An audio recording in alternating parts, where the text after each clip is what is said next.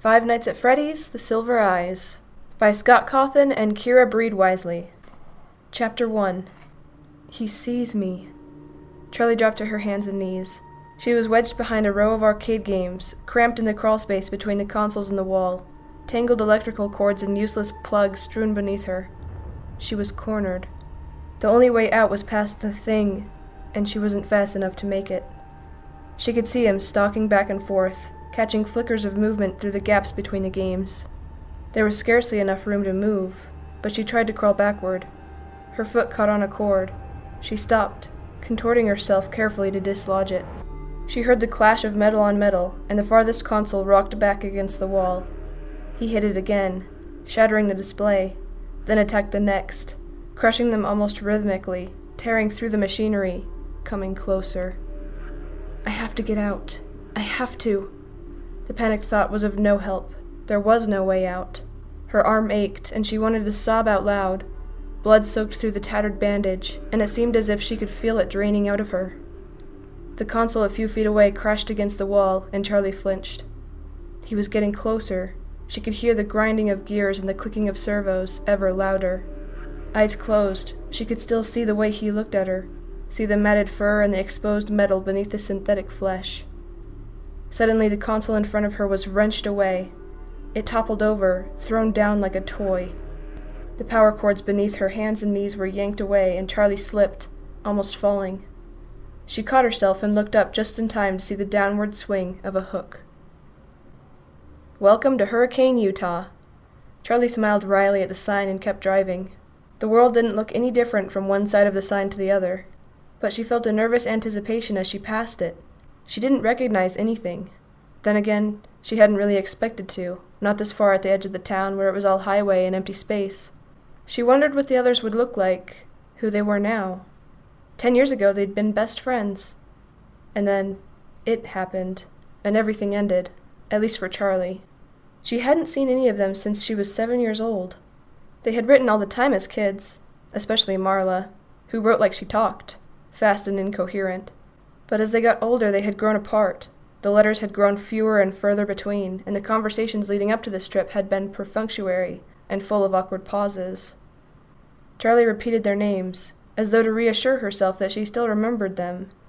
Marla, Jessica, Lamar, Carlton, John, and Michael. Michael was the reason for this trip, after all. It was 10 years since he died, 10 years since it happened. And now his parents wanted all of them together for the dedication ceremony. They wanted all his old friends there while they announced the scholarship they were creating in his name. Charlie knew it was a good thing to do, but the gathering still felt slightly macabre. She shivered and turned down the air conditioning, even though she knew it was not the cold. As she drove into the town center, Charlie began to recognize a few things. A few stores and the movie theater, which was now advertising this summer's blockbuster hit. She felt a brief moment of surprise, and then smiled to herself. What did you expect? That the whole place would be unchanged? A monument to the moment of your departure, frozen forever in July 1985? Well, that was exactly what she had expected. She looked at her watch. Still a few hours to kill before they all meet up. She thought about going to the movie, but she knew what she really wanted to do. Charlie made a left turn and headed out of town. 10 minutes later she pulled to a stop and got out. The house loomed up before her, its dark outline a wound in the bright blue sky. Charlie leaned back against the car, slightly dizzy. She took a moment to steady herself with deep breaths. She had known it would be here. An illicit look through her aunt's bank books a few years before had told her that the mortgage was paid off, and that Aunt Jen was still paying property taxes. It had only been 10 years. There was no reason it should have changed at all. Charlie climbed the steps slowly, taking in the peeling paint. The third stair still had a loose board, and the rose bushes had taken over one side of the porch, their thorns biting hungrily into the wood. The door was locked, but Charlie still had her key. She had never actually used it. As she took it from around her neck and slid it into the lock, she remembered her father putting its chain around her neck, in case you ever need it. Well, she needed it now. The door opened easily, and Charlie looked around.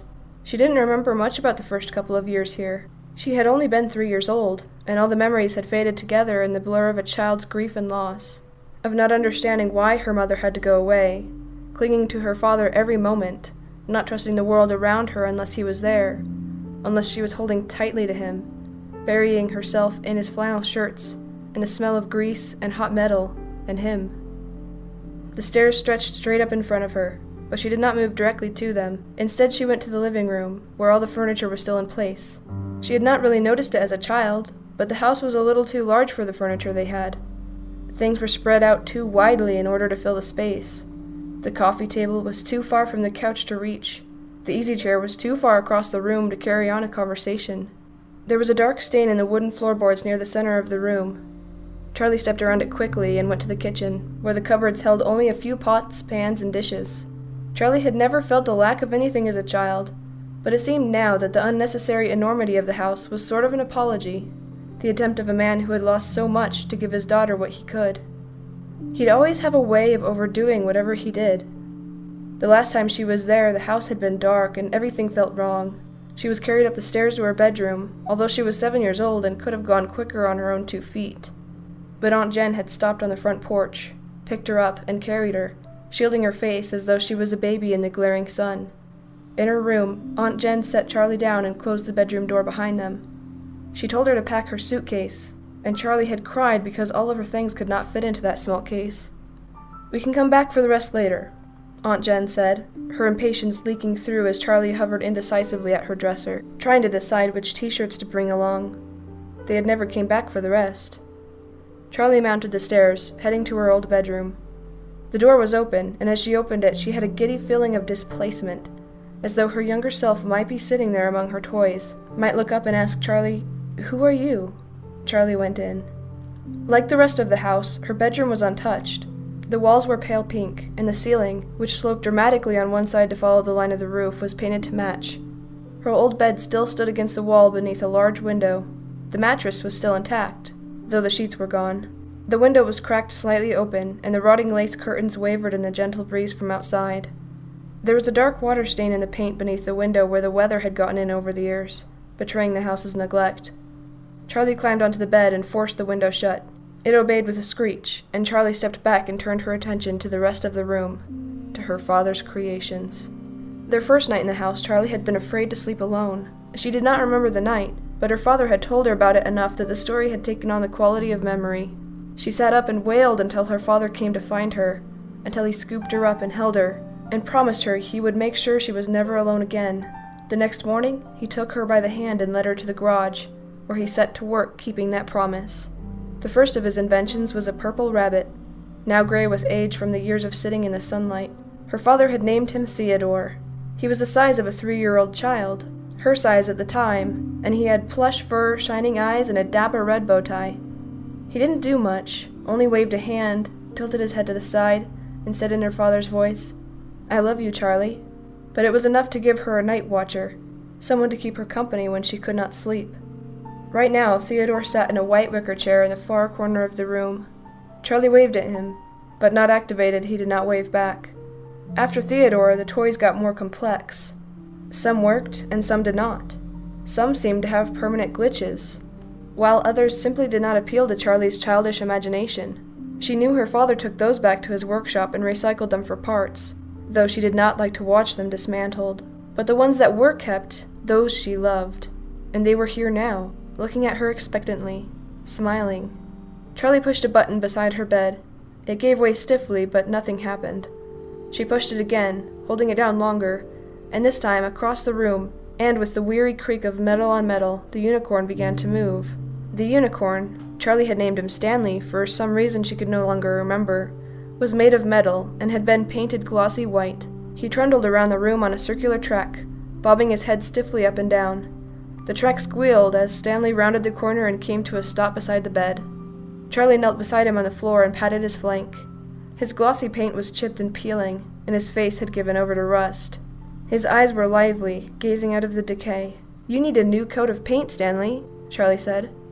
The unicorn stared ahead, unresponsive. At the foot of the bed there was a wheel, made of patched-together metal. It had always reminded her of something she might find on a submarine. Charlie turned it. It stuck for a moment, but then gave way, rotating as it always did, and across the room the smallest closet door swung open. Out sailed Ella on her track, a child-sized doll bearing a teacup and saucer in her tiny hands like an offering. Ella's plaid dress was still crisp. and her patent leather shoes still shone. Perhaps the closet had protected her from the damage of the damp. Charlie had an identical outfit, back when she and Ella were the same height.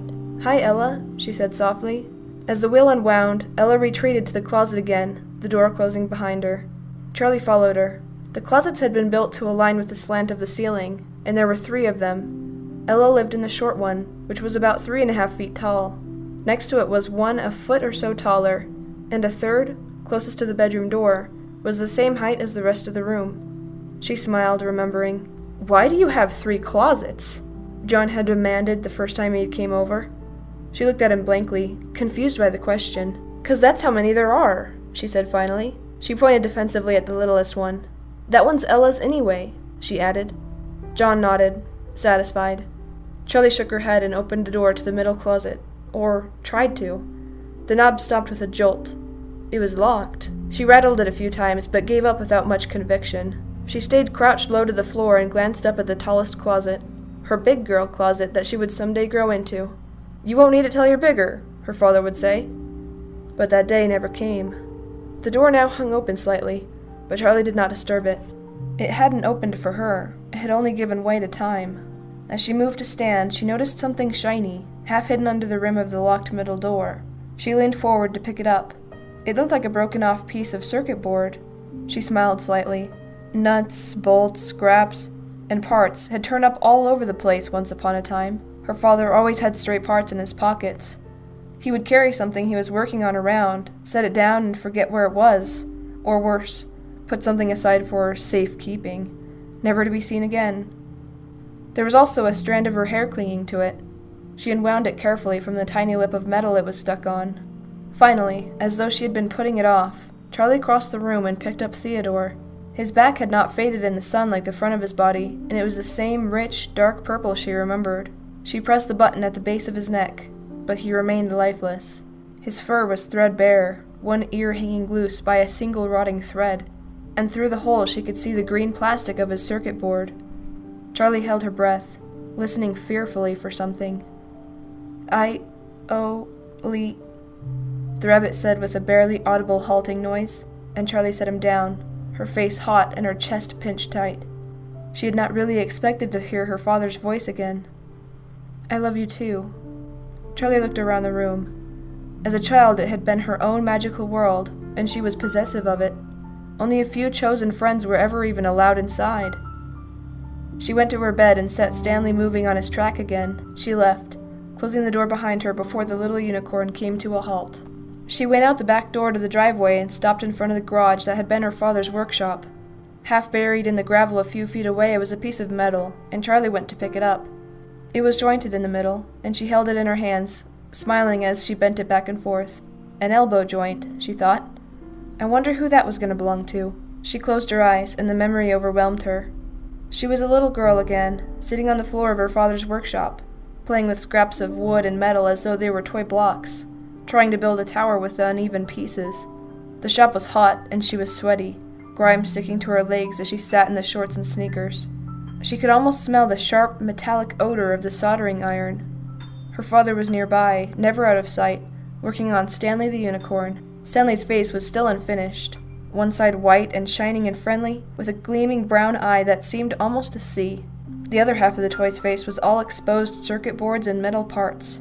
Charlie's father looked at her and smiled, and she smiled back, beloved. In a darkened corner behind her father, barely visible, hung a jumble of metal limbs, a twisted skeleton with burning silver eyes. Every once in a while it gave an uncanny twitch. Charlie tried never to look at it, but as her father worked, as she played with her makeshift toys, her eye was drawn back to it again and again. The limbs, contorted, seemed almost mocking, the thing a ghastly jester, and yet there was something about it that suggested enormous pain. "Daddy?" Charlie said, and her father did not look up from his work. "Daddy?"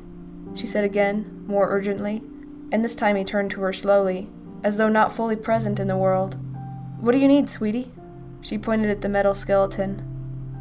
"Does it hurt?" She wanted to ask the question, but when she looked into her father's eyes, she found she could not. She shook her head. "Nothing." He nodded at her with an absent smile and went back to his work. Behind him, the creature gave another awful twitch, and its eyes still burned. Charlie shivered and drew herself back to the present. She glanced behind her, feeling exposed. She looked down, and her gaze fixed on something. 3 widely spaced grooves in the ground. She knelt, thoughtful, and ran her finger over one of them. The gravel was scattered away, and the marks worn heavily into the dirt. A camera tripod of some sort? It was the first unfamiliar thing she had seen.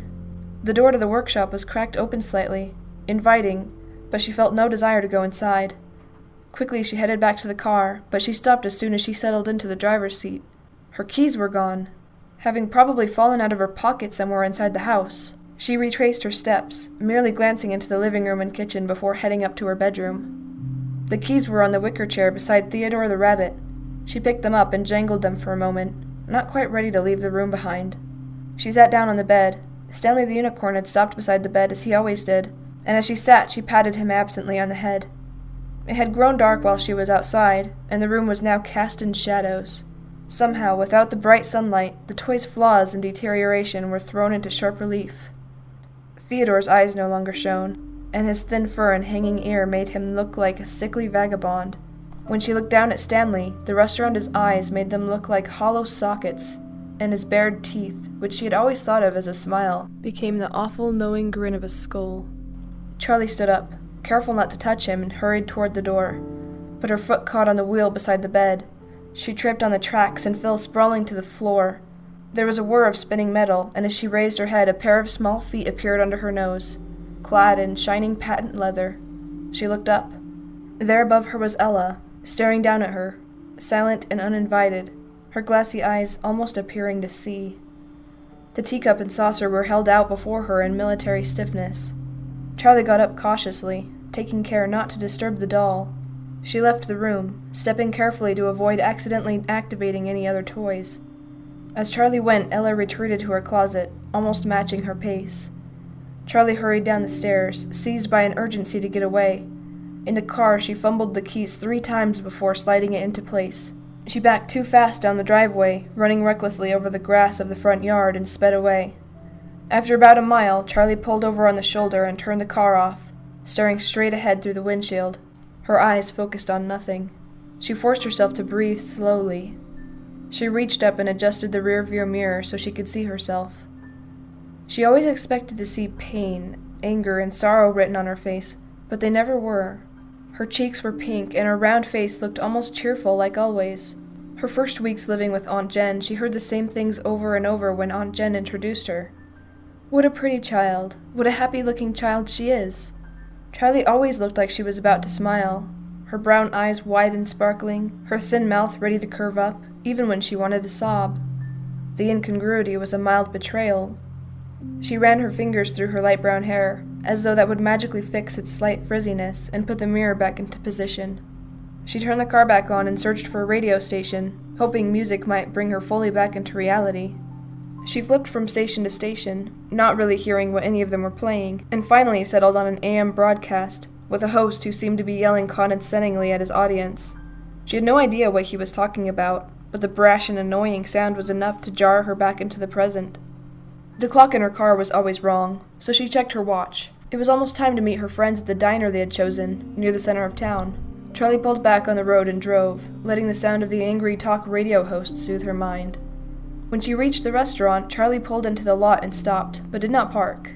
The front of the diner had a long picture window all across it, and she could see right inside. Though she had not seen them for years, it only took her a moment to spot her friends through the glass. Jessica was the easiest to pick out from the crowd. She always enclosed pictures with her letters, and right now she looked exactly like her last photo. Even seated, she was clearly taller than either of the boys, and very thin. Though Charlie could not see her whole outfit, she was wearing a loose white shirt with an embroidered vest, and she had a brimmed hat perched on her glossy, shoulder-length brown hair, with an enormous flower threatening to tip it off her head. She was gesturing excitedly about something as she spoke. The 2 boys were sitting next to each other, facing her. Carlton looked like an older version of his red-headed childhood self. He still had a bit of a baby face, but his features had refined, and his hair was carefully tousled and held in place by some alchemical hair product.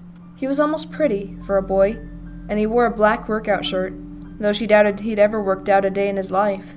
He slouched forward on the table, resting his chin in his hands. Beside him, John sat closest to the window. John had been the kind of child who would get dirty even before he went outside. There would be paint on his shirt before the teacher handed out the watercolors, grass stains on his knees before they came near a playground, and dirt under his fingernails just after he washed his hands. Charlie knew it was him because it had to be, but he looked completely different. The grubbiness of childhood had been replaced by something crisp and clean. He was wearing a neatly pressed, light green button-down shirt, the sleeves rolled up and the collar open, preventing him from looking too uptight. He was leaning back confidently in the booth, nodding enthusiastically, apparently absorbed in whatever Jessica was saying. The only concession to his former self was his hair, sticking up all over his head, and he had a 5 o'clock shadow, a smug, adult version of the dirt he always was covered in as a kid. Charlie smiled to herself. John had been something like a childhood crush, before either of them really understood what that meant. He gave her cookies from his Transformers lunchbox, and once in kindergarten, he took the blame when she broke the glass jar that held the colored beads for arts and crafts. She remembered the moment when it slipped from her hands, and she watched it fall. She could not have moved fast enough to catch it, but she would not have tried. She wanted to see it break. The glass hit the wood floor and shattered into 1,000 pieces, and the beads scattered, many-colored among the shards. She thought it was beautiful, and then she started to cry. John had a note sent home to his parents, and when she told him thank you, he had wrinkled at her with an irony beyond his years and simply said, "For what?" After that, John was allowed to come to her room. She let him play with Stanley and Theodore, watching anxiously the first time he had learned to press the buttons and make them move. She would be crushed if he didn't like them, knowing instinctively that it would make her think less of him. They were her family, but John was fascinated as soon as he saw them. He loved her mechanical toys, and so she loved him. 2 years later, behind a tree, beside her father's workshop, she almost let him kiss her. And then it happened, and everything ended, at least for Charlie. Charlie shook herself, forcing her mind back to the present. Looking again at Jessica's polished appearance, she looked down at herself. Purple t-shirt, denim jacket, black jeans, and combat boots. It had felt like a good choice this morning, but now she wished she had chosen something else. "This is all you ever wear," she reminded herself. She parked and locked the car behind her, even though people in Hurricane did not usually lock their cars. Then she went into the diner to meet her friends for the first time in 10 years. The warmth, noise, and light of the restaurant hit her in a wave as she entered. For a moment she was overwhelmed, but Jessica saw her pause in the doorway and shouted her name. Charlie smiled and went over. "Hi," she said awkwardly, flicking her eyes at each of them but not fully making eye contact. Jessica scooted over on the red vinyl bench and patted the seat beside her. "Here, sit," she said. "I was just telling John and Carlton about my glamorous life." She rolled her eyes as she said it, managing to convey both self-deprecation and the sense that her life was truly something exciting. "Did you know that Jessica lives in New York?" Carlton said. There was something careful about the way he spoke, like he was thinking about his words before he formed them. John was silent, but he smiled at Charlie anxiously. Jessica rolled her eyes again, and with a flash of déjà vu, Charlie suddenly recalled that this had been a habit, even when they were children. 8 million people live in New York, Carlton. It's not exactly an achievement, Jessica said. Carlton shrugged. "I've never been anywhere," he said. "I didn't know you still lived in town," Charlie said. "Where else am I going to live? My family's been here since 1896, he added, deepening his voice to mimic his father. "Is that even true?" Charlie asked. "I don't know," Carlton said to his own register. "Could be. Dad ran for mayor 2 years ago. I mean, he lost, but still, who runs for mayor?" He made a face. "I swear, the day I turn 18, I am out of here." "Where are you going to go?" John asked, looking seriously at Carlton. Carlton met his eyes, just as serious for a moment. Abruptly, he broke away and pointed out to the window, closing one of his eyes as if to get his aim true. John raised an eyebrow as he looked out the window, trying to follow the line Carlton was pointing to. Charlie looked too. Carlton wasn't pointing at anything. John opened his mouth to say something, but Carlton interrupted. "Or?" he said as he smoothly pointed to the opposite direction. "Okay." John scratched his head, looking slightly embarrassed. "Anywhere, right?" he added with a laugh. "Where's everyone else?" Charlie asked, peering out the window and searching the parking lot for the new arrivals. "Tomorrow," John said. "They're coming tomorrow morning," Jessica jumped in to clarify. "Marla's bringing her little brother, can you believe it?" "Jason?" Charlie smiled. She remembered Jason as a little bundle of blankets with a tiny red face peeking out. I mean, who wants a baby around? Jessica adjusted her hat primly. I'm pretty sure he's not a baby anymore, Charlie said, stifling a laugh. Practically a baby, Jessica said. Anyway, I booked us a room at the motel down by the highway. It was all I could find. The boys are staying with Carlton. Okay, Charlie said. She was vaguely impressed by Jessica's organization, but she wasn't happy about the plan. She loathed to share a room with Jessica, who now seemed like a stranger. Jessica had become the kind of girl who intimidated her, polished and immaculate, speaking as though she had everything in life figured out. For a moment, Charlie considered going back to her old house for the night, but as soon as she thought it, the idea repelled her. That house, at night, was no longer the province of living. Don't be dramatic, she scolded herself. But now John was speaking. He had a way of commanding attention with his voice, probably because he spoke less often than everyone else. He spent most of his time listening, but not out of reticence. He was gathering information, speaking only when he had wisdom or sarcasm to dispense. Often it was both at once. Does anyone know what's happening tomorrow? They were all silent for a moment, and the waitress took the opportunity to come over for their order. Charlie flipped quickly through the menu, her eyes not really focusing on the words. Her turn to order came much faster than she was expecting, and she froze. Eggs, she said at last. The woman's hard expression was still fixed on her, and she realized she had not finished. Scrambled, wheat toast, she added, and the woman went away. Charlie looked back down at the menu. She hated this about herself. When she was caught off guard, she seemed to lose all ability to act or process what was going on around her. People were incomprehensible, their demands alien. Ordering dinner shouldn't be this hard, she thought. The others had begun their conversation again, and she turned her attention to them, feeling like she had fallen behind. What do we even say to his parents? Jessica was saying. Carlton, do you ever see them? Charlie asked. Not really, he said. Around, I guess. I'm surprised they stayed in Hurricane, Jessica said with a note of worldly disapproval in her voice. Charlie said nothing, but she thought, how could they not? His body had never been found. How could they not have secretly hoped he might come home, no matter how impossible they knew it was? How could they leave the only home Michael knew? It would mean really finally giving up on him. Maybe that was what the scholarship was, an admission that he was never coming home. Charlie was acutely aware that they were in a public place, where talking about Michael felt inappropriate. They were, in a sense, both insiders and outsiders. They had been closer to Michael, probably than anyone in this restaurant, but with the exception of Carlton, they were no longer from Hurricane. They did not belong. She saw the tears falling on her paper placement before she felt them, and she hurriedly wiped her eyes, looking down and hoping no one had noticed.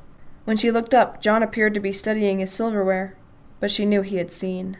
She was grateful to him for not trying to offer comfort. John, do you still write? Charlie asked.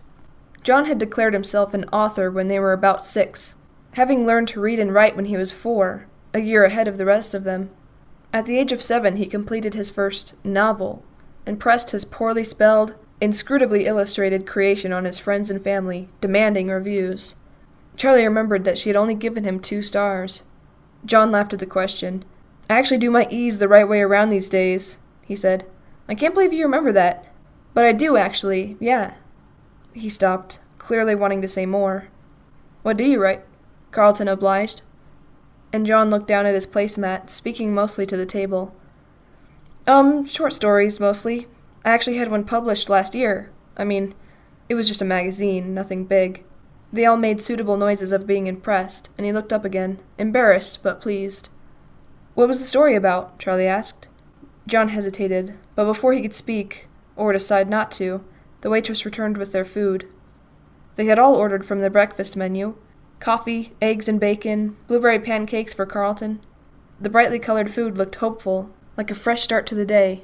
Charlie took a bite of her toast, and they all ate silently for a moment. Hey, Carlton, John said suddenly. Whatever happened to Freddy's, anyway? There was a brief hush. Carlton looked nervously at Charlie, and Jessica stared up at the ceiling. John flushed red, and Charlie spoke hastily. It's okay, Carlton, I'd like to know, too. Carlton shrugged, stabbing at his pancakes nervously with his fork. They built over it, he said. What did they build? Jessica asked. Is there something else now? Was it built over or just torn down? John asked. Carlton shrugged again, quick like a nervous tick. Like I said, I don't know. It's too far back from the road to see, and I haven't exactly investigated. It might have been leased to someone, but I don't know what they did. It's all been blocked off for years under construction. You can't even tell if the building's still there. So it could still be there? Jessica asked with a spark of excitement breaking through. Like I said, I don't know, Carlton answered. Charlie felt the diner's fluorescent lights glaring down on her face, suddenly too bright. She felt exposed. She'd barely eaten, but she found herself rising from the booth, pulling a few crumpled bills from her pocket and dropping them on the table. I'm gonna go outside for a minute, she said. Smoke break, she added hastily. You don't smoke, she chided herself for the clumsy lie as she made her way to the door, jostling past a family of 4 without saying excuse me, and she stepped out into the cool evening. She walked to her car and sat on the hood, the metal denting slightly under her weight. She took in breaths of cool air as if it was water and closed her eyes. You knew it would come up. You knew you'd have to talk about it, she reminded herself. She had practiced on the drive here and forced herself to think about happy memories, to smile and say, "Remember when?" She thought she was prepared for this, but of course she had been wrong. Why else would she have run out of the restaurant like a child? Charlie? She opened her eyes and saw John standing next to the car, holding her jacket out in front of him like an offering. You forgot your jacket, he said, and she made herself smile at him. Thanks, she said. She took it and draped it over her shoulders, then slid over on the car's hood for him to sit. Sorry about that, she said. In the dim lights of the parking lot, she could still see him blush to the ears. She joined her on the car's hood, leaving a deliberate space between them. I haven't learned to speak before I talk. I'm sorry. John watched the sky as a plane passed overhead. Charlie smiled, this time unforced. It's okay. I knew it was going to come up. It had to. It sounds stupid, but I never think about it. I don't let myself. No one knows what happened, except my aunt, and we never talk about it. Then I come here, and suddenly it's everywhere. I was just surprised, that's all. Uh-oh. John pointed, and Charlie saw Jessica and Carlton hesitating in the doorway of the diner. She waved them over, and they came. Remember that time at Freddy's when the merry-go-round got stuck, and Marla and that mean kid Billy had to keep riding it until their parents plucked him off? Charlie said.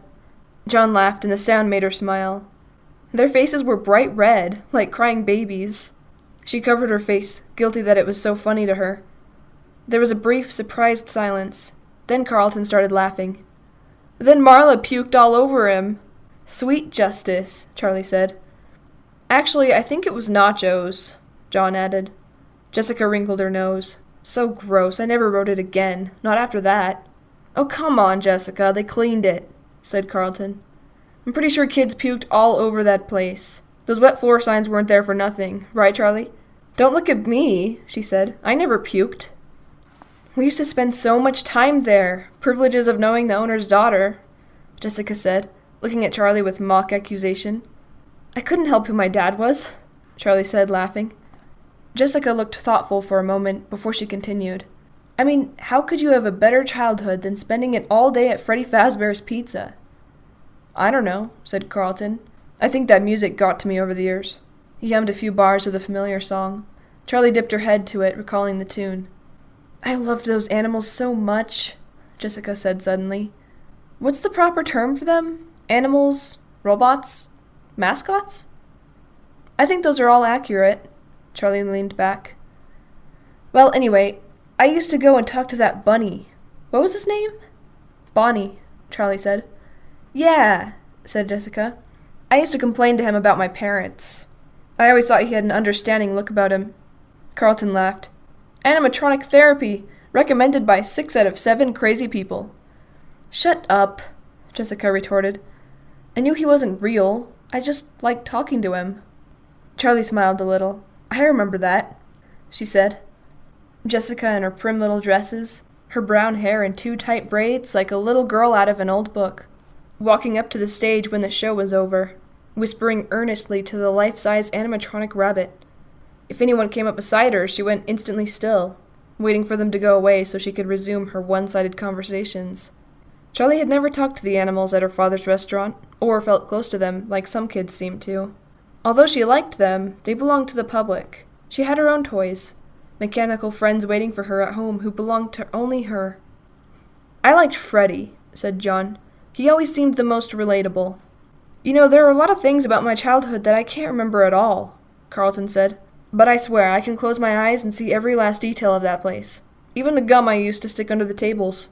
Gum? Yeah, right, those were boogers. Jessica took a tiny step away from Carlton. He grinned. I was 7, what do you want? You all picked on me back then. Remember when Marla wrote, Carlton smells like feet on the wall outside?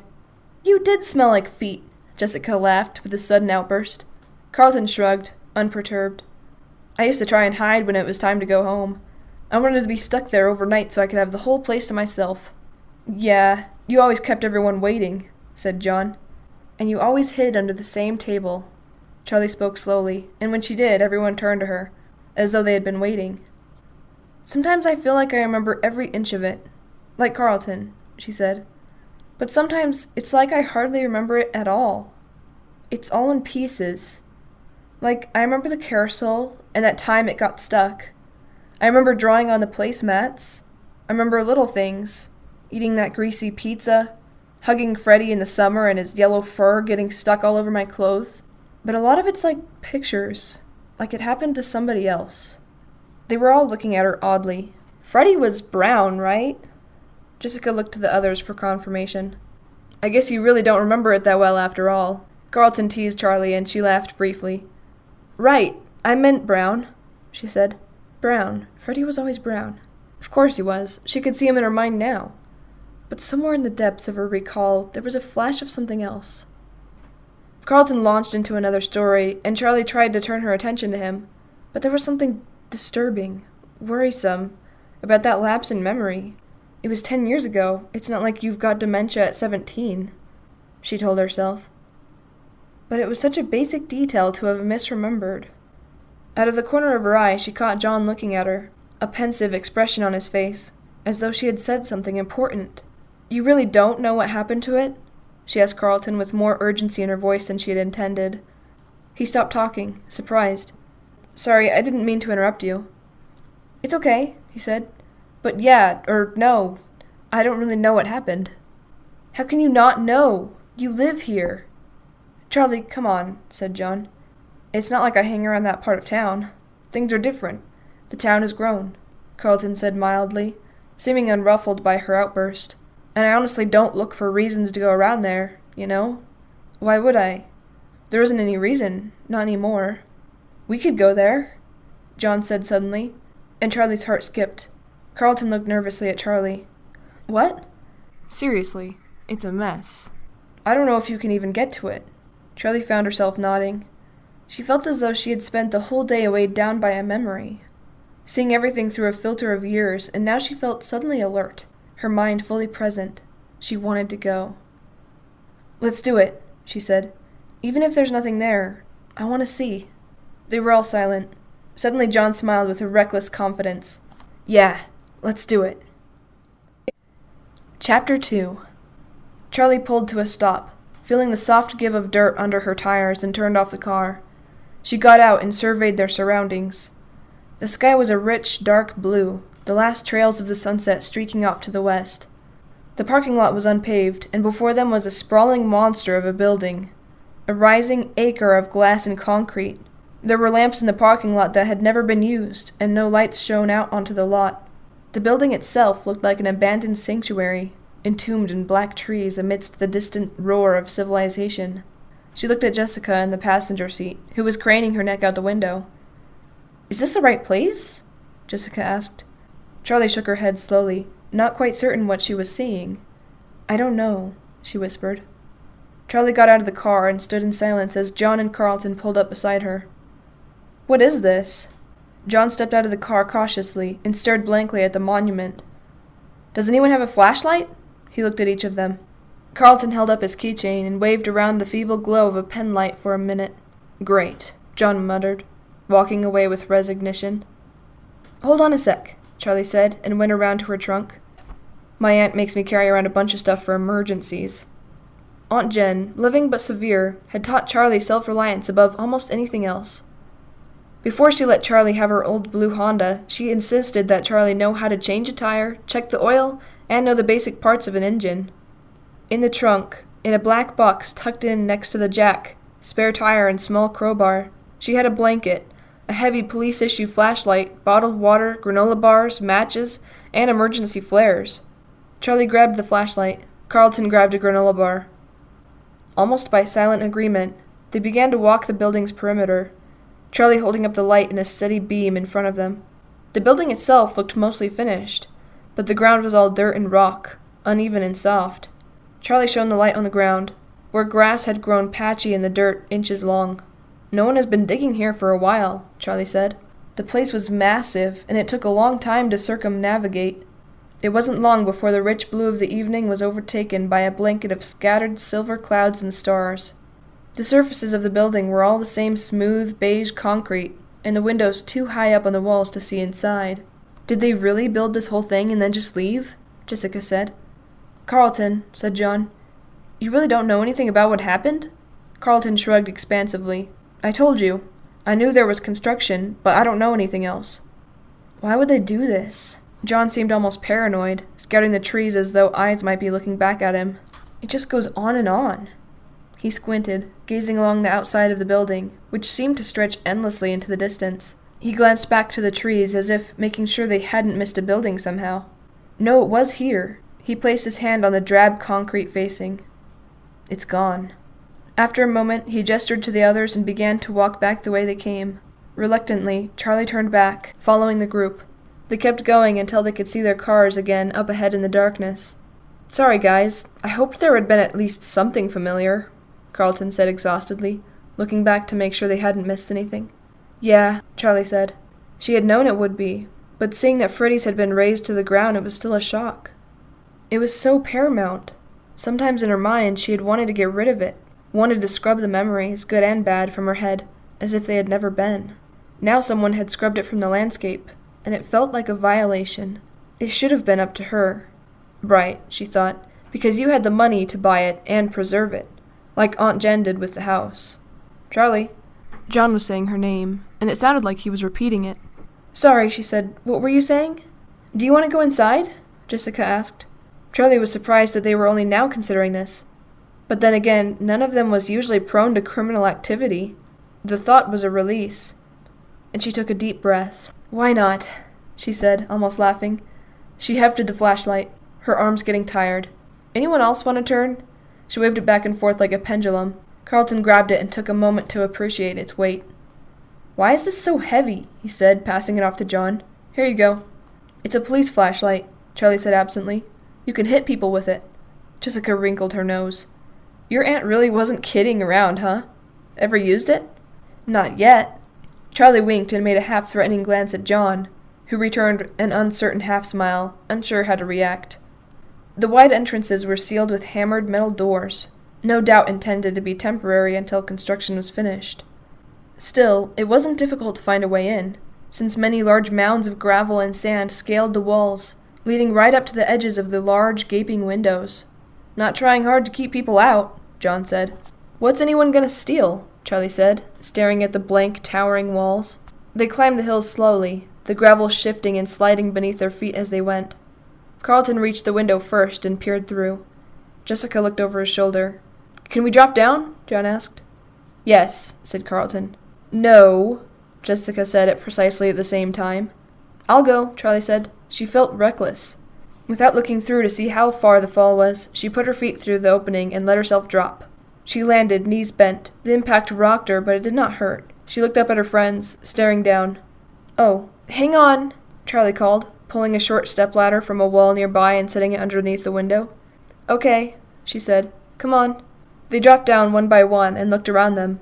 Inside was an atrium, or maybe it would have become a food court, with metal benches and plastic tables scattered around, some bolted to the floor. The ceiling rose high up above them, with a glass roof where they could see the stars peering down at them. "Very post-apocalyptic," Charlie joked, her voice echoing in the open space. Jessica sang a brief, wordless scale suddenly, startling them all into silence. Her voice rang out pure and clear, something beautiful in all the emptiness. "Very nice, but let's not call too much attention to ourselves," John said. "Right," Jessica said, still very happy with herself. As they walked on, Carlton swept up and took her arm. "Your voice is amazing," he said. "It's just good acoustics." Jessica said, attempting humility, but not meaning a word of it. They walked the empty halls, peering into each of the massive cavities where the department stores might have been. Some parts of the mall had been almost finished, while others were in shambles.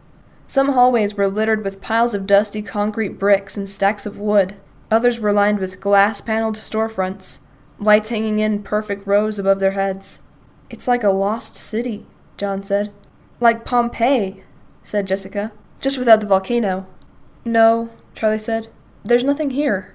The whole place had a sterile feel to it. It was not abandoned. It had never sustained life at all.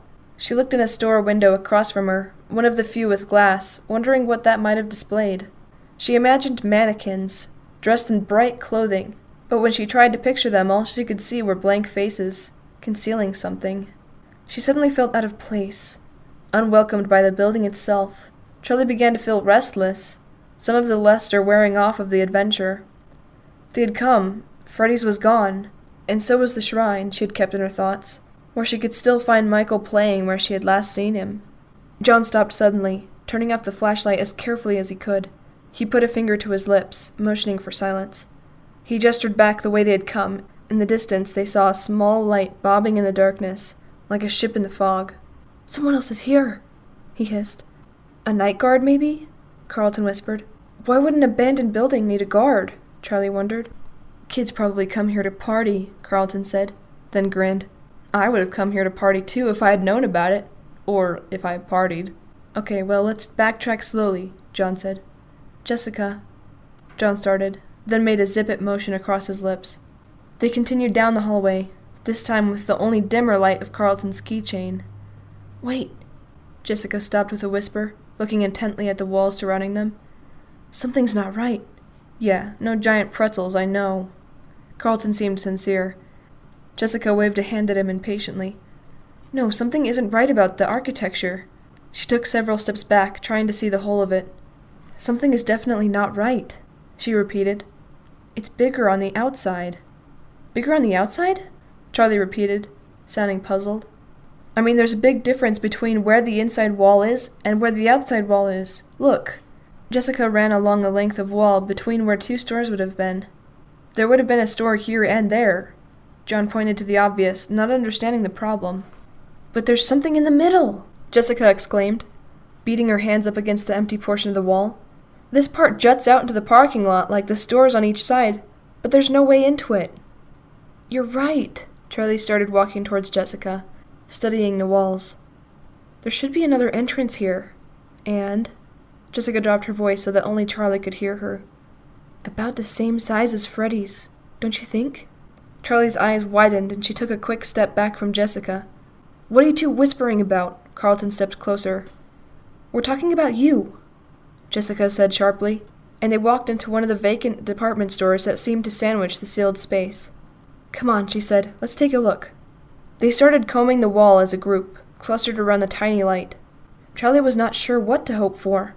Aunt Jen had warned about her coming back. She didn't encourage Charlie to skip the memorial, not directly, but she wasn't pleased that she was returning to Hurricane. "Just be careful," she said. "Some things, some memories, are best left undisturbed." "Is that why you kept Dad's house?" Charlie thought now. "Is that why you kept paying for it, left it untouched like it was some kind of shrine, but never visiting?" "Hey!" John was gesturing wildly, running inside to catch up with the rest of them. "Hide!" The light was out in the hall again, bobbing up and down, and it was coming closer. Charlie glanced around. They were already too deep into the massive store to get out in time, and there seemed to be nowhere to hide. "Here, here!" Jessica whispered. There was a break in the wall beside a rig of scaffolding, and they hurried into it, squeezing past stacks of open boxes and sheets of plastic hanging from the ceiling. They made their way down what appeared to be a makeshift hallway just on the other side of the department store wall. It was really more of an alley. It was incongruous with the rest of the mall. Not shiny and new, but dank and musty. One wall was made of the same concrete as it was on the outside of the building, though it was rough and unfinished, and the other wall was exposed brick, some parts faded smooth with age, others with mortar crumbling, leaving chinks and holes. Heavy wooden shelves of cleaning equipment stood against the wall, listing to the side, their boards sinking under the weight of the old paint cans and mysterious buckets. Something was dripping from uncovered pipes overhead, leaving puddles that they all stepped carefully around. A mouse scuttled by, almost running over Carlton's foot. Carlton made a strangled sound, hand over his mouth. They crouched down behind one of the wooden shelving units, pressed up against the wall. Charlie doused the light and waited. She took shallow breaths, perfectly still, watching and wishing she had picked a better position to freeze into. After a few minutes, her legs started to feel numb under her, and Carlton was so close that she could smell the light, pleasant scent of his shampoo. "That's nice," she whispered. "Thanks," Carlton said, knowing immediately what she was referring to. "It comes in ocean breeze and tropical paradise. I prefer ocean breeze, but it dries the scalp." "Hush!" John hissed. Charlie wasn't sure why she was so worried. It was just a night guard, and at the worst they would be asked to leave, maybe yelled at a little. She had an overblown aversion to getting in trouble. The bobbing light came closer. Charlie was acutely aware of her body, holding every muscle motionless. Suddenly she could make out a thin figure leaning in from the great room outside. He shone his light in a long beam down the hallway, sweeping it up and down the walls. "He's got us," Charlie thought, but inexplicably he turned and went, apparently satisfied. They waited another few minutes, but there was nothing. He was gone. They all moved slowly out of their crouched positions, stretching limbs that had gone to sleep. Carlton shook one foot vigorously until he could stand on it. Charlie looked down at Jessica, who was still hunched over, as if frozen in time. "Jessica, are you okay?" she whispered.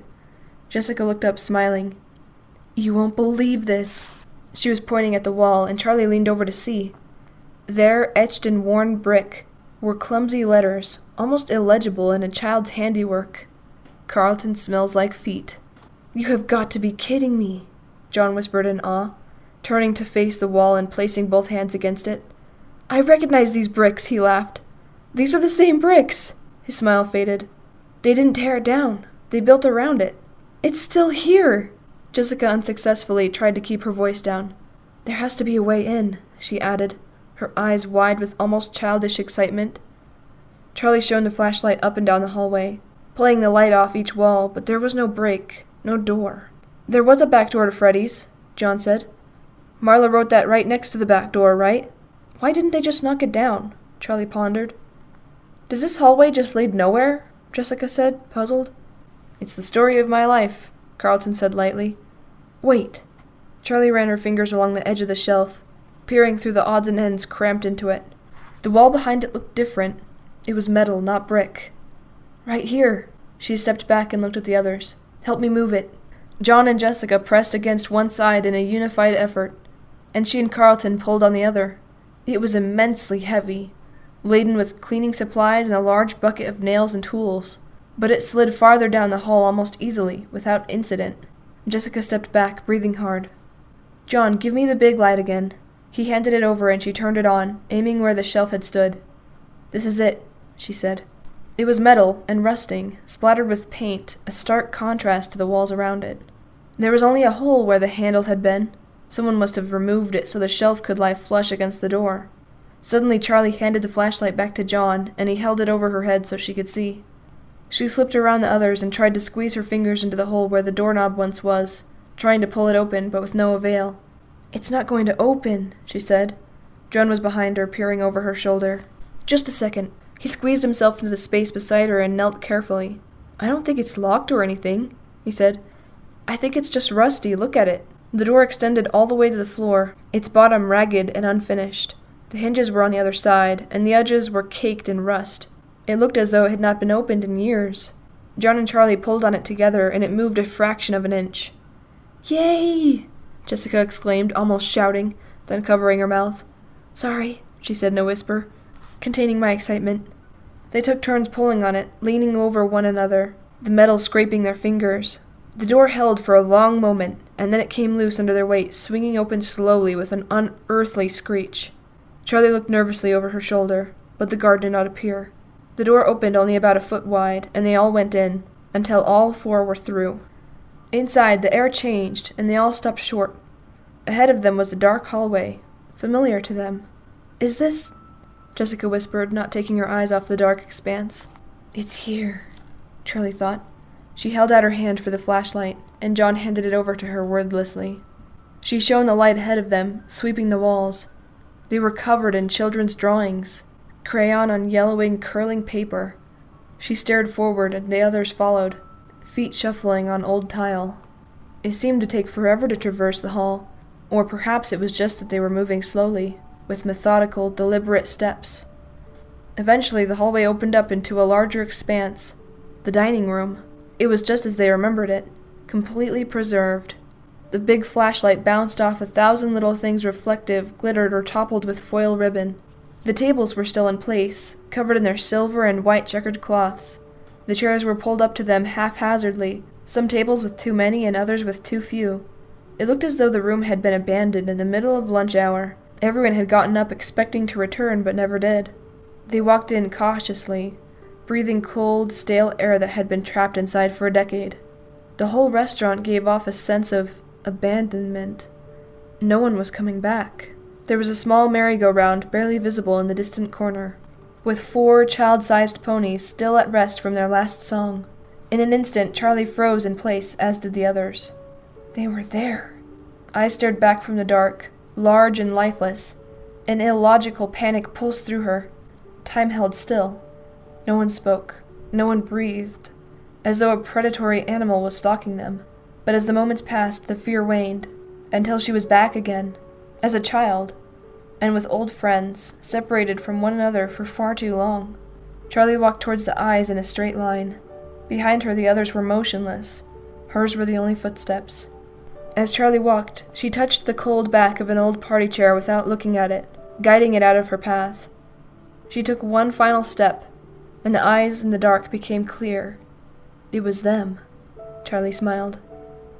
"Hi," she whispered, too soft for the others to hear. Before her stood 3 animatronic animals, a bear, a rabbit, and a chicken, all standing as tall as adults, maybe taller. Their bodies were segmented like an artist's model, each limb made of distinct squarish pieces, separated at the joints. They belonged to the restaurant, or maybe the restaurant belonged to them. And there had been a time when everyone knew them by name. There was Bonnie the rabbit. His fur was bright blue. His squared-off muzzle held a permanent smile, and his wide and chipped pink eyes were thick-lidded, giving him a perpetually worn-out expression. His ears stuck up straight, crinkling over at the top, and his large feet splayed out for balance. He held a red bass guitar, blue paws poised to play, and around his neck was a bow tie that matched the instrument's fiery color. Chica the chicken was more bulky and had an apprehensive look. Thick black eyebrows arched over her purple eyes and her beak slightly open, revealing teeth, as she held out a cupcake on a platter. The cupcake itself was somewhat disturbing, with eyes set into its pink frosting and teeth hanging out over the cake, a single candle sticking out of the top. I always expected the cupcake to jump off the plate. Carlton gave a half-laugh and cautiously stepped up to Charlie's side. "They seem taller than I remember," he added in a whisper. "That's because you never got this close as a kid," Charlie smiled, at ease, and stepped closer. "You were busy hiding under tables," Jessica said from behind them, still some distance away. Chica wore a bib around her neck with the words, "Let's eat," set out in purple and yellow against a confetti-covered background. A tuft of feathers stuck up in the middle of her head. Standing between Bonnie and Chica was Freddy Fazbear himself, namesake of the restaurant. He was the most genial-looking of the 3, seeming at ease where he was. A robust, if lean, brown bear. He smiled down at the audience, holding a microphone in one paw, sporting a black bow tie and top hat. The only incongruity in his features were the color of his eyes, a bright blue that surely no bear had ever had before him. His mouth hung open and his eyes were partially closed, as though he had been frozen in song. Carlton drew closer to the stage until his knees pressed against the rim of it. "Hey, Freddy," he whispered. "Long time no see." He reached out and grabbed at the microphone, wiggling it to see if he could get it loose. "Don't!" Charlie blurted, looking up into Freddy's fixed gaze, as though making sure he hadn't noticed. Carlton pulled his hand back like he had touched something hot. "Sorry." "Come on," John said, cracking a smile. "Don't you want to see the rest of the place?" They spread out across the room, peering into corners and carefully trying doors, acting as though everything might be breakable to the touch. John went over to the small carousel, and Carlton disappeared into the dark arcade off the main room. "I remember it being a lot brighter and noisier in here." Carlton smiled as though at home again, running his hands over the aging knobs and flat plastic buttons. "I wonder if my high scores are still in there," he muttered to himself. To the left of the stage was a small hallway. Half hoping no one would know where she had gone, Charlie started down it silently, as the others occupied themselves to their own curiosities. At the end of the short, plain corridor was her father's office. It had been Charlie's favorite place in the restaurant. She liked to play with her friends in the main area, but she loved the singular privilege of coming back here when her father was doing paperwork. She paused outside the closed door, her hand poised over the knob, remembering. Most of the room was filled with his desk, his filing cabinets and small boxes of uninteresting parts. In one corner was a smaller filing cabinet, painted a salmon color that Charlie had always insisted was pink. That had been Charlie's. The bottom drawer held toys and crayons, and the top had what she liked to call my paperwork. It was mostly coloring books and drawings, but occasionally she would go over to her father's desk and try to copy down whatever he was writing in childish crayoned hand. Charlie tried the door, but it was locked. Better this way, she thought. The office was personal, and she did not really want it open tonight. She headed back into the main dining room and found John looking pensively at the merry-go-round. He eyed her with curiosity, but did not ask where she had gone. I used to love this thing, Charlie smiled, approaching warmly. Yet now the painted figures seem odd and lifeless to her. John made a face, as though he knew what she was thinking. Not the same, he said. He rubbed his hand over the top of a polished pony, as though to scratch it behind the ear. Just not the same, he repeated, moving his hand and gazing elsewhere. Charlie glanced over to see where the others were. In the arcade, she could see Jessica and Carlton wandering among the games. The consoles stood still and unlit like massive tombstones, their screens blank. I never liked playing the games, Jessica said, smiling. They moved too fast, and just when I'd start to figure out what to do, I'd die and it'd be someone else's turn. She wiggled the joystick that squeaked from neglect. They were rigged anyway, Carlton said with a wink. When's the last time you played one of these? Jessica asked, peering closely into one of the screens to see what image was burned into it from too many years of use. Carlton was busy rocking a pinball machine back and forth, trying to get the ball to come loose. There's a pizza place I visit sometimes. He set the table back on four legs carefully and glanced at Jessica. But it's no Freddy's, he added. John was roaming through the dining room again, amidst the tables, flicking the stars and spirals hanging overhead. He plucked a red party hat from the table, stretched the rubber band hanging loosely from its base and snapped it around his head, red and white tassels hanging down over his face. Oh, let's check out the kitchen, he said. Charlie followed as he bounded off towards it. Although the kitchen had been off limits to her friends, she'd spent a lot of time there, so much that the chefs chased her out by name, or at least by the name they heard her father call her, Charlotte. John overheard someone calling her Charlotte one day when they were in kindergarten and persisted in teasing her with it constantly. He could always get a rise out of her with that. It wasn't that Charlie didn't like her full name, but Charlie was who she was to the world. Her father called her Charlotte, and it was like a secret between them, something no one else was allowed to share. The day she left Hurricane for good, the day she said goodbye, John had hesitated.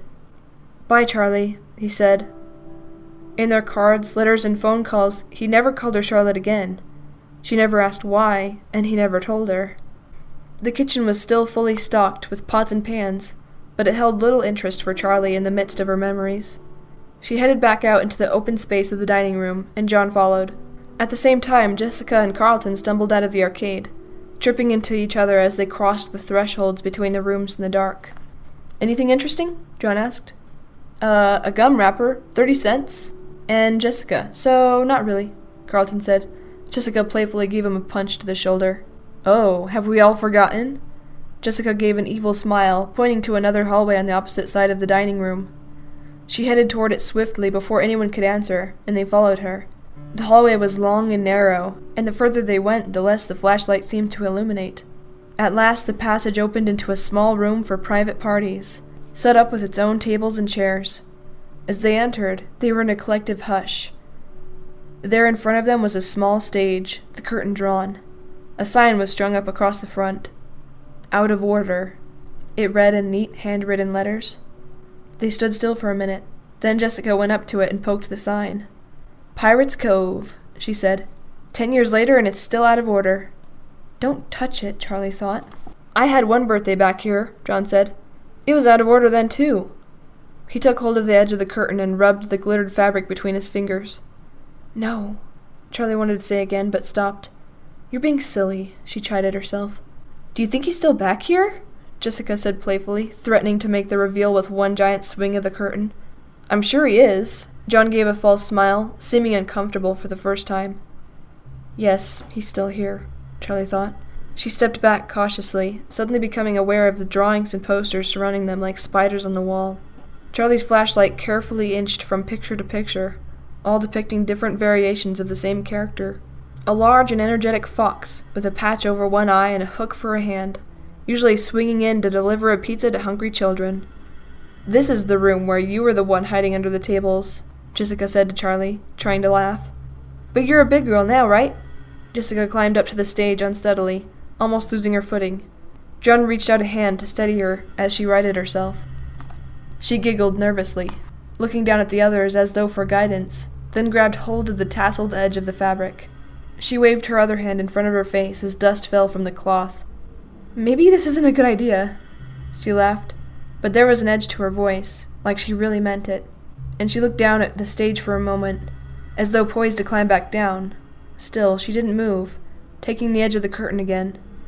Wait, John said. Can you hear that? They were all dead quiet, and in the silence Charlie could hear them all breathing. John's breaths were deliberate and calm, Jessica's quick and nervous. As she thought about it, her own breathing began to feel odd, like she had forgotten how to do it. I don't hear anything, she said. Me either, Jessica echoed. What is it? Music. It's coming from... He gestured back the way they came. From the stage? Charlie cocked her head to the side. I don't hear it. It's like a music box, he said. Charlie and Jessica listened carefully, but their blank expressions didn't change. It stopped, I guess. John returned his gaze forward. Maybe it was an ice cream truck, Jessica whispered. Hey, that wouldn't be so bad right now. John appreciated the levity. Jessica turned her attention back to the curtain, but John began to hum a tune to himself. It reminded me of something, he mumbled. Okay, here I go, Jessica announced. She did not move. Charlie found her eyes drawn to Jessica's hand on the curtain, her pink, manicured nails pale against the dark, glittery fabric. It was almost like the hushed moment in a theater crowd, when the lights go dark but the curtain has not yet risen. They were all still, all anticipating, but they were not watching a play, no longer playing a game. All the mirth had gone out of Jessica's face. Her cheekbones stood out stark in the shadows, and her eyes looked grim as though the simple thing she was about to do might be of terrible consequence. As Jessica hesitated, Charlie realized her hand hurt. She was making a fist so tight her nails dug into her flesh, but she could not force her grip to loosen. A crash sounded from back the way they came, a cascading, clanging noise ringing out and filling the whole space. John and Charlie froze, meeting each other's eyes in sudden panic. Jessica dropped the curtain and leapt off the stage, bumping into Charlie and knocking the light out of her hands. "Where's the way out?" she exclaimed, and John came over to help. They hurriedly searched the walls, and Charlie chased the light beam spiraling across the floor. Just as they were all back to their feet, Carlton came trotting in. "I knocked over a bunch of pots in the kitchen," he exclaimed, apology amid in the panic. "I thought you were with us," Charlie said. "I wanted to see if there was any food left," Carlton said, not making it clear if he found anything or not. "Seriously?" John laughed. "That guard might have heard," Jessica said anxiously. "We have to get out of here." They started for the door, and Jessica started running. The rest took off after her, picking up speed as they reached the hallway until they were racing as though something were behind them. "Run! Run!" John called out, and they all burst into giggles. The panic feigned, but the urgency real. They squeezed back through the door one by one and pushed it shut with the same painful squeal, Carlton and John leaning on it until it sealed, hefting it back into place and replacing the tools so that it appeared undisturbed. "Look good?" Jessica said, and John tugged her arm, guiding her away. They made their way quickly, but carefully, back the way they came, only using Carlton's penlight, back through the empty halls and the open atrium to the parking lot. The guard's light did not appear again. "A little anticlimactic," Carlton said with disappointment, checking back one more time in hopes they were being chased. "Are you kidding?" Charlie said as they went back to her car, already pulling the keys free from her pocket. She felt as though something locked deep inside her had been disturbed, and she was not sure if that was a good thing or not. "That was fun!" John exclaimed, and Jessica laughed. "That was terrifying!" she cried. "It can be both," Carlton said, grinning widely. Charlie began to laugh, and John joined in. "What?" Jessica said, Charlie shook her head, still laughing a little. It's just, we're all exactly the same as we were. I mean, we're totally different and older and everything, but we're the same. You and Carlton sound exactly like you did when you were 6. Right, Jessica said, rolling her eyes again, but John nodded. I know what you mean, he said. And so does Jessica. She just doesn't like to admit it. He glanced back at them all. Is everybody sure the guard didn't see us? We can outrun him now, Carlton said, reasonably, his hand resting on the car. I guess, John said, but he did not sound convinced. You haven't changed either, you know, Jessica said with a certain satisfaction. Stop looking for problems when there aren't any. Still, John said, glancing back, we should get out of here. I don't want to push our luck. See you all tomorrow, then? Jessica said as they parted ways. Carlton gave a little wave over his shoulder. Charlie's heart sank a little as Jessica settled herself into the passenger seat, tidily buckling herself in. She had not been looking forward to this. It wasn't that she didn't like Jessica, but that being alone with her was uncomfortable. She still wasn't much more than a stranger. Yet Charlie was still exhilarated from the night's adventure, and the lingering adrenaline gave her new confidence. She smiled at Jessica. After tonight, they suddenly had something very much in common. Do you know which way the motel is? She asked, and Jessica nodded, and reached for her purse down at her feet. It was small and black with a long strap, and on the drive to the construction site, Charlie had already seen her remove a lip gloss, a mirror, a pack of breath mints, a sewing kit, and a tiny hairbrush. Now she pulled out a small notebook and pen. Charlie smiled. Sorry, how much stuff do you have in that bag? She asked, and Jessica looked at her with a grin. The secrets of the purse must not be disclosed, she said, playfully, and they both laughed. Jessica started reading Charlie the directions, and Charlie obeyed, turning left and right without paying much attention to her surroundings. Jessica had already checked in, so they went straight to their room, a small beige box of a room with 2 double beds covered in shiny brown spreads. Charlie set her bags on the bed closest to the door, and Jessica went to the window. As you can see, I could splurge on a room with a view, she said, and flung the curtains open dramatically to reveal 2 dumpsters and a dried-out hedge. I want to have my wedding here. Right? Charlie said, amused. Jessica's prim demeanor and fashion model looks made it easy to forget she was smart as well. As children, she remembered being slightly intimidated every time they got together to play, before remembering after the first few minutes how much she liked her. She wondered if it was hard for her to make friends, looking the way she did. But it wasn't the kind of thing you could really ask someone. Jessica flopped down on the bed, lying across it to face Charlie. So, tell me about you, she said confidently, mocking a talk show host or someone's nosy mother. Charlie shrugged awkwardly, put on the spot. What does that mean? She said. Jessica laughed. I don't know. What an awful thing to ask, right? I mean, how do you answer that? How about school? Any cute boys? Charlie lay across the bed, mimicking Jessica's position. Cute boys? What are we, 12? Well, Jessica said impatiently. I don't know, she said. Not really. Her class was too small. She had known most of the people in it since she had moved in with Aunt Jen. And dating anyone, liking them like that, seemed forced and altogether unappealing. She told Jessica as much. Most of the girls, if they want to date, they date older guys, she said. And you don't have an older guy? Jessica teased. Nah, Charlie said. I figured I'd wait around for our batch to grow up. Right? Jessica burst out laughing before quickly thinking of something to share. Last year there was this guy, Donnie, she said. I was gaga for him, like really, he's so sweet to everyone. He wore all black all the time, and he had this black curly hair so thick all I could think about when I sat behind him was burying my face in it. I was so distracted I ended up with an A- in trig. He was super artistic, a poet, and he carried around one of those black leather notebooks. And he was always scribbling something in it, but he would never show anybody. She sighed dreamily. I figured if I could get him to show me his poetry, I would really come to know his soul, you know. So, did you ever? Charlie said. Oh yeah, she said, nodding empathetically. I asked him out finally, you know, 'cause he's shy and he's never going to ask me. And we went to the movies and made out a little, and then we went and hung out on the roof of his apartment building, and I told him all about how I wanted to study ancient civilizations and go on archaeological digs and stuff. And he showed me his poems. And did you come to know his soul? Charlie said, excited to be included in girl talk, something she felt like she'd never really gotten to participate in before. Charlie nodded eagerly, but not too eagerly. She calmed herself as Jessica scooted forward on the bed to whisper, "The poems were awful. I didn't know it was possible to be both melodramatic and boring at the same time. I mean, just reading them made me embarrassed for him." She covered her face in her hands. Charlie laughed. "What did you do?" "What could I do? I told him it wasn't going to work out and went home." "Wait, right after you read his poetry?" "I still had the notebook in my hand." "Oh no, Jessica, that's awful. You must have broken his heart." "I know, I felt so bad, but it was like the words just came out of my mouth. I couldn't stop myself." "Did he ever speak to you again?" "Oh yeah, he's perfectly nice. But now he takes statistics and economics and wears sweater vests."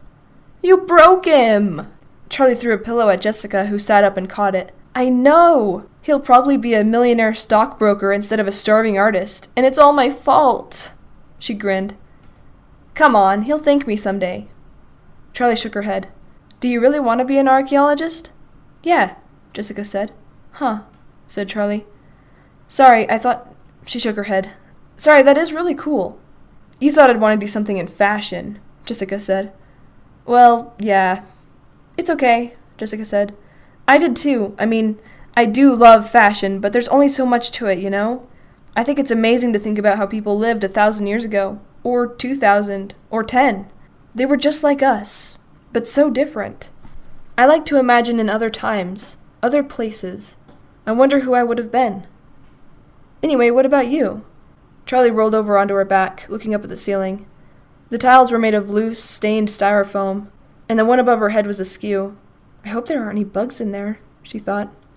"I don't know," she said slowly. "I think it's really cool that you know what you want to be, but I have just never thought about that kind of a plan." "Well, it's not like you have to figure it out now," Jessica said.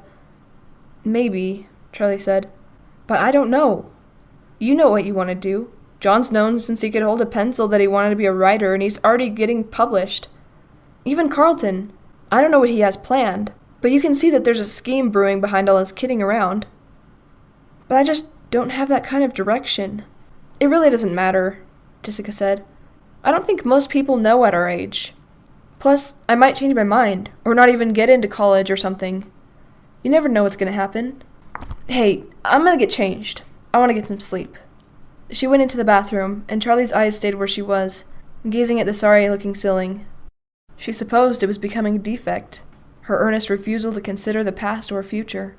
"Live in the present moment," her Aunt Jen said often, and Charlie had taken it to heart.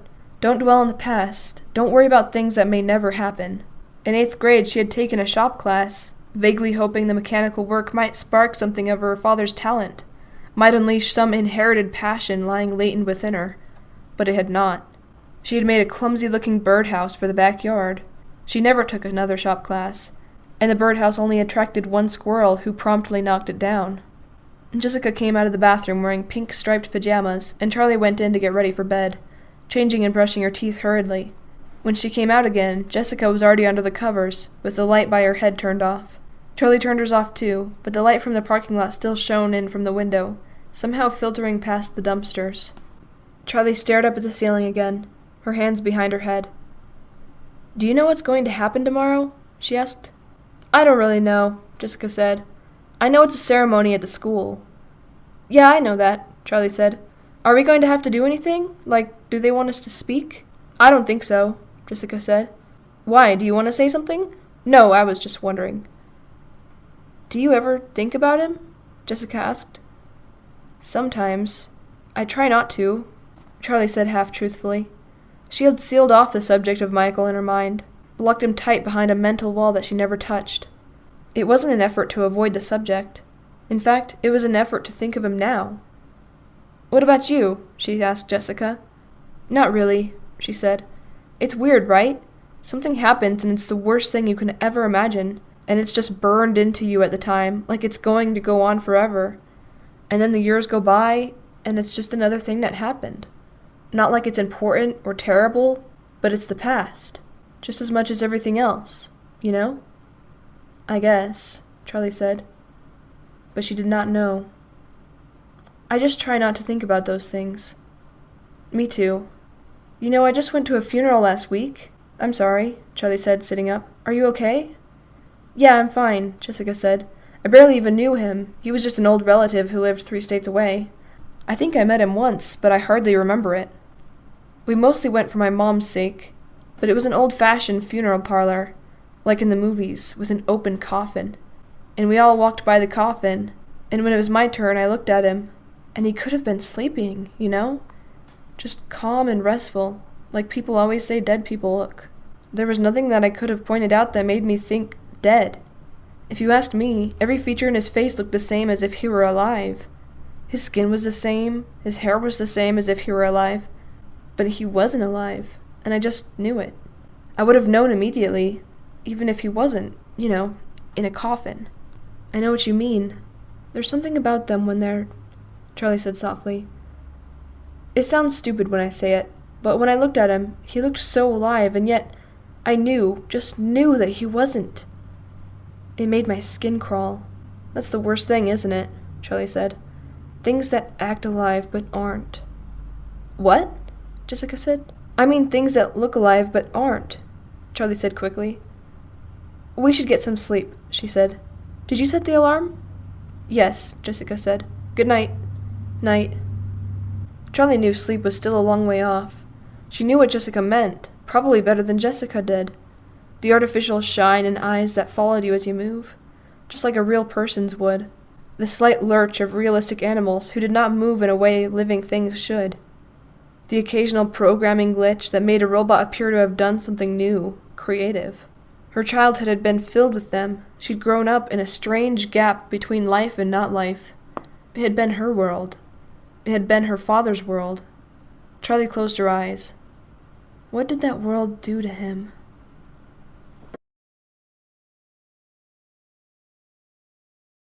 Chapter 3. Thud, thud, thud. Charlie startled out of sleep, disoriented. Something was banging on the door, trying to force its way in. Oh, for goodness sake, Jessica said grumpily, and Charlie blinked and sat up.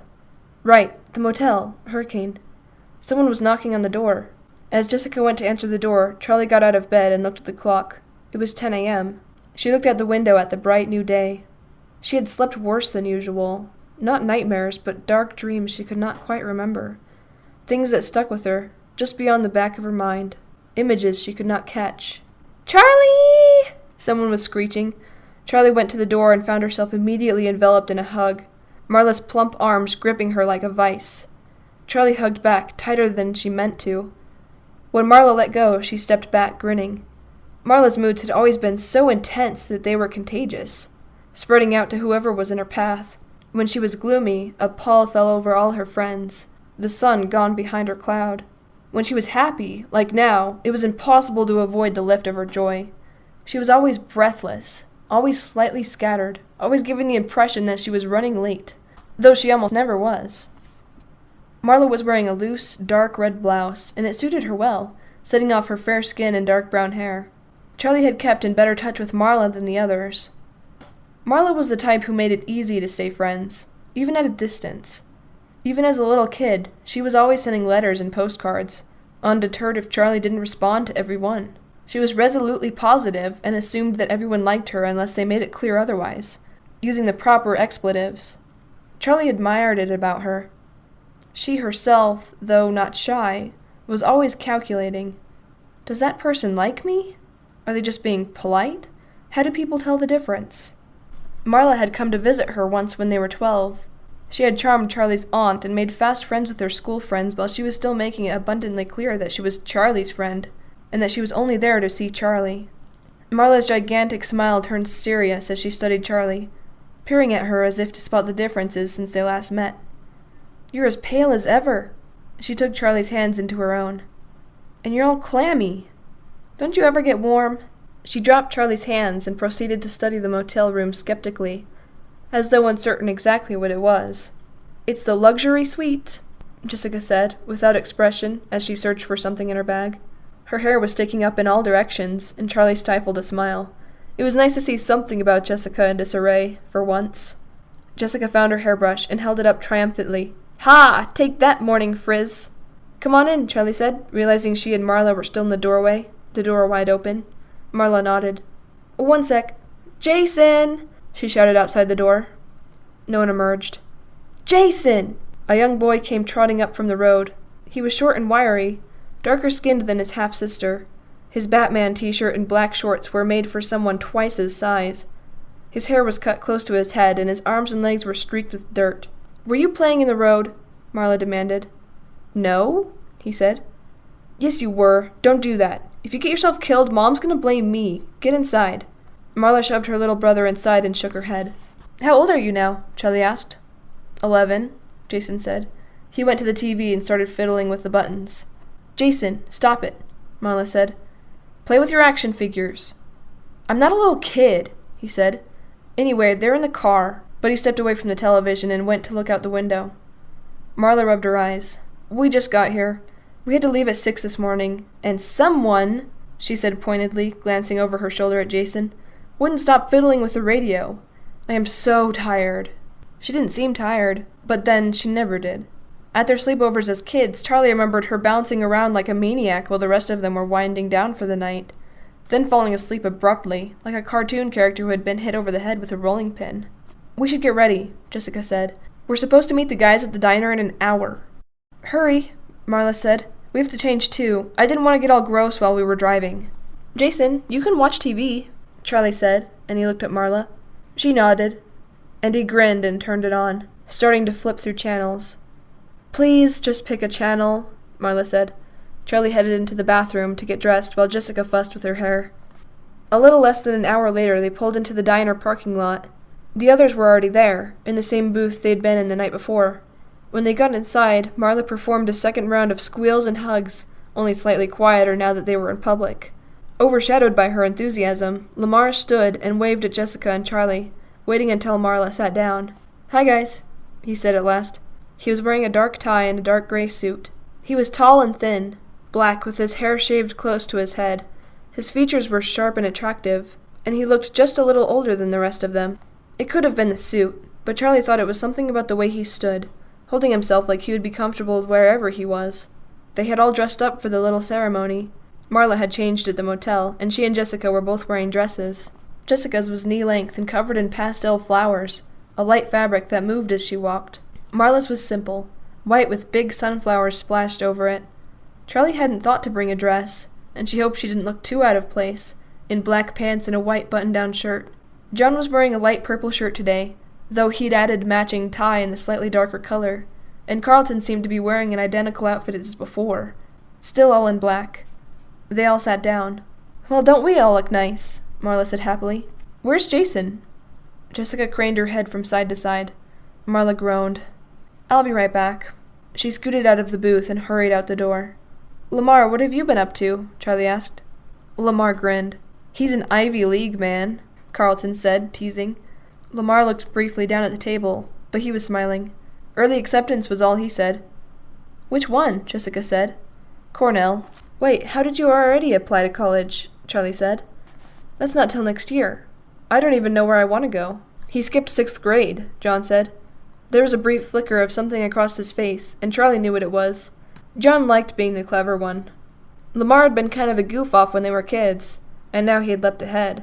John forced a grin, and the moment passed. "Congratulations," he said, with no hint that it was not entirely sincere. Marla came bursting in again, this time towing Jason behind her, holding onto his upper arm, into a blazer and khakis, though he was still wearing his Nikes.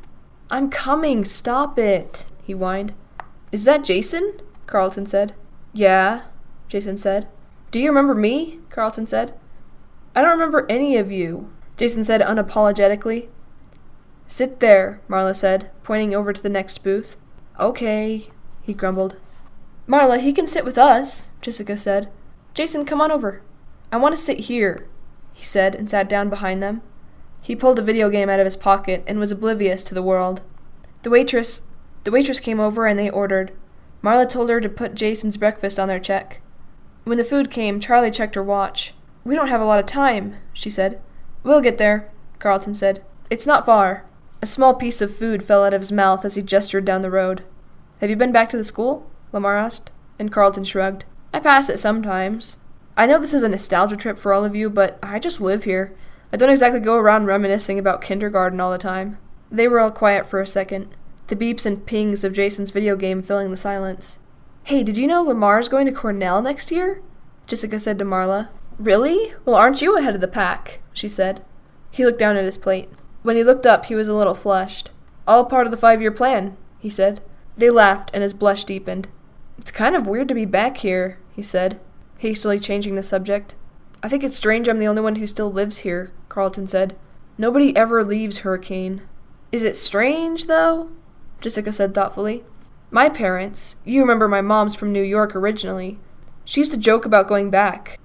When I go back to New York, but it might as well have been when I win the lottery. She didn't mean it. And then right after, she stopped joking about it. Then 3 months later, we were all on a plane to visit her sister in Queens, and we never came back. My dad's father died when I was 9, and they came back to Hurricane for the funeral without me.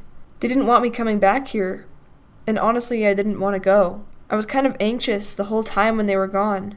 I kept looking out the window, hoping they'd come back early, like something bad was going to happen to them if they stayed. They looked at each other, considering. Charlie knew they had all moved. All but Carlton. But she had never thought about it. People moved all the time. Carlton was right, though. People didn't leave Hurricane. We moved because my dad got a new job, the summer after 3rd grade, John said. That's not exactly mysterious. Lamar, you left in the middle of the semester that year. Yeah, he said. But that's because my parents split. I went with my mom to Indianapolis. He frowned. But my dad moved too. He's in Chicago now. My parents left because of Michael, Marla said. They all turned to her. Afterward, my mom couldn't sleep. She said spirits were stirring in the town, unquiet. My dad told her she was being ridiculous, but we still left as fast as we could. Marla looked around at her friends. What? She said defensively. I don't believe in ghosts. I do, Charlie said. She felt like she was talking from a great distance. She was almost surprised they could hear her.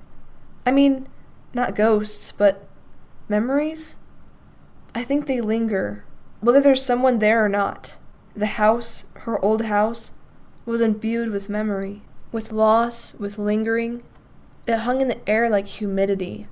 The walls were saturated like the wood had soaked in it.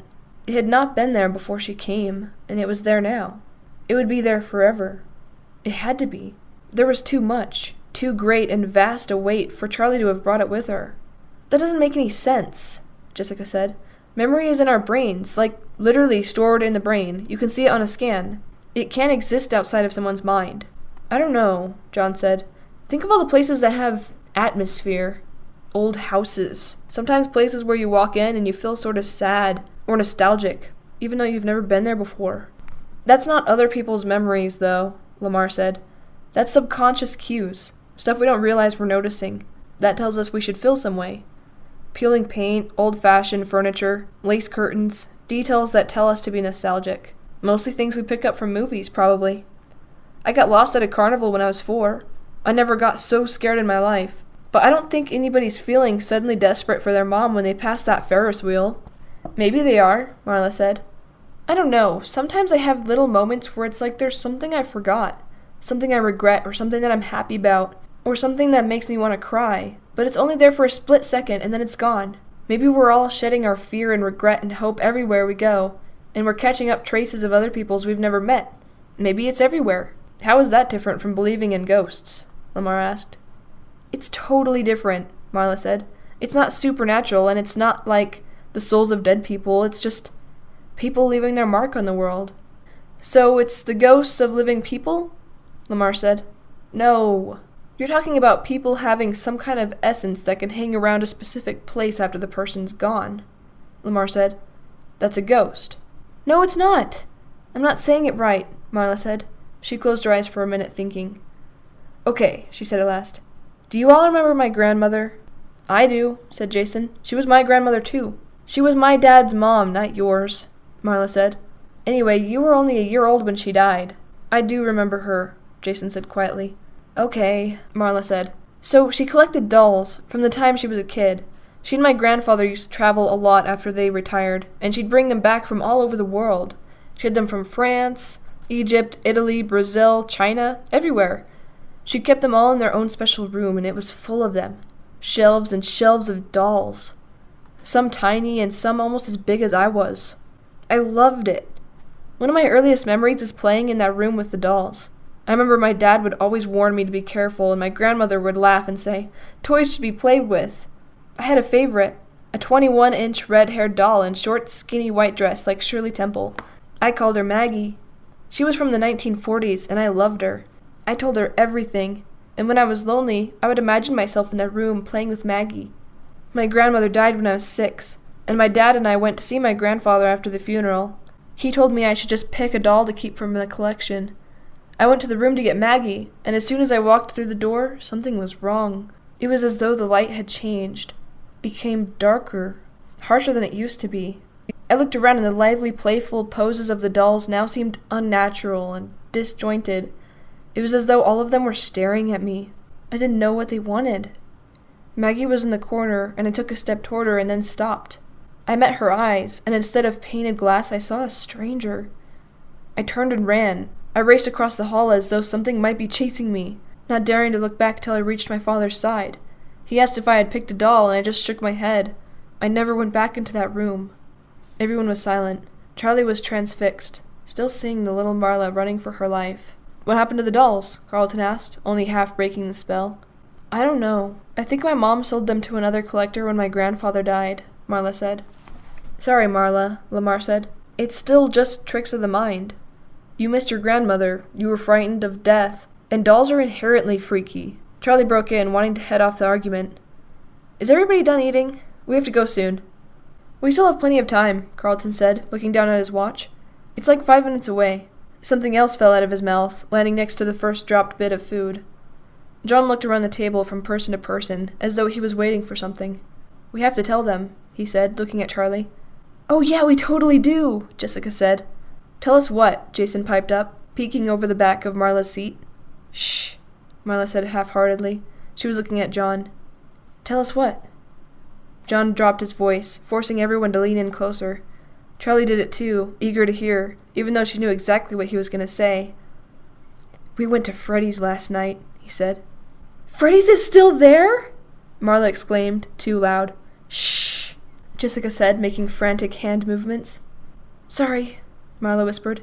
I just can't believe it's still there. It's not, Carlton said, raising his eyebrows and grinning enigmatically at Lamar. It's hidden, John explained. They were supposed to knock it down to build a mall, but they didn't. They just built around it. Entombed it, John corrected. And you got in? Lamar said. Charlie nodded confirmation. No way. What was it like? Marla asked. Exactly the same, John said. It was like everyone vanished. Charlie said softly. I want to go too. You have to take us, Marla said. Jessica cleared her throat hesitantly, and they all looked at her. I don't know, she said slowly. I mean, today? Should we?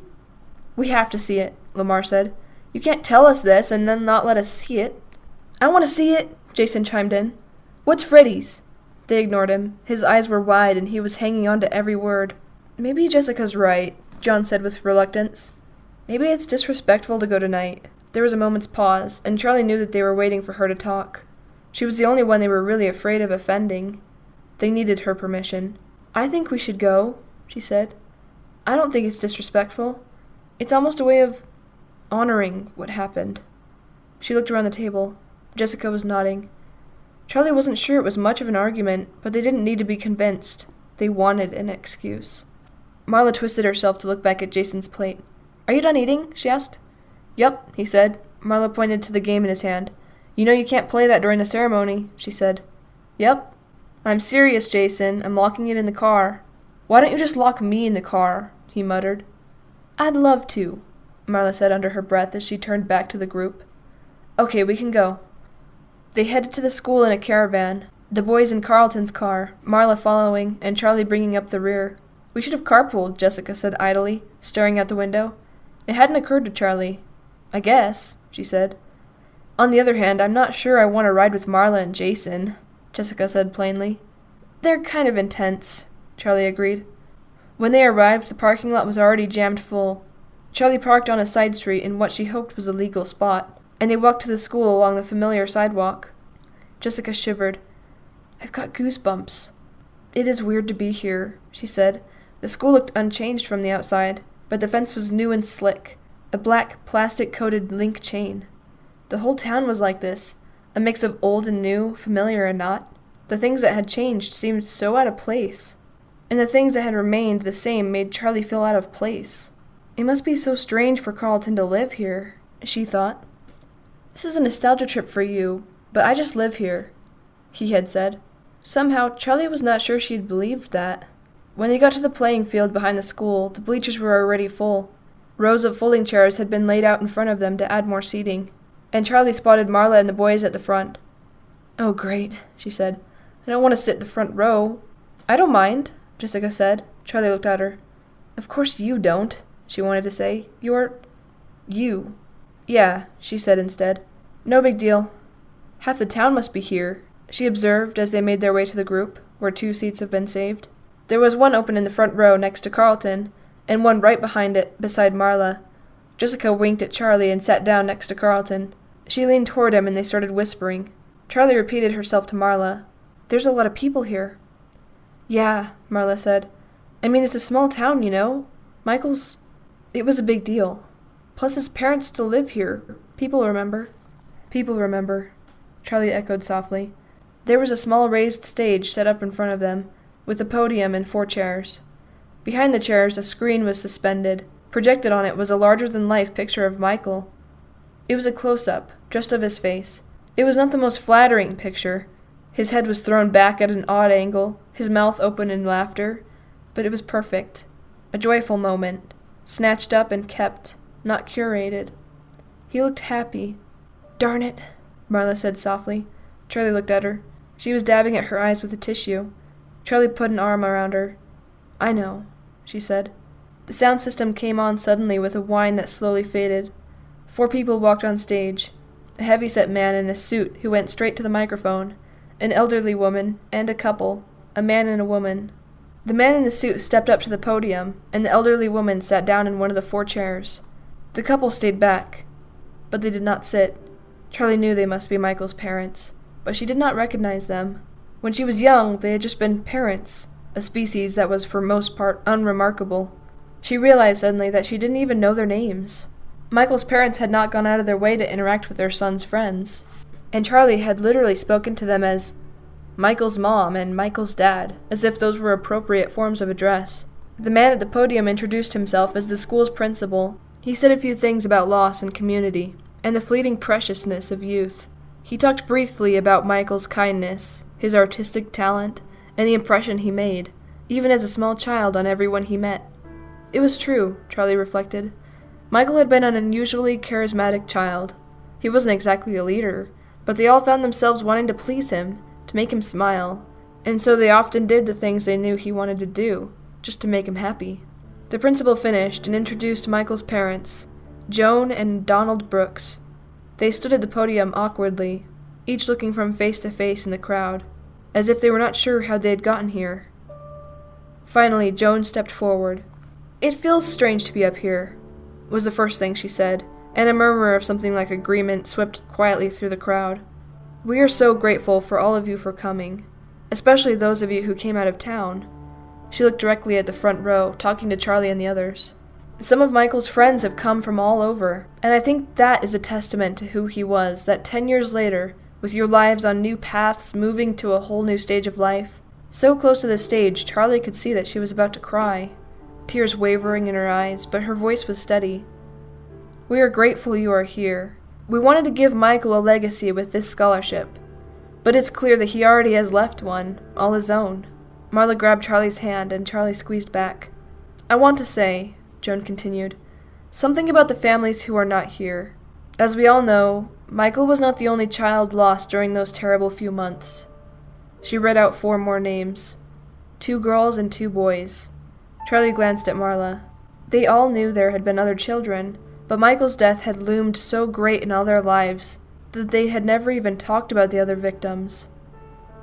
Now Charlie felt a pang of guilt. To someone, those little girls and boys had been as vital as Michael. To someone, their losses had meant the end of the world. She closed her eyes for a moment. I can't mourn everyone, she thought. No one can. Joan was still talking. Although their families have moved on to other places, those young boys and girls will always have a place in our hearts. Now I'd like to call to speak a young man who is particularly close to my son. Carlton, if you would." They all watched in surprise as Carlton stood up and climbed behind the podium. Joan hugged him tightly and stayed close behind him as he pulled up a crumpled piece of paper from his pocket. He cleared his throat, looking over the heads of the crowds, and crumpled the paper up again and put it back in his pocket. "I don't remember much about Michael as I should," he said finally. "Too much of those years is a blur.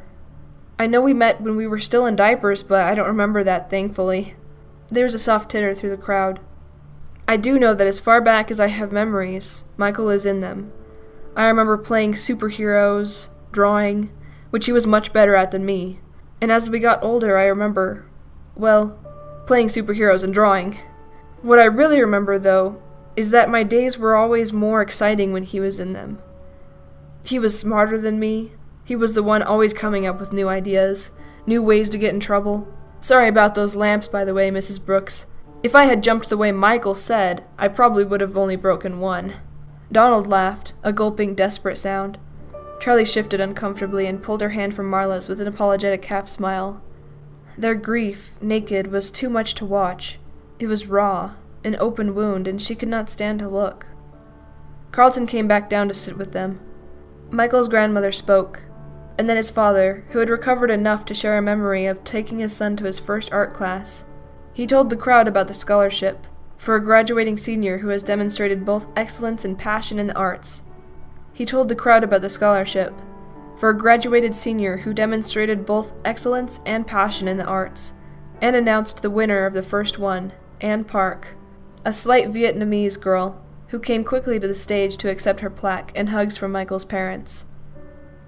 It must have been strange for Anne, Charlie thought, her honor so overshadowed by its origins. But then, she realized, Anne must have known Michael too, however much in passing. After the ceremony, they went to say hello to Michael's parents, hugging them and making sounds of condolences. What do you say to someone who's lost a child? Can it be any easier? Can 10 years make a difference?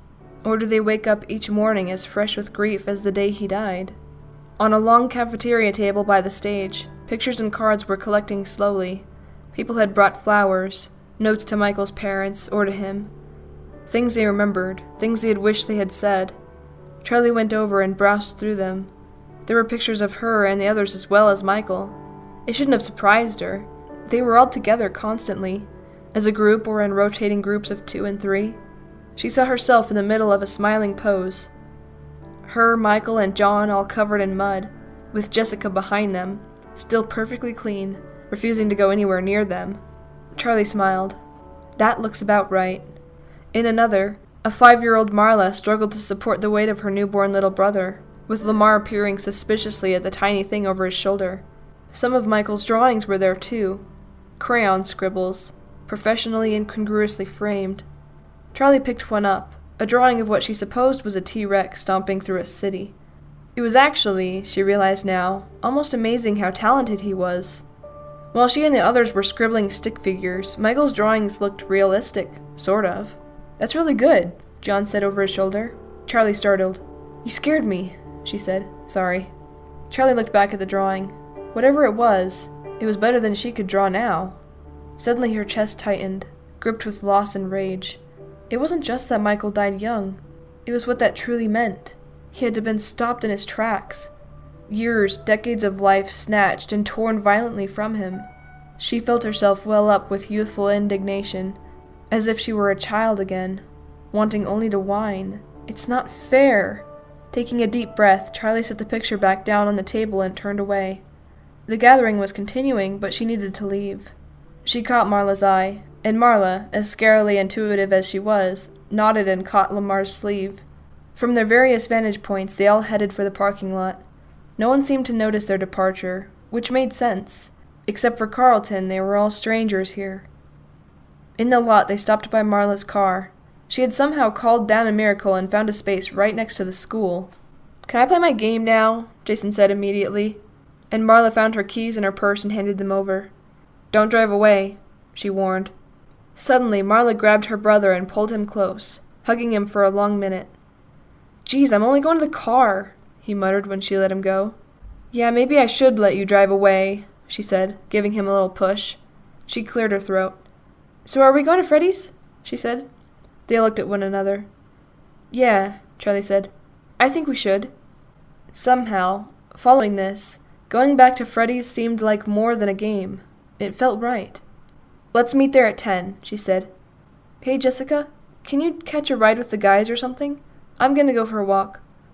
"You can come with us," Marla said. "I promised Jason I'd take him to the movies." Charlie headed down the road without waiting to hear the rest of the discussion. A dozen feet from the lot, she realized she was being followed. She turned around. "John? Do you mind if I come? You're going to your old house, right? How did you know that? It's the only thing interesting out this way. Anyway, I went to see my old place too. It was painted blue, and there was a garden in the yard. It was weird. I know it wasn't blue when I lived there, but I couldn't remember what color it was supposed to be. Everything's so different." Charlie didn't say anything. She wasn't sure she wanted John to come with her. Her house, her father's house, it was private. She thought of the first time John had seen the toys, his fascination, an interest that was all his, that had nothing to do with pleasing her. She relented. "Okay, you can come." "Is it—" he hesitated. "Is it different?" "It's really not," Charlie said. It wasn't quite true, but she wasn't sure how to explain the thing that had changed. They walked together for the better part of 3 miles, away from town and down old roads. First paved, then gravel. As they neared the place, they left the roads, ascending the steep incline of a hill overrun with bush and trees that should have been trimmed or cut down ages ago. 3 rooftops peeked over the leaves, scattering widely over the hill. But no one had lived in these houses in a long time. At last they walked up the driveway, and John stopped short, staring up at the house. "I thought it'd be less intimidating," he said softly. Impatient, Charlie took his arm for a second and pulled him away, leading them around the side of the house. It was one thing for him to be there with her, but she was not quite ready to let someone else inside. She was not quite sure she wanted to go inside anyway. He followed her without protest, as if aware that they were in her territory and she would decide where they went. The property was large, more than a lawn. There were woods surrounding the wide space of the backyard, and as a child, Charlie often felt like it was her own little realm, ruler of all she surveyed. The grass had gone wild, weeds growing feral and up to their knees. They walked the perimeter. John peered into the woods, and Charlie was struck by her old childhood fear, like something out of a fairy tale. "Don't go into the woods alone, Charlotte," her father warned. It was not sinister, just a parent's warning. Don't get lost. Like telling her not to cross the street without holding someone's hand, or not to touch the stove when it's hot. But Charlie took it more seriously. She knew from her storybooks, as all children did, that the woods contained wolves and more dangerous things. She caught John's sleeve. "Don't," she said, and he pulled back from the woods, not asking why. Instead, he went to a tree in the middle of the yard and put a hand on it. "Remember that tree?" he grinned, something a little wicked in his voice. "Of course," Charlie said, walking over. "It's been here longer than I ever was." But he was looking at her, waiting for more, and suddenly she remembered. It had been a sunny day, springtime. They were 6 years old, maybe. John was visiting, and they were playing hide-and-seek, half supervised by Charlie's father, who was in the garage workshop, absorbed in his machines. The door was open, so he would notice if someone screamed, but short of that, the outdoors was their own. John counted to 10, eyes covered, facing the tree that was home base. The yard was wide and open, and there was not many places to hide, so Charlie, buoyed up by the excitement of the game, dared to hide beyond the forbidden edge of the woods, just barely past the tree line. John searched the other places first, behind their father's car, in the corner where that one part of the garage jutted out, the space beneath the porch where a child could just barely crawl. He realized where she must be, and Charlie braced herself to run as he began to walk the edges of the yard, darting into the woods and out again, looking behind trees. When at last he found her, and she took off, tearing across the lawn to the home base tree, he was just behind her, so close he could almost touch her, and she sped on, staying just out of reach. She hit the tree, almost slamming into it, and John was right behind her, bumping into her a second later, too fast to stop. They were both giggling hysterically, and then they stopped at the same moment, still gasping to catch their breath. "Hey, Charlotte," John said, stressing her name in the mocking tone he always used. "Don't call me that," Charlie said automatically. "You ever see grown-ups kiss?" He picked up a stick and started digging at the tree bark. like he was more interested in that than her answer. Charlie shrugged. Yeah, I guess so. Want to try it? He still wasn't looking at her. His face was streaked with dirt, like it often was, and his hair was sticking out in all directions. A twig caught in it above his forehead. Gross, Charlie said, wrinkling her nose. Then after a moment, yeah, okay. John dropped the stick and leaned toward her, his hands behind his back. Charlie closed her eyes, waiting, still not entirely sure what she was supposed to do. Charlotte! It was her father. Charlie jumped back. John's face was so close to hers that she banged into him with her forehead. Ow! He yelled, clapping his hand to his nose. Charlie's father came around the side of the tree. What are you up to, John? He pried John's fingers away from his nose. You're not bleeding, you'll be fine, he said. Charlotte, closer to the house, please. Then he pointed his finger, directing them forward. John, it looks like your mom is here anyway. He walked ahead of them, toward the driveway where her car had just pulled in. Yeah, okay. John trotted off toward the driveway, turning once to wave at Charlie. He was grinning like something wonderful had happened, although Charlie was not quite sure what it was. Oh my, Charlie said now, covering her face. Sure, it was bright red. When she looked up again, John was grinning that same satisfied 6-year-old grin. You know, my nose still hurts when it rains, he said, touching a finger to it. It does not, Charlie said. She leaned back against the tree. I can't believe you tried to kiss me. We were 6. Charlie stared at him accusingly. Even the littlest heart wants what it wants, John said in a mock romantic voice. But there was an edge of something real in it, something not well hidden enough. Charlie realized, suddenly, that he was standing very close to her. Let's go see your dad's workshop, John said abruptly, too loud, and Charlie nodded. Okay. She regretted it as she said it. She did not want to open the workshop door. She closed her eyes, still leaning against the tree. She could still see it. It was all she could see when she thought of that place. The twitching, malformed metal skeleton in its dark corner, with its wretched shutters and blistering silver eyes. The image welled up in her head until it was all that was there. The memory radiated a cutting anguish, but she did not know who it belonged to. To the thing, to her father, or to herself. Charlie felt a hand on her shoulder and opened her eyes. It was John, frowning at her like he was worried. Charlie, are you okay? No. Yes, she said. Come on, let's go see what's in the workshop. It was not locked, and there was no real reason it should be, Charlie thought. Her eyes went first to the dark corner. The figure was not there. There was a weathered apron hanging in its place, the one her father had worn for soldering, and his goggles next to it, but there was no sign of that uncanny presence. Charlie should have felt relief, but she didn't, only vague unease. She looked around. There seemed to be almost nothing left of the workshop. The benches were there, where her father had assembled and tweaked his inventions. But the materials, the blueprints, the half-finished robots that were once crammed into every surface, had disappeared. Where are they? Had her aunt had them carted away to a junkyard to rust and crumble among the other discarded useless things? Or had her father done it himself, so that no one else would have to? The concrete floor was littered here and there with scraps. Whoever had done the cleanup had not been very thorough. Charlie knelt and picked up an oddly shaped scrap of wood, then a small circuit board. She turned it over. Whose brain were you? She wondered. But it did not matter, really. It was battered and worn, the etched copper too badly scratched to repair, even if someone wanted to. Charlie, John said from across the workshop. He was in the dark corner. If the skeleton had been there, it could have reached out to touch him. But it's not there. What? Come see what I found. Charlie went. John was standing beside her father's toolbox, and he stepped away as she came over, giving her space. Charlie knelt down before it. It looked as if it had just been polished.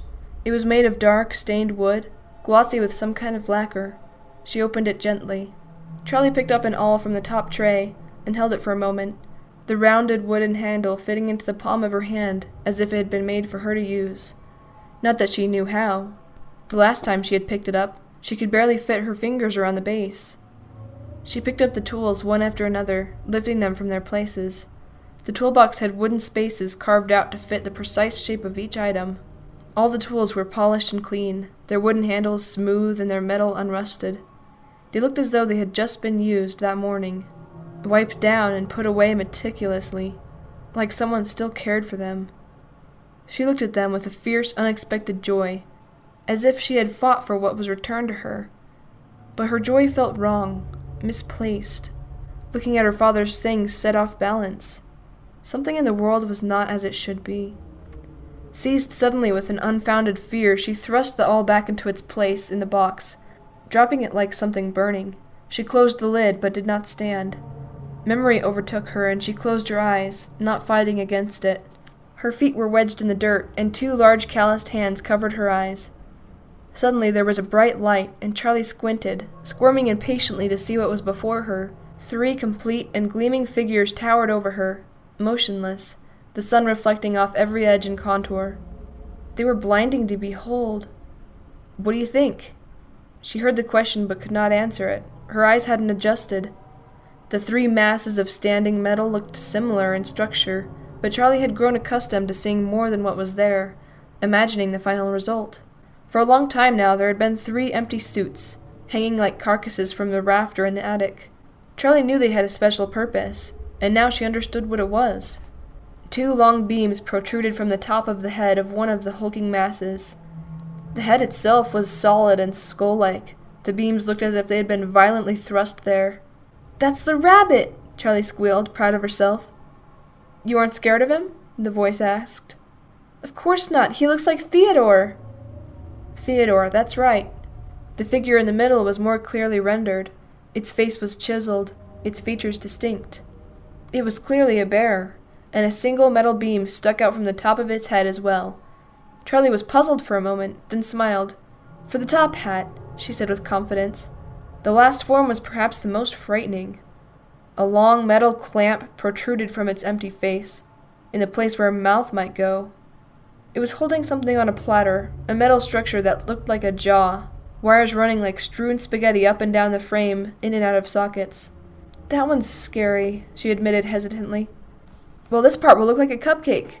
Her father pressed down on the top, and the jaw snapped shut, making Charlie jump, then giggle. Suddenly her laughter stopped. She had been so distracted she'd forgotten. "I'm not supposed to stand here. I don't stand here." Her hands were trembling. How could she have forgotten? The corner. She looked at the ground, unable to lift her eyes, unable to move. One of her shoes was untied. There was a screw next to her foot, and an old piece of tape, opaque with dirt. There was something behind her. "Charlie?"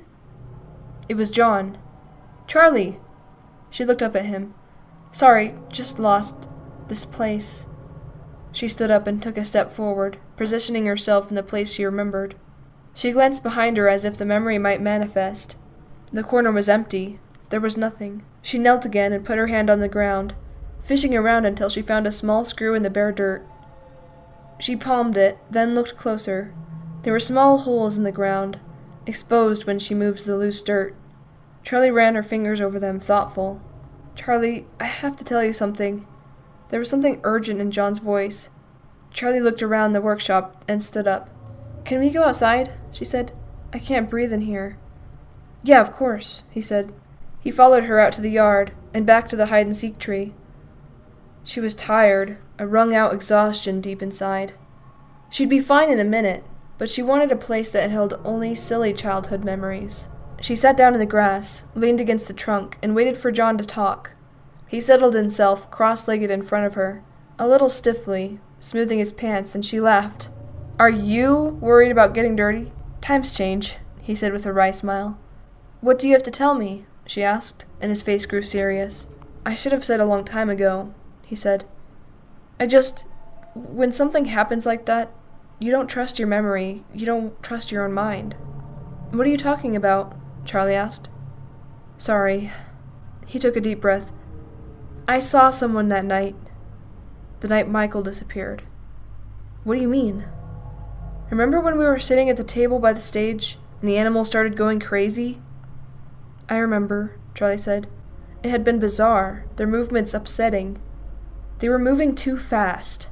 They were bending and spinning, cycling through their limited programmed moves over and over. They seemed frantic, panicked. Charlie was mesmerized. She should have been afraid of them, but she was not.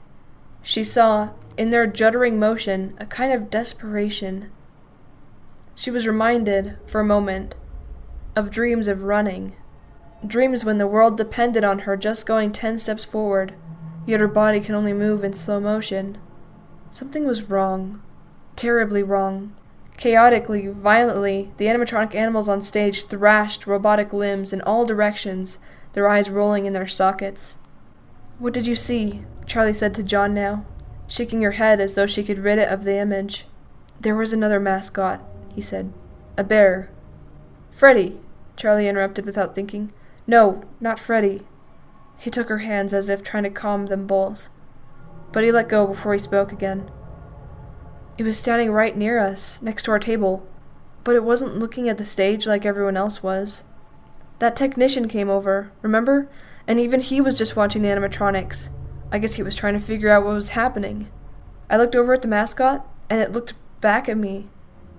He stopped. "John, what?" Charlie said, impatient. "Then the animatronics on stage stopped moving, and I looked over at them. And when we all turned back around, Michael was gone. And so was the mascot." Charlie stared at him in disbelief. "You saw the kidnapper?" she said.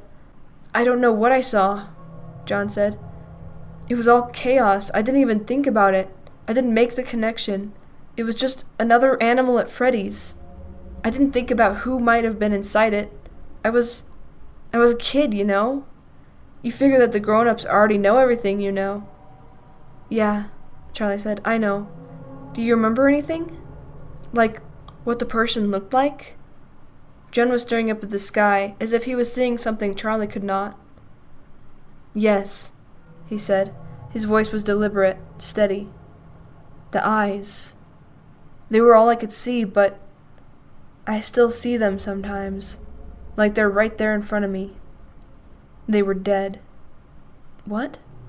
"They were dead. Just dull and flat. Like they still moved and blinked and saw, but whatever was behind them had died a long time ago." He fell silent. It was growing dark. There was a bright, almost unnatural streak of pink against the western sky, and Charlie shivered. "We should go get the car," she said. "It's almost time to meet everyone." "Yeah," John said, but he didn't move right away, still staring into the distance. "John, we have to go," Charlie said. He seemed to come back to himself slowly. "Yeah," he said, "we should go." He got up and brushed off his pants, then grinned at Charlie. "Race you?" he said, and took off running. Charlie chased after him, her feet pounding the asphalt and her arms swinging free. Chapter 4. Charlie and John were the last ones to the mall. When they pulled up, the others were gathered tight in a circle in front of Marla's car, as if sharing a conspiracy. "Come on," Marla said before they had walked all the way to the group. She was bouncing on the balls of her feet, as if she were ready to run for the door of the abandoned building.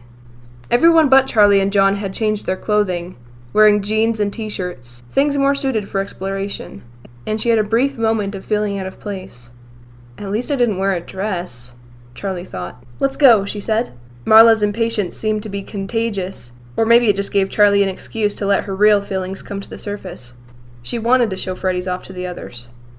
"Hold up," John said. He looked at Jessica. "Did you explain everything?" "I told them about the night guard," she said. "What else is there?" He looked thoughtful for a moment.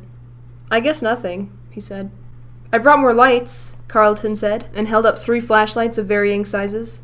He tossed one to Jason, a small one with an elastic headband attached. Jason turned it on, fixed it around his head, and began moving enthusiastically in waves and circles, making the light bob and dance. "Shh," Charlie said, even though he wasn't making any sound. "Jason," Marla whispered, "turn it off. We can't attract attention, remember?" Jason gleefully ignored them, spinning off into the parking lot like a top. "I told him if he's not good, he has to wait in the car," Marla told Charlie quietly. "But now that we're here, I'm not sure which place is creepier." She eyed the bare branches overhead raging in the wind, threatening to reach down and grab them. "Or we could feed him to Foxy," Charlie winked. She went to her trunk and hefted out the police flashlight, but did not turn it on. Instead, Carlton switched on 2 of his smaller lights and handed one to Jessica. They headed into the mall, knowing where they were going and what was waiting for them there.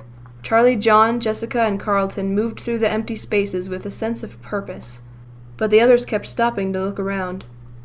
Come on, Jessica said impatiently, as Lamar gazed up at the atrium dome.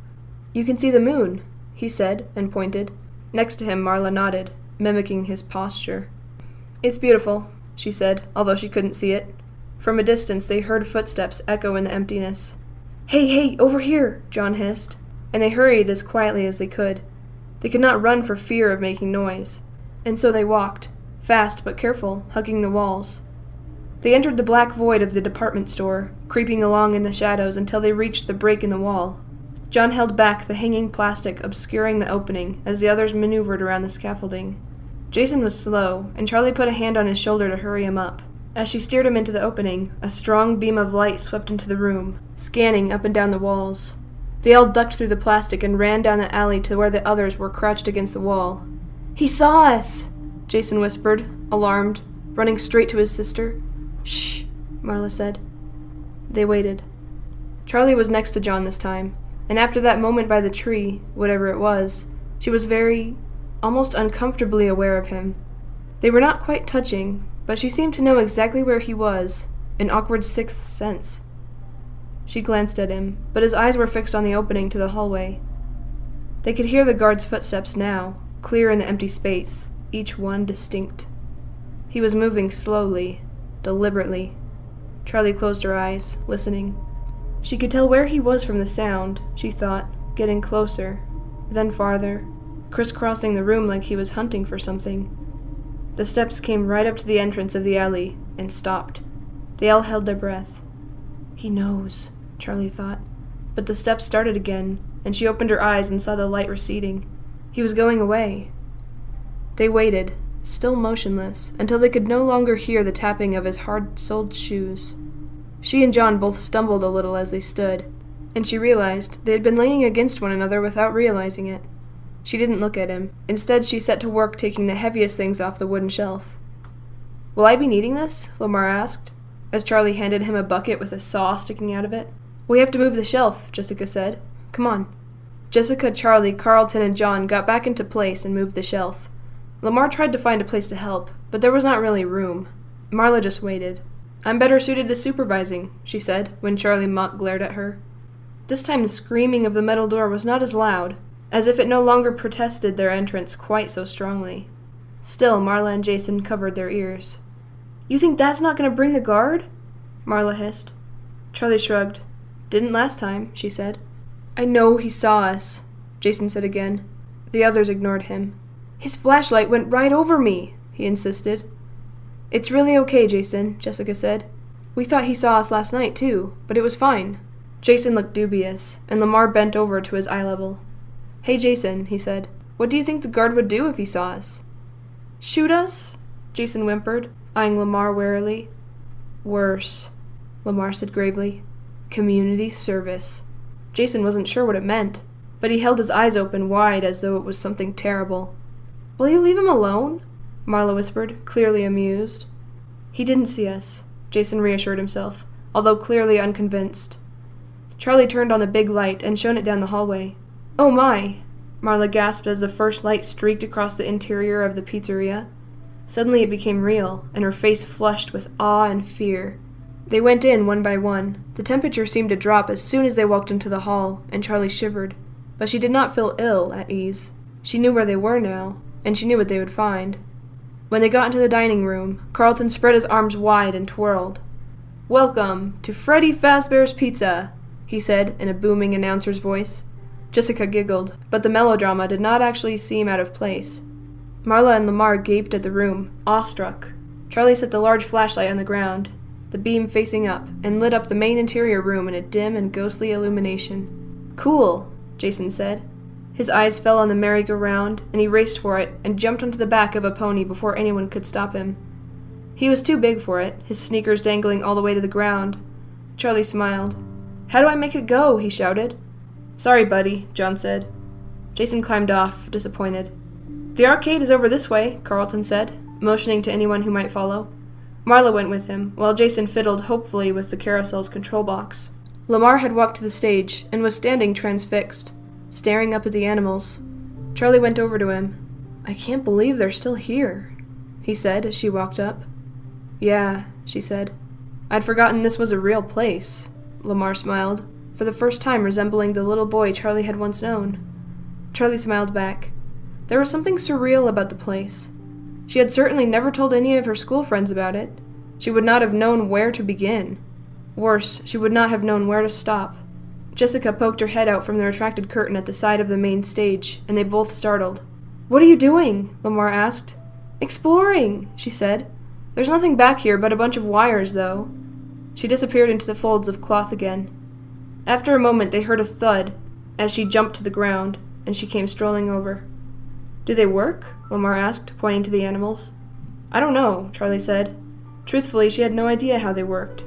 They'd always just been, set to intermittent life by whatever alchemy her father performed in his workshop. "It doesn't look like anything is missing. They should work," she reluctantly added, though in her head she questioned the idea of trying to turn them on. "Hey!" Jessica exclaimed. She was kneeling by the stairs to the stage. "Everybody come here now!" Charlie went over and Lamar followed.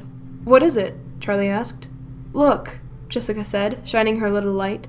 Though well hidden along the grain of the wood, there was a door inset to the wall of the stage. "How did we not see that?" Charlie wondered. "We weren't looking," John said, staring intently at the small door. The whole group had gathered, and now Jessica looked around at them with a grin, put her hand on the little doorknob, and pulled. Magically, it opened. The door revealed a small, sunken room. Jessica shone the light around it. It was full of equipment. One wall was covered in TV screens. "Must be CCTV," Lamar said. "Come on." Jessica handed her flashlight to Charlie and swung her legs through the door. There was one deep step leading down into the room, which was no bigger than a large refrigerator turned on its side. "That's a little too cramped for me. I'll keep looking around out here." John saluted, then turned as though to stand guard. "This is like a clown car," Marla remarked as she jostled against Charlie. The space was too cramped for all of them, but they crowded together. Jason sat on the step, feeling more comfortable by the exit. There were 8 television screens across the wall, each one with its own little panel of buttons and knobs. And sticking out beneath them was a panel, almost a table, covered in buttons. They were large and black, unlabeled, and spaced in an irregular series. The other wall was blank, except for a single large switch by the door. "What's this do?" Jason said, and put his hand on the switch. He hesitated just long enough for someone to stop him, then he pulled it. The lights came on. "What?" Carlin looked to the others frantically. They all stared at one another in confused silence. Jason climbed up and poked his head out into the main room. "They're on out here, too. Some of them, at least," he said too loudly. "Why is there power?" Jessica whispered, reaching over Jason to pull the door closed again. "How is that possible?" Charlie said. "This place hasn't been open in 10 years. "Cool." Marla leaned forward, studying the monitors, as though expecting some kind of answer to be revealed. "Turn on the TVs," Jason said suddenly. "I can't reach." Jessica flipped on the first TV, and static crackled across the screen. "Nothing?" Charlie asked impatiently. "Just a sec." She twisted a dial, wriggling it back and forth until an image emerged. It was the stage, centered on Bonnie. The other animals weren't visible. Jessica turned on the rest of the TVs, adjusting them until the pictures became clear, although most were still poorly lit. "They still work," Charlie said, almost under her breath. "Maybe," Jessica said. "Hey, someone go out there. See if the camera is live." "Okay," Marla said after a brief hesitation, wriggling her way to the exit and awkwardly climbing over Jason. A moment later, she appeared on camera, on stage behind Bonnie. Marla waved. She appeared multicolored, as the stage lights bathed her in purple, green, and yellow from different sides. "Can you see me?" she asked. "Yeah," Carlton shouted. Lamar was staring at the buttons. "What do these do?" he said with a wicked grin, pressing one. Marla screamed. "Marla, are you okay?" Charlie shouted. "What happened?" Marla was standing still on stage, but she had backed away from Bonnie and was staring at him as if he might bite. "He moved!" Marla yelled. "Bonnie moved!" "What did you do?" "Marla," Jessica yelled, laughing. "It's okay, we pushed a button." Lamar pressed the button again, and they all watched the screen this time. Sure enough, Bonnie turned stiffly to one side. He pressed it again, and the rabbit swiveled back to face the absent audience again. "Try another one," Carlton said. "Go ahead," Lamar said, and climbed out of the little room to join Marla on stage. He crouched down to inspect Bonnie's feet. "They're attached to a swiveling panel," he called. Yeah? Jessica called back, not really listening. Carlton started pressing buttons as the rest of them watched the cameras. After a moment, Charlie left the room as well. It's too stuffy in here, she explained. Jessica's perfume and Carlton's hair gel, both of which smelled nice enough out in the open, were starting to form a sickly miasma. She stepped out into the open to watch them experiment with the animals on stage. Most of the dining room was still dark. There were 3 colored spotlights suspended from the ceiling, aiming beams of purple, yellow, and green at the stage. The animals were cast now in unnatural colors, and dust in the beams of light shone like tiny stars, so many that it was difficult to see through them. The floor beneath the long tables was dusted with glitter that had fallen from the party hats, and as she looked around she noticed again the drawings that lined the walls of the place, all at the height of children's eyes. They had always been there, and Charlie wondered now where her father had gotten the first ones when the restaurant opened. Had he used her own childish scribblings, or had he made them himself and stuck them up, forgeries to encourage actual children to display their art? The thought of her father hunched over his workbench, gripping an unsteady crayon with hands accustomed to manipulating microchips, made her want to giggle. She noticed the flashlight still in the center of the room and went to switch it off. "Don't waste the battery," she'd said in her head, in chorus with Aunt Jen's voice. She turned her attention to the stage. It looked like they had gotten Chica and Bonnie to go through a series of small, specific movements. They could each swivel their entire bodies back and forth, and their hands, feet, and heads could be moved in various directions, but it looked like each movement was separate. Charlie went back to the control room and stuck her head in. "Can you make them do the dance?" she asked. "I don't know," Carlton said, leaning back away from the monitors. "All of this must have been used to program the dances. I don't think someone was in here manually controlling everything during the shows." He shook his head with certainty. "That would have been impossible." "Huh," Charlie said. "Everyone quiet," Marla called out, and they all fell silent. For a long moment there was no sound. Then Lamar said, "What?" Marla frowned, tilting her head to the side, listening for something. "I thought I heard something," she said finally. "It was like pings of a music box?" Her mouth barely moved as she spoke. "It's gone." "Why isn't Freddy moving?" Charlie asked. "I don't know," Carlton said. "I can't find the controls for him." Jessica said, tapping the monitors. "These cameras don't show the whole place." Charlie peered at them, but they were mixed up, in no logical order. She couldn't piece together a picture of the whole restaurant. "There's 3 cameras on the stage, 1 for each animal. But there should be 1 on the whole thing," Jessica was saying. "There's the entrance to the kitchen, but not the kitchen itself. And you can't see the hallway in the room with the little stage we were in last night. Maybe the cameras are just in the main room," Carlton suggested. "Nope," said Jessica. "There are cameras everywhere out there." "So?" Carlton said.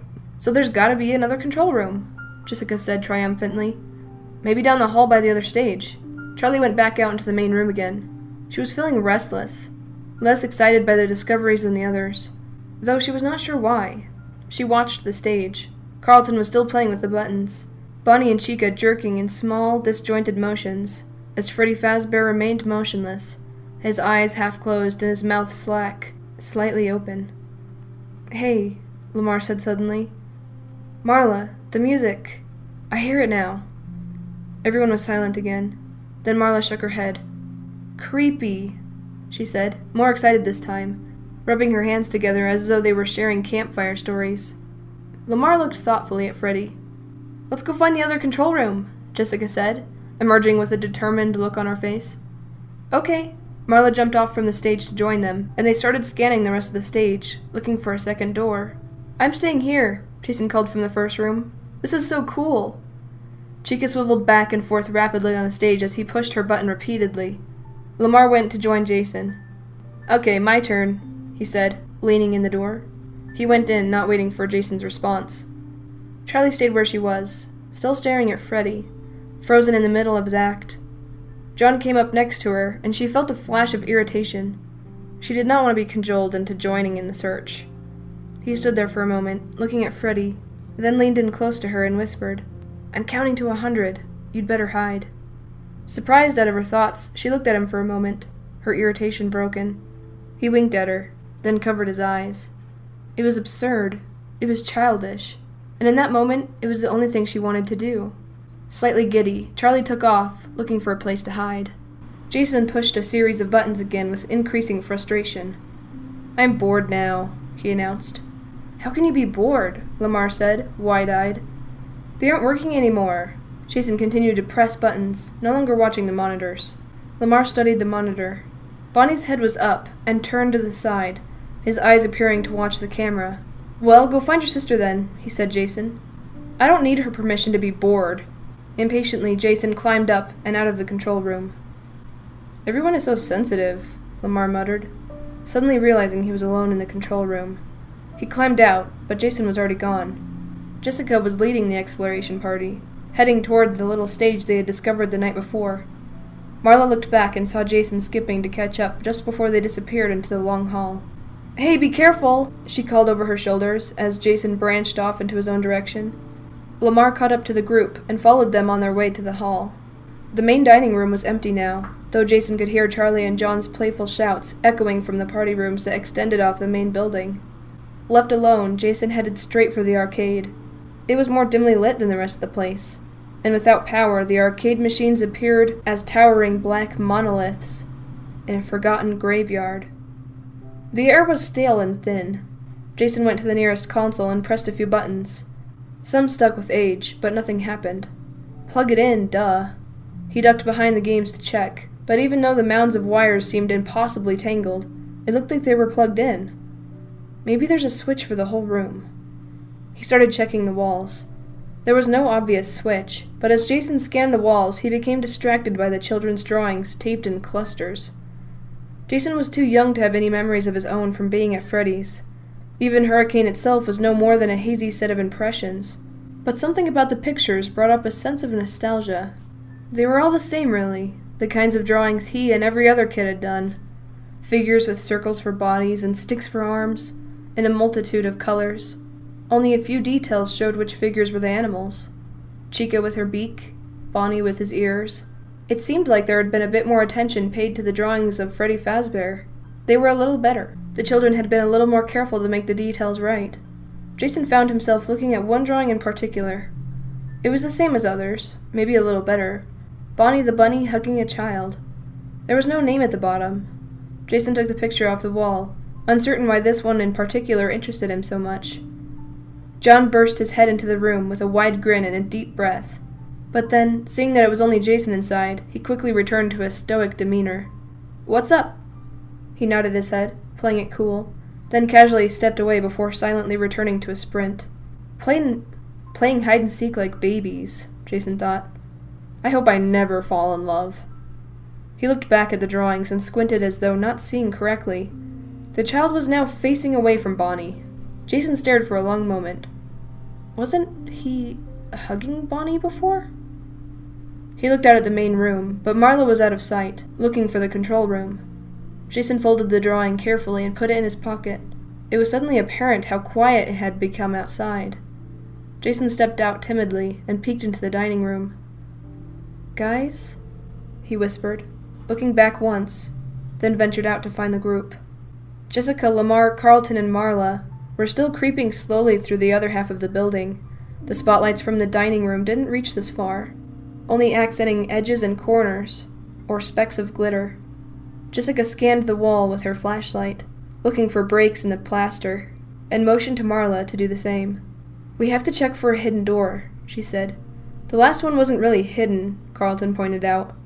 "Yeah," Jessica conceded, but she kept her light on the wall, clearly not ready to give up the hunt. They passed 2 bathrooms they had noticed the night before. "Do you think the plumbing still works?" Carlton said. "I really need to pee." "What are you, 5 years old? I don't want to hear that." Jessica rolled her eyes and walked faster. When they got to the room with the little stage, everyone stopped. Marla and Lamar went closer to the stage, drawing together slightly, as if unaware they were doing it. Even though Carlton and Jessica had been there the night before, it was as though they were seeing it anew through Marla and Lamar's eyes.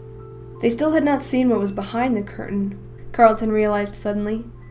"I remember these posters," Lamar said. "I remember this too," Marla said, pointing to the sign that read, "Out of Order," strung across the stage. "My whole life I've felt uneasy when I've seen that phrase. Even if it's just at a vending machine," she laughed insincerely. "I know what you mean," Lamar said softly. But before he could go on, Carlton interrupted. Found it. Maybe, Jessica amended. There was a door, close set into the wall like the one below the stage. Not quite hidden, but not meant to be noticed. It was painted black, like the walls of the room. Jessica turned the knob and pulled, but it was stuck tight. Locked? Lamar said. I don't think so. Let me try, Marla said. She grabbed the knob and yanked, and it came open, sending her stumbling back. Impressive, Lamar said. Yeah, well, taking care of Jason makes me tough, Marla grinned, as she knelt down to squeeze through the small door. It was almost the same as the first room, a set of 8 TV screens and a large panel of unmarked black buttons. Carlton fumbled to find the master switch, reaching his hand into a dark corner. Then with a click, the power came on, and a soft buzzing sound filled the room. Rich, bizarre reds and blues began streaming in under the door from the stage lights outside.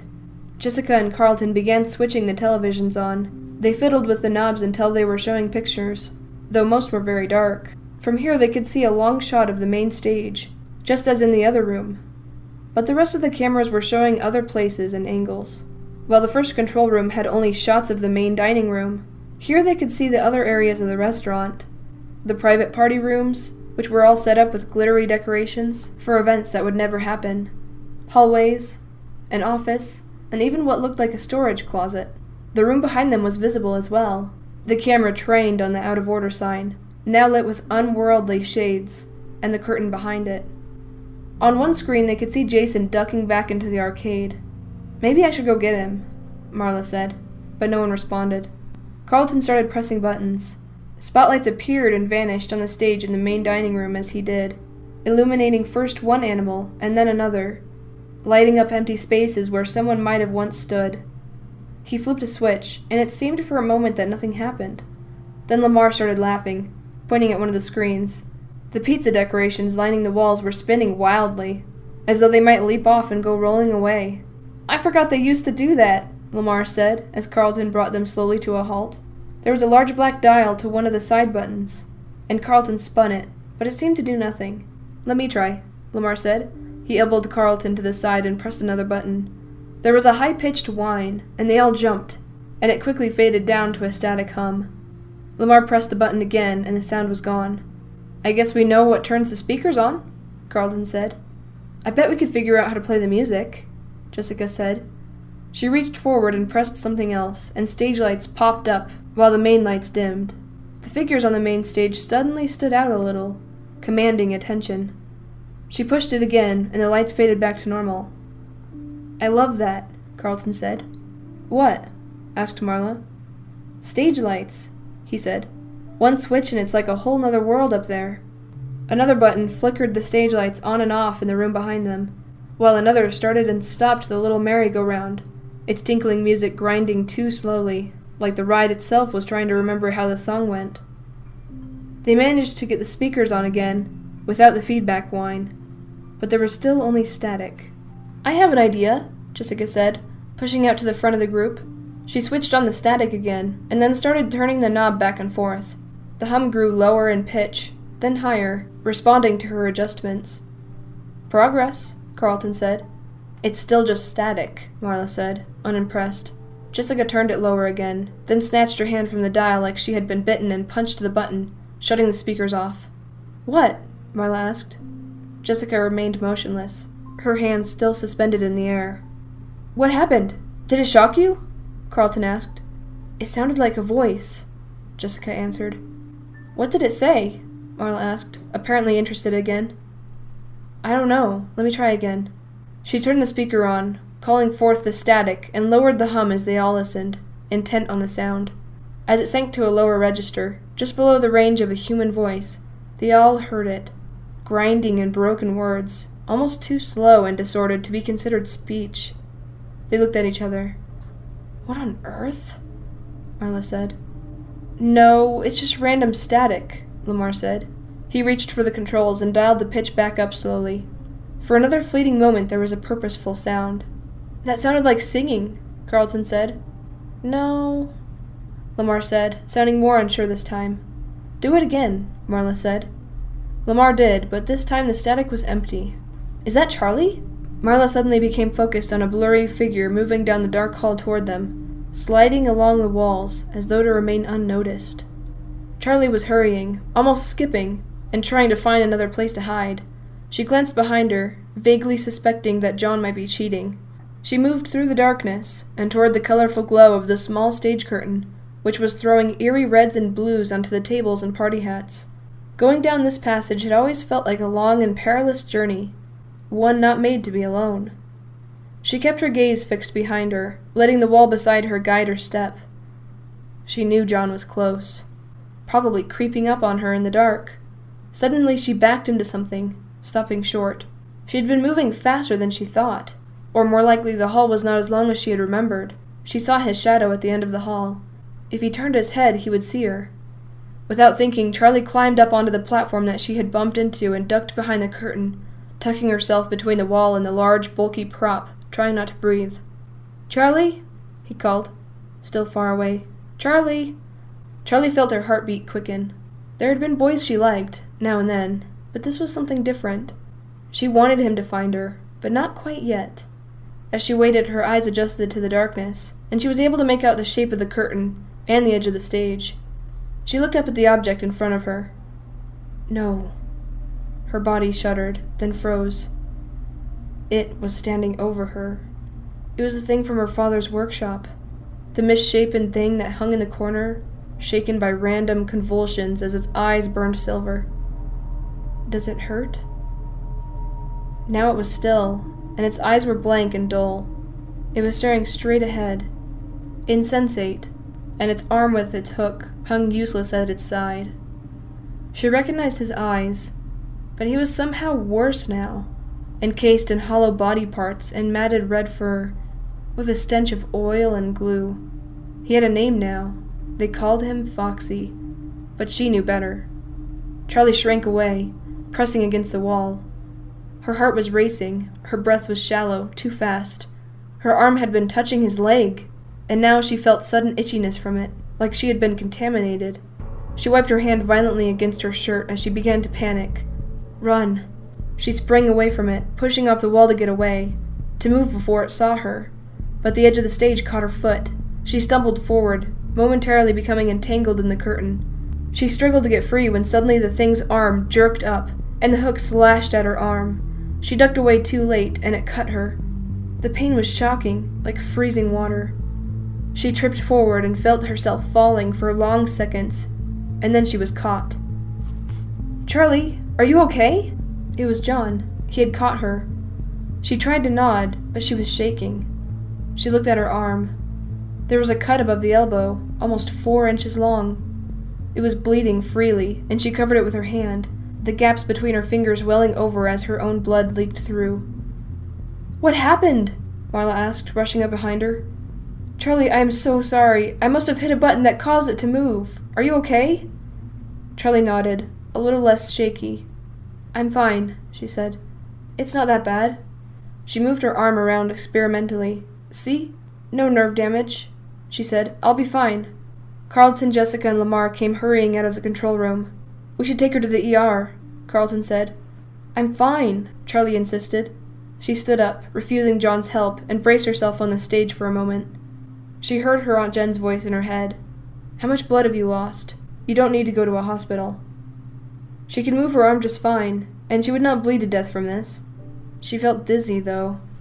"Charlie, you look like a ghost," John said. "We need to get you out of here." "Okay," she said. Her thoughts were scattered, and the injury hurt less than it should have. She took deep breaths as they headed for the exit, grounding herself. John handed her a piece of cloth, and she put it to the cut to slow the bleeding. "Thanks," she said, looking at him. Something was missing. "Was that your tie?" she asked, and he shrugged. "Do I look like a tie person?" She grinned. "I thought it looked good on you." "Jason!" Marla yelled as they passed the arcade. "Move it or I'm leaving you behind!" Jason ran to catch up. "Is Charlie okay?" he said anxiously. Marla caught her breath and put her arm around him. "She's fine," she reassured him. They walked briskly down the same corridor they had entered through. Jason looked back as he was being guided out, studying the pictures on the wall once more before losing sight of them. The colored lights from the stage were fading, and the flashlight was throwing shapes and shadows on everything, making the drawings difficult to see. but Jason could swear he saw the figures moving in the pictures. They all hurried back through the empty building and out to the parking lot, not keeping watch for the guard. When they made it out into the car, Lamar, who had grabbed the big flashlight, flipped it on and shone it on Charlie's arm. She looked down at the cut. "Do you need stitches?" Marla asked. "I am so sorry, Charlie. We were all being careless. It's not your fault," Charlie said. She knew she sounded annoyed, but she didn't mean to. Her voice was tight and clipped with pain. The shock had worn off, but that meant that the wound had begun to hurt. "It's fine," Charlie said, and after a long moment the others gave in somewhat reluctantly. "We should at least get you some stuff to clean it up and bandage it," Marla said, wanting to do something to atone, however small. "There's a 24-hour drugstore just off the main road," Carlton offered. "Charlie, why don't you go with Marla, and I'll drive your car back to the motel?" Jessica said. "I'm fine," Charlie protested half-heartedly, but she handed Jessica the keys. "You're a good driver, right?" Jessica rolled her eyes. "People from New York know how to drive, Charlie." John lingered a moment as Charlie was getting into Marla's car. She smiled at him. "I'm fine," she said. "I'll see you tomorrow." He looked at her like there was something more he wanted to say, but he just nodded and left. "Okay," Marla said. "To the drugstore." Charlie twisted in her seat to look at Jason. "Did you have fun?" she asked. "The games don't work," he said, obviously preoccupied. The drugstore was only a few minutes away. "You stay in the car," Marla commanded to Jason as they pulled to a stop. "Don't leave me out here," Jason pleaded. "I told you to stay," she repeated, a little confused by the fear in his voice.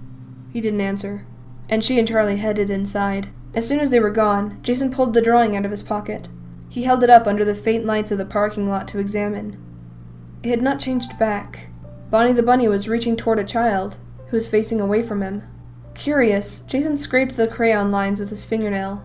The wax came off easily, leaving its trace on the paper. As soon as Marla passed into the fluorescent-lit, air-controlled drugstore, she sighed and put her hands to her temples. "Oh, he's such a little brat," she said. "I like him," Charlie said honestly. She was still using John's tie to stanch the bleeding, and now, in brighter light, she peeled it back to see the cut. The bleeding had almost stopped. It was not as bad as it had first appeared, although the tie was irreparably ruined. "Hey," she said, "how come you brought Jason anyway?"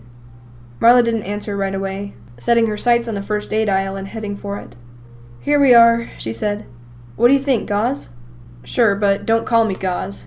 Charlie leaned into Marla, but was ignored. "Antiseptic," Marla continued, grabbing the items. "The thing is," she said, "so, Jason's dad and our mom have been married since before I was born. I mean, obviously.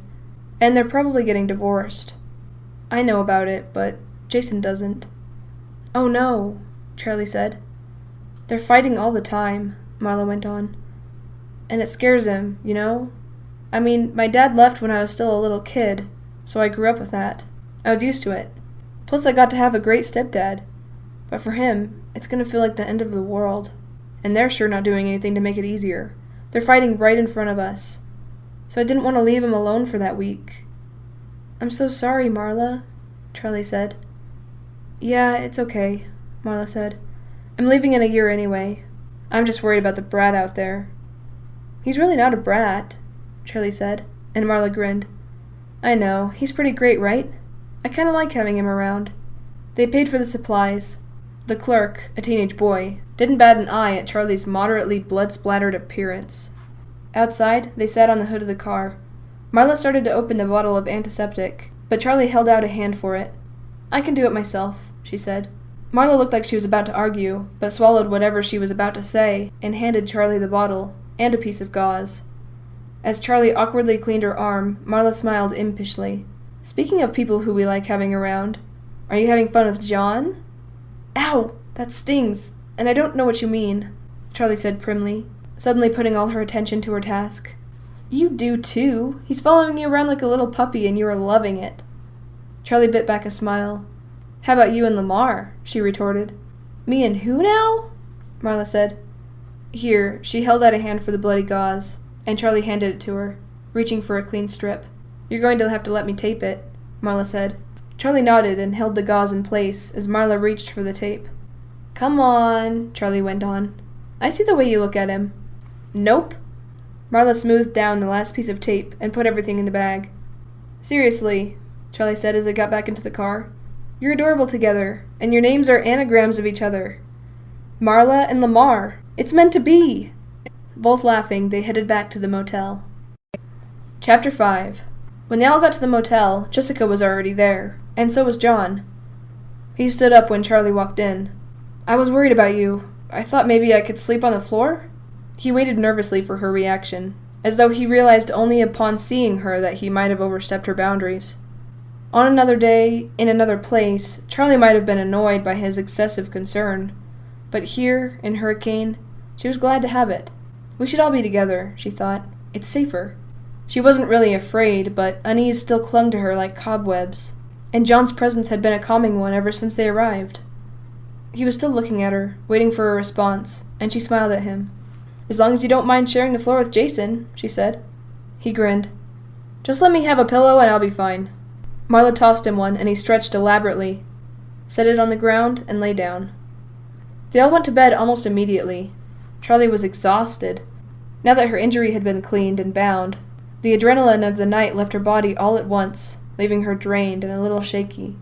She didn't even bother changing into pajamas. She just collapsed on the bed next to Jessica and was asleep in seconds. Charlie woke just after dawn, when the sky was still pale and a little pink. She looked around the room.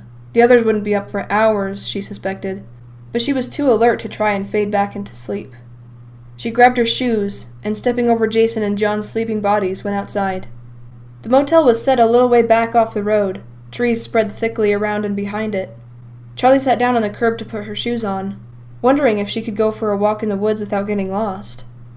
The air was crisp, and she felt renewed and energized by the brief night's sleep.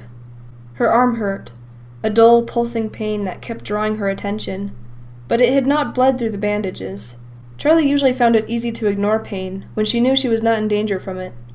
The woods were inviting, and she decided to risk getting lost. As she was about to stand, John sat down beside her. "Morning," he said. His clothes were rumpled from the night on the motel floor, and his hair was a mess. Charlie held back a laugh. "What?" he said. She shook her head. "You look a little like your old self today," she said. He looked down at himself and shrugged. "Clothes don't make the man. What are you doing up so early?"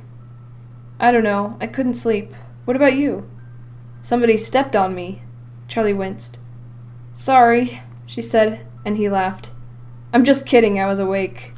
"I was going for a walk," she said, pointing at the tree line. "Out there, somewhere. Do you want to come?" "Yeah, definitely." They headed into the woods, and John hung back for a moment, and surreptitiously retucked his shirt, trying to smooth out the wrinkles. Charlie pretended not to notice.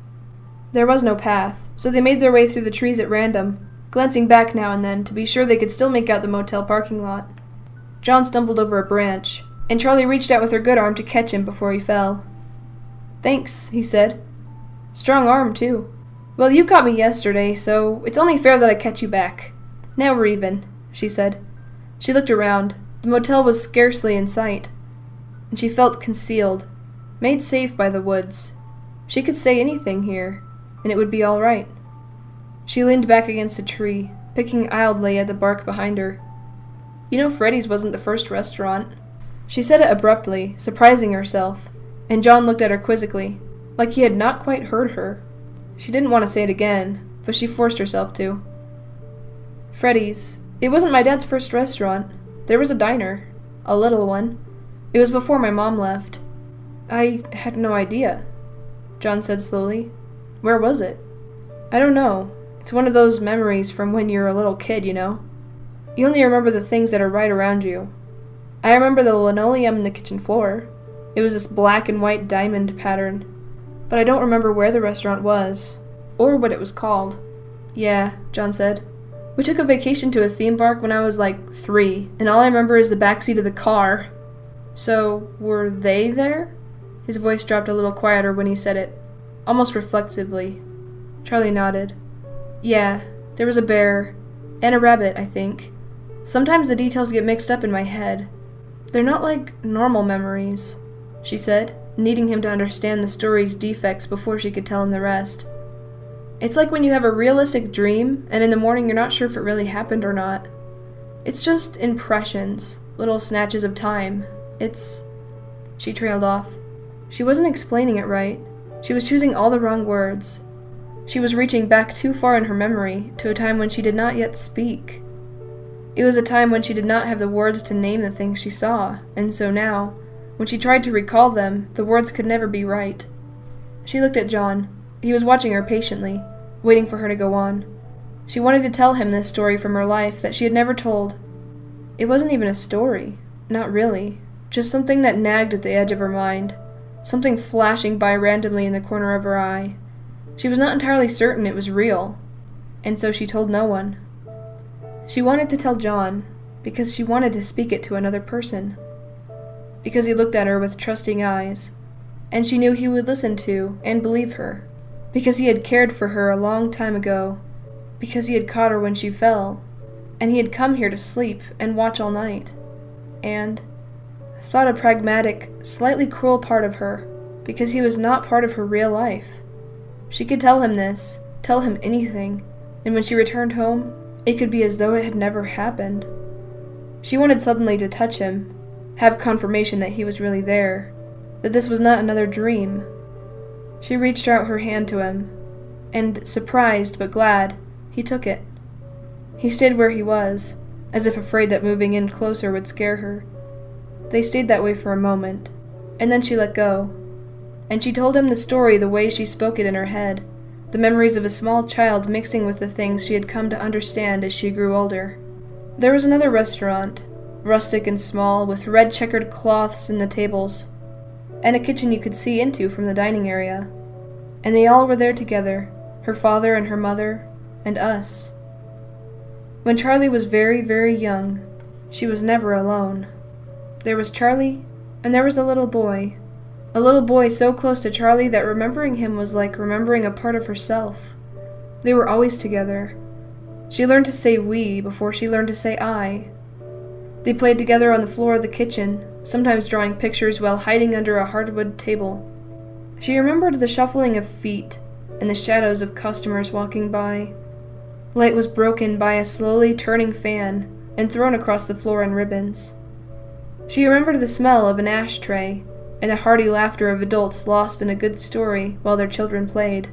Very often she would hear her father's laugh echoing from a distant corner as he talked with customers. When Charlie pictured him laughing like that now, it was with a little ache, a sucking feeling in the center of her chest, because his eyes were bright and his smile was easy, and because he wanted them all to be part of the restaurant, to share his work freely, because he was not afraid to let his children roam and explore. He was yet untouched by grief, and so while he looked a little like the father she truly remembered, they were not the same man at all. Charlie was looking down at the ground as she talked, at the dirt and stones and cracked remains of leaves, and her hand was at her back, stripping bark from the tree. Does that hurt the tree? She thought, and forced her hands away, nodding them in front of her. The restaurant was open until late at night, and so when they began to falter, Charlie and the little boy would crawl into the pantry with blankets and soft toys to sleep until it was time to close. She remembered using sacks of flour as pillows, big bags almost as long as they were tall. They would snuggle down together and whisper words of nonsense that meant deep things only to the two of them, and Charlie would drift into sleep, half listening to the warm sounds of the restaurant, the clank of dishes and the murmur of grown-ups' talk, and the sound of the bear and the rabbit as they danced to their chiming tunes. They loved the animals, the yellowish-brown bear and the matching rabbit who wandered the restaurant, dancing and singing for the customers, and sometimes just for Charlie and the little boy. They sometimes moved stiffly and mechanically, and sometimes with fluid human movements. And while the boy liked the animals best when they acted like people, Charlie liked them the other way. Their stilted movements, their lifeless eyes, and their occasional glitches fascinated her. They acted alive, but were not. The narrow yet bottomless chasm between those things, alive and not alive, enthralled her, though she would have never been able to explain why. I think they were costumes, Charlie said now, still looking down at the ground. The animals weren't always robots. The bear and bunny were costumes, and sometimes people wore them. and sometimes my father put them onto one of his robots, and you could always tell which it was by the way they danced." Charlie stopped. There was more, but she could not bring herself to speak. There was something else that made her lock down her mind and force the memory away. The part that made her unwilling to ask Aunt Jen for answers, because she was afraid of what those answers might be. Charlie had not dared to look at John this whole time while she was talking, staring only at the ground, her hands at her sneakers. Now she did look at him, and he was rapt, seeming almost to be holding his breath. He waited, not wanting to speak until he was sure she was finished. "That's all I remember," she said at last, even though it was a lie. "Wait, who was the little boy?" John said. Charlie shook her head, frustrated that he had not understood. "He was mine," she said. "I mean, he was my brother. We were the same." She was speaking childishly, as if the memory had taken hold of her, forcing her to regress. She cleared her throat. "Sorry," she said, speaking more slowly, trying to choose her words with care. "I think he was my twin brother." She saw John open his mouth, about to ask the question. What happened to him? But there must have been something in her face, something warning, because he held back and said instead, "Do you think that place was around here? I mean, I guess it could have been anywhere, another state even."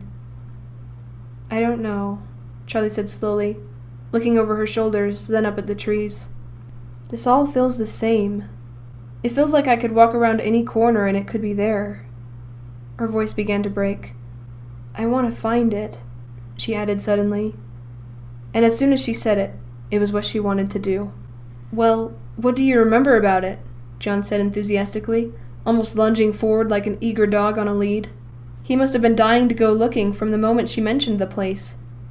Charlie smiled, but shook her head. "I really don't remember much," she said. "I don't know how much help I can actually be. Like I said, the things I remember are just little scraps. They're not information. It's like a picture book." She closed her eyes, trying to see the place in her mind's eye. The floor would shake. She lifted her head as the thought became clear. "A train?" She asked as though John would know. "I remember this thunderous sound every day. It was the biggest sound I'd ever heard. I don't mean loud. I mean you could feel it in your whole body, like it was rumbling right through your chest. It must have been close to some tracks then, right?" John said. "Yeah," Charlie said with a spark of hope. "There was a tree out in front of it," she went on. "It looked like an old, angry monster, hunched forward and wizened, with two giant gnarled branches reaching out like arms. Whenever we left for the night, I hid my face in my father's shirt so I wouldn't have to see it as we walked by." "What else?" John said. "Were there stores? Or other restaurants?"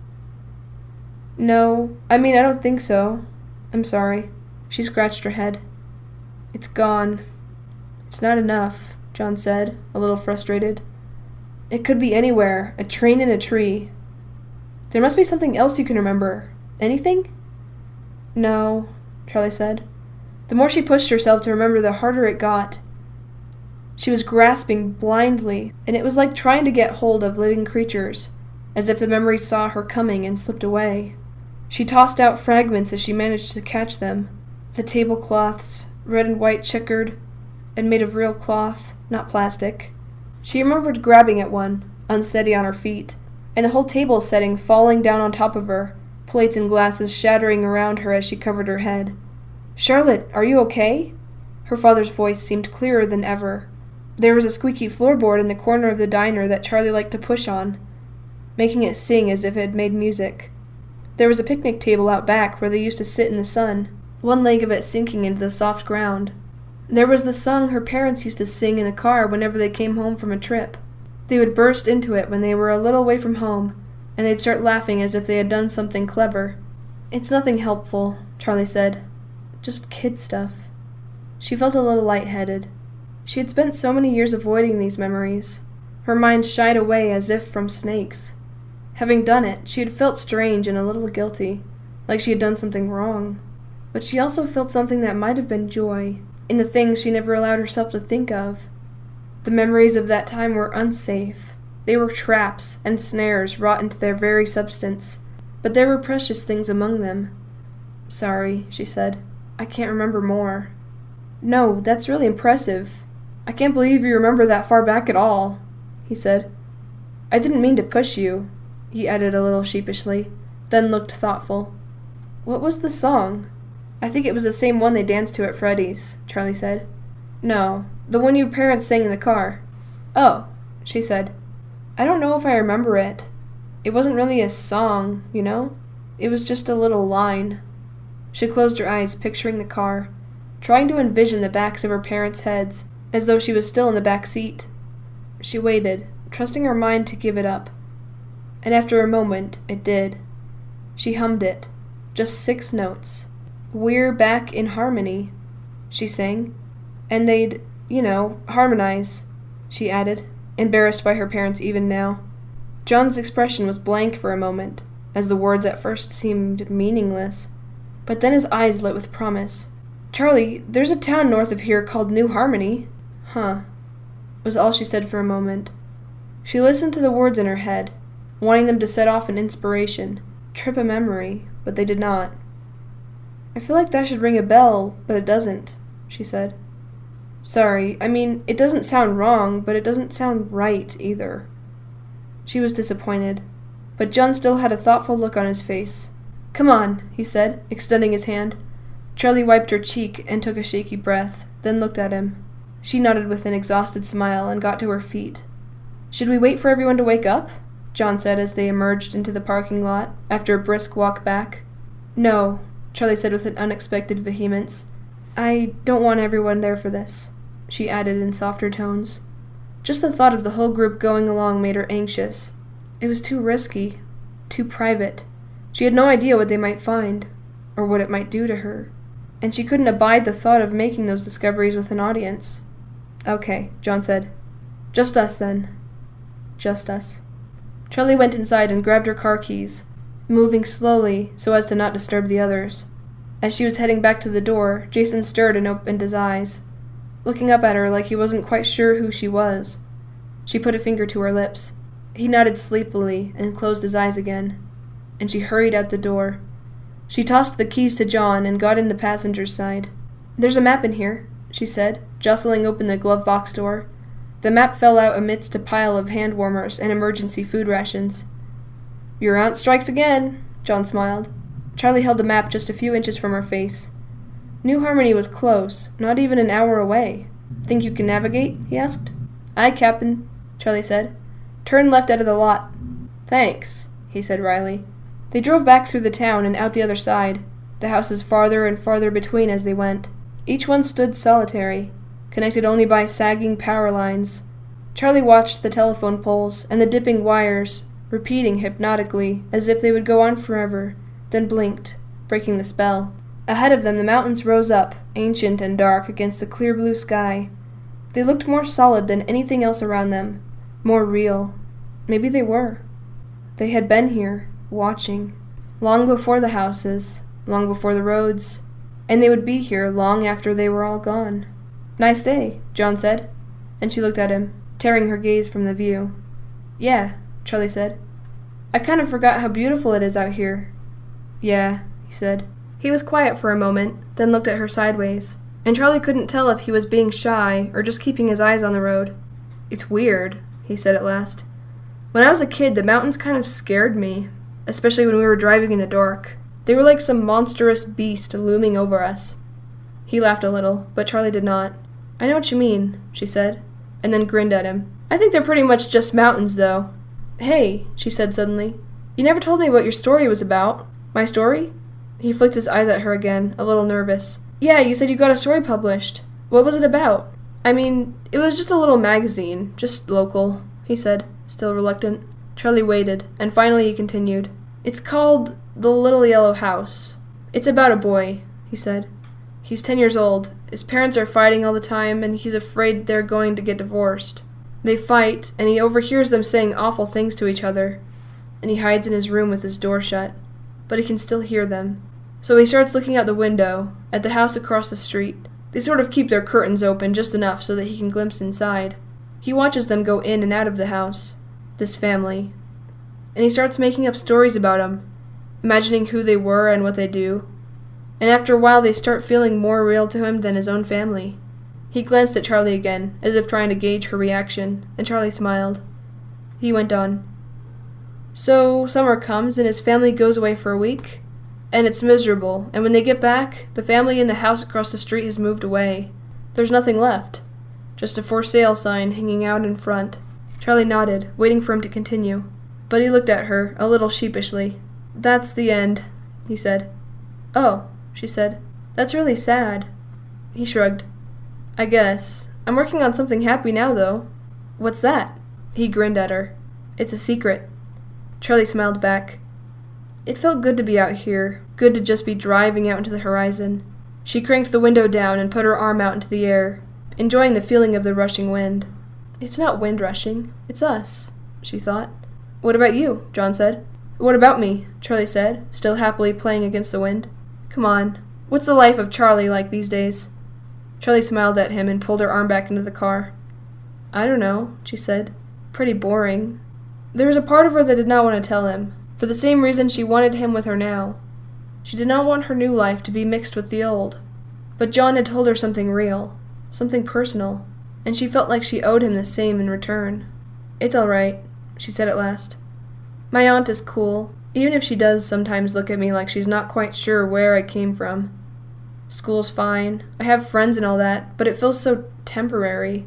I have another year, but I feel like I'm already gone. Gone where? John asked, and Charlie shrugged. I wish I knew. College, I guess. I'm not sure what comes next. Nobody ever really knows what comes next, I guess, he said. Do you... He stopped himself, but she prodded him. Do I what? She said teasingly. Do I ever think of you? He flushed, and she instantly regretted the words. I was going to say, do you ever see your mom? He said quietly. Oh, she said. No, I don't. It exhausted Charlie to think of her mother, and she thought her mother felt the same. Too much hung between them. Not quite blame, because neither one of them were to blame for what happened, but something close to it. Their pain, individual, radiated off them both like auras, pushing at each other like magnets with the poles reversed, forcing them apart. Charlie? John was saying her name, and she looked over at him. Sorry, she said. I drifted for a second. You got any music in this car? He asked, and she nodded eagerly, seizing on the diversion. She bent over, picked up cassettes scattered on the floor, and started reading labels. He made fun of her tapes. She argued back, and after some playful bickering, she shoved a tape into the player and settled back again to stare out the window. I think this is where the map's usefulness ends. John gestured to the road ahead. The whole area is pretty much blank. I think what we're looking for isn't going to be on this map. He folded the map and tucked it neatly into the side of the seat, craning his neck out the window to see what they were passing. Yeah, she said. It looked like they had returned to civilization. Single houses littered the fields, and dirt roads branched off in all directions. The landscape was mostly bushes and short trees. The whole area nestled between rows of low-lying mountains. John looked at Charlie, hoping she would notice something that would point them in the right direction. Nothing? He said, though her blank stare had already given him the answer. No, she said plainly. She didn't want to elaborate. The houses became fewer and more scattered, and the fields of dry brush seemed to stretch wider, giving the whole area a feeling of desertion. John found himself glancing over at Charlie at short intervals, waiting for a signal, half expecting her to tell him to stop and turn around. But Charlie just stared into the distance, her eyes fixed on nothing, resting her cheek in her hand. Let's go back, she said finally, sounding resigned. We could have missed something, John said. He slowed the car, looking for a spot to make a U-turn. We missed a lot back there. Maybe it's down one of those dirt roads. Charlie laughed. Really? You think we missed a lot? She grew thoughtful. No, none of this feels right. Nothing rings a bell. She felt a tear spill onto her cheek, and she wiped it away before John could notice. Okay, no worries, Charlie said abruptly, pulling herself back from reverie. Let's grab a bite. Just you and me? John smiled, still checking his mirrors for a place to turn. Charlie shivered. Then something caught her eye. She almost jumped in her seat, sitting straight up.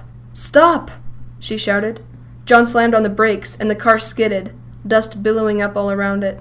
When they stopped, Charlie sat silently as John checked the rear view again, his heart racing. Are you okay? He said. But Charlie was already out of the car. Hey! He called after her. scrambling out of his seatbelt and rushing to lock the car behind him. Charlie was running back toward the town, but her eyes were on the field beside the road. He caught up quickly, trotting along beside her without asking questions. After a few minutes, Charlie slowed and began shuffling her feet on the ground, peering down as though she had lost something small and valuable in the dirt. "Charlie?" John said. Until this moment, he had not thought about what it was they were doing. It was an adventure, a chance to be alone with Charlie, to run off after a clue, but now she was starting to worry him. He brushed his hair back from his face. "Charlie," he said again. His voice touched with concern, but Charlie did not look at him. She was intent on whatever she had found. "Right here," she said.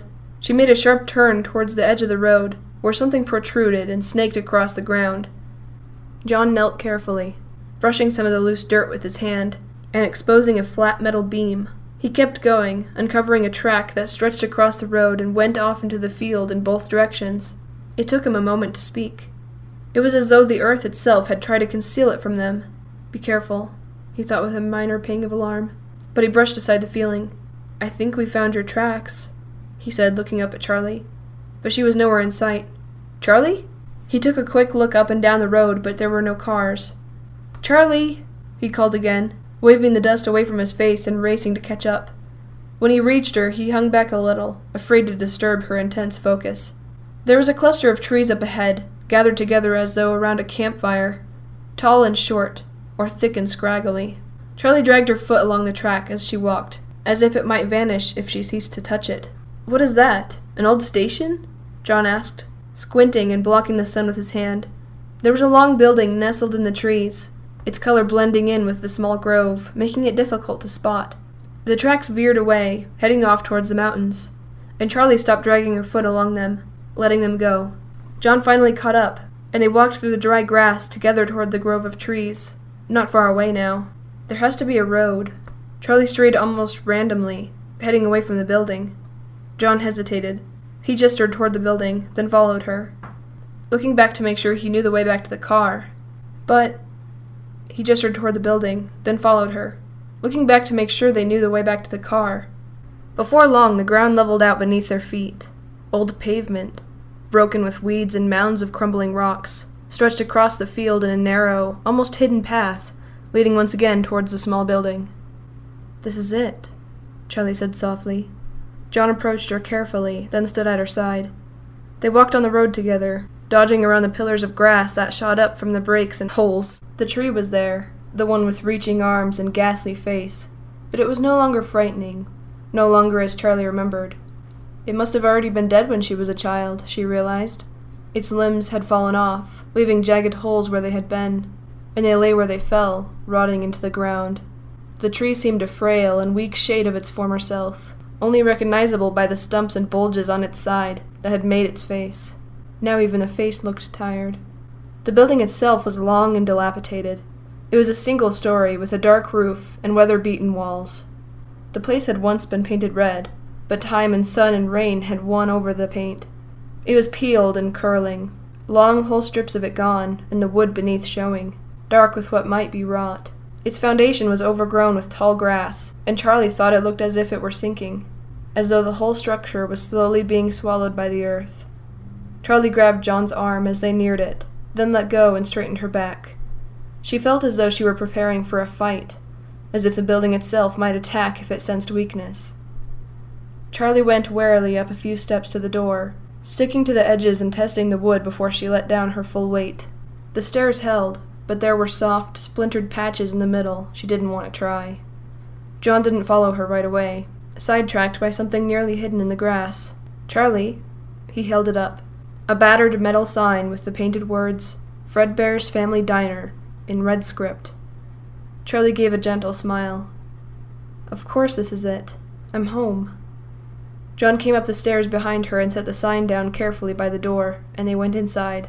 The door swung open easily. Light streamed in through the windows on all sides, revealing emptiness and decay. Unlike Freddy's, this place had been cleaned out. The wooden floors seemed intact, but they were warped from weather. Sunlight was streaming in, unobstructed, and went where it wanted without furniture or people to block its path. Charlie looked up at the ceiling fan. It was still there, but one of its blades was missing. There was a double door to their right with circular windows. Unlike the dining area, which was breached with sunlight and the sounds of outside, the room behind the double doors was still pitch black. John was more interested in this than Charlie, and he carefully peered into one of the windows, obviously tempted to nudge it open and see what was inside. Charlie left him to his curiosity and walked further into the dining room, which she only knew was the dining room through memory. Now it was a vacant and lonely room, stretched long and narrow, at least 50 feet, growing darker as it went. There was a slightly elevated stage at the end of the room, and Charlie realized as she looked around the place had probably been a dance hall, and the long desk by the entrance that her parents had used for the cash register had probably been a bar. She went over to it and saw that she was right. There were even grooves and scratches in the wooden floor where bar stools had once dug their feet. She tried to picture it, a dark bar with a country western band playing on stage, but she could not. When Charlie looked at the stage, she could still see 2 animatronic animals in shadow, moving in unnatural twists and turns. She could hear echoes of carnival music and distant laughter. She could still smell the cigarette smoke in the air. She hesitated before going further, as though the ghosts she remembered might linger on the stage. She tried to catch a glimpse of where John was. He finally had the door to the kitchen half open and was sticking his head inside. Charlie turned her attention back to the stage and walked towards it across the creaking floor. Even the smallest sound was deafening, accompanied by faint whistles as the wind slipped through the cracks in the windows and walls. Strips of wallpaper had peeled down and hung flat against the wall, inert until a breeze lifted them up and they wagged like thin fingers pointing at Charlie as she walked. Charlie stood at the base of the stage, studying the floor carefully for traces of what might have stood there before. All that remained were holes where bolts had once been. The corners looked blackened, with the shapes of coils and wires etched into dirt and wood. Everything is gone. Her head jerked toward the corner to her right. There was another door. Of course this is another door. This is why you're here. She stood still, looking at the door but not ready to touch it. She was grasped with a strange and illogical fear, as though spiders and boogeymen might come rushing out. The door was ajar. Charlie looked back toward John again, hesitant to go on without him. As though he heard her calling to him, he leaned out of the kitchen door with a wide-eyed expression. This is really creepy. He was obviously enjoying himself, like a kid in a haunted house. Can you come with me? Charlie's plea came as a surprise to John, who seemed pleased but irritated at the same time, having been enjoying his own adventure on the other side of the building. 2 seconds, he promised, then disappeared again. She rolled her eyes, disappointed but not surprised that his childish curiosity would take priority. She rested the back of her hand against the aged wooden door and gently guided it open, bracing herself against whatever might be inside. Whatever she had been expecting, this wasn't it. It was a closet, the inside extending off to the left, about 8 or 9 feet into darkness. There were horizontal poles mounted along the walls where hangers had once been. Square shapes imprinted in the dust filled her mind with images of boxes, maybe speakers. As she stepped inside, she pushed the door all the way, trying to let in as much light as possible. As she walked further in, she let her hand drag along the wall. Although nothing was there now, she could feel the heavy cloth, coats and sweatshirts hanging. No. These were costumes. Costumes had hung here in the dark, hiding their colors but allowing themselves to be felt by every cheek and small hand that passed through. Rubber-padded palms and fingers swayed this way and that. Reflections on false eyes passed overhead. Charlie reached the end and turned to look back. She crouched down, looking up at the empty space. It didn't feel empty. She could still feel the costumes. They were hanging all around her. There was someone else in the closet with her, kneeling down at her own height. It was her friend, the little boy. My little brother. They were both playing and hiding together as they always did. This time was different. The little boy looked up to the door suddenly as though they had been caught doing something they shouldn't have been doing. Charlie looked up as well. There was a figure in the door. It looked like one of the costumes was standing on its own, but it was motionless. So still that Charlie wasn't sure what she was seeing. It was the rabbit, the yellowish-brown rabbit they loved, but it did not dance or sing. It just stood there and stared at them, unblinking. They began to squirm under its gaze, and the little boy screwed up his face to a wail. Charlie pinched his arm, seized with an instinctual sense that they must not cry. The rabbit looked back and forth from one to the other with those all-too-human eyes.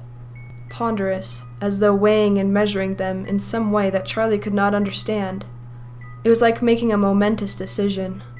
Charlie could see its eyes, its human eyes, and she was cold with terror. She felt a fear in her brother as well, felt it echoing between them, reverberating and growing because it was shared. They could not move, they could not scream. And finally the creature inside that patchwork, ragged yellow rabbit suit reached for the boy.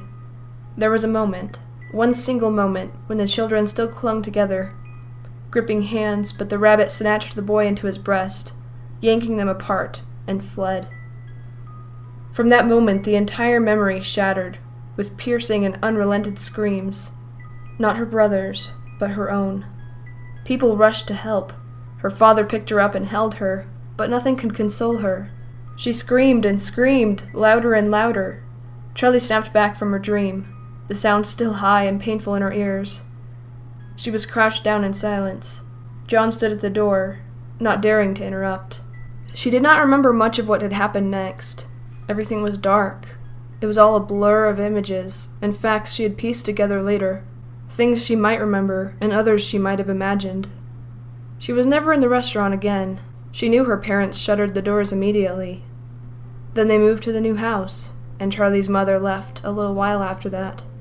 Charlie did not remember her saying goodbye, although she knew she must have. Her mother would not have left without a goodbye, but it was just lost in the mist of time and grief like so much else. She remembered the first time she stood in the doorway of her father's workshop, the first day they were alone and everything. It was the day he began to build her a mechanical toy, a little dog who tilted its head from side to side. She smiled when she saw it finished, and her father looked at her the way he would look at her for the rest of his life, as though he loved her more than life itself, and as though his love made him unbearably sad.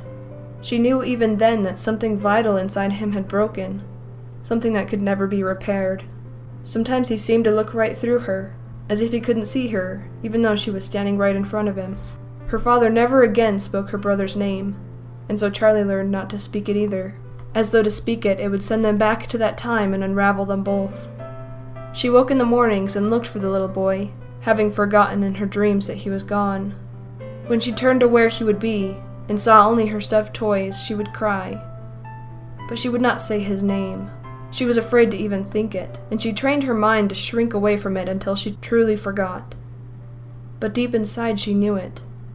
Sammy. A rumbling sound rose, loud and low like a train passing, and Charlie startled. A train? She looked around her, eyes wide. She was disoriented, not sure if it was in the past or present. It's okay. I don't think it's anywhere near here. Might just be a big truck. John took Charlie's arm and pulled her to her feet. Did you remember something? He whispered. He was trying to catch her gaze, but she was focused elsewhere. A lot. Charlie put her hand to her mouth, still staring into the darkness as if she could see the scene. John's hand on her arm was an anchor, and she clung fast to it. This is real. This is now, she thought, and she turned to him, seized by a fierce gratitude that he was there, with her. She buried her face in his chest, as if his body could shield her from what she had seen, and she let herself cry.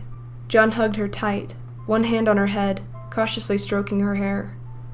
They stayed that way for long moments, and at last she calmed, her breathing deep and even again. John loosened his grip on her, and as soon as he did, Charlie stepped back, suddenly aware of how close they had been. John's hands were still suspended in mid-air from where Charlie had been.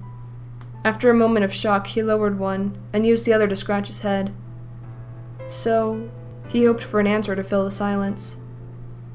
A rabbit, Charlie said calmly, looking toward the doorway. A yellow rabbit. Her voice became graver as the image was still fresh in her mind. The one I saw the night Michael disappeared, the bearer. I'm pretty sure he was yellow too. I thought you said it was like the others, Charlie said. I thought it was. When everybody said Freddy was brown, that night when we first met up, I just thought I was remembering it wrong. I mean, I really don't have a great memory for back then, you know? I didn't even remember what color my old house was. But then you said he was yellow too. Yeah, they were yellow. She nodded. It was the answer he was expecting. I think it's connected. The animals from here, and the one I saw at Freddy's. And the one that took my brother, Charlie thought.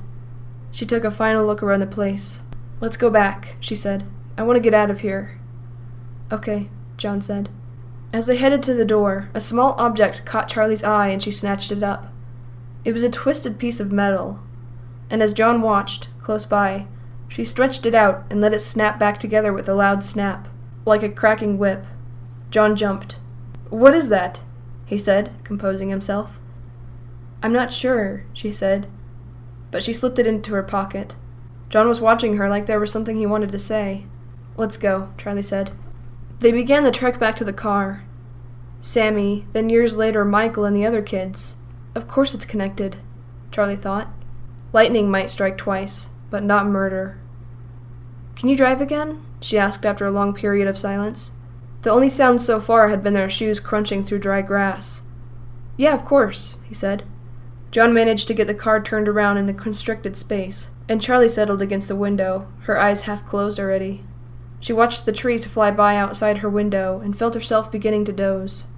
The metal object in her pocket was digging into her leg, keeping her awake. And she repositioned it, thinking dreamily of the first time she saw one of these things. She was sitting with Sammy in the restaurant before it opened for the day. They were under a window, in a dusty beam of light, playing some invented game she could no longer remember. And their father came over, grinning. He had something to show them. He held up the piece of twisted metal and showed them how it opened, then let it snap back in his hand. They both cried out in surprise, then started giggling and clapping their hands. Their father did it again. I could snap off your nose, he said. And again they laughed, but quickly his face turned serious. I mean it, he said. This is a spring lock, and I want you to know how it works because it's very dangerous, and I don't ever want you touching these. This is why we never put our hands in the animal costumes. It's very easy to trigger these if you don't know what you're doing, and you could get hurt. It's like touching the stove. Do we ever touch the stove? They shook their heads with a solemnity beyond their years. Good, because I want you both to grow up with all your noses, he cried, and then swept them up, one in each arm, swinging them around as they laughed. Suddenly there was a loud snap. Charlie jolted out of sleep. What was that? What was what? John said. The car was off. Charlie looked around. They were back at the motel. Charlie took a moment to reorient herself, then gave a reluctant smile. Thanks for driving. What were you dreaming about? John said. You looked happy. Charlie shook her head. I don't remember. Chapter 6. The other car was gone from the lot, and when they went into the room, there was a note on Charlie's pillow, written in Marla's big, loopy handwriting. We're meeting for dinner at 6:30, and then going to you-know-where, she had written. See you too soon. Don't forget about the rest of us. XOXO Marla. She had drawn a smiley face and a heart below her name. Charlie smiled to herself, folding the note and slipping it into her pocket without showing John. What does it say? He asked. We have to meet them at the diner in... She checked her watch. An hour. John nodded. He was still standing in the door, waiting for something. What? Charlie said. I need to go change, he said, gesturing at the rumpled clothing he was wearing. Can I take your car? He held up the keys and jingled them. Oh yeah, of course. Just come back for me, Charlie said with a grin. He smiled. Of course, he added with a wink. When the door closed behind them, Charlie let out a sigh.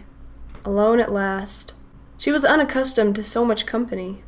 She and Aunt Jen moved into their own orbits, meeting gladly from time to time throughout the day, but with the assumption that Charlie could take care of her own needs, or would speak up if she could not. Charlie never spoke up.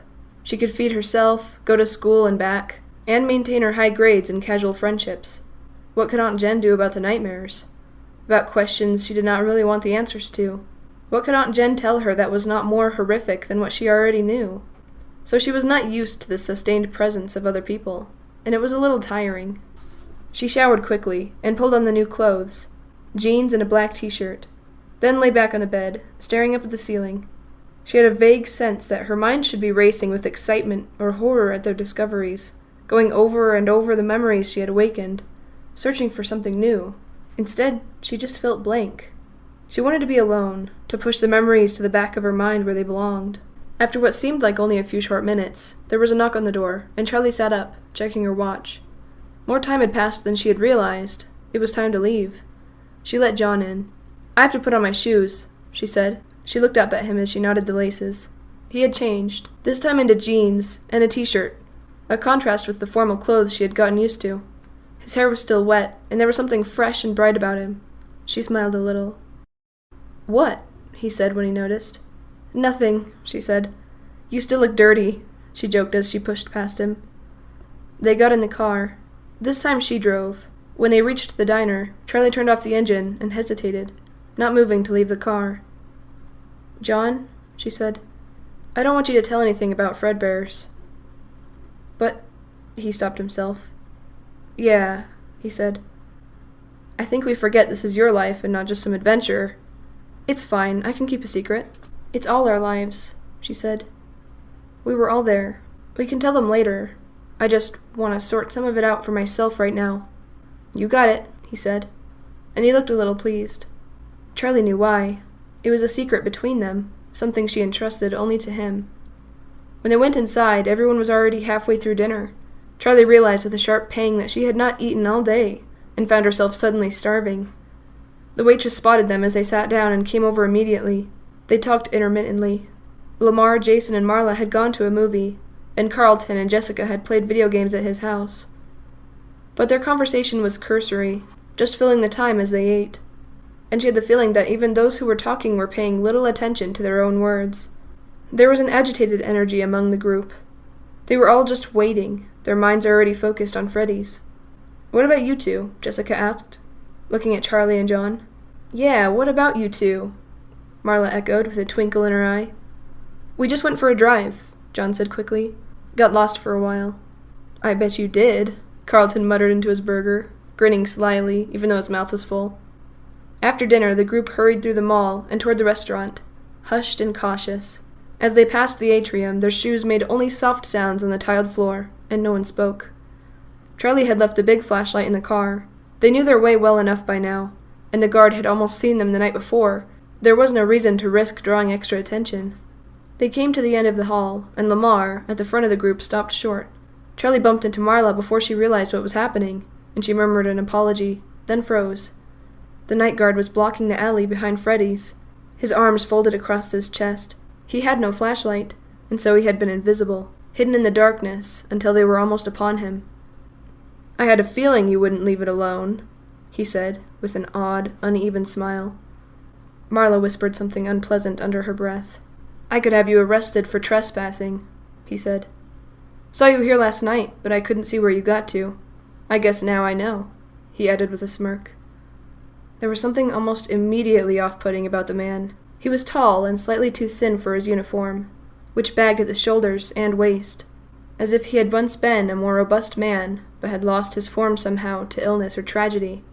His name tag, reading Dave, hung askew on his chest.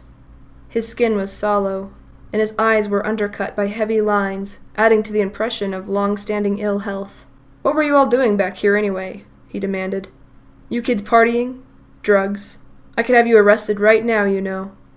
Charlie and John glanced at each other. "We're sorry," Lamar said quickly. "We'll go. We don't have any drugs." "Says who? Says you?" The guard wore an odd expression, and his words were harsh and fast. He seemed not to be responding to what they were saying. He looked angry, but his mouth kept quirking up at the corners, like he was trying not to smile. "What do we do?" Jessica whispered. "Probably the most action he's ever had out here," Carlton said with a hint of disdain, and Charlie remembered suddenly that Carlton's father was a cop. She remembered him in his uniform, tilting down his dark sunglasses at them with a mock glare, then smiling, revealing the joke. The guard, however, looked like he meant it. "We'll go," Lamar said again. "Sorry." Charlie looked at the man, considering him. The ill-fitting uniform, his peaky, almost exhausted-looking features. He really could kick them off the property, or even have them arrested for trespassing. But still, she could not really fear him. His inadequacy shone through him, like a kind of negative charisma. He would always be shoved to the back of the crowd, always shouted down in an argument, always picked last, forgotten, ignored in favor of those who were simply more vital, more vigorously attached to life. Charlie frowned at herself. It was an unusual train of thought for her. She did not usually assume she could read the lives of strangers through the lines of their faces. "Why don't you come with us?" she said. "We just want to explore a little more, then we'll leave. You know your way around better than any of us," she added, hoping that some of the flattery would stick. "And then we'll never come back again," Carlton said. The guard did not immediately dismiss the idea, and the others quickly chimed in with their own assurances. The guard peered at them, one by one, fixing his gaze on each, in turn. When he looked at Charlie, she looked away, not wanting to meet his eyes, as if she'd be giving something away if she let him look too deeply. Once he had inspected them to his satisfaction, he nodded. "Sure," he said. "Only because I've always wanted to take a walk in there myself." He jerked a thumb behind him, and catching the surprise that must have shown on their faces, added, "I'm not an idiot. I've been working here for years. Walked this building inside and out every night. You think I don't know what's back there?" Charlie felt herself flush. She had somehow assumed their discovery was unique. The guard looked down at his name tag suddenly, then pointed to it. "Name's Dave," he said. "I'm Jason," Jason said. And, a little warily, the others recited their own names in turn. They stood there, looking at one another awkwardly for a moment, no one wanting to be the first to move. Then Jessica shrugged. "Come on," she said. She walked quickly to the scaffolding that hid the alley to Freddy's, and pulled back the plastic, revealing the break in the wall, and they all filed through, squeezing past the piled boxes. Dave hung back politely, letting them all go first. He motioned to Charlie to go ahead. "I don't want you behind me," Charlie thought. She looked at Jessica, who wasn't moving either. "Please, go ahead," Charlie said with an edge in her voice, and Dave ducked his head shyly and went in. Charlie followed him, and Jessica tucked the plastic carefully back where it was, concealing their passing, even though there was no one left to catch them. As they made their way down the dank alley, Charlie touched her fingers to the brick wall, dragging her hand along as if to guide her. The flashlight seemed a little dimmer now, though she knew it could only be her imagination. They led the guard to the heavy wooden shelf that hid the entrance, and Lamar, John, and Jessica dragged it out of the way, revealing the door. Charlie expected their new companion to be impressed, but he just nodded, as if he had suspected this all along. One by one they entered the hall to the restaurant, and again, Charlie lagged back from the group. She caught Carlton by the arm as he passed her. "Carlton," she whispered, "have you ever seen this guy?" Carlton shook his head. "It's not that small a town. I don't know everybody." Charlie nodded absently, her eyes still on the newcomer as they made their way down the long hallway into Freddy's. Freddy's main dining room. She had invited the guard because it seemed like the only way to get back in, but now she was beginning to regret it. Letting a stranger into Freddy's was like letting him into her home, like giving something up. "What happened to the restaurant?" Lamar said, his tone carefully even, forcing a friendliness he could have not felt. "Why is it boarded up? And why is the mall abandoned anyway?" His voice sounded thin in the narrow hallway, a little muted. "You don't know?" Dave said. "This town needs money, jobs, revenue, things like that, and one thing we've got a lot of is space. So they decided to build a big mall, try and attract businesses, maybe even tourists. They built up around where Freddy Fazbear's was, but when it came to it, no one would lease the restaurant, because of what happened. So someone had the bright idea of sealing the whole place up, intact. Someone who had a sentimental attachment to it, perhaps. I don't think they even tried to clear it out. But it wasn't enough. Something about the place spilled over into the rest of the building, maybe right down into the soil. No one wanted to bring their business here. Sometimes business owners, franchises from outside the town would come and look at the place, but they never signed the papers. Said it just didn't feel right. I think it's got an aura, a mystical energy maybe, if you believe in that sort of thing." Dave wiggled his fingers in the air as though casting a spell. "I don't believe in that sort of thing," Lamar said shortly, but the guard did not seem to notice his tone. "To each his own," he said. "All I know is, no one ever wanted their stores here, and they abandoned the construction before the building was even finished. Now nobody comes up here, except kids wanting to screw around. And me," he added, with what sounded like pride. He must have felt possessive, Charlie thought. The only one who ever came here for years and years. It must have felt like it belonged to him. This strange, half-finished building. To him, they must be the invaders. They came to the end of the hallway, and the space opened up before them. Jessica ran ahead to the control room beneath the stage, her flashlight bobbing merrily ahead of her. She disappeared for a moment, then hit the light switch, and all at once the room was warm and bright. Charlie stopped, blinking in the sudden light. Dave brushed past her, and as he did, something caught her eye. There was a scar on his neck, curved and ugly, almost a perfect half-moon. The tissue was knotted and white. The cut that had made it must have been a deep one. Only a few feet away, Dave turned in a circle, taking in the restaurant, awed as he did.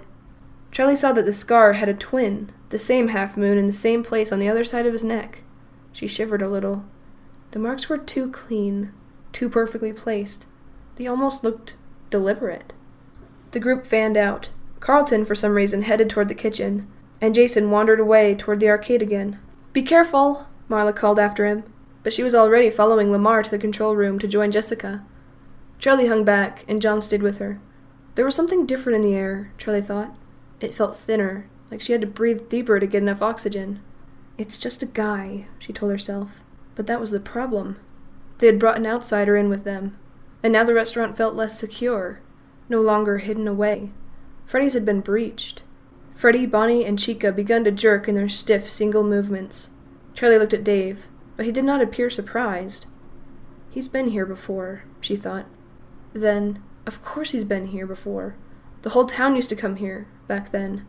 John motioned her on, and reluctantly she went with him to the control room, Dave tagging along behind them like a stray. In the booth, Jessica was hunched over, pressing buttons, and Lamar was studying the control board, trying to make sense of it. Dave peered intently over their shoulders, watching. He was nodding slightly to himself, wrapped up in some private calculation, and when Jessica stepped back and stretched, he cleared his throat. He said, "Could I try?" He drew himself up a little, extending his arms graciously. Jessica and Lamar exchanged glances, then shrugged. "Why not?" Jessica said.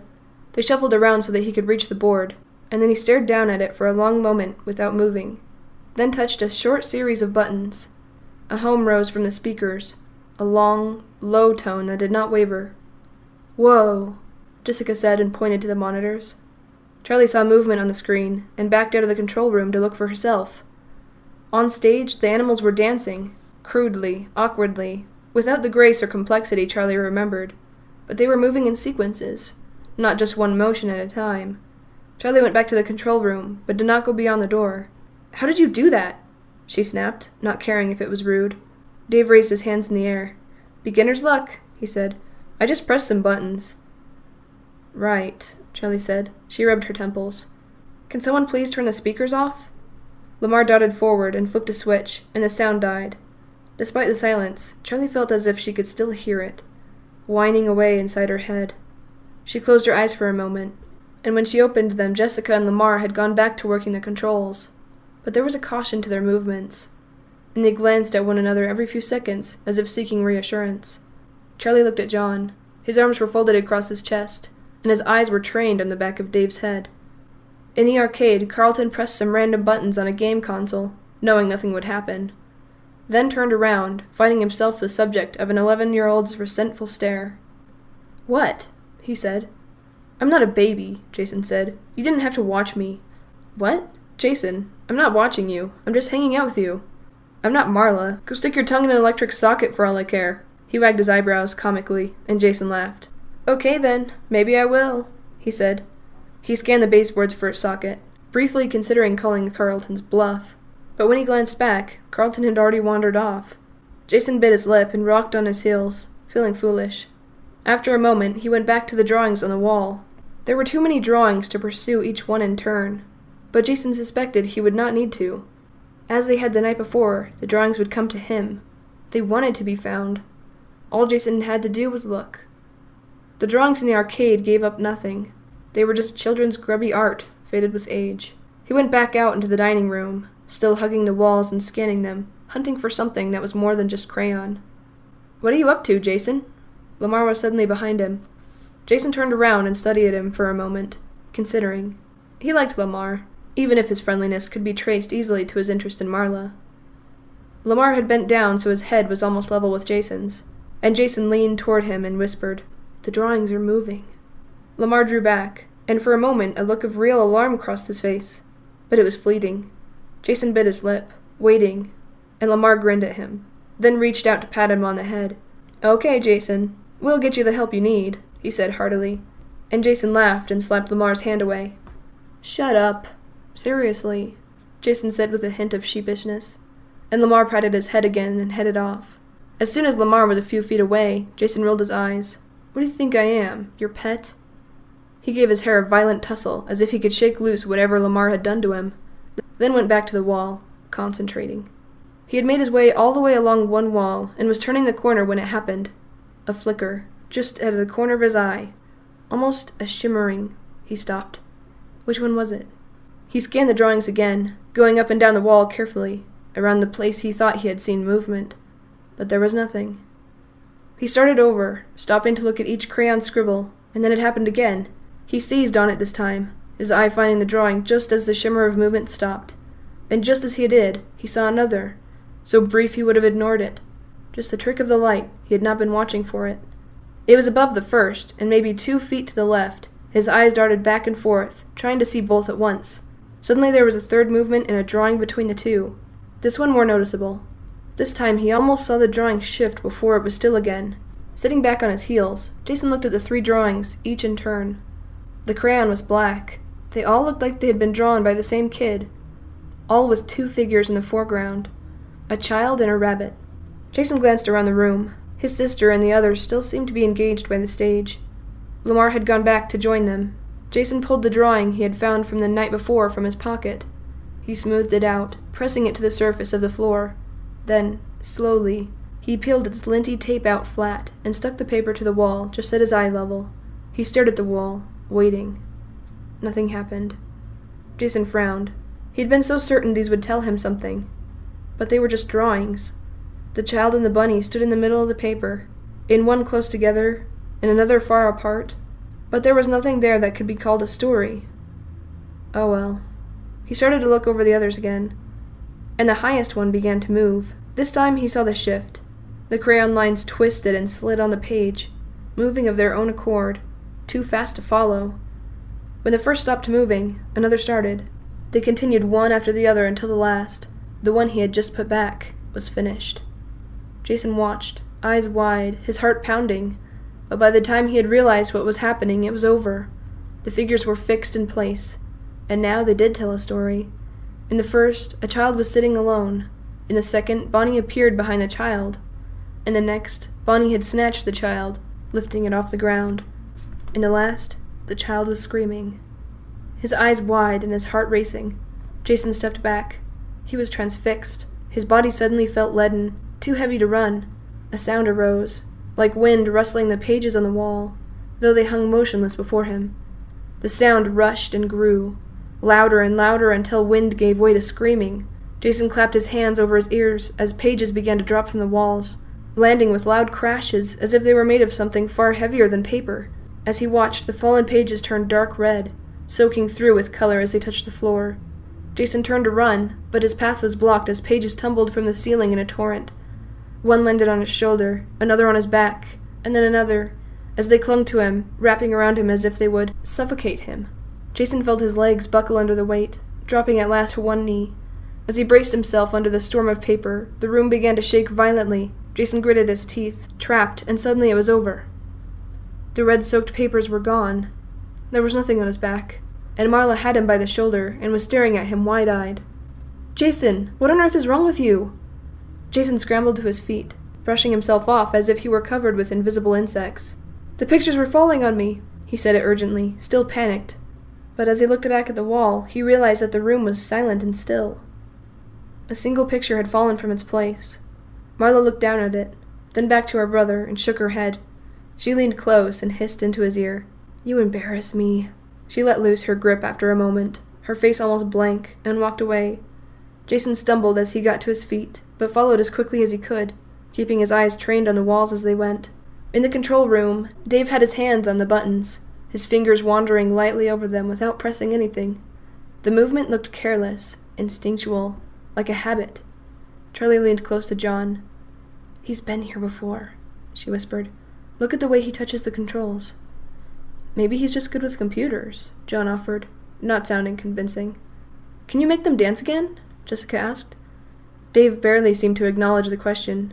His mouth hung slightly open, and he seemed to be staring at something none of them could see. In the bright lights, they could all see that his uniform was grubby and torn in places, his face poorly shaven, and his eyes a little unfocused. He looked less like a guard than a vagrant, and he looked at them as if he had wandered in ages ago and they were the newcomers. It took him a moment to register the question. "Sure, let's see what we can do," he said. He smiled at her, his mouth askew. His eyes were a little too intent on her face, holding her gaze just a little too long. Jessica swallowed, seized with an instinctual revulsion, but she smiled back politely. "All right," Dave said. "I've been here a few times before. I think I can work some magic." Charlie and John exchanged glances. "You've been here before?" John said in a careful, even tone, but Dave ignored him, or did not hear. There was a keypad to the far left of the control board that no one had touched yet, as it did not appear to be connected to anything. Now Dave reached for it and began to press the buttons quickly, as if he had done it 100 times before. He gave Jessica a conspiratorial glance. "For special occasions, you can request a dance." He smiled at her again, with that crooked intensity. "Great," Jessica said, breathing a sigh of relief. Anything to get out of such forced proximity to this man. She looked at Lamar. "I'm going to go look. Will you take over?" "Yeah, sure," he said, scooting forward to fill the vacancy, as Jessica and Dave made their way out into the show area. On stage, the lights were flashing in patterns, accompanying with music that no longer played, and Bonnie's mouth was moving as though in song. His eyelids closed for long blinks, then opened again with loud clicks, his glass eyes moving from side to side. One large blue hand rose and fell, strumming exaggeratedly, on the red guitar whose strings had long since gone missing. "Lamar, how much of this are you doing?" Carlton said, suitably impressed. "Not much," Lamar called back. "Most of it seems to be pre-programmed." Bonnie turned to them, and Jessica startled as he seemed to look right at her.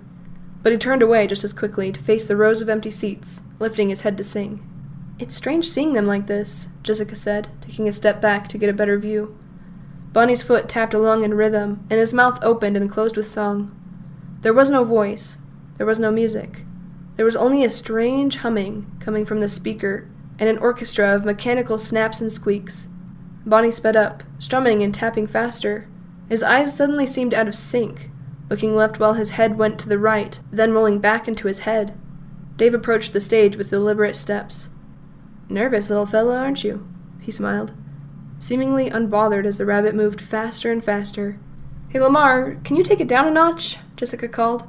Bonnie's arms began convulsing violently, his mouth open but stuttering, his eyes throwing their gaze in seemingly random directions. "Lamar, something's wrong!" Jessica cried. Bonnie's foot jerked upward with a sound like a gunshot, yanking free the bolt that anchored him to the stage. "Lamar!" Carlton climbed onto the stage and hurried to Bonnie, trying to search the rabbit for an off button as he ducked its erratic swings. "Carlton, get down, you idiot!" Jessica ran to the stage. Bonnie was moving too fast, out of control as if his program hit a glitch. He was no longer following the dance sequence they all remembered so well. He began to convulse and thrash. Carlton scrambled back, trying to get away, but Bonnie's arm broke away from the guitar, swinging out and hitting Carlton across the chest, knocking him off the stage. He landed on his back and stayed down, gasping for breath. "Lamar!" Jessica shouted. "Lamar, turn it off!" "I don't know how!" he yelled back. Jessica knelt down beside Carlton, looking helplessly at him. She tapped his shoulder insistently. "Carlton, are you okay?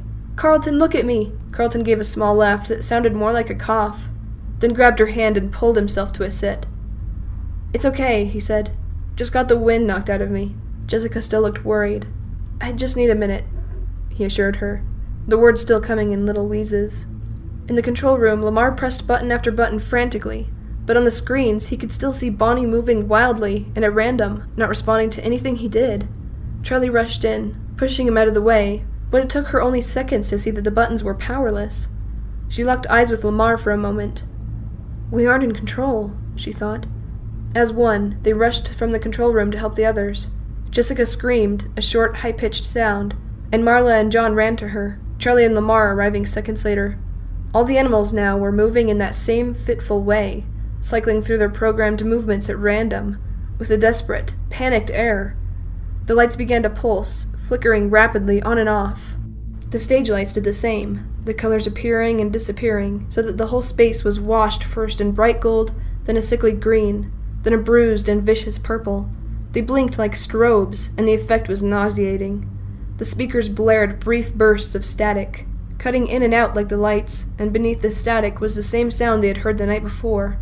The growling of a voice too low to be human, too indistinct to be speaking words. The group came together cautiously, not quite trusting their own senses. The lights throbbed savagely, and as Charlie walked toward her friends, she could not be sure how far away they were, or what was right in front of her. They huddled in the middle of the floor, staring at the animals as they rattled and rocked, as if with their own agenda. Carlton got to his feet. Jessica watched him with concern, but he waved her off. "I told you, I'm fine," he said, shouting to be heard over the intermittent noise. Charlie stood fixed in place, unable to take her eyes off the animals. "They're trying to get away," she thought. It was a child's thought, and she tried to dismiss it, but it clung to her as she watched them, scarcely noticing the fitful flickering of the lights and sound. The animatronic creatures didn't look like they were glitching. Their movement seemed not mechanical but hysterical, like there was something they desperately needed to do, but horribly they could not. "Where's Dave?" John said suddenly. Charlie met his eyes with a rising dread. Oh no. Dale looked around, but the guard was nowhere in sight. "We have to find him," Charlie said. "He probably left already. Who cares?" Marla said, her voice high and frightened. "I'm not worried about him," she said grimly. She turned to John. "Come on," she said, setting off toward the hallway to the right of the stage. He glanced at the rest of the group over his shoulder, then followed Charlie at a brisk pace. "We should find the other control room and see if we can stop all this from there," Jessica said crisply, taking charge. "You and Jason go look for Dave," she told Marla. "I'll go with them," Lamar said quickly. "Control room?" Carlton said, looking at Jessica. "Control room," she confirmed. They all set off, moving slowly. The strobing lights distorted the space in front of them, seeming to throw up obstacles that were not there, obscuring the ones that were. The effect was disorienting, a constantly shifting maze of lights and noise. "Ow!" Marla shouted, and everyone stopped short. "Are you okay?" Carlton yelled. "Yeah, I just bumped into this stupid merry-go-round," she called back. The speakers were momentarily noiseless, but they shouted across the small distance as if there was a canyon between them. In another hallway, Dave was moving towards a goal. Without the others there to watch, he moved fast, scuttling almost sideways, and darting his eyes back over his hunched shoulders from time to time to see he was not followed. There was a large key ring at the belt of his uniform, but only a few keys hung from it. He selected one, opened a door, and let himself into the restaurant's office. He closed the door quickly behind him, cushioning it against noise, even though the group would never hear it this far away, or note it between their own shouts and the blaring of the speakers. He turned on the overhead light. It was steady, illuminating the room without a flicker. On the far wall there was a tall closet flat against the wall, and he used another key on his ring to open it. Dave stood still in the open door for a long moment, breathing deeply. As he did, his back straightened and his hollow chest seemed to expand, drawing an uncharacteristic confidence from what he saw. An odd, thin smile on his lips. Dave reached out with his fingertips, savoring the moment, and brushed yellow fur. Jessica and Carlton hurried away down the hall toward the second control room, but Marla and the two boys moved more slowly, sticking their heads into the party rooms, then the arcade. The rooms appeared empty, but in the constantly changing light, Jason thought as they moved on, it would be easy to miss just about anything. Having checked the area, Marla and Lamar headed back into the main room. "Where are Jessica and Carlton?" Lamar shouted over another burst of garbled sound. Jason stopped and looked back, and in a fleeting instant he saw it. A rabbit. Outlined in the hall for a split second as the lights flashed on him, vanishing and appearing again in the party room they had just left. "Marla!" Jason shouted. "Marla!" His voice was shrill, agitated. She whirled around. "What? Are you okay?" "I saw Bonnie! He was there!" "What?" Marla's eyes went automatically to the stage. Bonnie was still there, moving back and forth in the same odd, spastic movements. "Jason, look! He's there! He can't move off the stage." Jason looked. Bonnie was there. "I saw him," he thought, looking back down the hallway, but it was empty. Jessica came running up, out of breath. "Is everything okay? I heard screaming." "We're fine," Lamar said. Jason thought he saw something. "Where's Carlton?" Marla said. She rubbed her temples. "Ugh, this lighting is giving me such a headache." "He's still fighting with the controls," Jessica said. "We should find Charlie and John. I think we need to get out of here." "I think they went that way," Lamar said, pointing to the hall at the far end of the room, just past the stage. "Come on." Jessica said.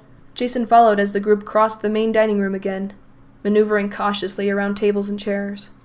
He looked back as they reached the hall. Suddenly, Bonnie appeared again, darting out from the arcade and ducking into the hall that led to Pirate's Cove. Jason watched his sister and the others file through the doorway, then slipped away before they could see him go. He ran across the room, intent on following the rabbit, then slowed his pace when he reached the dark hallway. The lights in the little hall were completely out, and though he could see nothing, it was a minor relief from the pulsing strobes. Jason hugged the wall as he moved, trying to scan ahead of him for signs of movement, but it was too dark. His eyes had not adjusted. After what seemed like ages, he came out of the hall and into Pirate's Cove. From a distance, he could hear his sister's voice, calling his name. "Guess they noticed I'm gone," he thought wryly. He ignored it. He crossed the room and peered down the other hallway, the one that led to more party rooms. But it was too dark, and he could scarcely see more than a few feet ahead. Turning back, he approached the little stage, the out-of-order sign still strung across it, as if anything in this place is in order. Suddenly, the curtain moved, and Jason froze. The curtain began pulling back. Jason couldn't bring himself to run. All went dark. Then the lights came on suddenly to reveal Carlton standing in front of him, having emerged from behind the curtain. "What are you doing back here all by yourself? Come on, let's go." Carlton greeted him with a warm smile. Awash with relief, Jason took a step forward, opening his mouth to speak, and stiffened, struck still with fear. Bonnie suddenly broke through the darkness, appearing behind the stage lights before them. But it was not Bonnie. This rabbit's yellow fur was almost blinding in the light. He rushed at them, and before Jason could cry out, the giant rabbit had a hold of Carlton from behind, smothering his face with a giant matted paw, and wrapping his other great arm around Carlton's chest, gripping tightly. Carlton struggled silently, hitting and kicking, but the creature barely seemed to notice. He screamed into the rabbit's paw, but the sound was swallowed whole. As he fought, the rabbit slunk back the way he came, dragging Carlton with him like a prize from the hunt.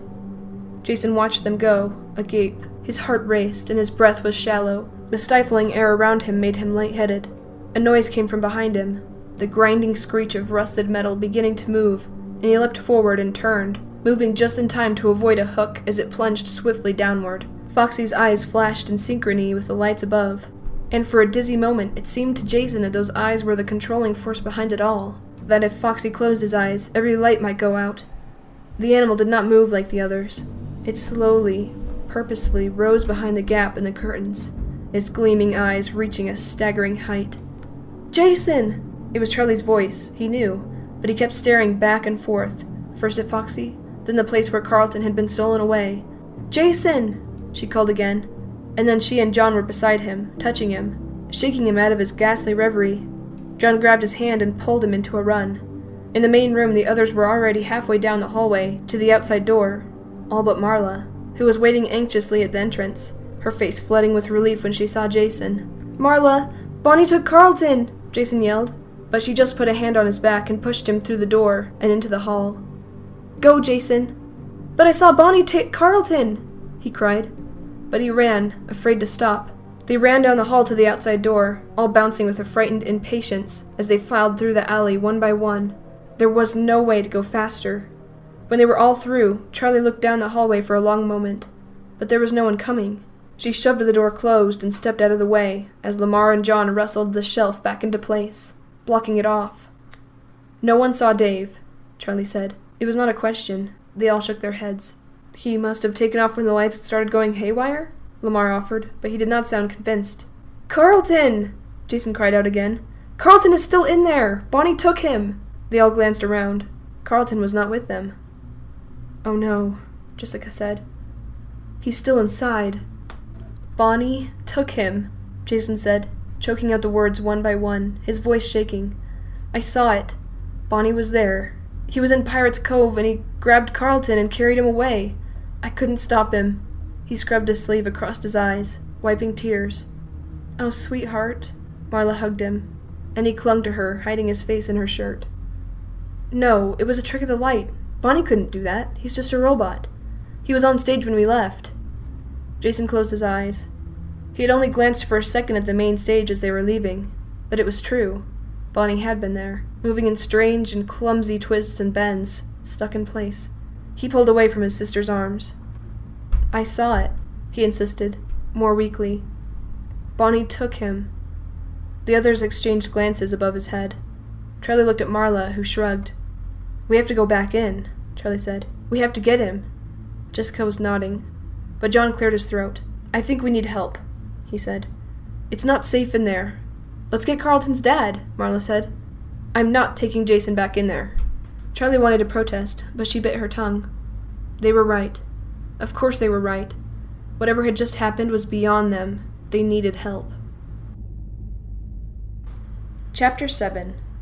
They made their way back through the corridors of the abandoned mall, not bothering to be cautious with their footsteps, or the beams of their lights. "So much for being sneaky," Charlie said darkly, but no one responded. By silent consensus, their pace quickened steadily. By the time they reached the parking lot, they were almost running. Spotting her car as they came out the front door, Charlie felt an almost physical relief to see it, like it was an old friend. "Someone should stay here," she said, pausing with her hand on the door handle. "We can't leave Carlton." "No," Marla said firmly. "We're leaving now." They looked at her in surprise for a moment. Suddenly she was talking to them, the way she talked to Jason. Sister knows best. Lamar and Jason exchanged glances, but no one said anything. "We're going into town, all of us," she added, giving Charlie a warning look. "And we're finding help." They hurried into their cars. As Charlie took the wheel, John got into the passenger seat, and she smiled tightly at him. Jessica climbed into the back a moment later, and she felt a minor disappointment. She had wanted to talk to him alone. "We're running for help. It's not a date," she scolded herself. But that hadn't really been the point. He felt safe, a touchstone, amid the strange things that were happening all around them. She looked over at him, but he was staring out the window. They pulled out of the lot, following Marla's car as she sped into the darkness. When they reached the town, Marla yanked her car to the side of the main street and stopped, and Charlie followed suit. Before the car had fully come to a halt, Jessica leapt from the back seat and started running. Marla followed a step behind. They stopped in front of the movie theater, and only then did Charlie see that there was a cop in uniform beneath the marquee, leaning back against his black and white car. His eyes widened at the sight of a young woman barreling toward him, and he took an involuntary step back as Marla started talking without pausing for breath. "Please, you've got to come." Marla was finishing as the others caught up. The cop looked a little bewildered. He had a shiny pink face, and his hair was so short that it was entirely covered by his hat. He was young, maybe mid-20s, Charlie realized, and he was looking at them skeptically. "Is this an actual emergency?" he said. "You may not realize it, but pranks can get you in real trouble." Jessica rolled her eyes and stepped forward, closing the distance between them. "We're not playing a prank," she said crisply, and Charlie suddenly remembered how tall she was. "Our friend is trapped in that abandoned shopping mall, and it's your job to help us." "The shopping mall?" He seemed confused, then looked in the direction they'd come from. "That shopping mall?" His eyes widened. Then he frowned at them reproachfully, looking remarkably like a disappointed parent despite his youth. "What were you doing there in the first place?" Charlie and Marla exchanged glances, but Jessica didn't blink. "Deal with us later. He's in danger, and you have to help us." "Officer." She leaned in and peered at his name tag. "Officer Dunn? Do you want me to go to the fire department?" Despite her fear, Charlie almost laughed. Jessica said it as if she were in a store, threatening to take her business elsewhere. It was so absurd, it should have gotten her no more than a puzzled glance, but Dunn reached for his radio hastily. "No," he said. "Hang on." He pressed a button, and the radio emitted a short burst of static. Charlie felt a brief chill at the sound, and as she looked around, she saw John stiffen, and Jason take a tiny step closer to Marla.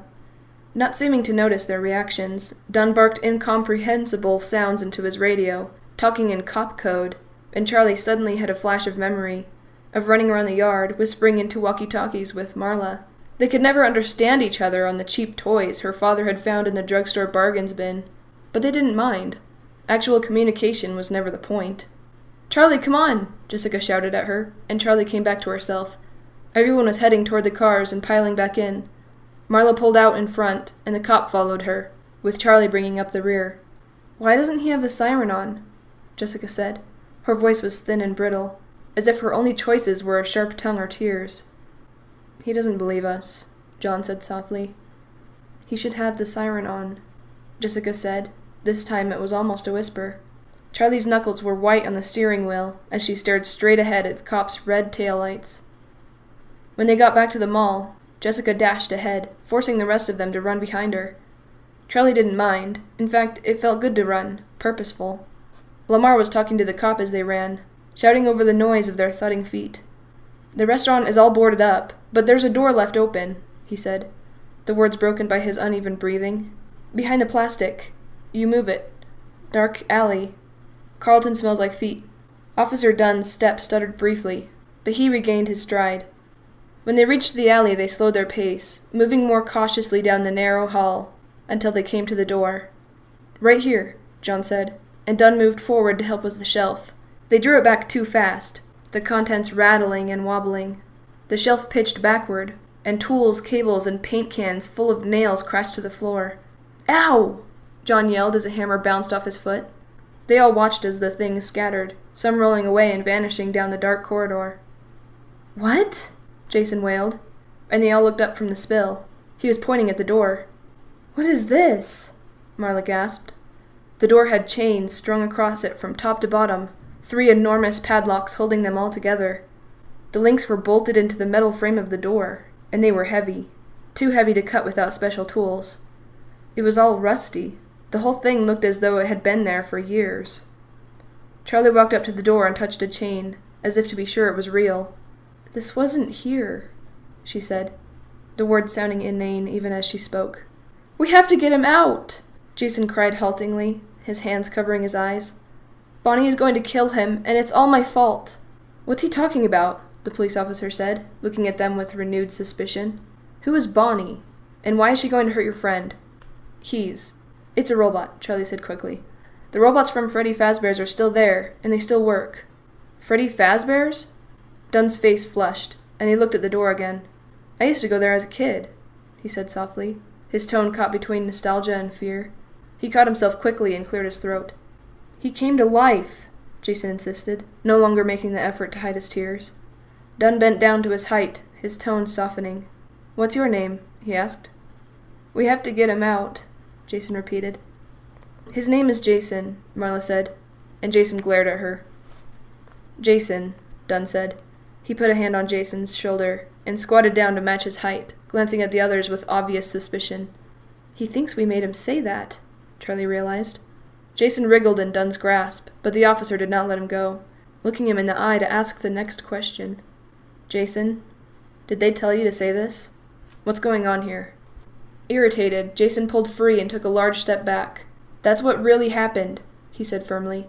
Officer Dunn exhaled, a long, slow vent of frustration, then got to his feet, shedding his kid-friendly act. "So the robots took your friend," he said. "I know what you're trying to pull," said his tone. "We were in there," Charlie stated flatly, keeping her voice level, as if saying it calmly and plainly enough might convince him that they were not telling lies. "Our friend didn't make it out." Officer Dunn looked at the chains. "Look," he said, apparently deciding to give them the benefit of the doubt. "I don't know how you got in there in the first place, and right now, I don't want to know. But the machinery in there is old. It hasn't been touched in 10 years. Chances are, it's pretty spooky. Heck, I wouldn't want to go in there. So even though I can't blame you for being freaked out, I can guarantee you those robots in there are not moving by themselves.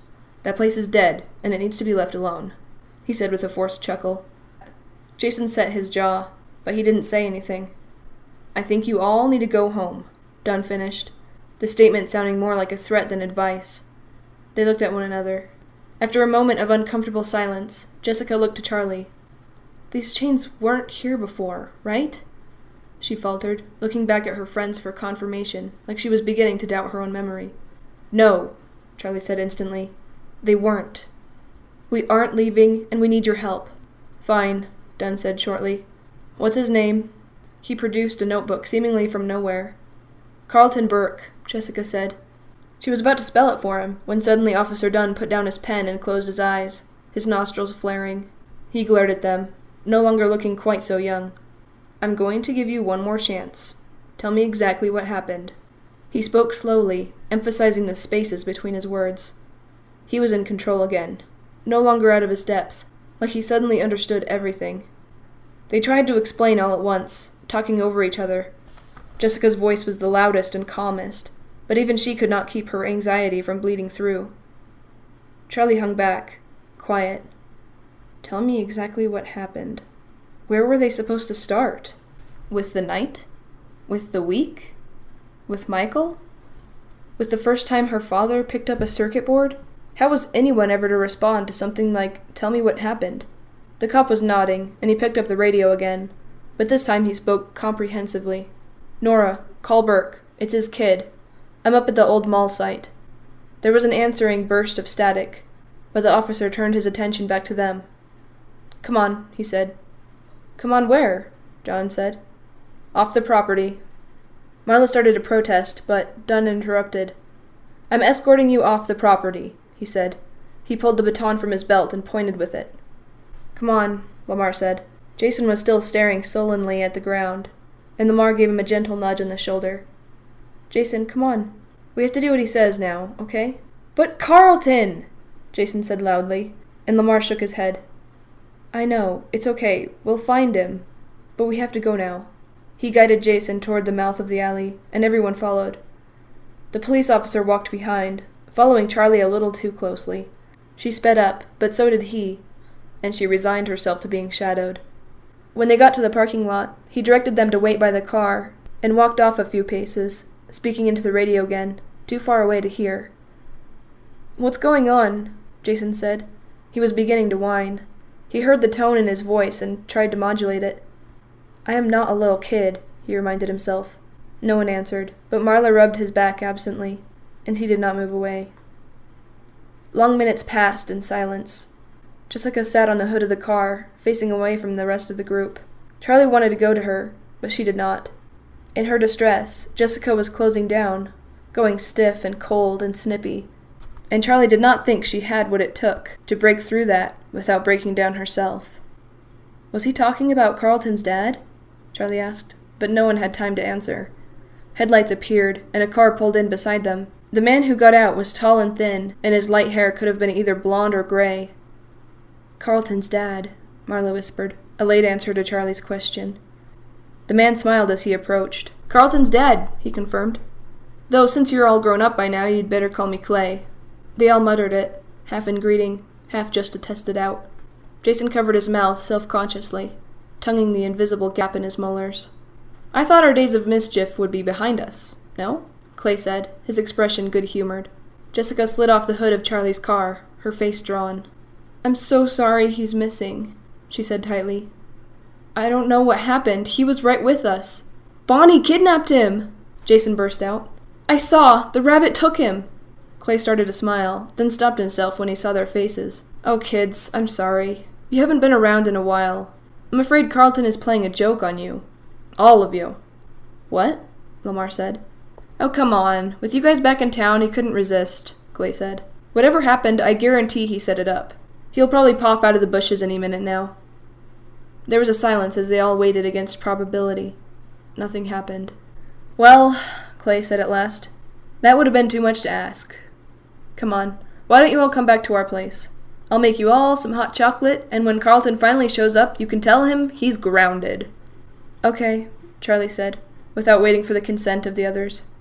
She wanted to believe Clay, believe that Carlton was all right and he would show up laughing, but, almost as badly, she wanted to go somewhere where an adult was in charge, someone who would make hot chocolate and assure them that there was no such thing as monsters. Her father had never made that claim. Her father could have never told her that lie. No one objected, and so they started up their caravan again, trailing Clay home. They all settled into their accustomed places, Charlie, John, and Jessica in Charlie's car, and Marla, Jason, and Lamar in Marla's. In the rearview mirror, Charlie saw Officer Dunn's car still right behind them. "Is he just going this way, or is he making sure we're going where we're told?" she wondered. But it didn't really matter. They weren't planning on flight. At Carlton's house, they filed through the front door. Charlie looked back in time to see the police car drive on by. He was following us. As they climbed the steps, John leaned in to whisper in her ear. "I didn't realize how rich they were when I was a kid," he said, and she stifled a laugh. It was true. The house was enormous. It was 3 stories high and sprawled out into the woods that surrounded it, so wide that Charlie thought there must have been whole rooms, where all you could see out the windows were trees. Clay showed them to the living room, which looked well used. the furniture mismatched, and the rugs dark and durable, made to take stains. Carlton's mom, who you call Betty now, is asleep, Clay said. The soundproofing is pretty good, just don't shout or crash around. They chorused promises, and he nodded, satisfied, and vanished through a doorway. They dispersed themselves over the furniture, sitting on couches and chairs. Charlie sat on the rug between Jessica's chair and Lamar's. She wanted them all to stay close together. John sat down beside her and gave her a little smile. "Did we get pranked?" Marla asked. "I guess, maybe. I'm not sure what else would explain it," Jessica said listlessly, staring into the empty fireplace. "I mean, none of us even knows each other that well. Not really. Maybe he would do something like that." They all shifted uncomfortably. It was true. They had been behaving as if their time apart had just been a little break, like they could just fill each other in on what they had been up to, and it would be just like it was. Just like their group had never split up. But 10 years was too long for it to be true, and deep down, everyone knew it. Charlie darted her eyes at John. She felt a little embarrassed, but she could not have expressed why. Clay came back in, carrying a tray of steaming mugs and a little bag of marshmallows. "Here you are," he said jovially. "Hot chocolate for everyone, even me." He set the tray down on the coffee table and took a seat in the battered green armchair that seemed to fit him just like a coat, as accustomed to his body as he was to its form. They reached forward and took the cups. Only Jason reached for the marshmallows. Clay looked around from face to face. "Look," he said, "I know you don't believe me, but Carlton does things like this. Although, I have to admit, this is probably the weirdest. It's not right, making you all relive that stuff from when you were kids." He stared into his mug for a long moment. "I need to have another talk with him," he said quietly. "Believe me, my son has a strange sense of humor," he went on. "You know, for high school we sent him to a place in the town next over. No one knew him. He managed to convince his classmates and his teachers that he had a twin brother at the school for the first month of class. I don't know how on earth he managed it, but I didn't find out until he got tired of the act, and I started getting calls from the schools that one of my sons had gone missing." Charlie smiled weakly, but she was not convinced. This was different. "This is different," Marla said, as if reading Charlie's thoughts. "Jason saw him disappear. He was terrified.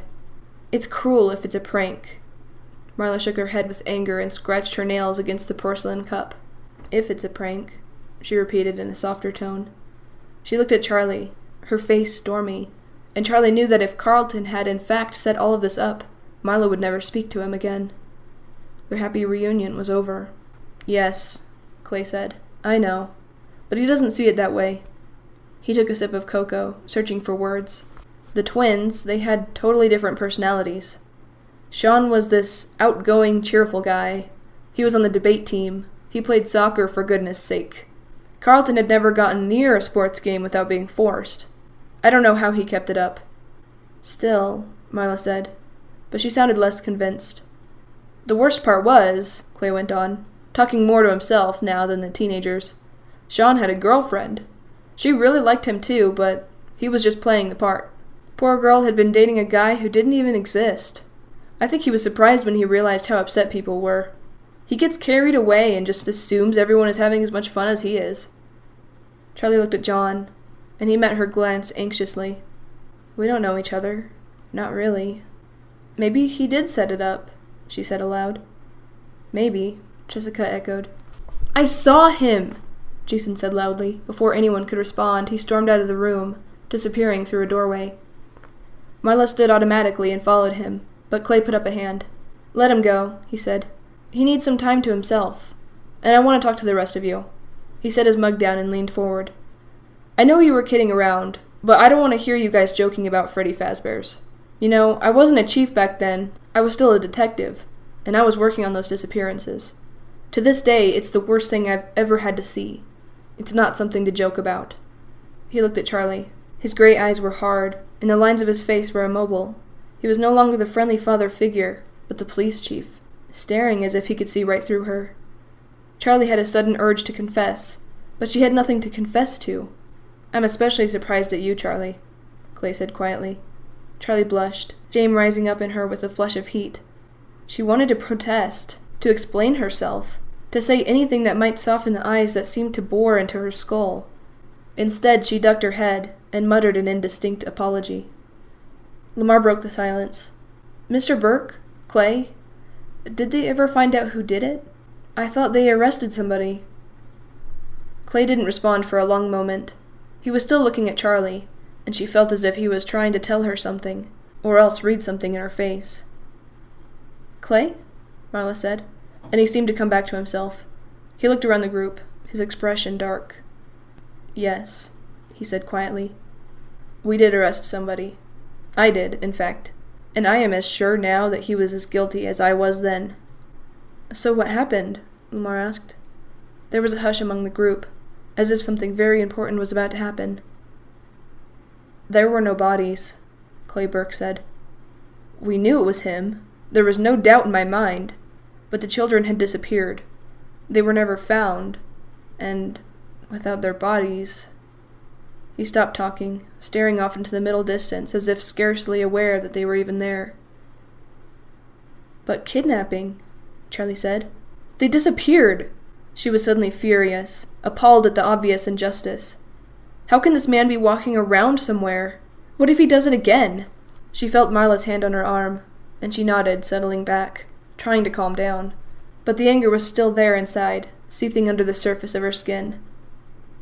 Clay was looking at her with something like curiosity in his eyes. Charlie, he said, justice penalizes the guilty, but it must also protect the innocent. It means sometimes the guilty get away with terrible things, but it's the price we pay. He sounded grave, his words weighty. Charlie opened her mouth to argue. But this was my price, she wanted to say. But before she spoke, she looked at his face. He had a grim conviction about him. What he was saying mattered very much to him, and he believed it utterly. It's how you sleep at night, she thought with an uncharacteristic bitterness. They locked eyes for a long moment. Then Charlie sighed and nodded, giving up the challenge. Intellectually, she didn't even disagree with him. Clay sat up suddenly in his chair. So, he said brightly, I think it's a bit too late for you girls to be driving back to that motel. Why don't you spend the night here? We have 2 more guest rooms, and you can scold Carlton for his little prank in the morning, he added with a grin. Lamar and John showed Charlie, Marla, and Jessica up to the bedrooms, and Jason re-emerged as they headed up the stairs, joining the group like he had never been gone. So Jason and I will take one, Marla said. And Jessica, you and Charlie can have the other. I want to stay with Lamar, Jason said instantly, and Lamar grinned widely before he could help himself. Yeah, okay, he said. He glanced at Marla over her brother's head, and she shrugged. Take him, she said. Keep him if you want. So that means someone gets her own room, she went on. Or we could all stay together. I know everything is fine, but I kind of feel like we should stay together. She was voicing Charlie's precise thoughts from only a little while before, but now Charlie jumped in. I'll take the other room, she said. Marla gave her a dubious look, and even John looked a little surprised. But Charlie just looked at them, and she said nothing. When the door closed behind her, Charlie sighed with relief. She went to the window. It was as she imagined. Nothing in view but trees. The house seemed completely isolated, though she knew that the driveway and the road were just on the other side. From outside she could hear nocturnal birds and the rustling of other larger creatures on the ground below. She suddenly felt restless, wide awake. Looking out the window, she almost wanted to go outside, to slip into the woods and see what they concealed. She looked at her watch. It was long past midnight, so with reluctance, she took off her shoes and lay down in bed. It was, like everything else in Carlton's house, well worn. The kind of furniture only owned by people who have been wealthy for generations. Those ancestors could afford things of such high quality that they lasted for 100 years. Charlie closed her eyes, in what she assumed to be a futile effort to find rest. But as she lay there, listening to the sounds of the woods, and Jessica and Marla gossiping and laughing in the next room, she felt as if she were sinking into the mattress. Her breath deepened, and soon she was asleep. She woke suddenly, startled from sleep. She was a little girl again, and her father was asleep in the next room.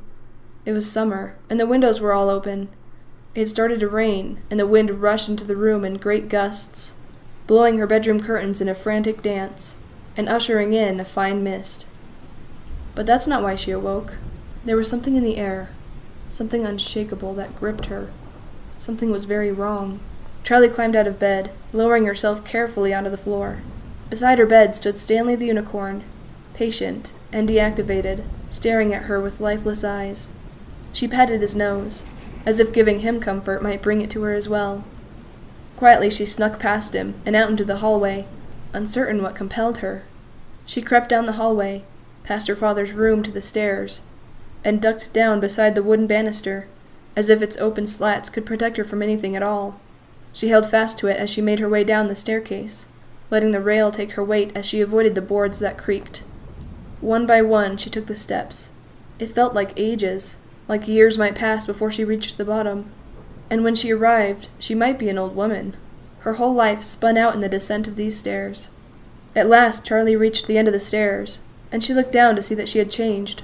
Her body was no longer small, night-gowned, clad, and barefoot, but her teenage body, tall, strong, and fully clothed. When she straightened from her fearful crouch, she stood taller than the banister, and she looked around at her childhood home, startled. "This is me," she thought. "Yes, this is now." Something banged in front of her. The front door was wide open and thudding irregularly against the wall, caught by the wind. The rain was whipping in, soaking the floor and lashing the coat rack that stood beside it, rocking it back and forth like it weighed nothing at all. Leaves and small branches were scattered on the floor, ripped from the trees and swept in. But Charlie's eyes went to her old familiar shoes, her favorites. They were placed neatly beside the mat, black patent leather with straps, and she could see the rain pooling inside and ruining them. Charlie stood still for a moment, transfixed, too far for the rain to reach, but close enough for the haze to slowly wet her face. She ought to go to the door and close it. Instead, Charlie backed away slowly, not taking her eyes from the border of the storm. She took a step, then another, and her back hit something solid. She whirled around, startled, and saw it. It was the thing from her father's workshop. The terrible, twitching thing. It stood on its own, bent and twisted, with a narrow, reddish, canine face and an almost human body. Its clothing was rags, its metal joints and limbs stark and exposed. But Charlie registered only its eyes, the silver eyes that flashed at her, on and off, over and over, blinking in and out of existence. Charlie wanted to run, but her feet would not move. She could feel her pulse in her throat, choking her, and she struggled to breathe. The thing convulsed, and in a slow, jerking motions its hand rose up and reached out to touch her face. Charlie drew in a shaking breath, unable to duck away, and then it stopped, the hand only inches from her cheek. Charlie braced herself, her breath shallow and her eyes screwed shut. But the touch of metal and ragged cloth in her skin did not come. She opened her eyes. The thing had gone still, and the silver light in its eyes was dimmed, nearly out. Charlie backed away from it, watching warily, but it did not move, and she began to wonder if it had shut down, run out of the finite current that powered it. Its shoulders were hunched forward, hapless, and it stared dully past her, as if it were lost. Charlie felt a sudden stab of sorrow for this creature, that same feeling of lonely kinship she felt in her father's workshop so many years ago. "Does it hurt?" she had asked. She was old enough now to know the answer. All at once the thing lurched to life. Charlie felt her head go light as it took an awkward step toward her, hurtling its body forward as if it had just learned to walk. Its head turned frantically from side to side, and its arms jerked up and down with dangerous abandon. Something shattered.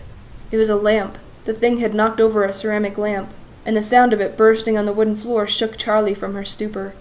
She turned and ran up the stairs, scrambling as fast as her legs would carry her from her father's door, too scared to even call out for him. As she clambered up the steps, some small part of her realized that they were too big, that she was nearly on all fours, tripping barefoot over the hem of her nightgown. She was a little girl again. She realized in a bursting moment of awareness, and then it was over, and being a little girl was the only thing she could remember. She tried again to scream for her father, but he was already there. She did not need to call him. He was standing in the hall, and she grabbed at his shirt trails as she crouched behind him. He put a hand on her shoulder, steadying her, and for the first time, her father's touch did not make Charlie feel that she was safe. Peeking out from behind his back, Charlie could see the thing's ears, then its face, as it climbed the stairs in its fitful, jerking steps. Her father stood calm, watching it, as it climbed the final stair, And then Charlie's father grasped her hand and disentangled it, gently forcing her to let him go. He went forward to meet the thing in large, even strides, but as he reached out to it, Charlie could see that his hands were shaking. He touched the thing, put his hands on either side of its face for a long moment, as if he were caressing it, and its limbs stopped, head still moving gently from side to side. It looked almost bewildered, as if it, too, had awakened to something strange and frightening. Charlie's father did something she could not see, and the thing stopped moving. Its head drooped, defeated, and its arms fell to its sides. Charlie backed up toward her room, feeling her way along the wall beside her, not daring to look away from the thing until she was safely behind the door. As she looked out one last time into the hallway, she could just barely see the glint from its eyes, cast down at the floor. Suddenly, the little silver lights flickered. The head did not move, but in a slow, calculated arc, the eyes swung to meet Charlie's gaze. Charlie whimpered, but she did not look away. And then the head snapped up with a crack, like something breaking. Charlie startled out of sleep, an involuntary shudder running through her. She put a hand to her throat, feeling her heartbeat there, too quick and too hard. She darted her eyes around the room, putting together where she was, one piece at a time. The bed, not her own. The room, dark. She was alone. The window. The woods outside. Carlton's house. Her breath slowed. The process had only taken seconds, but it disturbed her to be so disoriented. She blinked, but the afterburn of those silver eyes were still with her, glowing behind her eyelids as if they had been real. Charlie stood and went to the window, thrust it open, and leaned out, desperate to breathe in the night air. Did that happen?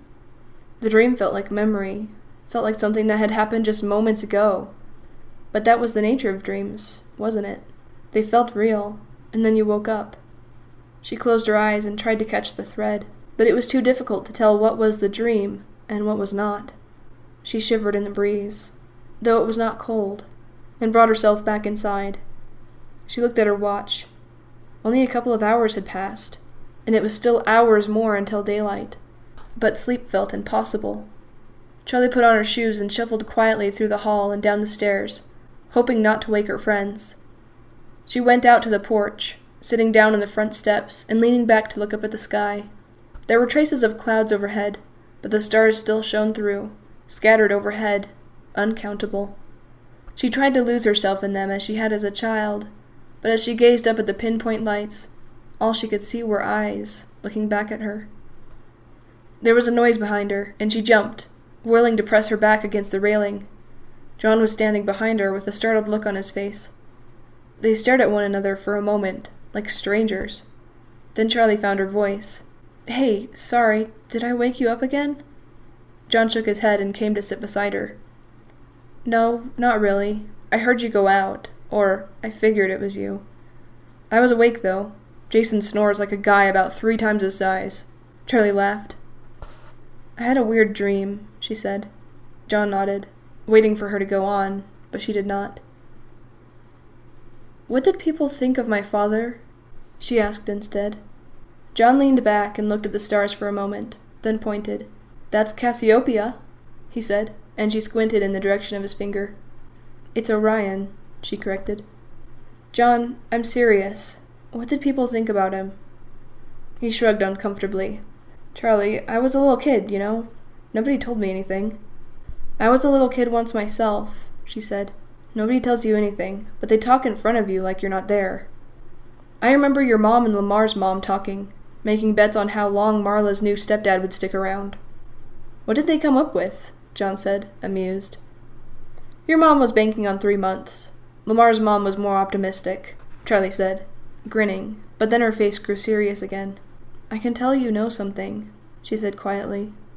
And after a moment he nodded. "Some people thought he did it, yeah," he admitted. "What?"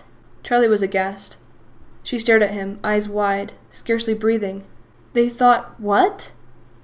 John glanced at her nervously. "I thought that's what you were asking," he said. Charlie shook her head. "Some people thought he did it?" No. I meant, what did they think of him as a person? Did they think he was odd or kind or... I didn't know." She trailed off, lost in the magnitude of this new truth. People thought he did it. Of course they did. It was his restaurant. The first child to vanish was his child. In the absence of a confession or conviction, who else would anyone think of? Charlie shook her head again. Charlie, John said hesitantly, I'm sorry, I just assumed. You must have known people would think that, though. If not then now. Well, I didn't, she snapped. She felt a hollow satisfaction when he drew back, hurt. She took a deep breath. I know it sounds obvious, she said in more even tones, but it just never, ever occurred to me that anyone would ever think he's responsible. And then after he committed. But that would have only reinforced their suspicions, she realized as she said it.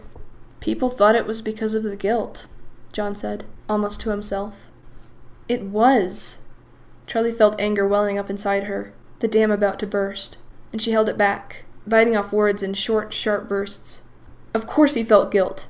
It was his restaurant, his life's work, his creations, and it was all turned into a massacre. Don't you think that's enough? Her voice sounded vicious, even to her own ears. Apologize, she thought, but she ignored it. People thought he did it. He wouldn't. He couldn't. Even if he had, how would she have known?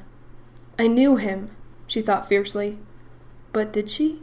She loved him, trusted him, with the blind devotion of a 7-year-old girl, even now. She understood him, with the knowing and not knowing that comes with being a child. When you focus on your parent as if they are the center of the earth, the thing on which your survival depends, only later do you realize their flaws, their scars, and their weaknesses. Charlie had never had the dawning moments of realization as she grew older that her father was only human. She had never had the chance. To her, he was still mythic, still larger than life, still the man who could deactivate the monsters. He was also the man who made them. How well did she really know him? The rage was gone, had ebbed back to wherever it had rose from, and she was empty of it, her insides dry and vacant.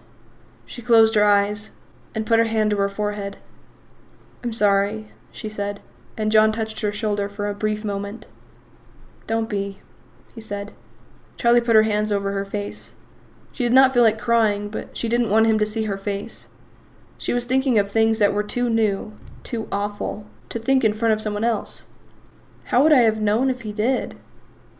Charlie? John cleared his throat and repeated her name. Charlie, you know he didn't do it, right? Mr. Burke said they knew who did it, but they had to let him go. He got away with it, remember? Charlie didn't move, but something like hope stirred inside her. It wasn't him, John said again, and she looked up. Right, of course it wasn't, she whispered. Of course it wasn't him, she said at a normal pitch. Of course not, he echoed. She nodded, bobbing her head up and down like she was gathering momentum. I want to go back to that house one more time, she said. I want you to come with me. Of course, he said. She nodded again, then turned her face back up to the sky. Chapter 8. Charlie! Someone was at the door, knocking loud enough to rattle the old hinges. Charlie roused slowly, her eyes sticky with sleep. But this time at least she knew where she was. She had left the window open, and now the air coming in had a fresh, heavy smell. It was the scent of coming rain, mossy and rich. She got up and looked out the window, inhaling deeply. Unlike most of the world, the woods outside almost looked the same in the morning as they had in the dark. Charlie and John had gone back to bed soon after they had finished talking. John had looked at her like there was more he wanted to say, but she had pretended not to notice. She was grateful for him being there, for giving her what she needed without having to ask, because she never would have asked. Charlie! The banging came again, and she gave in. I'm up, Marla, she shouted back. Charlie! Now Jason was joining in the game, knocking and rattling, and Charlie groaned and went to the door. I said I'm up, she said, mock glaring out at them. Charlie! Jason shouted again, and this time Marla shushed him. He grinned up at Charlie, and she laughed and shook her head. Believe me, I'm awake, she said. Marla was fully dressed, her hair a little damp from the shower, and her eyes were bright and alert. Are you always like this? Charlie said, her grumpiness only half invented. Like what? Chipper at 6 a.m, she said, and rolled her eyes at Jason, who copied her, happy to be included. Marla smiled brightly. It's 8. Come on, there's been talk of breakfast. Has there been talk of coffee? She followed Marla and Jason down the stairs to the kitchen, where she found Lamar and John already seated around a high, modern-looking wood table. Carlton's father was at the stove, making pancakes. It smells like rain, Charlie said, and Lamar nodded. There's a thunderstorm coming, he said. It was on the news earlier. He told us. He jerked a thumb at Clay. It's a big one, Clay exclaimed in response. We're supposed to leave today, Jason said. We'll see, Marla said. Charlie, Clay cried, not taking his eyes off his work. 1, 2, or 3? 2, Charlie said. Thanks. Is there coffee? Help yourself. Mug's in the cupboard, Clay said, gesturing to a full pot on the counter. Charlie helped herself, waving off offers of milk, cream, half and half, sugar or fake sugar. Thanks, she said quietly as she settled herself beside Lamar, meeting John's eyes briefly. Did Carlton come in? Lamar shook his head, a tight jerk to the side. He hasn't turned up yet, Clay said. Probably isn't awake yet, wherever he is. He placed a full plate in front of Charlie, who dug in, not realizing how hungry she was until she was already chewing. She was about to ask where Carlton was likely to be when Jessica appeared, yawning, her clothes unrumpled, unlike Charlie's. You're late, Marla teased, and Jessica stretched elaborately. I don't get out of bed until the pancakes are ready, she said, and with impeccable timing, Clay slapped one onto a plate, fresh off the pan. Well, you're just in time, he said. Suddenly, his expression changed, wavering somehow between apprehension and relief. Charlie turned in her seat. There was a woman standing there, dressed in a gray skirt suit. Her blonde hair shellacked against her head as if she were a plastic toy. Are we a Waffle House now? She asked. She looked around the kitchen briefly. Pancakes, Jessica corrected, but no one responded. Betty, Clay cried. You remember the boys, and this is Charlie, Jessica, and Marla, and Jason. He pointed to each in turn, and Carlton's mother gave each of them a nod, like she was tallying them up. Clay, I have to be in court in an hour. Betty's the DA for the county, Clay went on as if he had not heard her. I catch the crooks, she puts 'em back out on the streets. Yes, our family is a full-service operation, she said dryly, pouring herself coffee and settling down on the table beside Jessica. Speaking of which, where's our young felon-to-be? Clay hesitated. Another one of his pranks, he said. He'll be home later, I'm sure. Their eyes met, and something private passed between them. Betty broke away with a laugh that sounded a little forced. Oh, Lord, what is it this time? There was a moment's pause. In the morning light, the story sounded insane, and Charlie had no idea where to begin. With a nervous clearing of his throat, Lamar started to explain. We went to the mall construction site to see what was left of Freddy Fazbear's. At the name, Betty's head jerked up, and she gave a quick nod. Go on, she said, her voice suddenly cold and clipped. Lamar explained, awkwardly, and Marla and Jason jumped in with details. After a few minutes, Carlton's mother had a messy version of the truth. As she listened, her face hardened until it looked like plaster. She was a statue of herself. She shook her head as they finished, small, rapid movements, and Charlie thought she looked like she was not just trying to deny what they were saying, but to shake the knowledge entirely from her mind. You have to go get him, Clay, right now, she demanded. Send someone! How could you wait all night? She set her coffee on the table, more forcefully than she should have, spilling a little, then went to the phone and started dialing. Who are you calling? Clay said, alarmed. The police, she snapped. I am the police. Then why are you here instead of finding my son? Clay opened and closed his mouth helplessly for a moment before finding his bearings. Betty, it's just another joke. Remember the frogs? She set the phone back on its hook and turned to face him, her eyes smoldering. Charlie could suddenly see her standing righteous before a jury, wreaking the wrath of the law. Clay?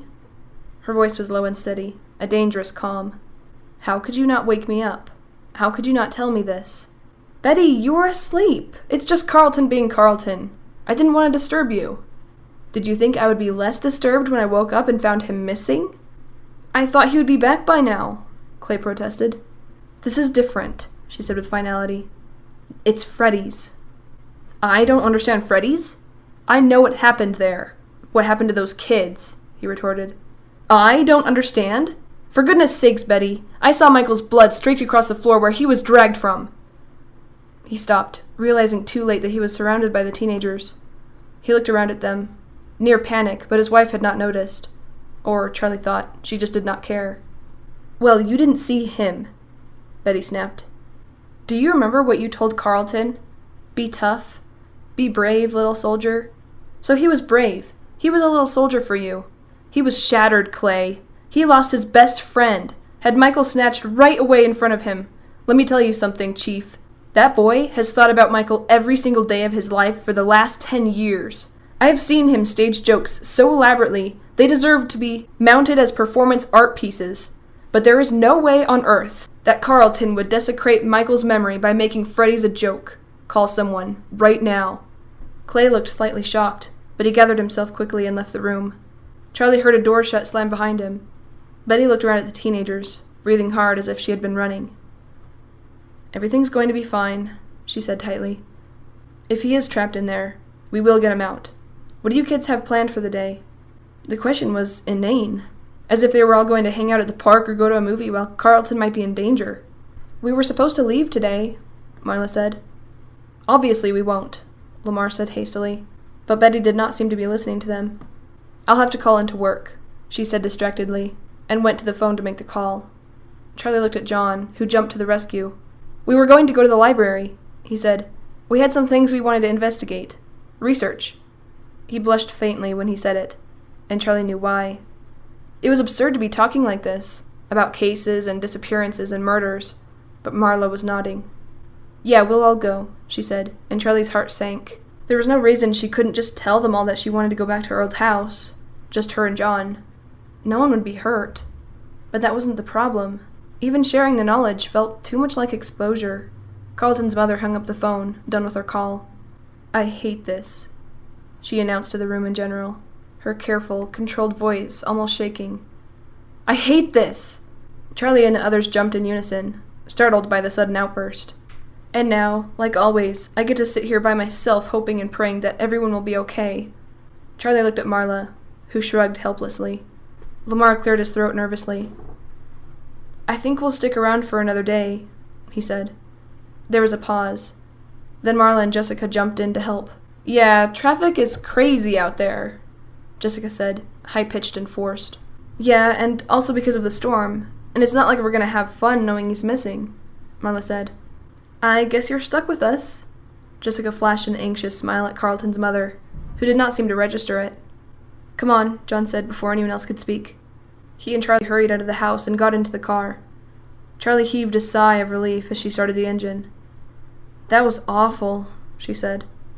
"Yeah," he gave her a worried look. "What do you think? About Carlton?" Charlie didn't answer until she was safely backed out of the driveway. "I think his mom is right," she said, pulling into gear. "I think last night we all let ourselves believe what we wanted to believe." Officer Dunn pulled to a stop in the mall parking lot, responding to Chief Burke's order to return. In the light of day, it was just an abandoned construction site, an ugly blemish on the flat desert landscape. You can't tell from looking if it's being built up or torn down, Dunn thought. Can't tell creation from destruction at a distance. He liked the phrase. He turned it over in his head for a moment, staring at the place. On impulse, he radioed dispatch. "Hey, Nora," he said. "Done?" She answered crisply. "What's going on?" "Back at the mall for another look," he said. "Ooh, bring me back a soft pretzel," she teased. He laughed and broke the connection. As he walked briskly through the mall, Dunn was at least grateful the children were not there this time.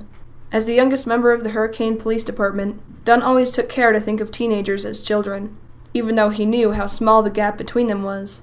If he could bring them to believe he was a responsible adult, hopefully at some point he would believe it too. Dunn flipped on his flashlight as he reached for the entrance of the narrow alleyway that led to Freddy Fazbear's. He swept the beam up and down the walls ahead of him, but the alley was empty of life. He took a deep breath and went in. Dunn kept to the wall, his shoulder brushing lightly against the rough brick as he tried to avoid the puddles that pooled beneath the leaky pipes.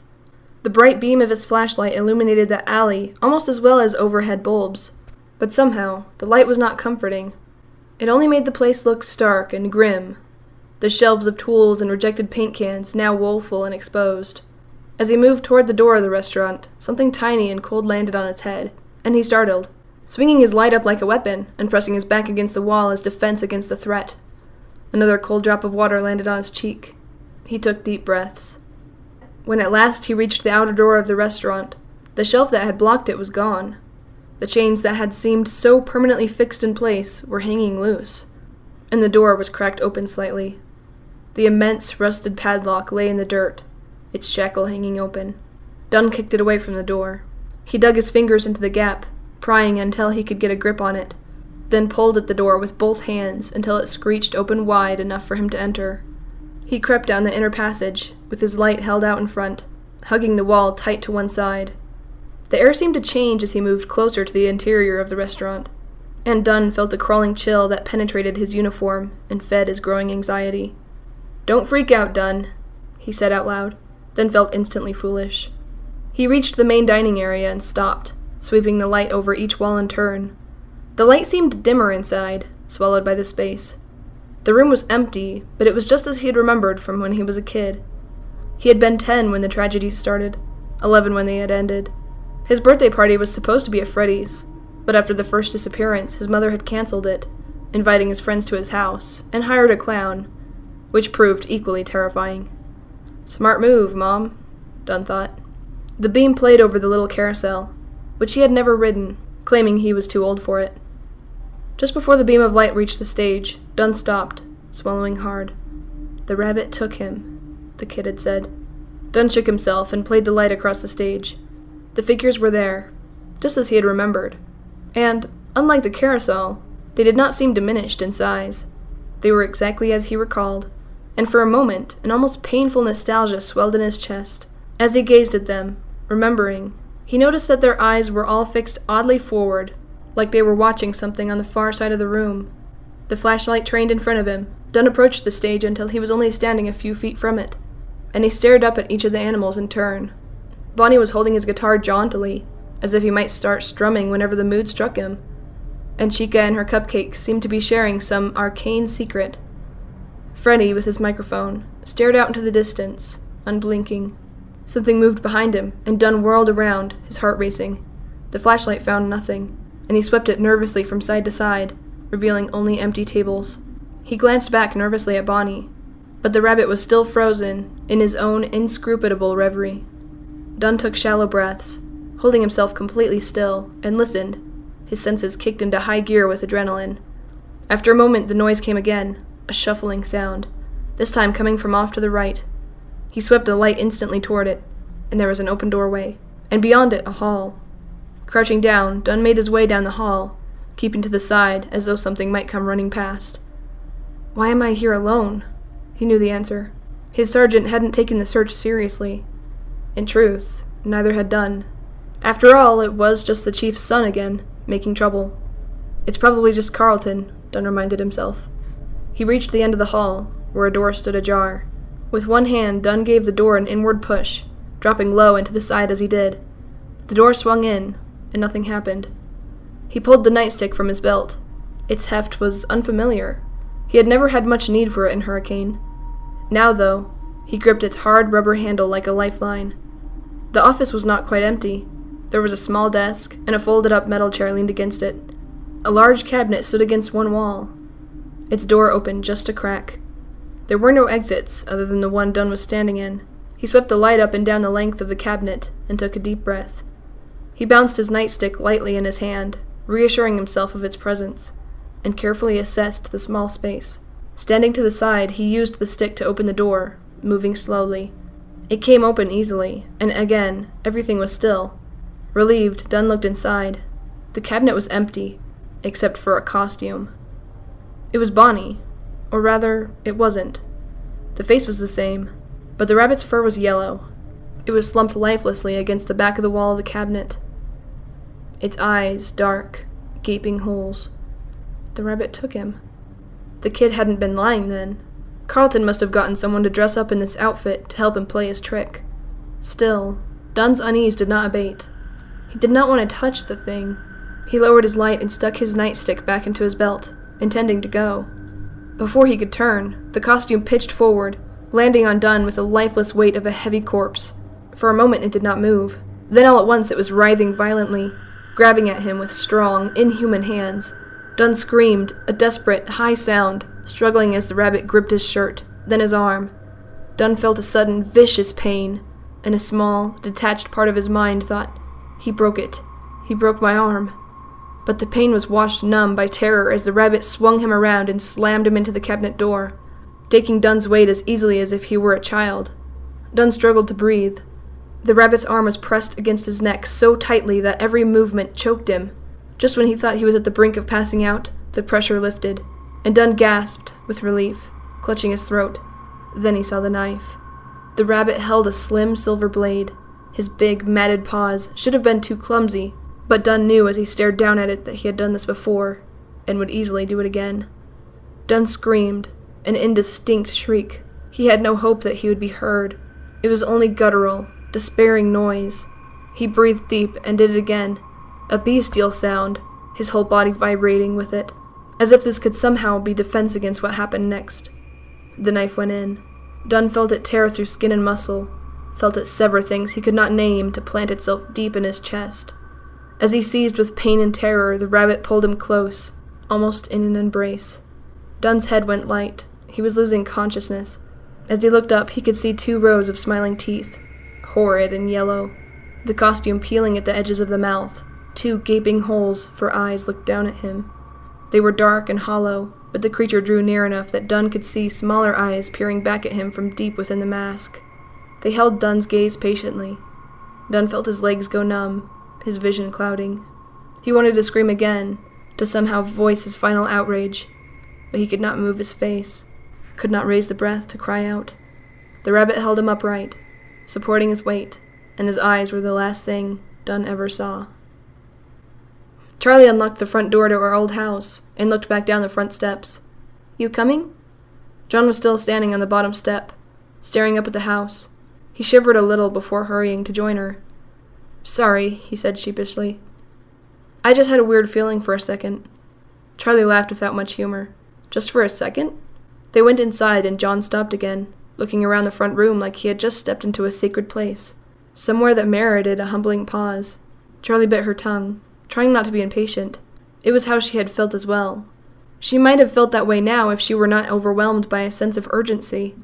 The feeling that the answer to everything, the answer to how to get Carlton back, must be somewhere in this place. Where else could it possibly be? "John," she said, "it's okay. Come on." He nodded and followed her up the stairs to the 2nd floor. He stopped again briefly, halfway up, and Charlie saw his eyes fixed on the dark stain that marred in the wood floor of the living room. He began to say, then swallowed it and started over. "Is Stanley still here?" Charlie pretended not to notice the lapse. "You remember his name?" she said instead, grinning. John shrugged. Who doesn't love a mechanical unicorn? "Yeah, he's still here. All the toys still work. Come on." They hurried the rest of the way up to her room. John knelt down beside the unicorn and pressed the button that set him on his track, watching raptly as he made his squeaky way around the room. Charlie hid a smile behind her hand. John was watching intently, his face serious as if something very important were happening. For a moment he looked just like he had so many years ago, his hair falling into his face, his whole attention fixed on Stanley, like nothing in the world was more important than this robotic creature. Suddenly his attention was called upward, and his face lit up as he pointed. "Your big girl closet! It's open!" he exclaimed, getting back to his feet and approaching the tallest of the 3 closets, which was hanging open slightly. He pulled it open all the way, then leaned in, finding it empty. "So what was in it all these years?" he asked. "Not sure," Charlie shrugged. "I sort of remember Aunt Jen bringing me back at some point, but I could be wrong. Maybe it was full of clothes that I was finally big enough to wear. Aunt Jen was always thrifty. Why spend money on new clothes if you don't have to, right?" She smiled. John glanced briefly at the smaller closets, but he left them alone. "I'm going to see if I can find any photo albums, or paperwork," Charlie said, and she nodded absently as Stanley rattled back to his starting point. As she left the room, she heard him starting up again, making another round on the track. The room that had been her father's was next to Charlie's.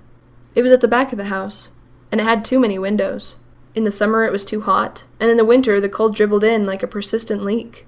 But Charlie had known without being told why he used it. From here you could see the garage, and his workshop. It had always made sense to Charlie. That was his place. Like a part of him always lived there. and he did not like to be too far away from his touchstone. A wave from her dream came to her for a moment. Not even an image, just a strange, evocative gesture of memory. She frowned, looking out the window at the closed, silent garage door. Or maybe he just wanted to be sure nothing got out, she thought. She broke away from the window, shrugging her shoulders up and down and shaking her hands, slothing off the feeling. She looked around the room. Like her own, it was all but untouched. She did not open the drawers to his dresser, but for all she knew, it might have still been filled with shirts and socks, clean, folded, and ready to wear. His bed was made crisply, covered in the plaid blanket he used as a bedspread after Charlie's mother left, when there was no one to insist on white linen. There was a large bookcase against one wall, and it was still stuffed with books. Charlie went over and began scanning the shelves. Many were textbooks, engineering tomes whose titles meant nothing to her, and the rest were nonfiction, a collection that would have seemed eclectic to anyone who did not know the man. There were books on biology and anatomy, some on human beings and others on animals. There were books about the history of the traveling carnival and of the circus. There were books about child development, and myths and legends, and about sewing patterns and techniques.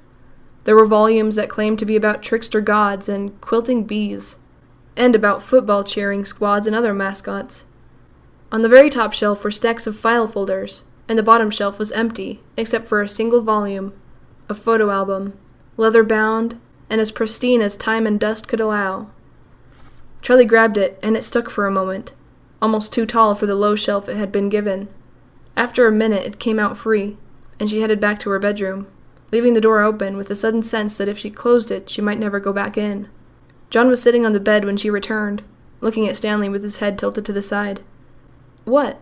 Charlie said, and he looked up, still pensive. "I was wondering if he's been lonely," he said, then shrugged. "He's got Theodore," Charlie said, pointing to the stuffed animal with a smile. "It's Ella who's all alone in the closet. Watch." She placed the album beside John on the bed and went to its foot, then turned the wheel that set Ella on her track. She sat down beside him, and they watched together, spellbound as of old, as the little doll came out in her crisp, clean dress to blankly offer tea. Neither of them spoke until the smallest closet door closed behind her. John cleared his throat. "So what's in the book?" "Photos," Charlie said. "I haven't looked at them yet." She picked the album and opened it at random. The top picture was of her mother, holding a baby, maybe a year old.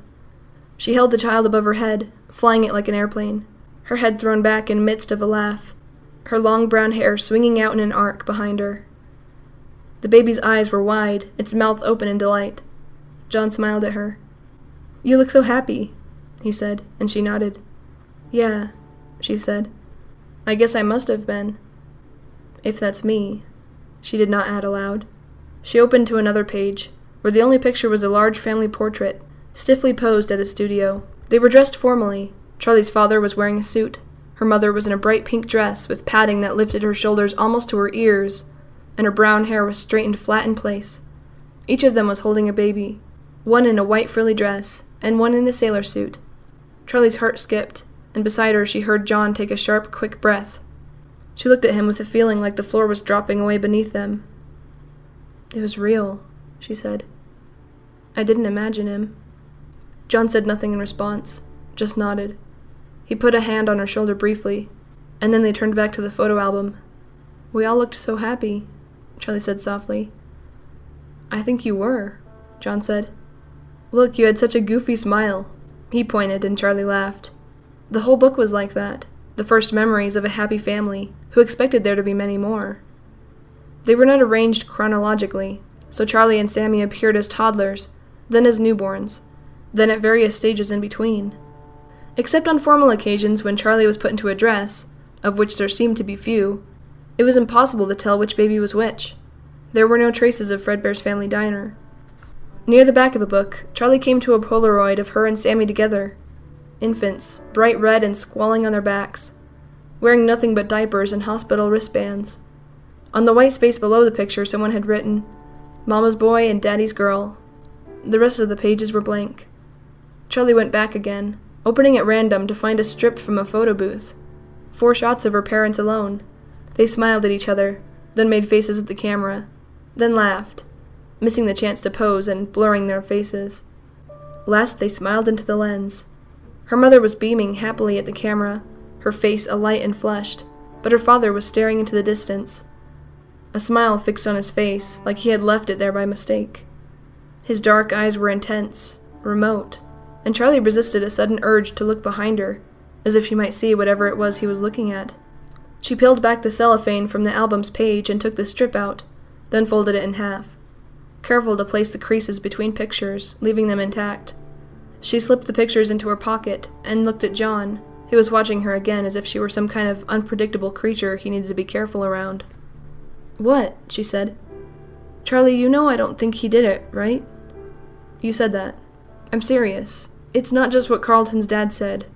I knew him, as well as a kid can know some other kid's dad. He wouldn't do it. I wouldn't believe it." He spoke with calm certainty, like someone who believed that the world was made out of facts and tangible things, and that there were such things as truth. Charlie nodded. "I know," she said. She took her next breath slowly, gathering the words she would speak with it. "But I might." His eyes widened, startled, and she looked up at the ceiling for a minute, briefly trying to remember if all the cracks had been there when she was a child. "I don't mean I think he did it. I don't think that," she said. "I don't think about it at all. I can't. I shut the whole thing off in my mind the day I left Hurricane. I don't think about Freddy's. I don't think about what happened. And I don't think about him." John was looking at her like she was monstrous, like what she was saying was the worst thing he had ever heard. "I don't understand how you could say things like that," he said quietly. "You loved him. How can you even consider the possibility that he would do something so terrible? Even the people who do terrible things have people who love them." Charlie was looking for words. "I don't think he did it. I'm not saying that," she said again, and again the words hit the air as flimsy as paper. "But I remember him dressing up for us in the yellow Freddy suit, doing the dances, miming along with the songs. It was so much a part of him. He was the restaurant. There was no one else. And he was always so distant. Like in that picture, there was always something else going on beneath the surface. It was like he had a real life and a secret life, you know?" John nodded and looked about to speak, but Charlie rushed on before he could. We were the secret life. His real life was his work. It was what mattered. We were his guilty pleasure, the thing he got to love and sneak away to have time with, something he kept hidden away from the dangers of what he did in his real world. And when he was with us, there was always a part of him that was back in reality, whatever that was for him. Again, John opened his mouth, but Charlie snapped the photo album shut, stood up, and left the room. John didn't follow right away, and as she traversed the short hall to her father's bedroom, she could almost hear him making up his mind. Not waiting for him, she went to the bookshelf, wanting to get the book out of her hands. Like maybe if it were closed up and put away, her mind too would return to its normal order. The book would not fit, and she dropped to her knees to get a better angle, trying to jam the thing back where it belonged, get it out of her hands. The shelf seemed to have shrunk, sunk down while she was gone, so that it could never be returned. With a cry of frustration, Charlie shoved the photo album in as hard as she could. The shelf rocked back, and then forward, and a sudden mass of papers and file folders tumbled from above her. Charlie began to cry as pages drifted down around her, covering the floor like snow as she wept. Swiftly, John was there. He knelt down with her in the delicate wreckage, clearing papers away as quickly as he could without tearing them. He put a hand on her shoulder, carefully, and she did not move away. He pulled her close and held her, and she hugged him back, gripping so tight she knew she must have been hurting him, but she could not let go. She sobbed harder, as if being held, being contained, made it safe to let go. Long minutes passed. John stroked her hair, and Charlie still cried, her body shaking with the force of it, shuddering like she was possessed. She was not thinking of what had happened, not flitting from one memory to the next to mourn for them all. Her mind was all but blank. She held nothing. She was nothing, but this feeling of racking sobs. Her face was sore with tension, her chest hurt like all her pain was being forced out through its wall, and still she cried as if she would cry forever. But forever is an illusion. Slowly her breathing calmed, and finally Charlie returned to herself, and pushed away from John's shoulder, exhausted. Once again John was left with his arms partially suspended in air, caught off guard by their sudden emptiness. He tried to move out of the awkward pose, without calling attention to himself. Charlie sat back against the side of her father's bed, leaning her head against it. She felt wrung out, stretched thin and aged, but she felt a little better. She gave John a tiny smile, and she saw relief pass over his face at this first sign that she might be all right. "I'm okay," she said. "It's just this place. It's all this." She felt silly trying to explain, but John scooted back to sit with her. "Charlie, you don't have to explain. I know what happened." "Do you?" She looked at him searchingly, not sure how to put the question. It seemed too crude, too graphic to say it outright. "Do you know how my dad died, John?" He looked immediately nervous. "I know he killed himself," he said hesitantly. "No, I mean, do you know how?" "Oh." John looked down at his feet as if he could not meet her eyes. "I thought he stabbed himself," he said quietly. "I remember hearing my mom and dad talk. She said something about a knife and all the blood." "There was a knife," Charlie said. "And there was a lot of blood." She closed her eyes and kept them shut as she talked. She could feel John's eyes on her face, watching every movement. But she knew if she looked at him, she would not be able to finish. "I never saw," she said. "I mean, I never saw the body. I don't know if you remember, but my aunt came to get me at school in the middle of the day." She stopped, waiting for confirmation, her eyes shut tight. "I remember," John's voice said from the darkness. "It was the last time I ever saw you." "Yeah, she came and got me, and I knew something was wrong. You don't go home from school in the middle of the day because everything's fine." She took me outside to her car, but we didn't get in right away. She picked me up and sat me on the hood of the car, and she told me she loved me. "I love you, Charlie, and everything's going to be okay," Aunt Jen said, and then she destroyed the world with the next words she spoke. She told me that my father had died, and she asked if I knew what that meant. And Charlie nodded, because she did know, and because with an awful prescience, she was not surprised. She said I was going to stay with her for a couple of days, and we'd go get some clothes from the house. When we got there, she picked me up, like I was a little kid, and as we went through the door, she covered my face with my hand so I wouldn't see what was in the living room. But I did see. It was one of his creatures, one she had never seen, and it was facing the stairs. Its head was bowed a little so that Charlie could see that the back of its skull was open, the circuits exposed. The limbs and joints lay bare, a skeleton of naked metal strung with twisting wires of bloodless circulation, and its arms were outstretched, in a lonesome facsimile of an embrace. It was standing in the middle of a dark, still pool of some liquid that seemed, though it must have been imperceptible, to be spreading. She could see its face, if it could be called a face. Its features were scarcely formed, crude and shapeless. Even so, Charlie could see that they were contorted, almost grotesque. The thing would be weeping, if it could have wept. She stared at it for ages, though it could have been less than seconds, no more than a glimpse as Aunt Jen swept her to the stairs. Yet she had seen it so many times since then, when she slept, when she woke, when she unguardedly closed her eyes. It would appear to her, the face pressing its way into her mind, as it had pressed into the world. Its blind eyes were only raised bumps, like the eyes of a statue, seeing nothing but its own grief. In its hand, almost an afterthought, was the knife. When Charlie saw the knife, the whole thing snapped into focus.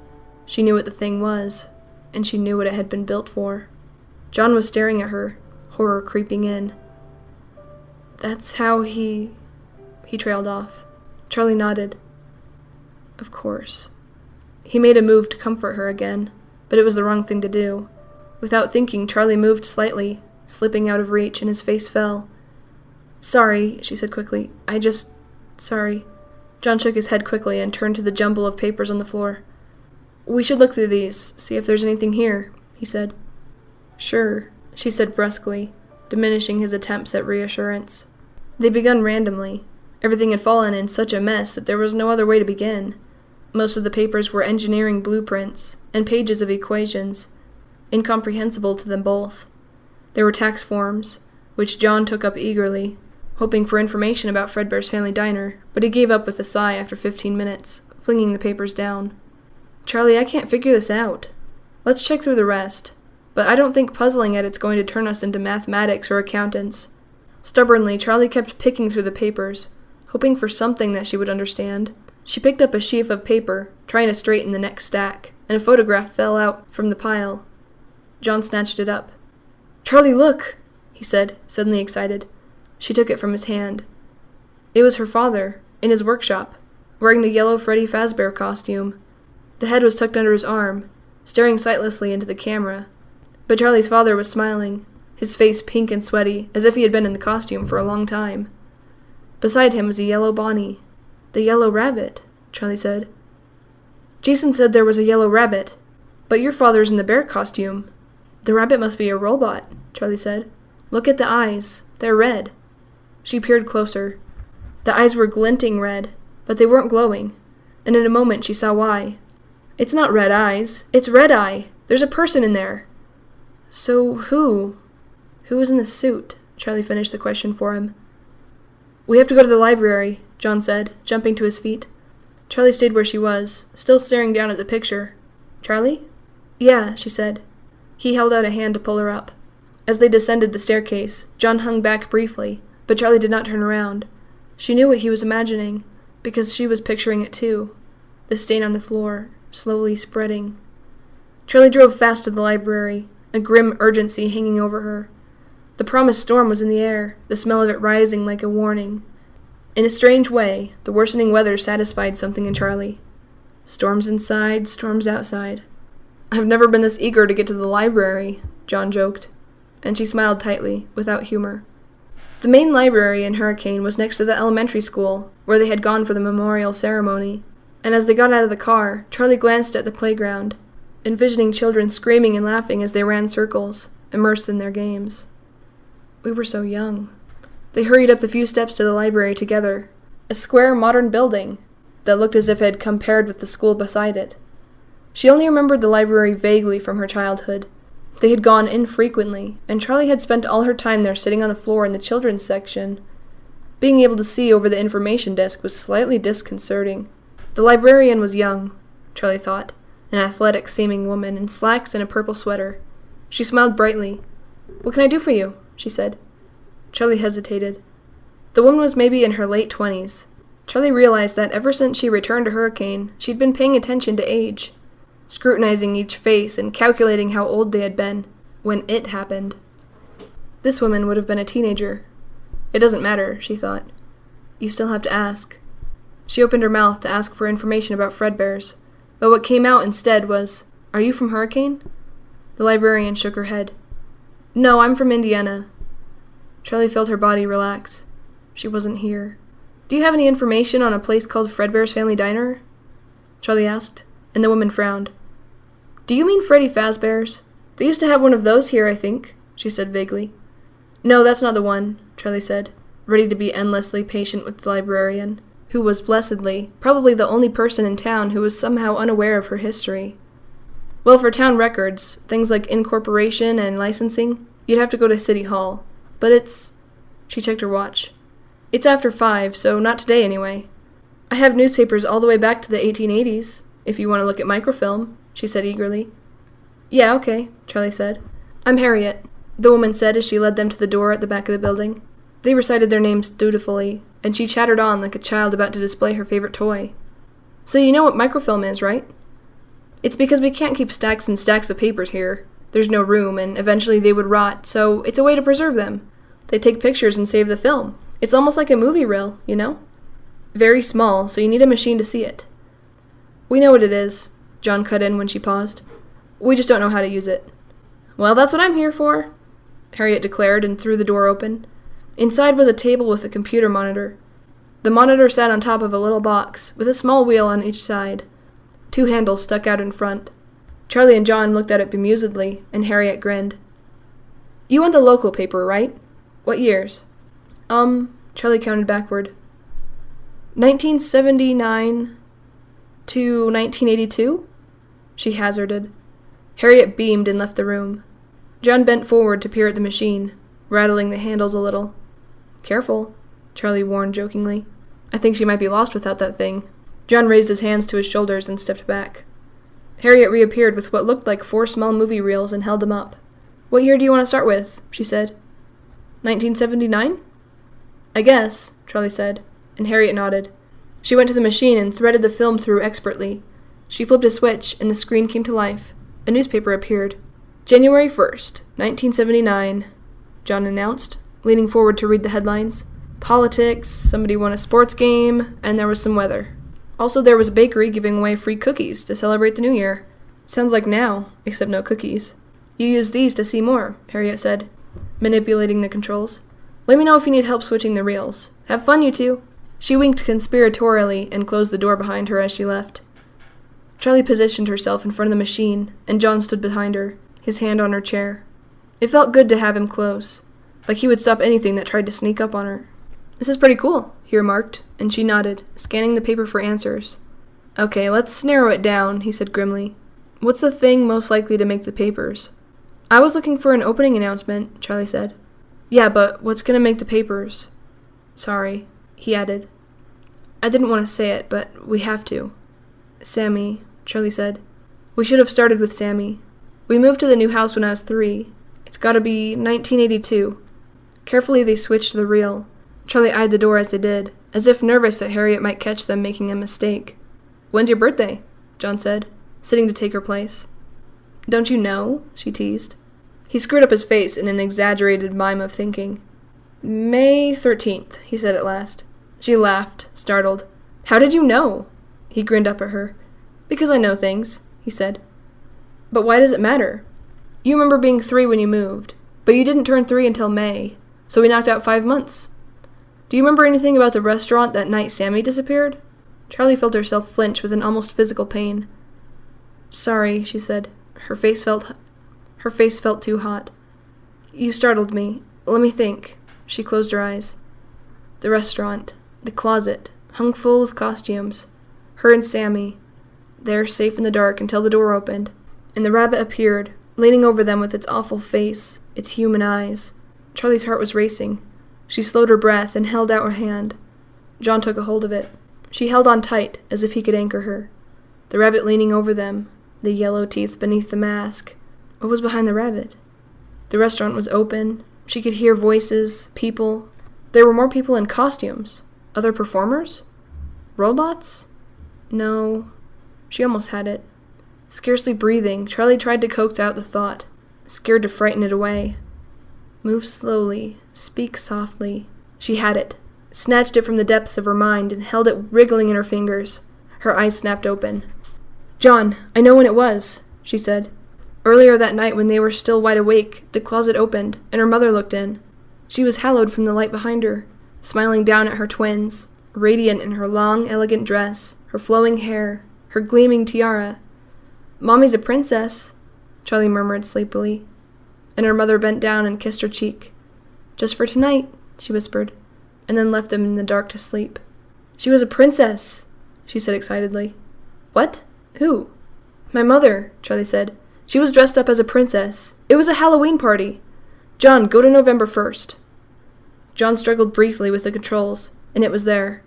The headline was small, but it was on the front page of the paper on Monday, November 1st. Toddlers snatched. Charlie turned away. John began to read aloud, and Charlie cut in, stopping him. Don't, she said. Just tell me if it has anything useful. He was quiet, and she stared anxiously at the door, waiting, tracing the knots in the false wood with her eyes. There's a picture, he said finally. You need to look. She leaned over his shoulder. The story had continued over an entire page inside, with pictures of the restaurant, of the family all together, and of her and Sammy, though neither of the twins were named in the article. In the bottom left corner there was a picture of her father and another man. Their arms were slung around another's shoulders. They were grinning happily. John, Charlie said. It says they were joint owners, John said quietly. No, Charlie said, unable to take her eyes from the picture, from the face they both knew. Suddenly the door behind them erupted in pounding from outside. They both jumped. Charlie, John, are you in there? Marla, they said as one, and Charlie rushed to the door and threw it open. Marla, what is it? She was red-faced and breathless, and Harriet was anxiously hovering behind her. Marla's hair was wet. Water dripped down her face, but she did not wipe it away or even seem to notice. I guess the rain started, Charlie thought, the mundane reflection drifting unbidden into her head despite the alarm. He's gone. Jason's gone, Marla cried. What? John said. He's gone back to Freddy's. I know he has, she said. He kept saying we should go back, that we shouldn't be hanging around all day. I thought he was in another room, but I looked everywhere. I know that's where he is. She said it all in one breath and ended, gasping, a faint whining hum resonating under her breath, a keening sound she was unable to stop making. Oh no, Charlie said. Come on, Marla pressed. She was jittering, vibrating. John put a hand on her shoulder, as if to comfort her, and she shook her head. Don't try to calm me down, just come with me, she insisted. But there was no anger, only desperation. She turned and almost ran to the door, and John and Charlie followed with an apologetic look for the bemused librarian they left behind. Chapter 9. Carlton opened his eyes, disoriented, his head stuffed tight with a massive, pulsing ache. He was half-sitting, stiffly propped against a wall, and he found he could not move his arms. His body was covered in little, random places of sharp pain and tingling numbness. He tried to shift away from the discomfort, but he was restrained somehow, and the little moves he could make just made new places hurt. He looked around the room, trying to get his bearings. It looked like a storage room. There were boxes along the walls, and discarded cans of paint, and other cleaning supplies littered the floor. But there was more. There were piles of furry fabric everywhere. Carlton peered at them sleepily. He felt muzzy, as if he could close his eyes and just fall back asleep, so easily. No. He shook his head hard, trying to clear it, and yelped. Oh no, he groaned as the throbbing in his head demanded attention, and his stomach flipped. He clenched his jaw and closed his eyes, waiting for the pounding and nausea to recede. Eventually they did, fading back to something almost manageable, and he opened his eyes again, starting over. This time his mind had cleared a little, and he looked down at his body to see his restraints. Oh no. He was wedged inside the heavy, barrel-shaped torso of a mascot costume, the headless top half of some kind of animal. His arms were trapped inside the torso section, pinned to his sides in an unnatural position by some sort of framework. The arms of the costume hung limp and empty from the sides. His legs stuck out incongruously from the bottom, looking small and thin in contrast. He could feel other things inside the mascot's torso, pieces of metal that pressed against his back and poked into him. He could feel raw patches on his skin, and he could not tell if the thing he felt trickling down his back was sweat or blood. Something was pressing into the sides of his neck. When he turned his head, whatever it was dug into his skin. The costume's fur was dirty and matted, a faded color that might have once been bright blue, but now was only a bluish approximation of beige. He could see a head of the same color a few feet away, sitting on a cardboard box, and with a flicker of curiosity he looked at it, but he could not tell what it was supposed to be. It looked as if someone had been told, "Make an animal," and had done just that, careful not to make it look like any specific type of animal. He looked around the room, comprehension dawning. He knew where he was. The piles of fabric had faces. They were empty costumes, mascots from the restaurant, deflated, collapsed, and staring empty-eyed at him, like they wanted something. He looked around, trying to assess calmly, though his heart was fluttering alarmingly in his chest. The room was small, a single bulb overhead lighting it dimly and flickering ever so slightly, giving the place a disquieting impression of movement. A small metal desk fan, brown with rust, gently oscillated in the corner, but the air it blew was heavy with the stale sweat of costumes left unwashed for a decade. Carlton was too hot. The air felt too thick. He tried to stand, but without his arms he could not brace himself, and as he moved he felt another violent wave of nausea, and a sudden, angry surge of pain in his head. "I wouldn't do that," a raspy voice muttered. Carlton looked around, seeing no one. Then the door opened. It moved slowly, and somewhere beneath his terror Carlton felt a twinge of impatience. "Who is it? Let me out of this!" he said in a panicked desperation. The door squealed like an injured animal as it glided open, almost of its own accord, the frame empty. After a moment's pause, a yellow rabbit poked its head around the corner, its ears tilting at a jaunty angle. It was still for a moment, almost poising.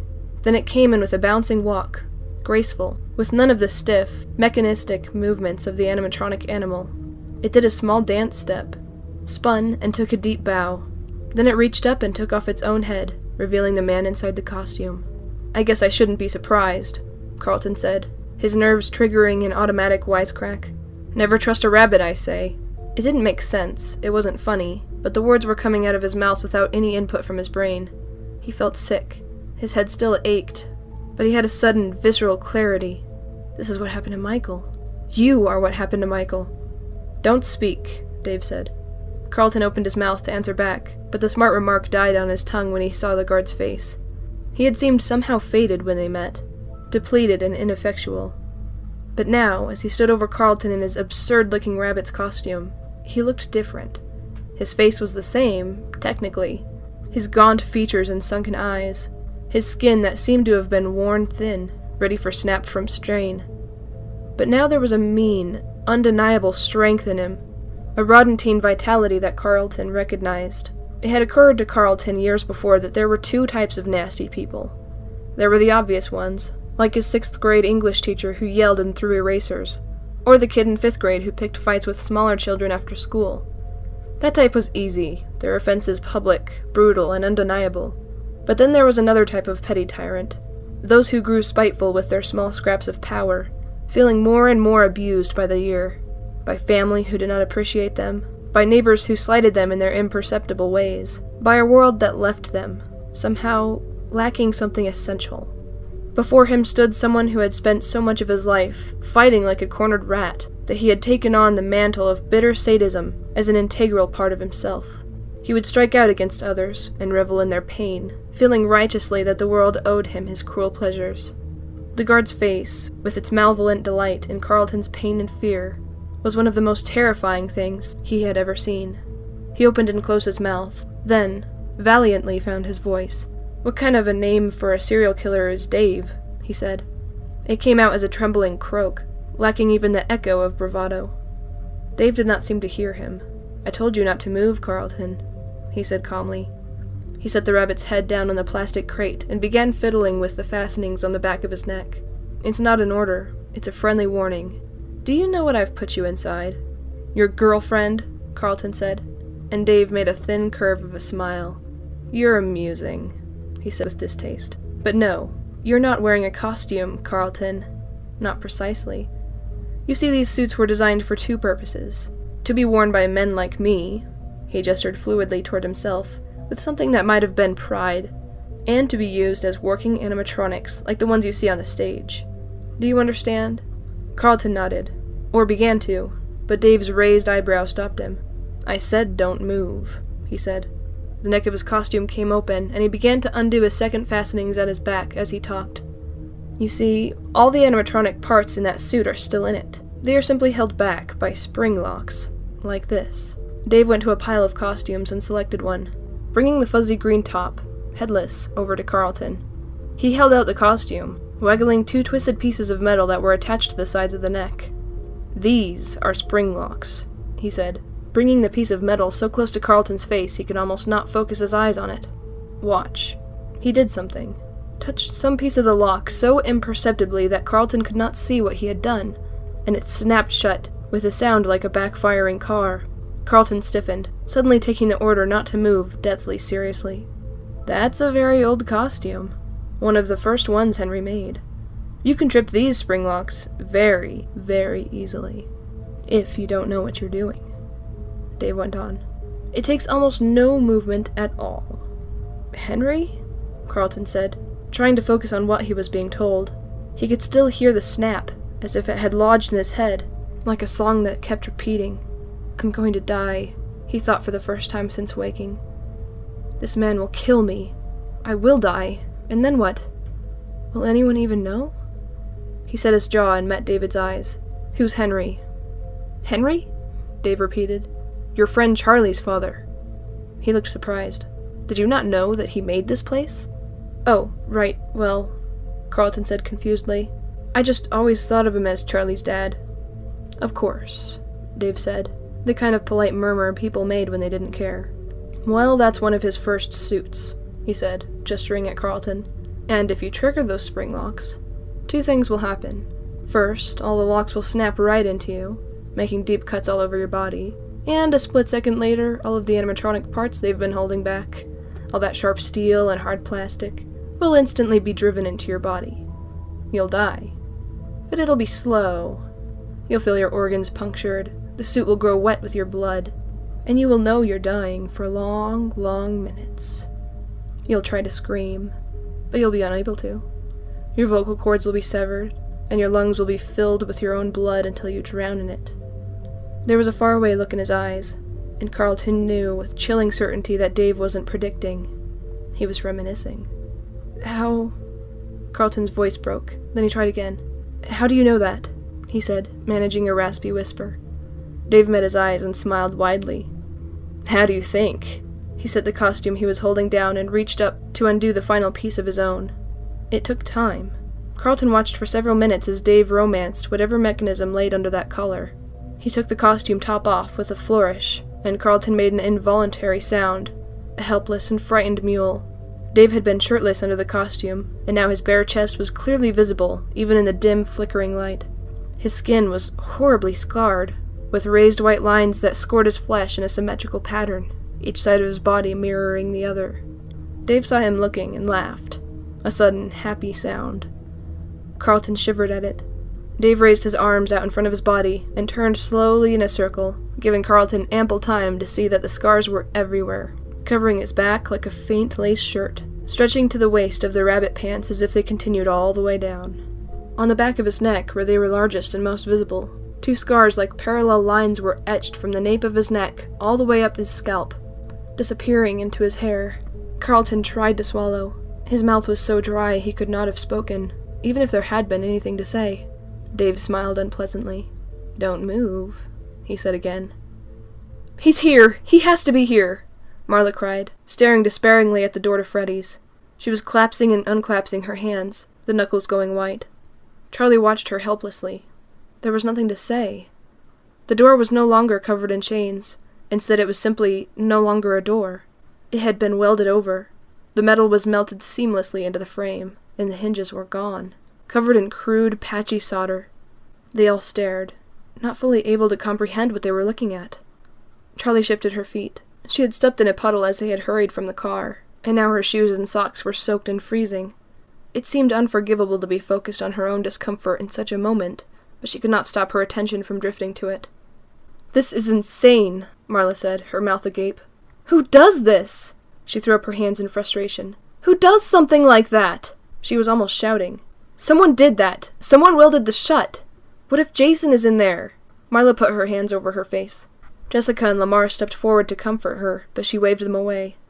I'm fine, she said tightly, but she did not move, still staring at the place in the wall that had once been a door. She looked smaller, lesser. The panicked energy that had been driving her was gone, leaving her empty and without purpose. She looked at Charlie, ignoring the others, and Charlie met her eyes uncomfortably. What do we do?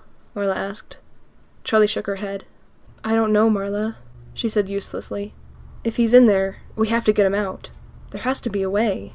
There has to be another way in, John agreed, though he sounded surer than Charlie felt. Freddy's had windows. A service door, right? There must have been fire exits. There has to be something. Stop!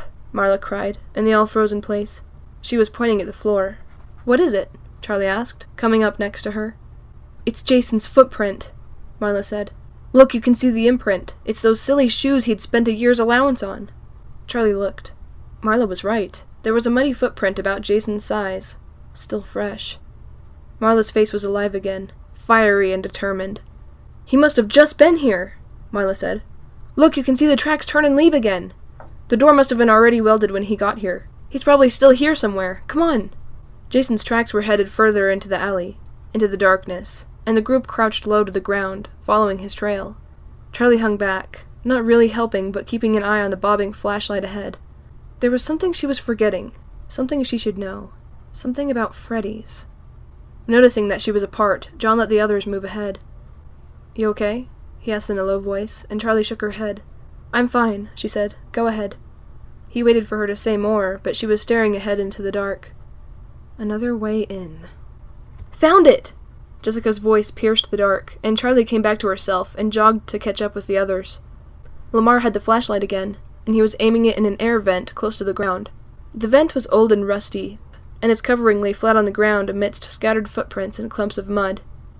Jason, what are you doing? Marla gasped and knelt beside the vent. What are you thinking? There was an edge to her voice, something teetering between panic and relief. "We have to go after him," she said. Charlie watched, dubious, but she said nothing. It was John who spoke up. "It's too small," he said. "I don't think any of us will fit." Marla looked down at herself, then around at the others one by one, calculating. "Jessica," she said decisively. "Come on." "What?" Jessica looked to the side as if there might be another of her. "I don't think I'll fit, Marla." "You're the skinniest," Marla said shortly. "Just try, okay?" Jessica nodded and went to the vent, kneeling in the muddy concrete that was the alley's floor. She studied the hole in the wall for a moment and tried to squeeze in, but her shoulders barely cleared the space, and after a moment she pulled back out of breath. "Marla, I can't fit. I'm sorry," she said. "You can fit," Marla said. "Please, Jessica." Jessica looked back at the others, and when Charlie saw her face, it was almost white, harshly expressionless. "She's claustrophobic," Charlie thought, but before she could speak, Jessica was back in the air vent, twisting herself, trying again to fit. "Please," Marla said again, and Jessica shot back out like something had bitten her. "I can't, Marla," she said, her breath shallow and fast, as if she had been running full out. "I don't fit!" "There has to be another way in," Charlie stepped in, reaching her arm between Marla and Jessica as though breaking up a fight. Charlie closed her eyes, trying again to remember. She pictured the restaurant, trying to see it not as they had the last few days, but as it had been years before. The lights were bright, it was full of people. "It used to get hot and stuffy," she said. "In summer it smelled like pizza and old French fry grease, and sweaty kids. And my dad would say, 'That's it?' He would say, 'Whose brilliant idea was it to put a skylight in this closet?'" She finished triumphantly, relieved. She could picture the little supply room with the open roof. The two of them would sneak away and sit in there for a few minutes, enjoying the small stream of fresh air that filtered down from outside. "So that's it. Let's get to the roof," John said, breaking Charlie's drift into memory. "What roof?" Marla said, studying the top of the closed hall. She was no longer in a full-blown panic, reassured by the evidence that Jason was alive, but her anxiety was still palpable. Her glance darted constantly around the little group, as if her little brother might suddenly appear from the shadows. "It's been covered over, like everything else," Lamar chimed in. "Maybe not," Charlie said. "The roof of the mall is pretty high. I bet there's a crawl space at least." "A crawl space?" John said excitedly. "You mean a crawl space between the roof of Freddy's and the roof of the mall? Up there?" He stared up in the darkness for a moment. "A crawl space," he repeated, his voice a little meeker. Charlie was busy studying the roof of the corridor, measuring it in her head against what they had seen of the outside of the building. It was different. She was sure of it. "This isn't the roof to the mall.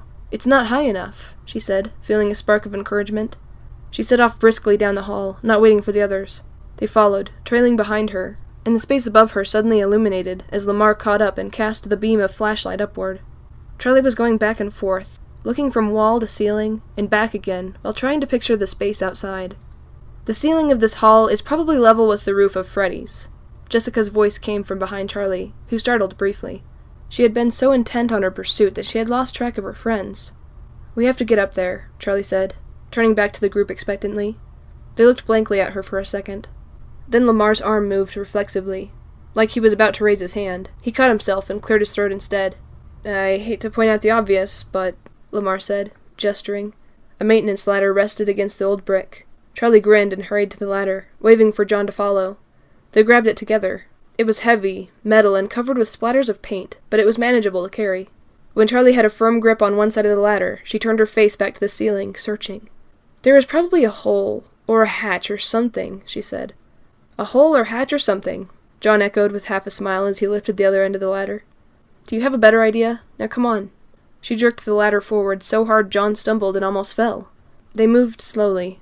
With only one flashlight, they could not see where they were going and examine the walls at the same time. So every few yards they stopped, for Lamar to run the light back and forth across the place where the brick wall met the dripping ceiling of the makeshift hallway. Though it slowed them down, Charlie was grateful for the brakes. The ladder, industrial metal, was heavy. She could have asked the others to switch off, but it felt essential somehow that she'd be part of the physical process. She wanted to help. Marla's agitation was growing as they went, and after a few rounds of move and scan, she started calling Jason's name softly. "Jason? Jason, can you hear me?" "He's inside," John said shortly. "He can't hear you." His voice was strained with the weight of the ladder. He had the wider end, and he sounded almost snappish. Marla glared at him. "You don't know that." "Marla, stop it," Jessica said. "We're doing everything we can." Marla didn't answer. A few minutes later they came to the end of the alley. "So, now what?" John said. "I don't know," Charlie said, puzzled. "I was positive that we would find something." "Is that the way life usually works for you?" John teased, raising an eyebrow at her. From down the hall, Lamar let out a triumphant cry. "Found it!" Marla took off toward him at a run, and Jessica followed a little more cautiously behind, wary of obstacles in the dark. Charlie gave John a wink and picked up the ladder again. He hurried to lift his side, and they lugged it back the way they came. When Charlie and John caught up to the rest of the group, all three were looking up at the ceiling. Charlie mimicked their posture.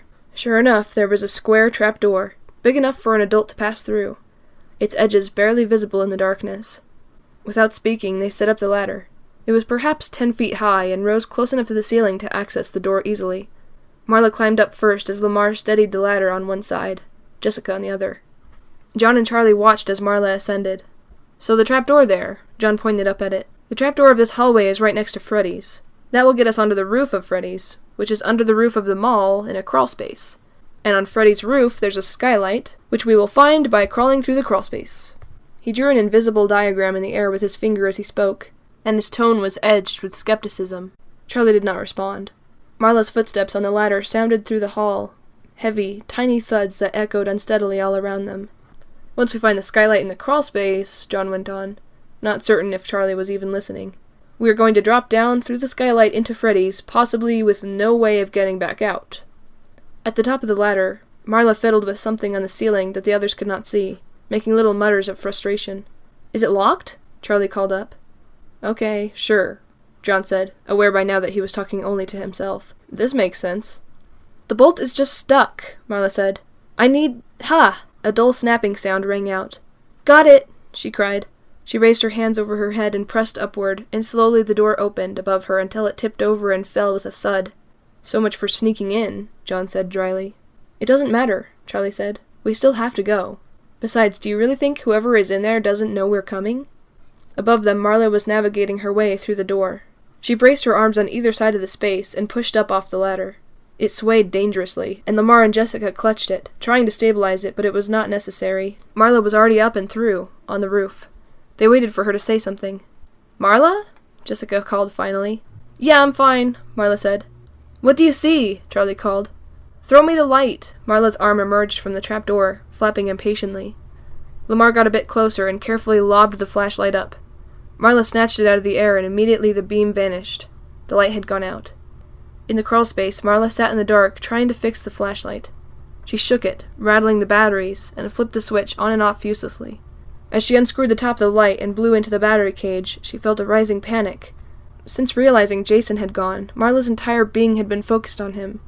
It was only now, alone in the darkness, that she had begun to think about the danger she herself might be in.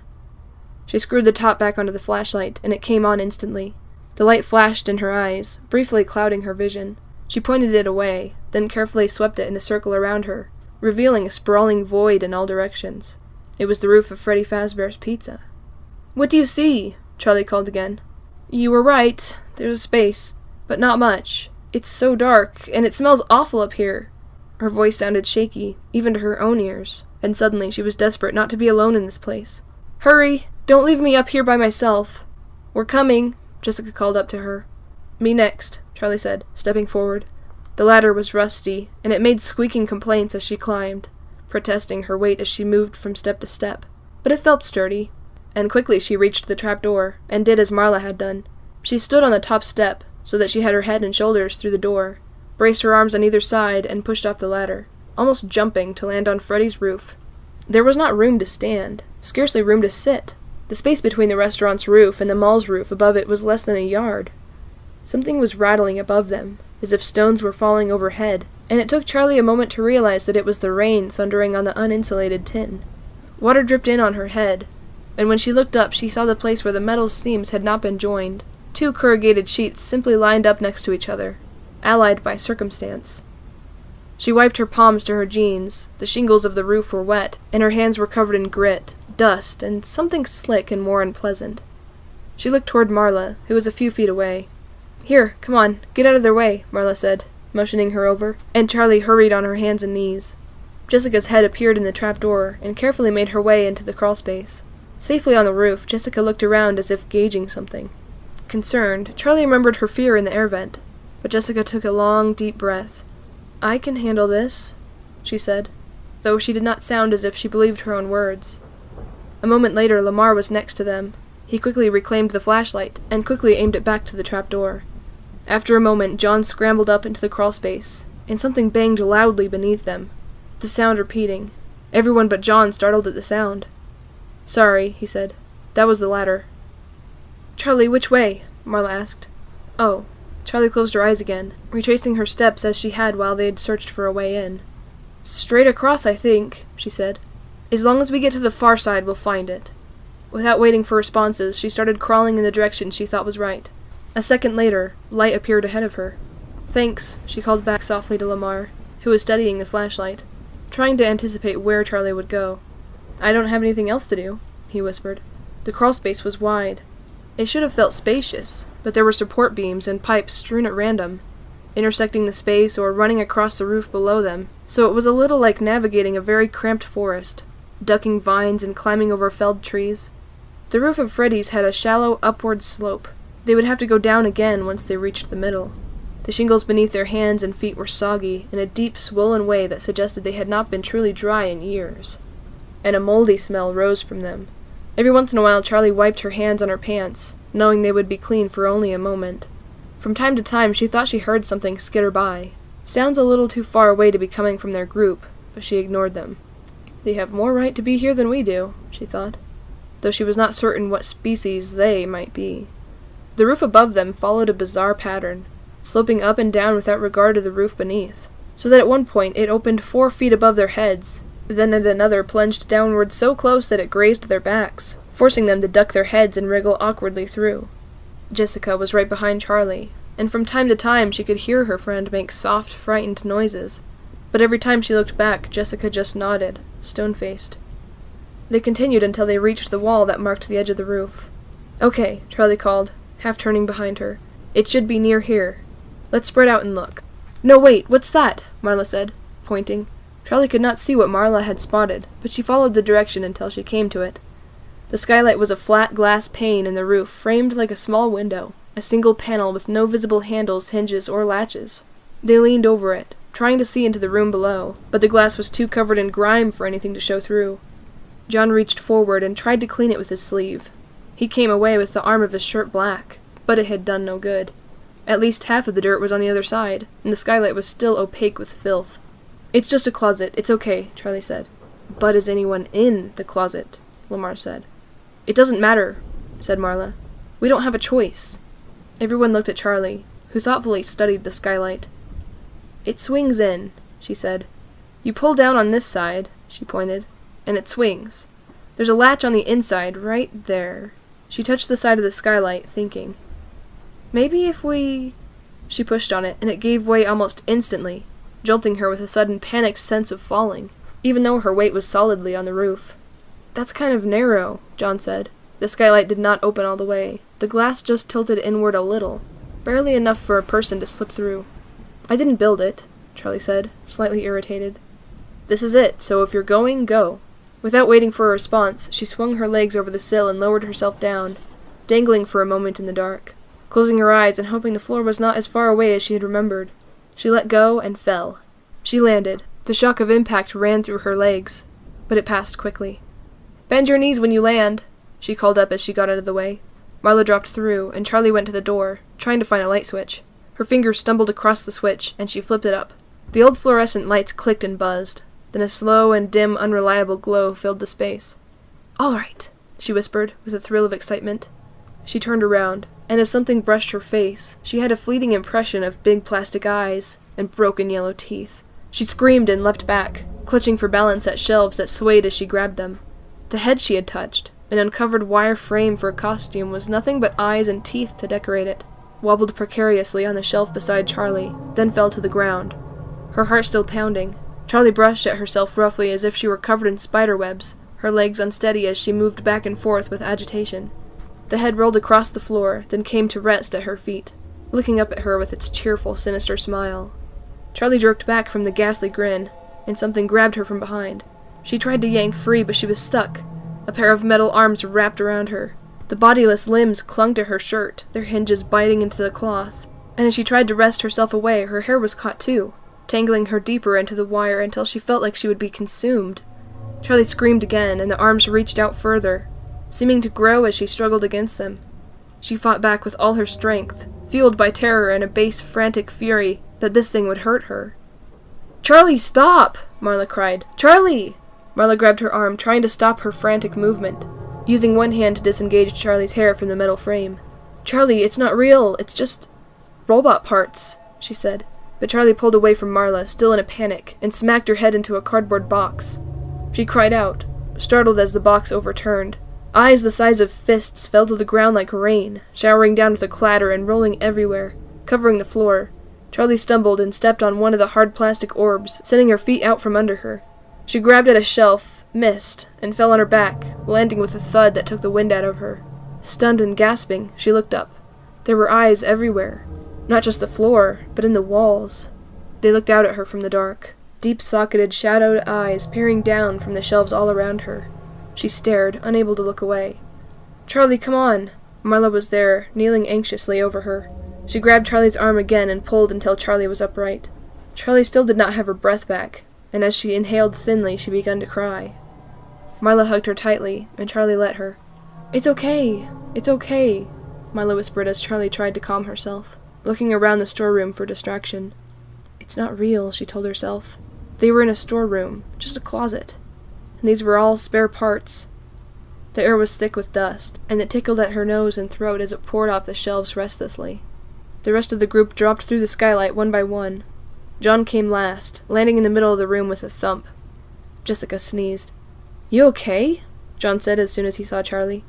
"Yeah, I'm fine." Charlie disentangled herself from Marla and crossed her arms, still collecting herself. "You know, we can't get back up through here," John said, looking up at the skylight. "We just need something to stand on," Charlie said. "Or we can climb a shelf." Jessica shook her head. "No, look at the way it opened." Charlie looked. The skylight opened downward, so the pane of glass sloped in at a gentle angle, just enough to have let them through. To get out, they would have to... "Oh," she said. There would be no getting out. However close they got to the skylight, the pane of glass would always be in the way, sticking out into the precise space they need to pass through. If anyone tried to get a grip on the roof, they would have to lean so far over the glass that they would fall from the ladder. "We might be able to break the glass," John started. "But the metal frame is going to be dangerous to climb over, even more dangerous with shards of broken glass." He fell silent, and thought it through again, his face grim. "It doesn't matter," Charlie said. "We'll find another way out. Let's start looking." They peered cautiously out into the hallway. Lamar had turned off the flashlight, but it was easy enough to see their surroundings now with the light from the closet seeping into the hall. "At least nothing's dripping from the ceiling," Charlie thought, wiping her hands on her pants again. The floor was black and white tile, as glossy as if it had just been polished. There were children's drawings on the walls, rustling from the air from the open skylight. Charlie remained motionless, more than aware of how much noise she had just made. "Does it know we're here?" she wondered. It felt as if Freddy's was conscious of their presence, realizing as she did that by it she meant the building itself, as if it reacted to them like a living, breathing thing. She reached out to brush her fingers against its wall, tracing lightly as if she were petting it. The plaster was still and cold, inanimate, and Charlie pulled her hand back. She wondered what Freddy's would do. They wound around one corner, then another, then stopped at the entrance to Pirate's Cove, hanging back from the doorway. Pirate's Cove. I have my bearings again. Charlie gazed at the little stage, no longer lit, and the curtains that hid its sole performer. A few small lights flickered on the sides of the stage, then came on, illuminating the space with a pale gray glow. Charlie looked around and saw Lamar standing by the doorway, with his hand on a switch. "We don't have a choice," he said defensively, gesturing to his flashlight. Its light was failing. Charlie nodded resignedly, and Lamar switched off the dying flashlight. "I want to take a look in this control room," Marla said, pointing to the small door nearby. "Lamar, come with me. The rest of you try the other one. If we each take one set of cameras, we can see the whole restaurant. If Jason's in this place, we'll see him." "I don't think we should split up," Charlie said. "Wait," said Lamar. He passed John the dead light, freeing his hands. From his pockets he produced 2 walkie-talkies. They were large, black, boxy things Charlie had only seen attached to police officers' belts. "Where did you get those?" she asked. Lamar smiled mysteriously. "I'm afraid I can't tell you that," he said. "He stole them from Carlton's house," Jessica said plainly, taking one from his hand and examining it. "No, they were in the garage. Mrs. Burke told me where to find them. They work, I tested." Mrs. Burke knew we would come here? Charlie thought. Marla just nodded. Maybe she had already known, or maybe nothing could surprise her anymore. "Come on," Marla said, and walked between the tables in front of Pirate's Cove, careful not to disturb anything. Lamar leaned over Jessica to show her how to use the walkie-talkie. "It's this button," he said, indicating it, and then he took off after Marla. After a startled moment, the rest of them followed. Something clutched in Charlie's stomach, the reality that both Jason and Carlton might truly be in danger seizing her. It was not that she had forgotten, but while they were outside trying to solve the puzzles, it was possible to gain some distance from what was happening. She watched Marla stalking toward the control room with bleak authority. Marla crouched at the small door before turning to Charlie. "Go," she said, nodding toward the hall that led to the main dining area. They went, Charlie taking the lead as they crept down the hall, heading for the main stage. Marla looked at Lamar, who nodded. She grasped the doorknob, clenching her teeth, and forced the door open all in one motion. "Marla!" Marla jumped, barely suppressing a scream. Jason was huddled in the space beneath the monitors, his eyes wide and terrified, staring at the door like a frightened mouse. "Jason!" Marla crawled into the control room and swooped him into her arms. Jason hugged her back, for once grateful, even desperate for her intense affection. She held on tight, crushing him until he began to worry that he might, in fact, be crushed. From outside Marla's consuming embrace, Jason heard brief static. He looked over Marla's shoulder to see Lamar studying the walkie-talkie, preparing to speak into it. "Jessica, we found him, he's okay," he said. More static and words Jason did not quite catch came from the radio. The first wave of relief had worn off, and his ribs were starting to hurt. "Marla?" He tapped on the shoulder, first gently, then harder. "Marla!" She let him go, but took hold of his shoulders for a moment, peering into his eyes as if to be sure it was really him, and that he had not been somehow replaced, or irrevocably damaged. "Marla, cool it," he said as casually as he could, managing to keep his voice from shaking. Marla let go of his shoulders, giving him a playful shove, and began to scold him as she pulled him the rest of the way out from under the control panel. "Jason, how could you—" Marla was interrupted as Lamar descended the rest of the way into the small room. "Through the vent? Really?" Lamar laughed. "You could have been killed, crawling through the air duct like that," Marla added, grasping his shoulders. Jason fought free, flailing his arms until she let go. "Okay!" he claimed. "Everybody missed me. Good, glad to know I'm important." "You are important," Marla said fiercely, and Jason rolled his eyes theatrically. The little room lit up as Lamar flipped a switch, bringing the screens to life. Marla looked at Jason thoughtfully, then turned her attention to the security cameras. "Okay, let's see what we can see." Lamar looked from screen to screen. The top middle screen showed the main dining room and the stage, and as they watched, Charlie, Jessica, and John appeared, crossing the room in a V formation, Charlie at the front. "Look!" Marla said suddenly, pointing to the screen at the lower right. The night guard was there. Though they could not make out his face, his baggy uniform and sagging shoulders told them that it was the same man. He was in the hall near the restaurant's entrance, walking past the party rooms and the arcade with a slow, purposeful gait. "Lamar, warn them!" Marla ordered urgently. Lamar spoke into the walkie-talkie. "Jessica, the guard is somewhere around there. Hide!" There was no response from the radio, but on screen the group of three froze. Then, as one, they made for the control room under the stage, squeezing in and closing themselves in just as the guard appeared in the doorway. Voices. People moving around. Carlton did not allow himself to sigh in relief. A rescue wouldn't do him any good if he got his insides punctured by 100 tiny robot parts first. Instead, he continued what he had been doing, inching his way across the floor and into the view of the security camera that perched near the ceiling just above the door. Each movement was so scarce it felt like nothing, but he had been doing this for over an hour, and he was almost there. He kept his breathing steady, using his trapped hands to lift his body a tiny bit, moved to the side, and let himself down again, just a little further to the right. His fingers were cramping and his head still ached, but he kept going, relentless. Although he was still afraid, still painfully aware of how easily he could trigger his own death, at some point the fear had dulled, or perhaps he had just become accustomed to it. Panic could not last forever. Eventually the adrenaline had run out. Now, at least, the need for slow, precise movement took precedence over everything else. It was all there was. Carlton made one final movement and stopped, closing his eyes for a moment. He had made it. Can't stop now. The others were here. It had to be them. And if they were looking for him, they would check the cameras. He stared up into the lens, willing himself to be seen. He could not wave, or jump up and down. He tried rocking back and forth a little, but no matter how stiffly he held himself, he felt the press of spring locks, ready to give. He bit his lip in frustration. "Just see me," he whispered to no one. But all at once he felt as if he had been heard, felt the inexplicable sense of someone else's presence in the room. His heart began to race again, the adrenaline that had given out finding its second wind. Carefully, slowly, he looked around until something caught his eye. It was only one of the costumes, slumped empty in the shadows, half hidden in the corner of the room. It was motionless, but its face was pointing directly at him, staring. As Carlton looked back, he realized that deep within the recess of the costume's eye sockets were two tiny glints of light. He felt little muscles twitch, a restrained shudder running through his body, not quite enough to get him killed. He did not look away. As Carlton held the creature's gaze, he felt himself begin to calm. His heart's pounding erased, and his breath grew even.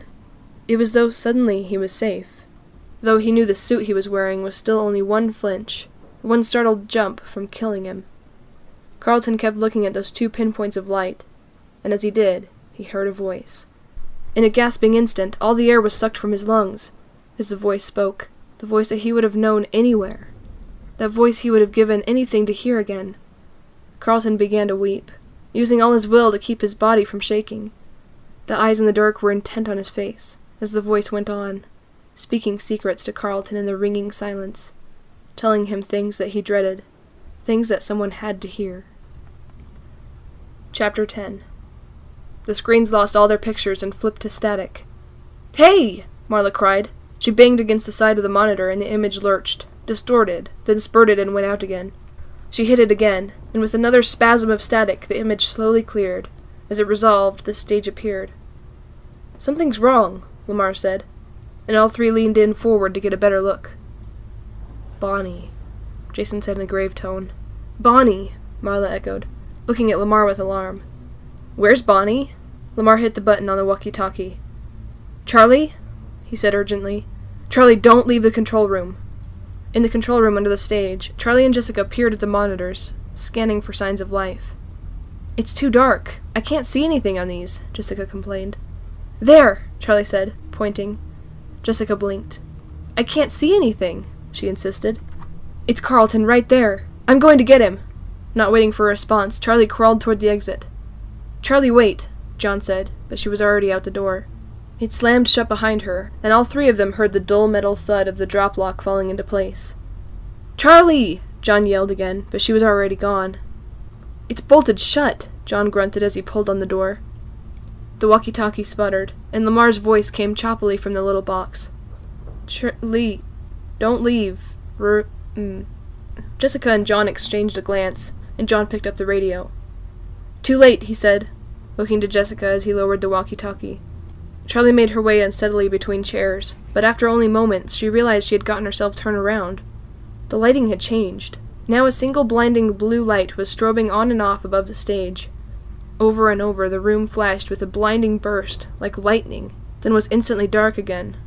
Charlie covered her eyes, trying to remember what she had bumped into first. Metal chairs and foil party hats pulsed like beacons in the dark with each burst of light, and Charlie's head began to throb. She squinted, trying to orient herself, but beyond the tables surrounding her, all she could see were 1,000 after-images burned into her retinas. She had no idea which way to go to find Carlton. She leaned against a nearby chair and pressed her hand tightly over her forehead. A table screeched across the floor briefly, and Charlie knew it hadn't been her. She turned around, but the light had gone dark. When it flashed again, she was looking directly at the stage. Where there should have been 3 sets of eyes, she only saw 2. Freddy and Chica stared down at her, their plastic gazes catching the light, twinkling with the strobe. Their heads seemed to follow her as she moved along the table. Bonnie was gone. Suddenly she felt exposed, all at once noticing just how many places there were in the open room for something to hide, just how visible she was to anyone, anything, that might be watching. She thought briefly of the little control room she had just left, and felt a pang of regret. Coming out here might have been very stupid. Another screech sounded, and she whirled around to see the table behind her moving slowly away. She turned to run, but she slammed into something before she could take a step. She jerked up her hands into the darkness to shield herself and touched matted fur. The strobe threw its light out again, and this time garbled noise blared from the gaping mouth in front of her. Bonnie. Bonnie stood only inches from her, his mouth opening and closing rapidly, and his eyes rolling wildly in his head. Charlie jerked away, then backed up slowly. The rabbit did not try to follow, just continued his bizarre and silent incantation, his eyes aimlessly ricocheting in his head. Her foot caught in the leg of a metal folding chair. She fell back, landing hard on her bottom. She started to crawl, staying low, hurrying to get away from Bonnie. A spotlight flashed from the stage, this one clearly aimed at her. She raised her hand to see who was there, but the light blinded her. All she could make out were two sets of following eyes. Charlie screamed and scrambled to her feet. She took off running, not looking back, and made it across the room to the hallway that led to Pirate's Cove. She ducked into the bathroom along its wall. The door echoed when it shut behind her. The room was empty, with nothing but 3 sinks and 3 stalls. Only one of the fluorescent lights was on, and just barely, only enough to color the room dark gray instead of black. The metal walls of the stall dividers looked flimsy, and Charlie had a sudden vision of Bonnie, larger than life, grabbing the metal frame with his paws and ripping it up from the ground, the bolts tearing right out of the floor. She banished the thought, and ran into the farthest stall from the door, slipping the lock, so small it almost looked delicate, into place. She sat on top of the toilet tank, her feet pulled up onto the seat, and her back pressed against the blue tile wall of the bathroom. In the empty room, Charlie could hear her own breathing echoing. She forced it to slow and closed her eyes, telling herself to be silent, to hide. "Charlie? Charlie!" John was still pounding on the little door of the control room. "Charlie, what's going on out there?" Jessica sat quietly, still rattled from the screams and crashes outside. "She can take care of herself," John said, easing his grip on the door. "Yeah," Jessica said. He did not turn around to look at her. "We have to get out of here," John said. He rattled the door again. The top swayed a little as he pulled, but the bottom was stuck fast. He hunched down further. There was a lock, a deadbolt that dropped straight into the floor. The latch to pull it off had broken off long ago, leaving only a jagged ledge so thin he could scarcely get his fingers around it. As he yanked it upward, it cut into his fingers, leaving thin red lines. The bolt stayed fast in place. "Jessica, you try," he said, turning to look at her. Her eyes were on the wall of televisions. They were all showing static, but every now and then one flashed a picture. "Never mind," John said. "Keep watching." He bent his head again and went back to the deadbolt. In the bathroom, Charlie was silent. She paid attention to each breath she took, each inhale and exhale a slow, deliberate process. She had tried meditating once. She had hated it, but now the intense focus on her breathing was calming. "I guess I just needed the right motivation," she thought. Like staying alive. The stalls rattled briefly, and there was a distant booming sound that went on for several seconds. "It's storming outside." She kept her eyes trained on the floor. The light overhead was so dim it scarcely illuminated her stall. She held her breath. The light flickered and let out a brief hum, then was silent. The toilet tank she sat on felt unstable. She scooted to the edge of it quietly and let her foot down. Just as the tip of her shoe touched the tile, the wide bathroom doors opened with a thunderous bang. Without thinking, she jerked her foot up, and the lid of the porcelain tank clanged like pots clattering together. She held herself perfectly still, her shoe suspended in the air, then carefully pulled her foot back into place on top of the toilet seat. "That was too loud," she thought. Carefully, she leaned forward and reached up with one hand to grasp the stall divider. She pulled herself up to stand slowly, the toilet seat rocking on its hinges beneath her feet. She peered over top the 2 stalls next to her. It was too dark to see beyond the metal stalls, and the whole row of them swayed gently from her weight. There was a shuffling sound. Something wide and heavy was sliding across the floor. Not trying nearly as hard as she was to keep quiet. Her eyes darted from the stall door beside her to the bathroom door. The shuffling continued, but she could not tell where it was coming from. The sound filled the room. Suddenly the nebulous sound resolved. It was crisp, and it was nearby. The wall she clung to trembled slightly. She panned her gaze around the room, hoping her eyes would adjust a little more. She could make out a trash can by the door and the outline of the sinks. Apprehensively, she looked back at the door of her stall, letting her focus creep along the edges until she set her eyes on the inch-wide gap along the door. A large plastic eye stared back, unblinking and dry, fixed directly on her. Two large and unnatural rabbit ears hung over the top of the door. Charlie clasped her hand over her mouth and jumped to the floor as fast as she could, dropping to her stomach and scooting along the floor into the second stall. She heard Bonnie rattle the door of the stall she had just left, but the shuffling feet did not move. She crawled under the next divider and into the stall nearest to the entrance. This time, her foot bumped the toilet behind her, and the lip dropped down with a loud clank. Charlie froze. The shuffling thing did not move. For what felt like an age, Charlie held her breath. He heard. He must have heard. But Bonnie still made no sound. Charlie held still and listened, waiting for another sound of movement to mask her own. Her breathing seemed louder than before. She lowered her head, trying to make out the shapes along the floor. The shuffling sound resumed, and now, without warning, it was directly in front of her. She held her breath, desperately trying to make out any forms in the darkness. There he is. A large padded foot was just outside the door, as if it had stopped mid-step. Is he leaving? Please leave, Charlie pleaded. There was a new sound, stiff fabric, softly crunching. What is that? The foot outside the door had not moved. The noise grew louder, the sound of fabric and fur twisting and stretching, tearing and popping. What is that? Charlie dug into the floor with her nails, holding down a guttural scream. He's bending over. A large paw touched down gently in front of her. Then another shape. The creature's head.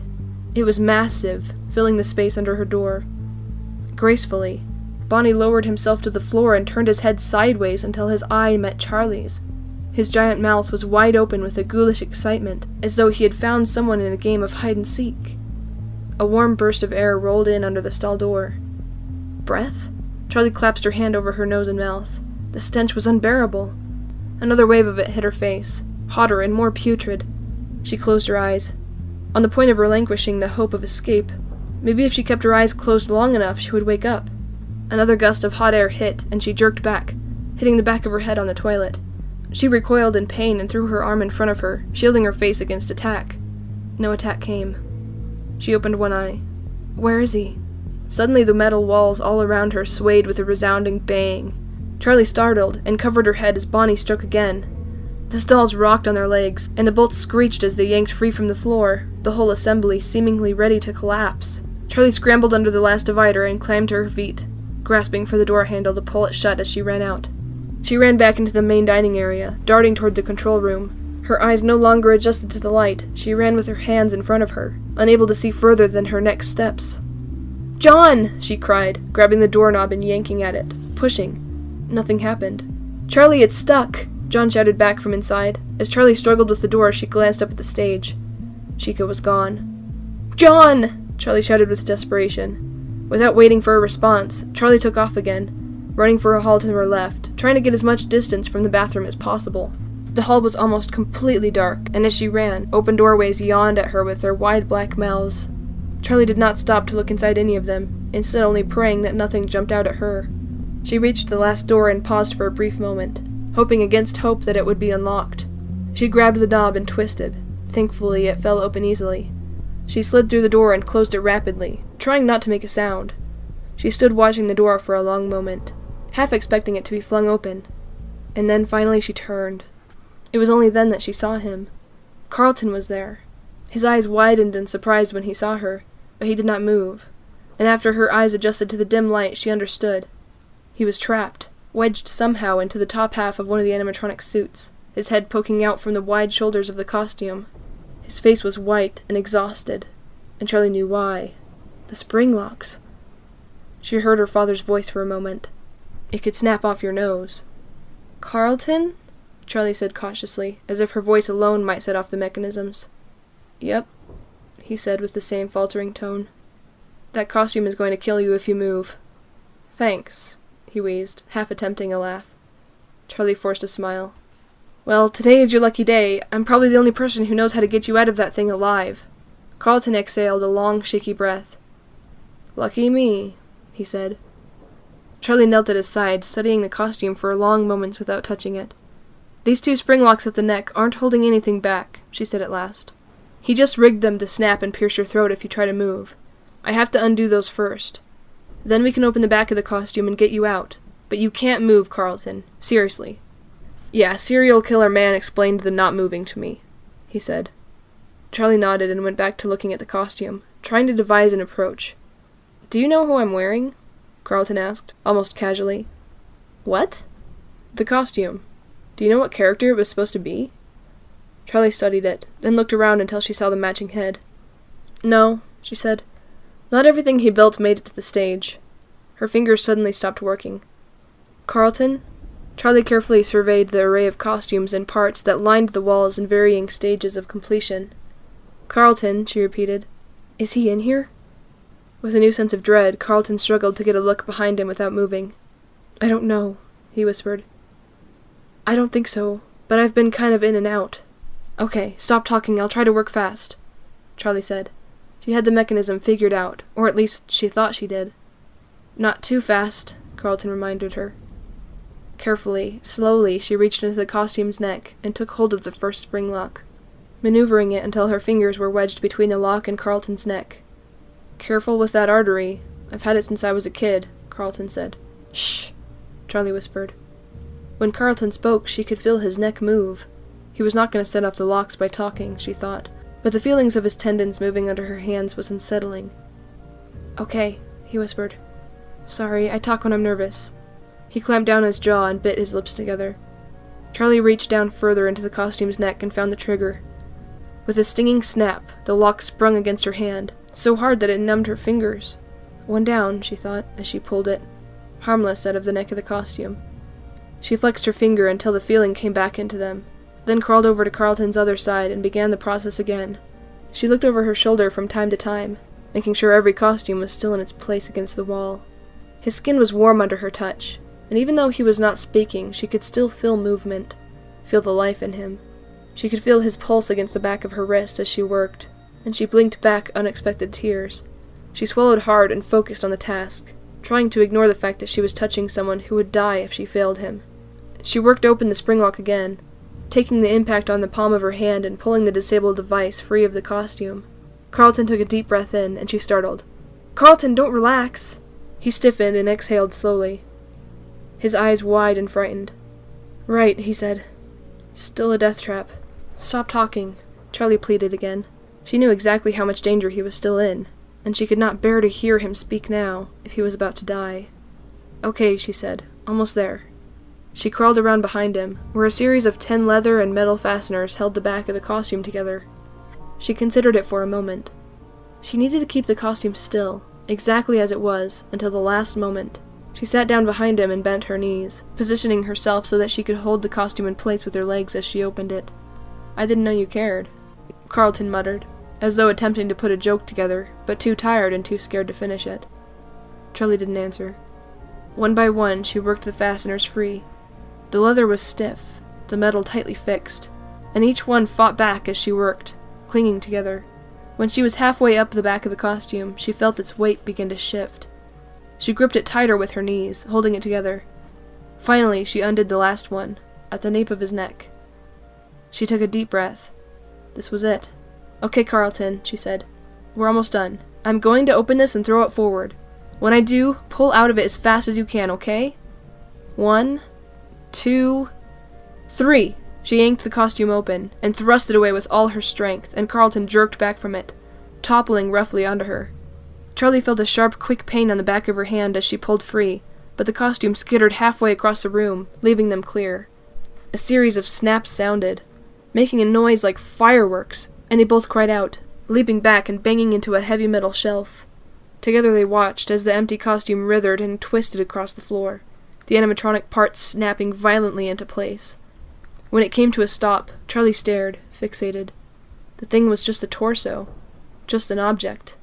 Beside her, Carlton let out a low, pained groan, then turned and vomited on the floor beside him, heaving and wrenching like he would be turned inside out. Charlie watched, unsure what to do. She put a hand on his shoulder and kept it there as he finished, wiped his mouth, and sat gasping for breath. Are you okay? She said, the words sounding small and ridiculous. Carlton nodded wearily, then winced. Yeah, I'm fine, he said. Sorry about the floor. I guess it's your floor. Kind of. You might have a concussion, Charlie said, alarmed, but he shook his head, moving more slowly this time. No, I don't think so, he said. My head hurts like somebody hit it really hard, and I feel sick from being stuck in this room and pondering my death for hours. But I think I'm okay. My mind is okay." "Okay," Charlie said doubtfully. Then something he had said finally registered. "Carlton, you said, 'Serial killer man explained for you not to move'? You saw who did this to you?" Carlton got on his knees carefully, then stood, bracing himself on a nearby box. He looked at Charlie. "I was trapped in that thing for hours. I'm all tingly." He shook out his foot as if to make the point. "Did you see who it was?" Charlie repeated. "Dave, the guard," Carlton said. He sounded almost surprised that she did not know. Charlie nodded. She had known already. "What did he tell you?" "Not much," Carlton said. "But—" His eyes opened suddenly, as if he had just remembered something of grave importance. He looked away from Charlie and slowly dropped to his knees. "What is it?" Charlie whispered. "Do you want to hear?" he said. He seemed suddenly calm for someone who had so narrowly escaped death. "What is it?" she demanded. He glanced nervously at her for a moment, then took a deep breath, his face straining to white. "Charlie, the kids, all those years ago." Charlie snapped to attention. "What?" "All of them. Michael and the others. They were taken from the dining room when no one was looking, and they were brought here." Carlton suddenly recoiled and moved toward the doorway, watching the walls as though they were crawling with invisible creatures. Dave, the guard, he brought them here." Carlton rubbed his arms like he was suddenly cold and squinted in pain. "He put them in suits, Charlie," he said, his face twisting in sorrow or disgust. "Charlie," he stopped abruptly, a faraway look in his eyes. "They're still here." "How do you know that?" Charlie said in such a soft whisper that it was almost inaudible. Carlton motioned toward the far corner of the room. Charlie looked. A yellow Freddy costume was propped up against the wall. The costume all fitted together, as if it were about to walk on stage for a show. "That's the one! That's the bear I remember from the other restaurant!" Charlie clasped her hand over her mouth. "Other restaurant?" Carlton looked puzzled. "I don't understand." Charlie's gaze was still fixed on the yellow costume. "Carlton, I don't understand." Her tone was urgent. "Michael." Charlie stared at him. "Michael? What do you mean?" she said in a level voice. "I know how it sounds," he said, then his voice dropped to a whisper. "Charlie, I think it's Michael in that suit." "I still can't get this thing out!" John sighed in frustration and rubbed his hand. The lock was leaving harsh red imprints on his fingers. Jessica murmured something sympathetic, but she did not take her eyes off the screens. "I can't see anything!" she burst out after a moment. The radio squawked, and then Marla's voice came, calling to them from the control room in Pirate's Cove. "Both of you be quiet and don't move." They froze, hunching down in their places. Jessica looked at John, a question in her eyes, but he shrugged, as at a loss as she was. Something thudded against the door. John jumped away, almost falling. "Marla?" Jessica said with a pale expression. "Marla, that's you out there, right?" The thud came again, more powerful than before, and the door shook under it. "What is that? A sledgehammer?" John whispered hoarsely. The door pounded in again and again, dents appearing in the metal door, which had looked so solid. They huddled back against the control panel with nothing to do but watch. Jessica grabbed the back of John's shirt, knotting the cloth between her fingers, and he did not shake her away. The door rocked in again, and at this time a hinge unfolded slightly, exposing a thin crack between the door and the frame. The door still held, but it would not hold for long. John felt Jessica's fingers tighten on his shirt. He wanted to turn and give her some kind of comfort, but he was mesmerized, unable to look away. He could almost see through the little open space, and he craned his neck. Another blow came. The crack widened, and on the other side, he saw eyes peering in, calm and expressionless. "Get out! Get out!" Marla shouted, waving her hands at the security monitor as if John and Jessica could see her, as if it would do any good if they could. Lamar had both hands clasped over his mouth, his eyes wide, and Jason was sitting on the floor, waiting nervously as though an attack on their own door might begin at any moment. The monitors were dark, but it was clear that something large was lurking in front of the main stage, a black, static shape that prowled back and forth, momentarily blocking the entire picture. "Marla," Lamar whispered, hoping to quiet her. "Marla, look." He pointed to the monitor showing Pirate's Cove, just outside the door. Marla looked over his shoulder at the other screen. The curtain was pulled back, and the space was completely empty. The out-of-order sign hung perfectly straight across the platform, untouched. Realizing now the magnitude of their mistake. "The lock. We didn't—" Marla said feebly, realizing now the magnitude of their mistake. Marla turned to Jason and let out a panicked whimper. The door behind him was slowly opening. Shh. Lamar quickly flipped a small switch, killing the light in the control room, and backed against the wall next to the door. Marla and Jason mimicked his motions, flattening themselves against the wall across from him. The monitor still flickered with static, illuminating the space in oscillating grays and the occasional flash of white. The small door creaked outward with an excruciating pace, a gaping black void widening until the door stopped, fully open. "Marla!" A static-laced voice came from somewhere on the floor. Lamar shot out his foot across the narrow carpet, trying to catch the walkie-talkie. "Shh, shh." Marla closed her eyes, pleading in her mind for Jessica to stop talking. "Marla, where are you?" Jessica's voice called again. Lamar managed to flip the walkie-talkie onto its side, and with a click it went silent. He didn't know if he had jostled the battery out of place or somehow managed to flip the switch, but it didn't matter. There was nowhere to hide in the tiny room. The ceiling was too low to stand, and even with their backs against the wall, their legs stretched under the door frame. The ledge under the door was high enough to hide their legs from anything outside, but not from anything that managed to get in. As one, they stopped breathing. The room was no longer empty. Something was entering the space. As it pressed forward into the room, they saw a snout, and the scratchy glass of two unblinking eyes staring straight ahead. The monstrous head threatened to fill the room. "Foxy," Jason mouthed, making no sound. The plastic eyes clicked left and right with unnatural motions, searching but not seeing. The jaw twitched as though about to open, but never did. The dim light from the monitors gave his face a reddish hue, leaving the rest of him shrouded in darkness. His head slowly moved backward, his ears moving up and down at random, programmed as though an afterthought a decade before. As Foxy backed away, his eyes thrashed back and forth, one partially hidden under a rotting eye patch. Marla held her breath, dreading the moment when the eyes would fix on her. The head was almost out of the door when the eyes clicked to the right and found Marla. The head stopped, its jaw frozen, slightly open. The plastic eyes remained on Marla, who sat in terrified silence. After a moment, the head retreated, leaving a black and empty space. Jason darted forward to find the door outside and shut it, and Marla made a weak grab at him, trying to stop him. He brushed past her, then stopped, kneeling in the doorway. He looked into the darkness, only now afraid of what must be there.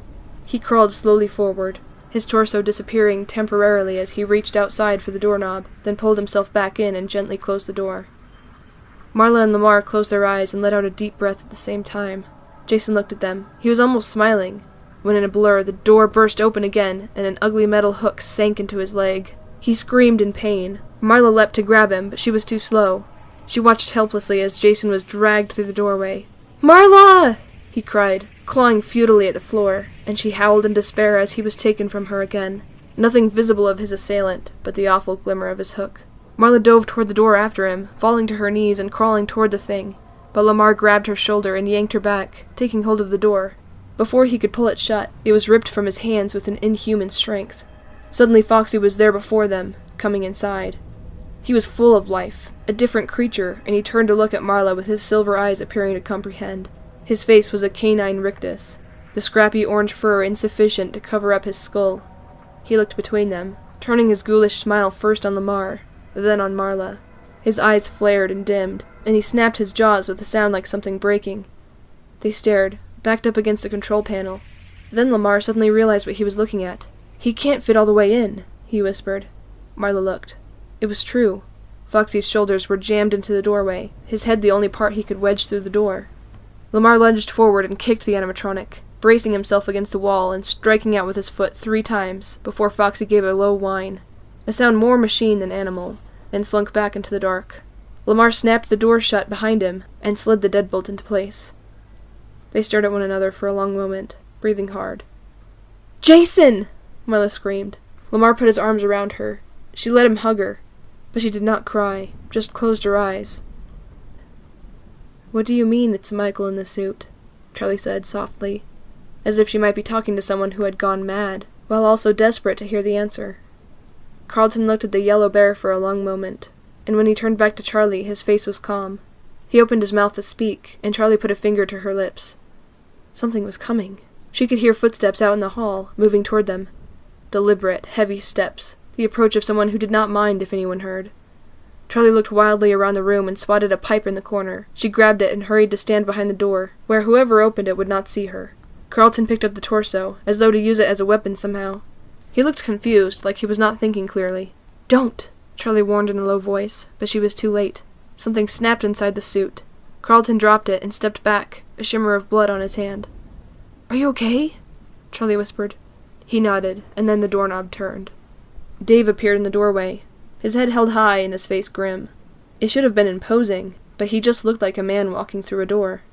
"Now you've done it," he announced to the room in general, and his eyes lit on Carlton, unfettered. His face darkened. Before he could move, Charlie raised the pipe high, stepped forward and swung it down on his head with a sickening thunk. Dave turned, shock on his face. Charlie lifted the pipe, ready to attack again, but the man just stumbled backward against the wall and dropped into a sitting position. "Carlton, come on!" Charlie said urgently, but he was looking down at his injured hand. "Carlton, are you hurt?" "No," he said, shaking off his reverie and wiping his hand clean with his black shirt. "Come on," Charlie said firmly, taking his arm. "Come on, we have to get out of here. I don't know how long he'll stay out." "You're awfully calm for just having knocked out a guy cold," she thought wryly. They crept out into the hallway, empty and lit by the dim glow of the light from the other rooms. Charlie hustled them through the swinging doors to the kitchen, where the dark was total. The air was thick with the blackness that was almost tangible. It was as if they had been swallowed. She turned to look at Carlton, but only the faint sound of his breathing told her that he was still beside her. Something touched her arm, and she stifled a scream. "It's just me," Carlton hissed, and she let out a sigh. "Let's just make sure that we aren't being followed. Then we can find the others and get out of here," she whispered. Charlie glanced back at the door and saw the last spots of light peeking under it. She scooted herself a little closer to it, and got to her feet to peer through the round window, careful not to touch it. "What do you see?" Carlton whispered. "Nothing, I think it's safe." Just as she finished speaking, a form passed by, darkening the window. Charlie jumped back, almost falling over Carlton. They stumbled forward, rushing to get away from the door. Suddenly 2 beams split the darkness, illuminating the room in harsh yellow light. Chica loomed there. Almost on top of them, she stretched up to her full height, growing taller still. She must have been hiding here all along, Charlie thought. Chica looked at both of them in turn, the beams of light shifting dizzyingly as her eyes snapped mechanically from one side to the other. Then she paused, and Charlie grabbed Carlton's arm. "Run!" she screamed, and they took off, looping around the prep table, the metal furniture clattering as they rushed clumsily past it. Behind them, Chica's steps were long and slow. At last they reached the door, and they burst out into the hallway and ran for the main dining room. John and Jessica were silent, listening to the clamor outside. John was resting his hand on the door of the control room. Whatever had been on the other side was gone, or at least was pretending to be. The lock had been wrenched out of the floor. John tried the knob, but the door, twisted out of shape, still stuck. "Are you crazy?" Jessica exclaimed, alarmed. "What else are we going to do?" John said calmly. Jessica didn't answer. John backed up against the control panel and gave the door a calculated kick, moving it an inch closer to opening. "Here, let me," Jessica said. And before he could reply, she had delivered a kick of her own, the door again moving just a little. They took turns, not speaking, until finally John kicked and the top hinge broke. John quickly wrestled the door the rest of the way off until they could crawl out. They hurried out and stopped, exposed in the main dining room. Jessica looked at the main stage in misery. It was empty. "I don't know how this is safer," she said, but John was not listening.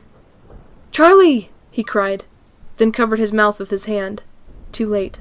Charlie and Carlton were running from the dark hallway at a furious pace. "Come on!" Charlie yelled at them, not slowing down as she passed. And John and Jessica ran after them as Charlie led them out of the dining room into the opposite hall, toward the storeroom they had come through. Charlie ran down the hall with a purpose, stopping in front of a closed door and trying to get it open. Behind them loomed the open mouth of a pitch-black party room, a wide, empty space that could have hidden anything. John turned his back to the group, keeping his eye on the abyss. "Is it locked?" Carlton asked, an edge of rising panic in his voice. "No, just stuck," Charlie said. She forced it, and the door popped open. They hurried inside, John lingering until the last moment, his eyes still in the darkness behind him. When the door was shut, Charlie reached for the light switch by the door, but John put a hand on her arm. "Don't turn the light on," he said, looking back for a moment. "We have enough light. Just let your eyes adjust." There was a window high up in the door, thick glass with a bubbling frosted pattern that let a trickle of light and color into the room from the hallway. Right, Charlie said. A light on in here would have marked them out clearly.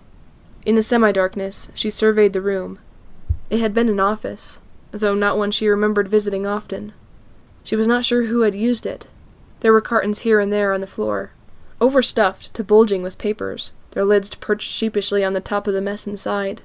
There was an old desk in the corner, a grayish-blue metal with visible dents in the surface. Jessica boosted herself up to sit on it.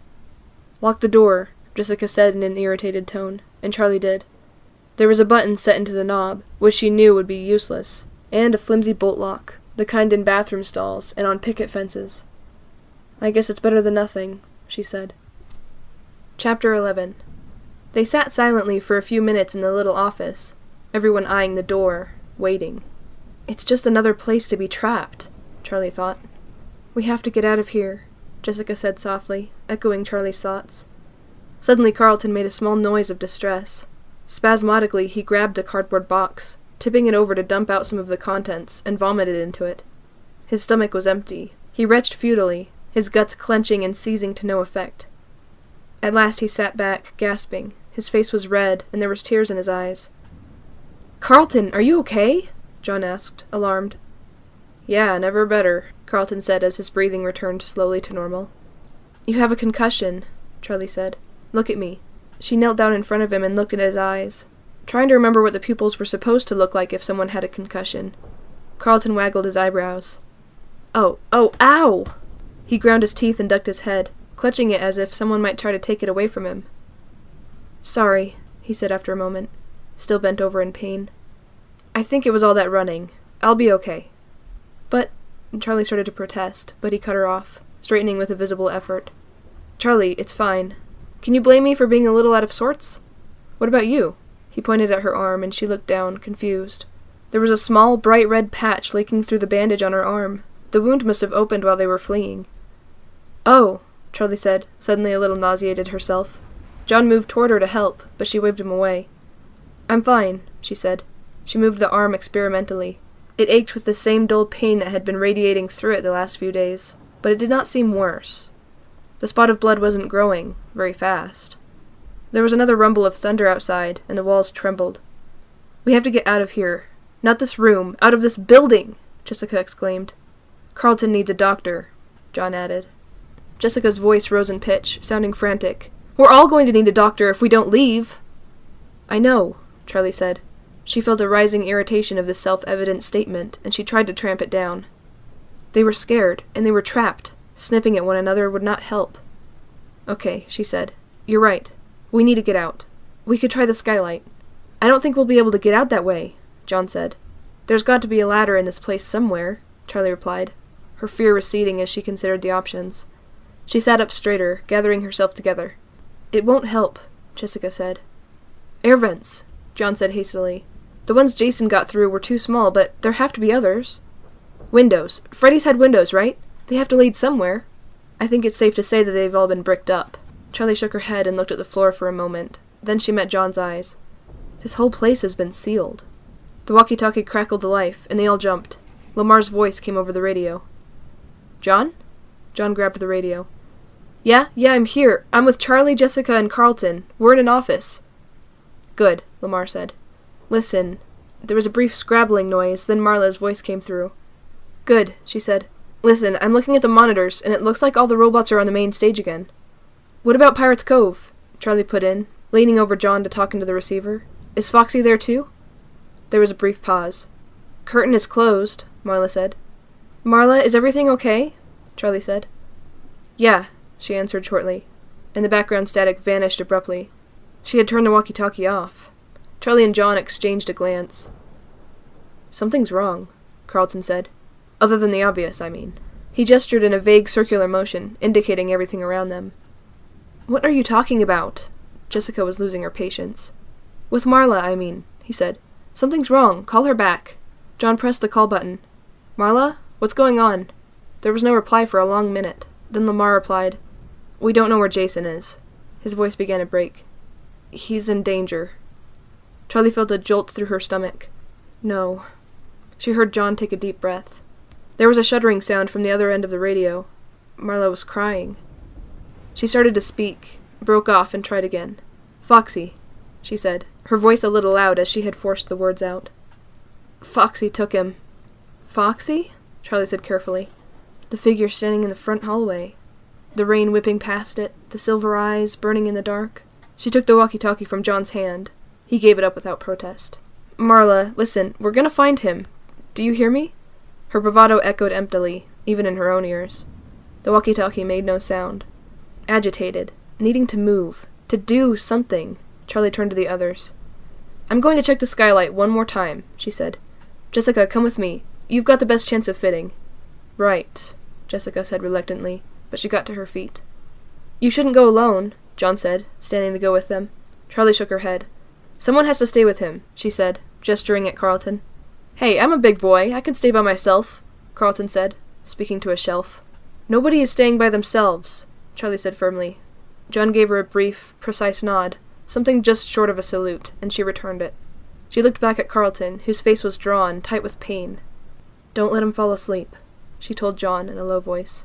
"I know," he whispered. "I can hear you, you know," Carlton said, but his voice was flat and fatigued. "Come on," Jessica said. Charlie shut the door behind them and heard John slip the lock back into place. Charlie led the way.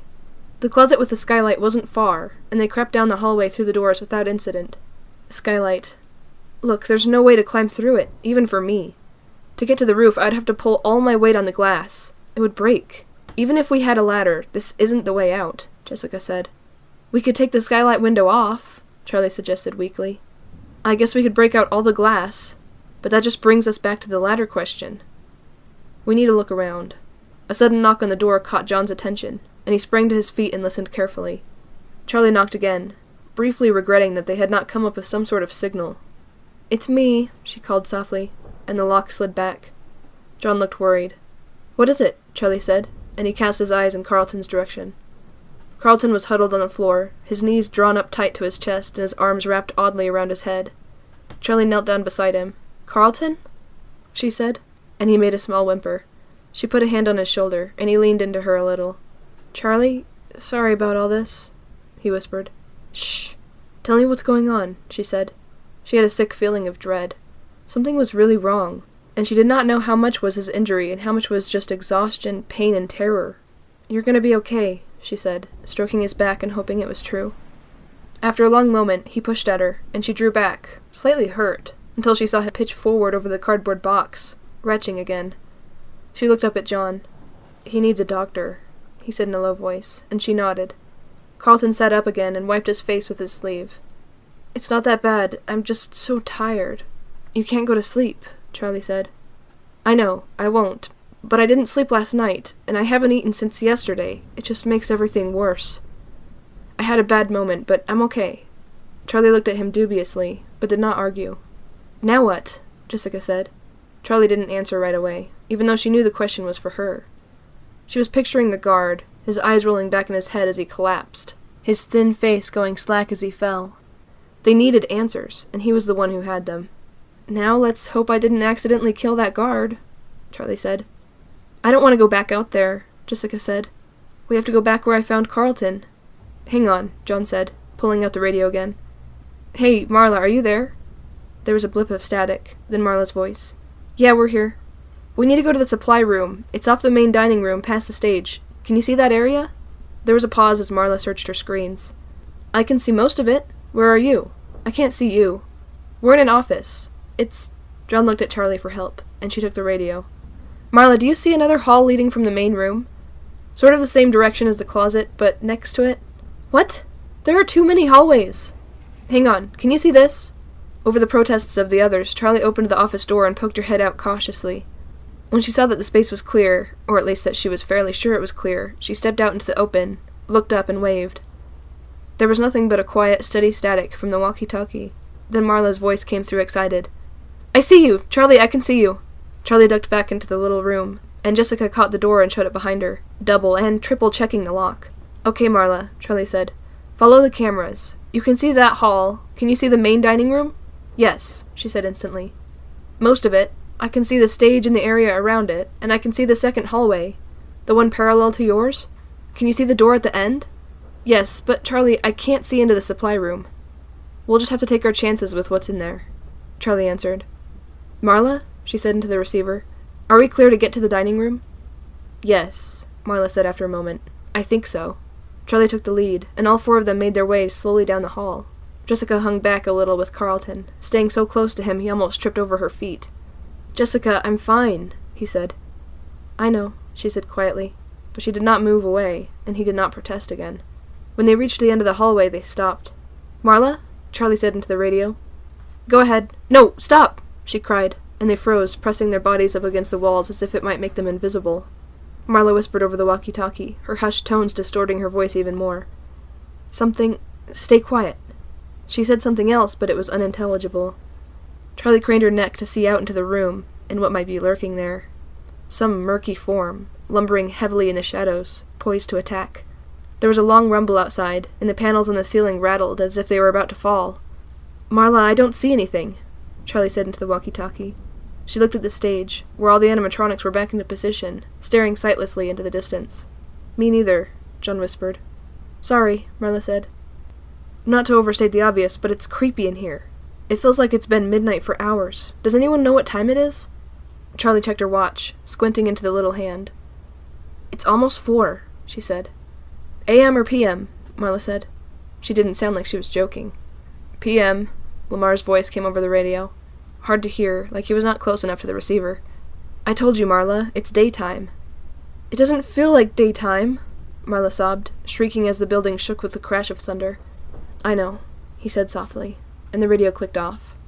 Charlie looked at the walkie-talkie for a moment with a sense of emptiness. It was like hanging up the phone, knowing the person on the other end was still there, but feeling the loss anyway, as if they might be gone for good. Charlie? John said, and she looked at him. He cast a nod back to Carlton, who was leaning against the wall, his eyes closed. Jessica was hovering, worriedly, not sure what to do. We have to get him out of here, John said. I know, Charlie said. Come on, that guard is our best chance of getting out alive. With one more look at the open space in front of them, she led them into the main dining room. Crossing in front of the stage, she saw John and Jessica glancing upward, but she refused to look at the animals, as if that would stop them from looking at her. It did not help. She felt their eyes on her, taking her measure, waiting for their moment. Finally she could not stand it. She snapped her head around to look as they passed. She saw only the inanimate robots, their eyes fixed on something that no one else could see.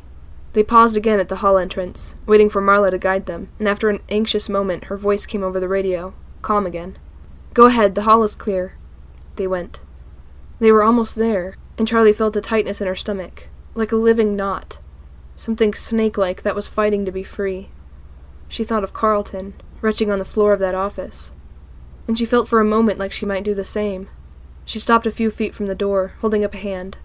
I don't know if he's in there, she said in a low voice. And if he is, I don't know if he's awake. Now let's hope I didn't accidentally kill that guard, she had said. She was only kidding, but now the words came back, unsettling her. It had not really occurred to her that he might be dead until the words were out of her mouth. And now, as she stood in the hall about to find out, the idea took hold. As if he knew what she was thinking, John said, Charlie, we have to go in. She nodded. John moved as if to take the lead, but she shook her head. Whatever was in there, it was her doing, her responsibility. She closed her eyes for a brief moment, then turned the knob. He was dead. He was laying on the floor on his back, his eyes closed and his face ashen. She felt herself put a hand over her mouth, but it was as if someone else was moving her body. She felt numb, the knots in her stomach gone, still and dead. John pushed past her. He knelt and slapped the man's face. John? She said, hearing a note of panic in her voice. He looked up at her, surprised. He's not dead, he said. He's just out cold. He can't tell us anything like this. We have to tie him up or something, Jessica said. Don't wake him up like this.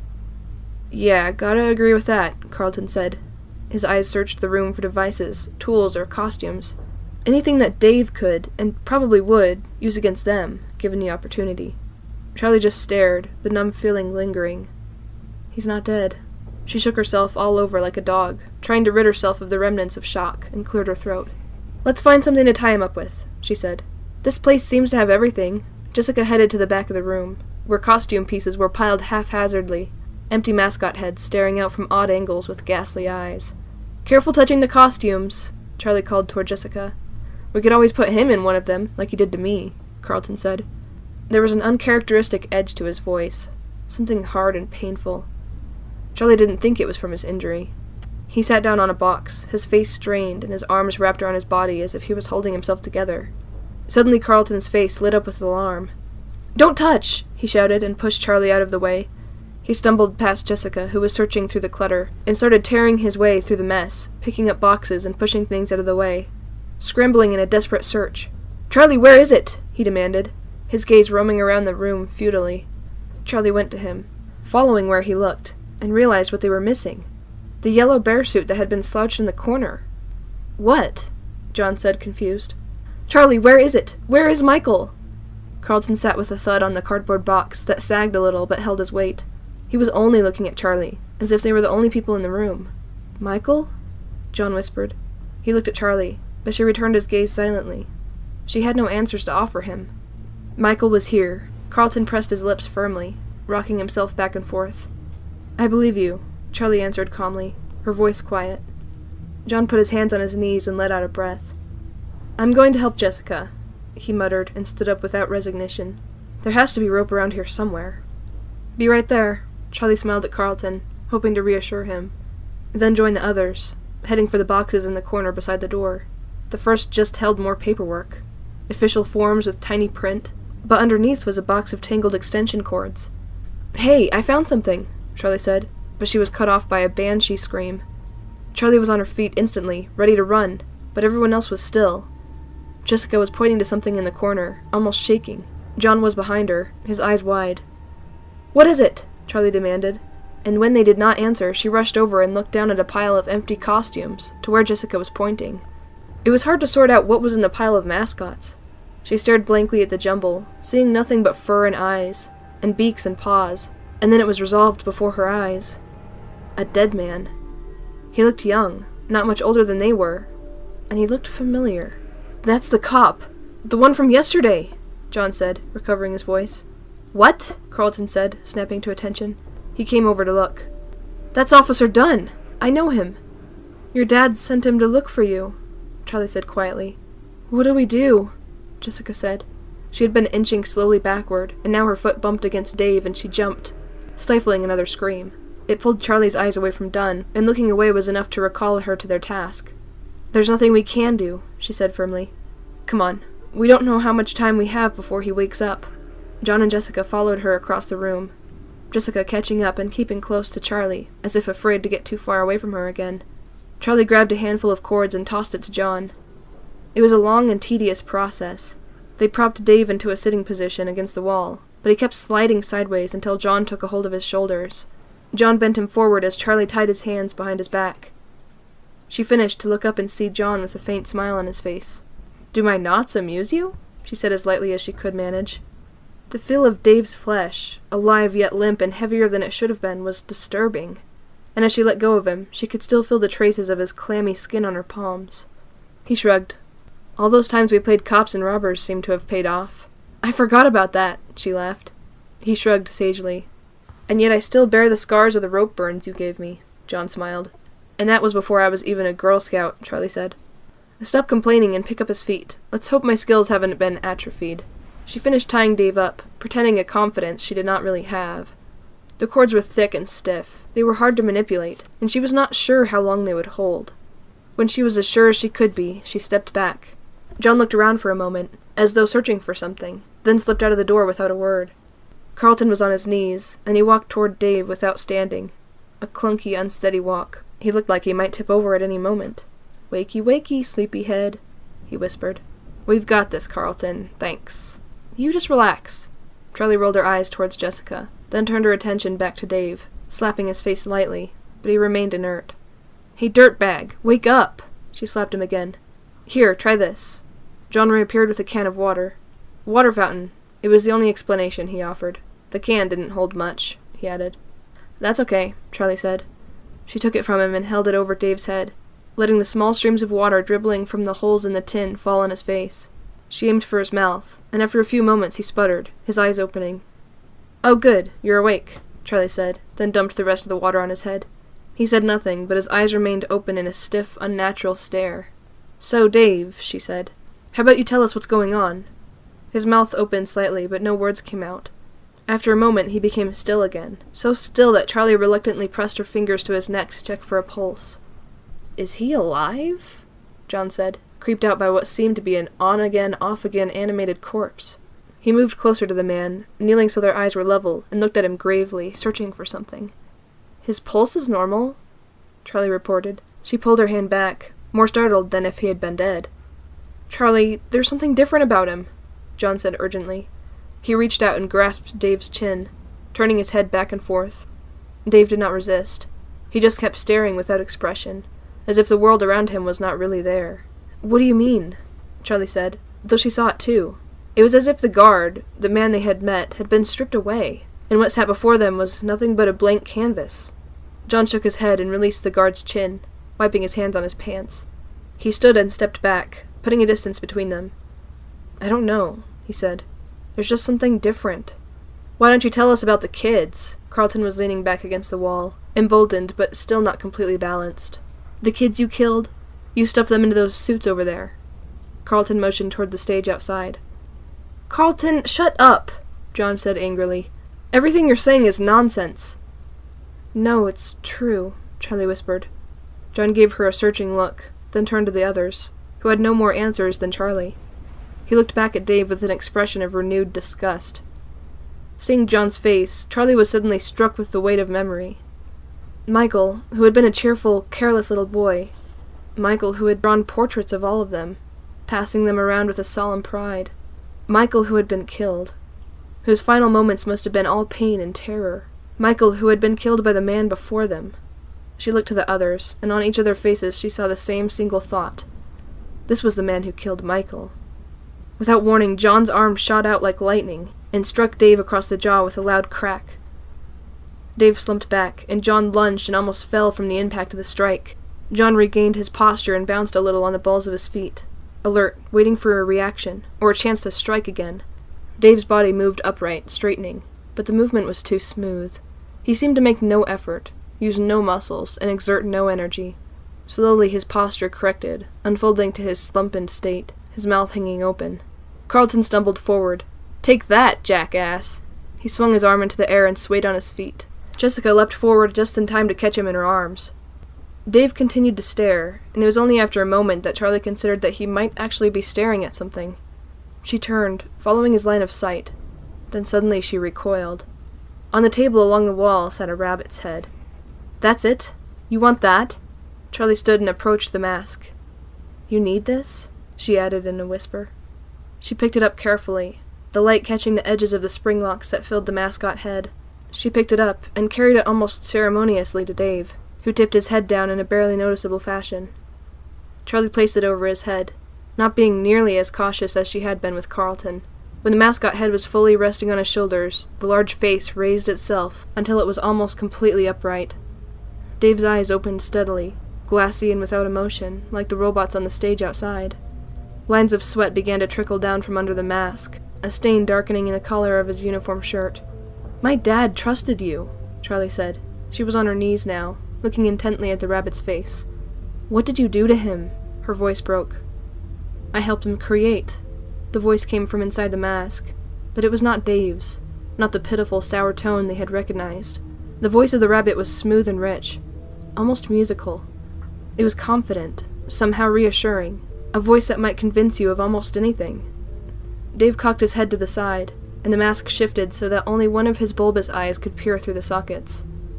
"We both wanted to love," he said in one of those melodious tones. "Your father loved, and now I have loved."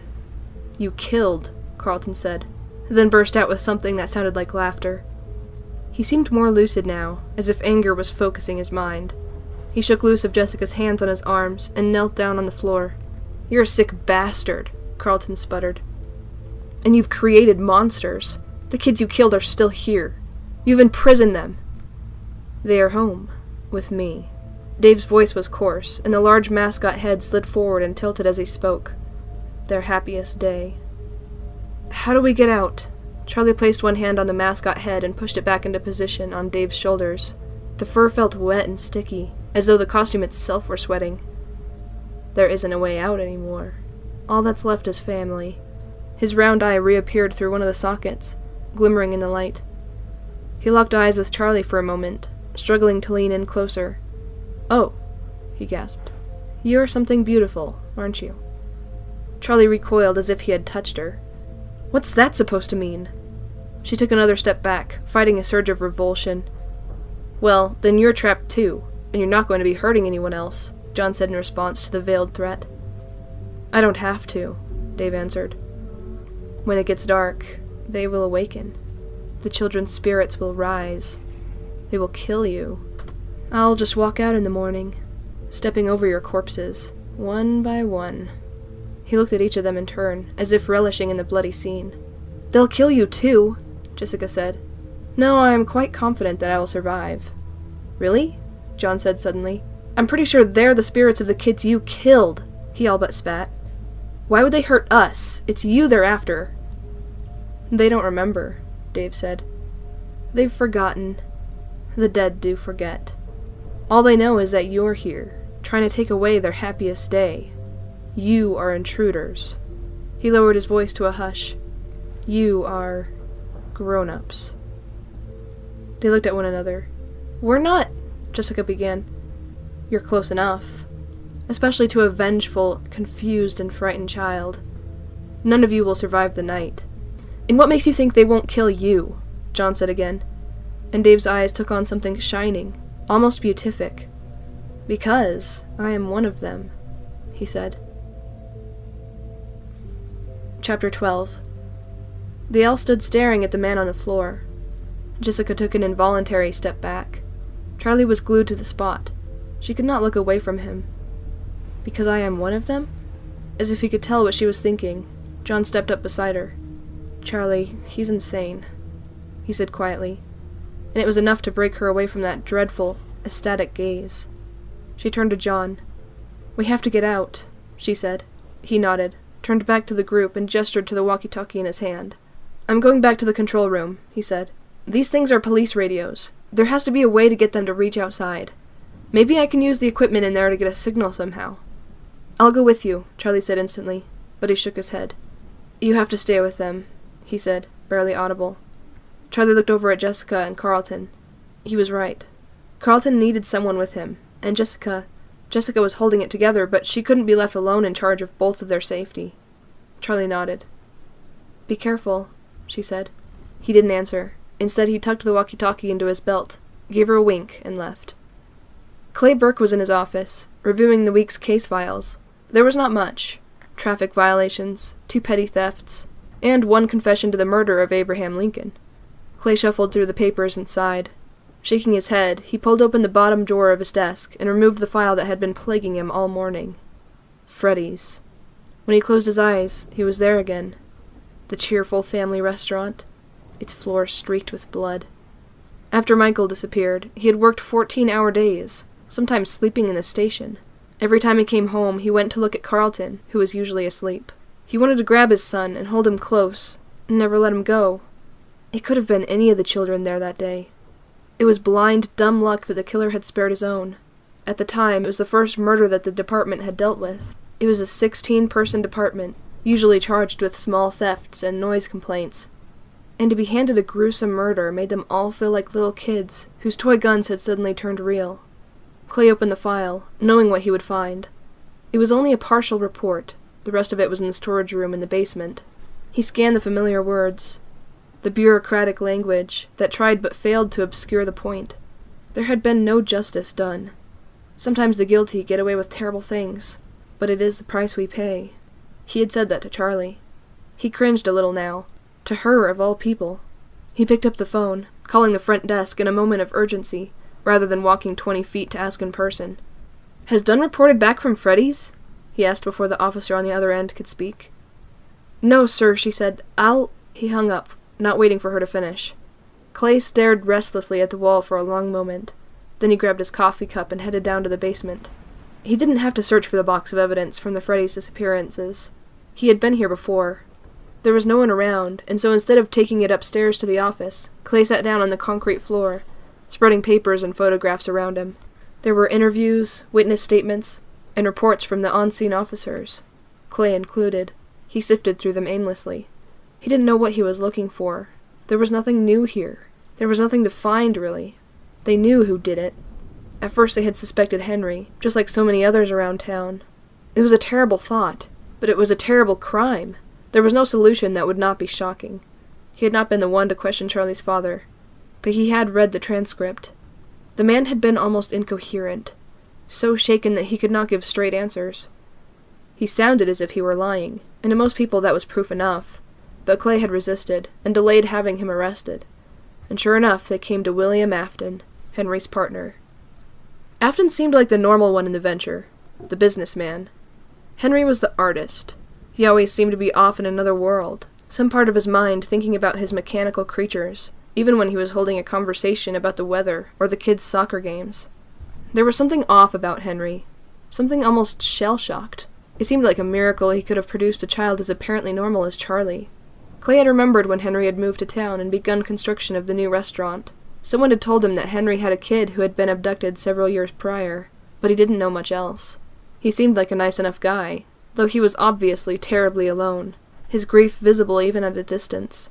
Then Freddy Fazbear's opened, and the town came alive. That was also when Charlie appeared. Clay hadn't known Henry even had a daughter until that day. William Afton was the one who made Freddy's a business, as he had the previous restaurant. Afton was as robust and lively as Henry was withdrawn and shadowy.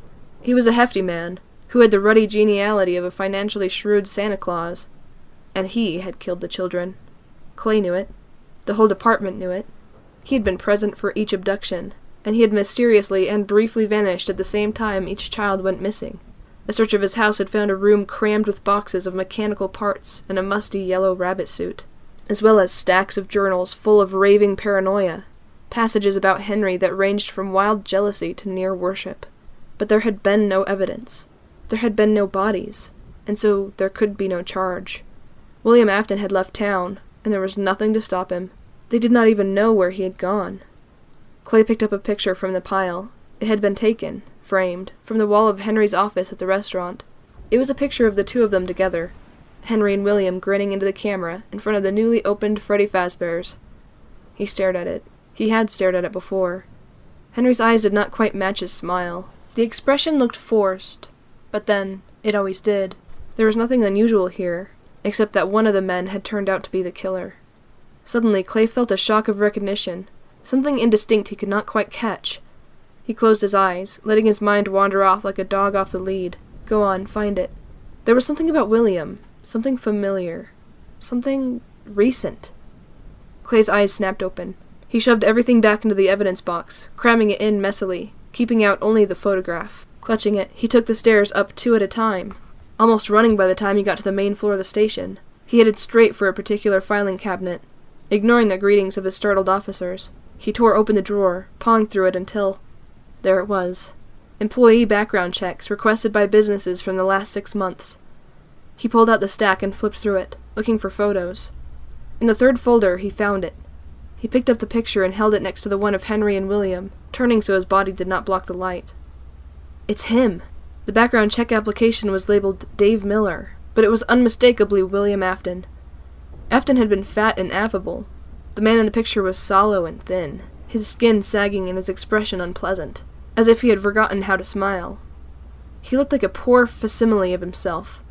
Or maybe, Clay thought, he looked like he had dropped his disguise. Clay flipped the page to the back to see why the check had been requested, and his face drained white. His breathing stopped for a moment. Clay stood, grabbing his jacket in the same motion, then stopped.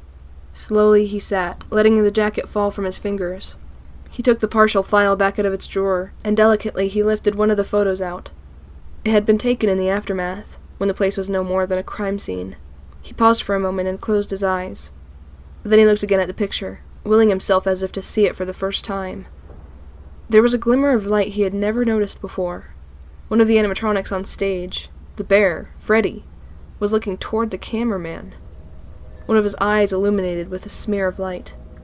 Clay put the picture aside, moving to the next one.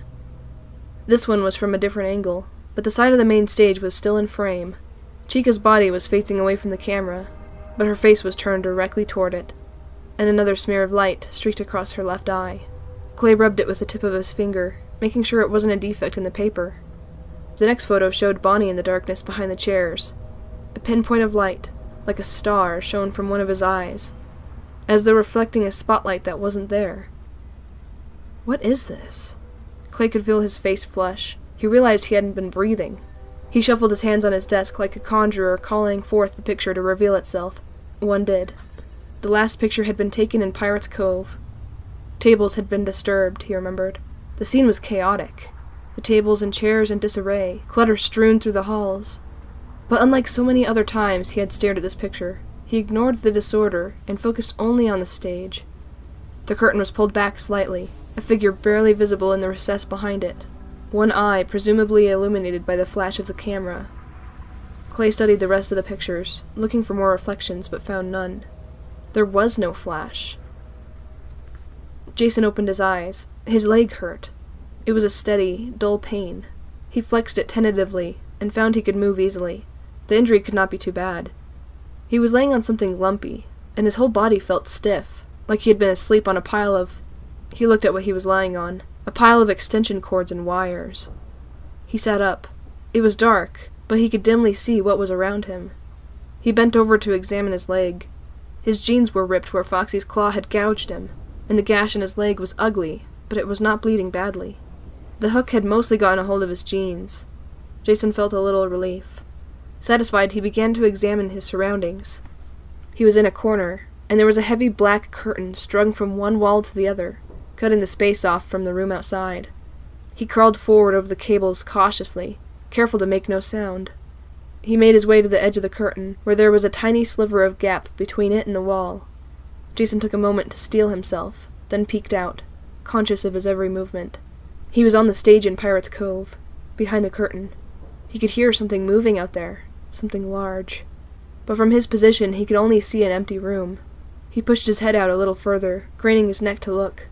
He couldn't tell where the sound was coming from, but with each second he grew bolder, readying himself to leap from the stage and run. A light was pulsing in the main dining room, illuminating the hall for brief seconds at a time with bright, dizzying carnival colors. It wasn't much, but it gave Jason a direction to run. He watched it intently until it was all he could see. And then it stopped. The room was dark, darker than it had been before. His eyes had adjusted to the light, and now he was nearly blind. The shuffling sound went on, and Jason pulled the curtain open further. This time he moved too fast, and as the curtain was drawn, the metal rings that had held it clinged together. The light above Pirate's Cove went on. Foxy was there, right in front of him, his face so close to Jason's that they could almost touch. Jason scrambled back through the curtain, pulling it closed again, trying to escape the small alcove, but there was nowhere to run. He crawled backward, staying against the wall, hoping that the curtain would somehow shield him from Foxy. At once the curtain began to open, not by force, but as if a show were about to begin. Lights and color flashed in silent patterns, and the glittered front curtains rolled back in a grand fashion to reveal the stage, with the beast standing patiently at its base.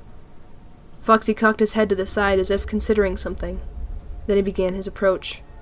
He climbed the stairs of the stage one by one, each step a whole series of disjointed movements, as if each piece of his metal body maneuvered itself individually. Jason watched, struck with horror, yet a small part of him was enthralled. It was like nothing he had ever seen. Foxy reached the stage and took 2 more large, deliberate steps until he was standing over Jason. Jason stared up at him, too afraid to move, frozen in place like a mouse beneath a diving falcon. His breath was shallow. His heart beat so fast his chest hurt. Foxy raised his hook again, and Jason threw himself on the floor in a ball, protecting his head with his arms, waiting for the blow to come. It did not come. Jason did not move. He waited, and waited, wondering if time had slowed down as he approached the moment of his death, his mind trying to give him refuge, making the last moments feel as long as possible. But not this long. He opened his eyes and turned his head a little, keeping his arms in front of his face. Foxy was still there, not moving. Despite himself, Jason met the creature's eyes. It was like looking into the sun. Foxy's burning gaze made Jason's eyes tear up, made him want to look away, but he could not. It was the animatronic who looked away. As Jason watched, peering through the afterburn that clouded his vision, Foxy turned to face his absent audience. His hook fell slowly to his side, and his head tilted forward, and he went motionless. The sounds of whirring machinery and clicking parts came to a stop, and the curtains drew closed again. "Ready?" Lamar said. Marla nodded curtly. "I'm ready," she said. She threw open the door, fists clenched, and they climbed out, facing opposite directions, preparing for an assault. Marla was breathing heavily, her face furious. The darkness was thick, almost tangible, and she could barely make out what was around her. She could see Lamar, but if they drifted 3 feet apart they would be lost to one another. The lights above them flickered, but only for a moment. The brief illumination ruined what little night vision they had, making the dark impenetrable. "Anything on your side?" Marla whispered. Lamar looked toward her voice, distressed. "No, anything on your side?" "Light, please," Marla whispered. Lamar held up the flashlight as though aiming a weapon, and turned it on. Above them, the light sputtered. Jason could see their flashlight waving back and forth, filtering through the slightly transparent curtain. Oh no! The light fell on the animatronic. Just for a moment, and there was a clicking noise. Jason looked up. Foxy was not moving. The light swept across him again, and again the mechanical sounds came. This time unmistakable, though he still did not move. Jason scooted forward around Foxy's foot, and looked up at the animatronic's face as the light struck him again. Again the clicking noise came. Something inside him was readying itself, but his eyes stayed dark. Jason crawled as far forward as he was willing to venture, trying not to cross into Foxy's line of sight. He made it to the edge of the curtain and reached his arm out to wave a warning. "Jason!" He heard his sister's voice, then a quick hushing from what must have been Lamar. The flashlight swept up, trained on the stage, and Foxy's eyes lit up. His head swept toward the light with a predatory precision, and Jason, panicked, reached for the pile of cords and grabbed a cable. Foxy lifted a foot, and Jason threw the cord around it and yanked it with all his strength. Foxy pitched forward, grabbing at the curtain with his hook. It caught, ensnaring him, and he ripped through the cloth with a vicious tearing noise, falling to the ground in a tangle of cloth and metal limbs.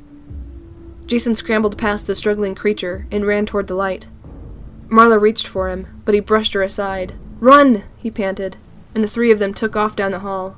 They turned a corner, and as one they stopped, Jason skidding against Lamar and grabbing him for support. At the end of the dark hall stood another figure, too large to be a person. The top hat was unmistakable. Freddy Fazbear. His eyes were illuminated, their piercing red glow consuming the space around him. They could hear the brittle notes of a song, mechanical and thin like a music box, coming from Freddy's direction. They stared, mesmerized. Then Jason found himself and pulled at Marla's arm. "Come on!" he hissed, and they followed him, running back the way they had come. When they reached Pirate's Cove, they slowed.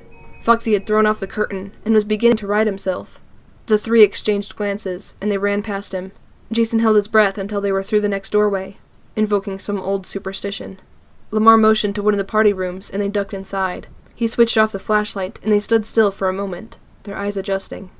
The room had 3 long cafeteria-style tables, each one still set for a party. Metal folding chairs were lined all up and down them, and each place was set with a party hat, a paper plate, and a plastic cup. By wordless agreement, each hid beneath a different table, leaving themselves as much space as possible. They crouched low, hoping to be lost behind the chair legs, and together they stared silently into the vacant hall and listened. "Hello? Anyone? Anyone?"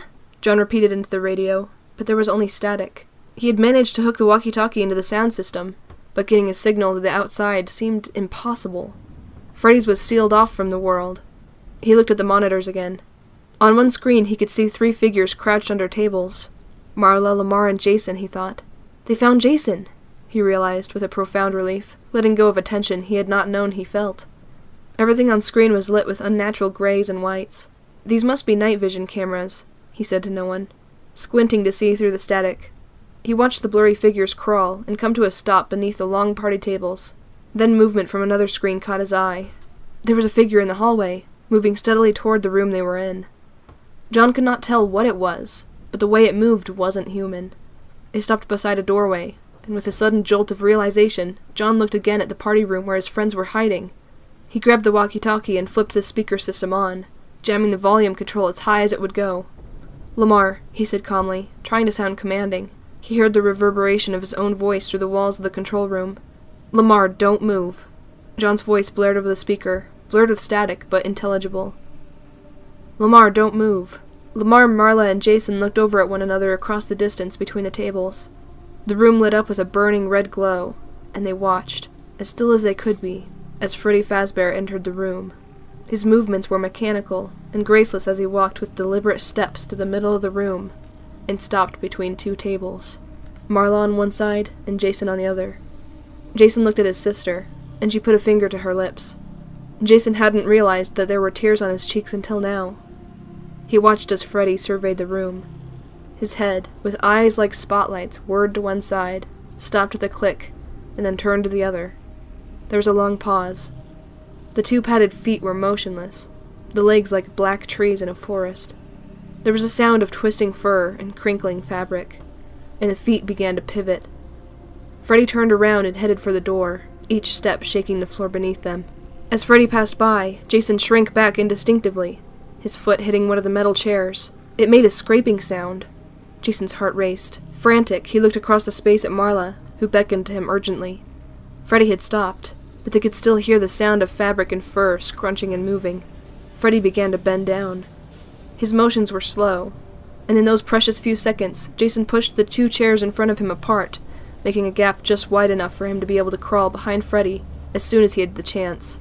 The light of Freddy's eyes came into view under the table, illuminating the space beside Jason, and he quickly but quietly crawled between the chairs to where Marla was hiding.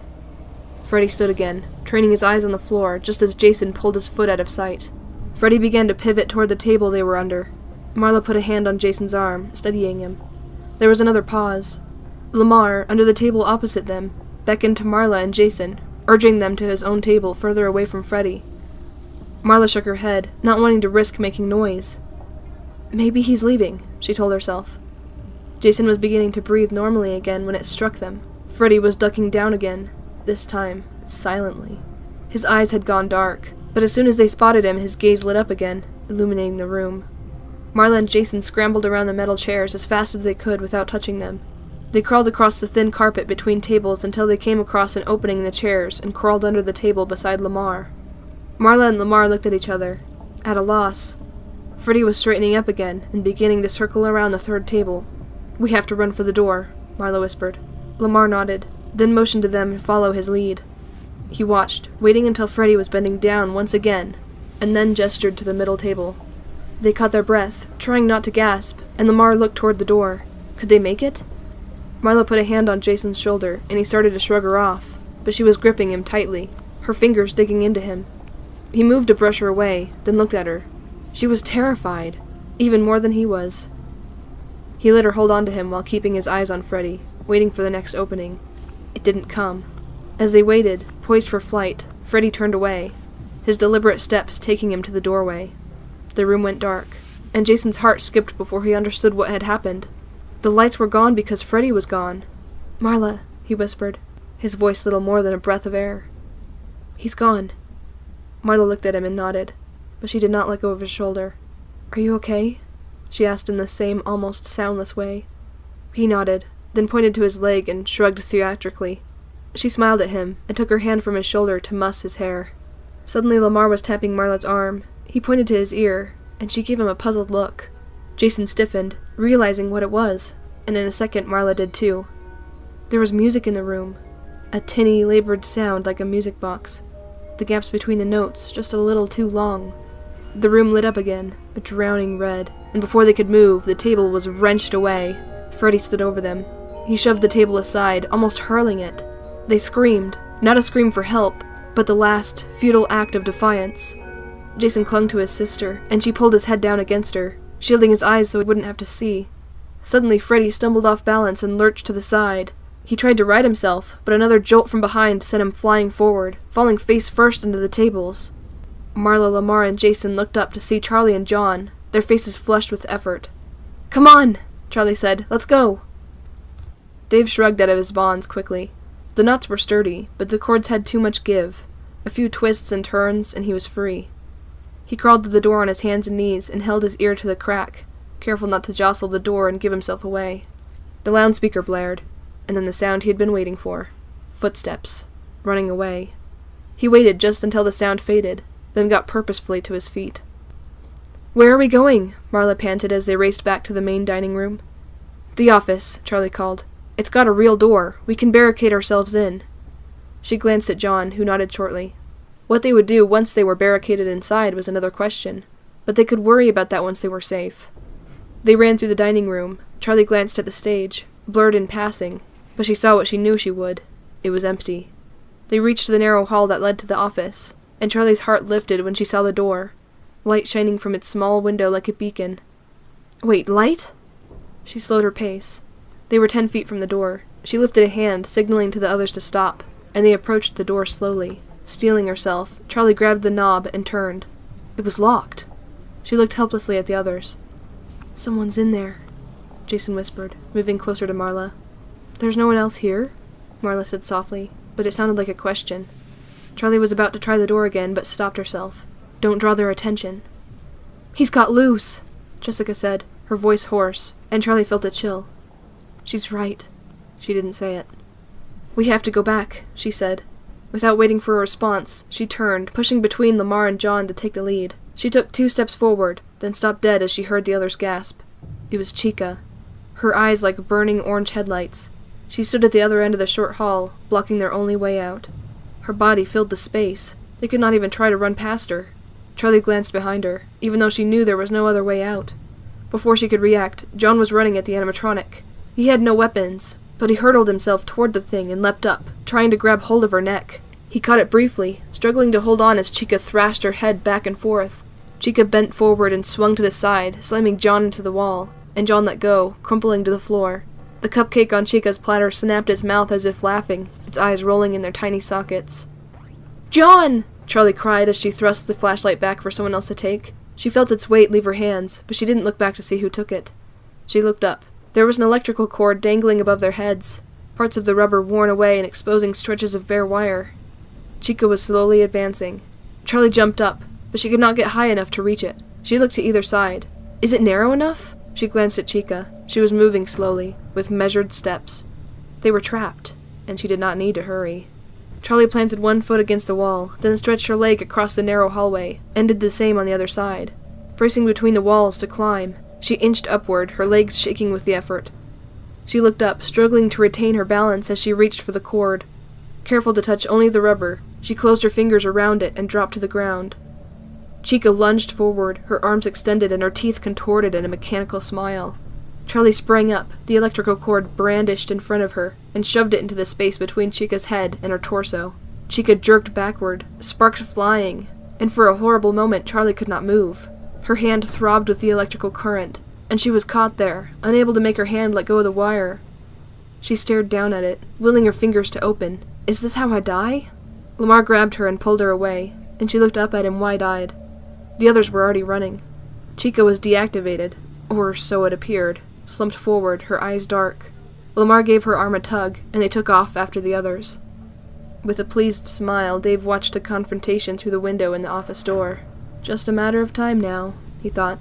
The girl had been clever, climbing the walls like that, but she had almost killed herself. They could not last much longer. All he had to do was wait. Suddenly, the room was lit with an ethereal blue. He froze, then slowly turned. Bonnie! The animatronic towered over him, close enough to touch. Dave fell back against the door and screamed. There was a scream from the direction of the office. The group paused for a minute and looked nervously at one another. "It doesn't matter," Charlie said. "Come on." She took a quick look back at Chica, who was still slumped forward, inert. Charlie led them into the main dining room. As they emerged, there was a sudden movement. Foxy was there. He leapt onto the table in front of them, looking among them until his silver eyes lit on Jason. He crouched as if he were about to jump on the boy, and Charlie grabbed a napkin dispenser and threw it as hard as she could. It struck Foxy's head, glancing off with little effect, but it was enough to get his attention. He turned to her and pounced. Charlie was already running, racing to lure him away from the others. Then what, she thought, as she ran furiously out of the dining room and down the hall. The arcade! It was dark. There was things to hide behind. She kept running full out until she reached the door, and turned so fast she almost fell, hoping to give Foxy a moment's disorientation. She looked around frantically. There was a row of arcade machines at the back of the room, set out just a little from the wall. She heard footsteps behind her and dove for it. The space was so tight she could barely squeeze herself into it. Her sides pressed between the consoles and the wall, and there were thick, coiled wires beneath her feet. She took a step back, moving deeper into the crawl space, but her foot slipped on a cable, and she barely kept it from falling. Movement in the room caught her eye, and she saw a flash of silver light. "He sees me." Charlie dropped down to her hands and knees. She crawled backward, scooting inch by inch. Her foot caught on a cable, and she stopped to free it, twisting to an impossible position to quietly dislodge it. She moved back further, and her foot bumped against another wall, and she stopped. She was closed in on 3 sides. It almost felt safe. She closed her eyes for a moment. Nothing here is safe. There was an awful sound, a clash of metal hitting metal, and the console at the far end of the row rocked on its foundation, banging back against the wall. Foxy leaned over it, and now Charlie could see him as he smashed the display, spilling shards of plastic onto the floor. His hook caught onto something inside the machine, and he yanked it out again, trailing bits of wire. He moved on to the next game, smashing the screen and throwing the console against the wall with a casual brutality.